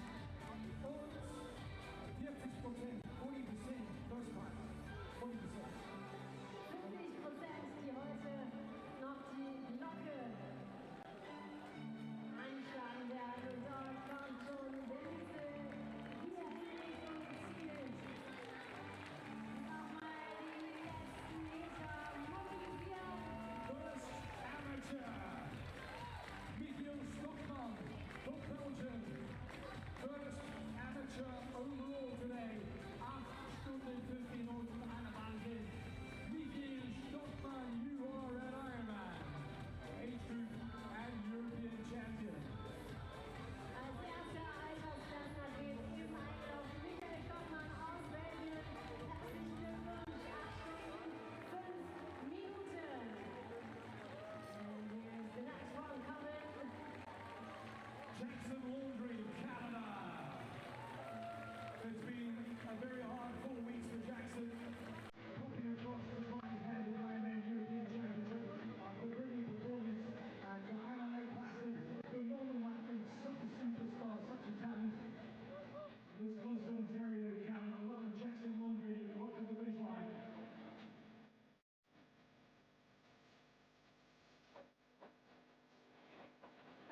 So, and every time I like, you're very right.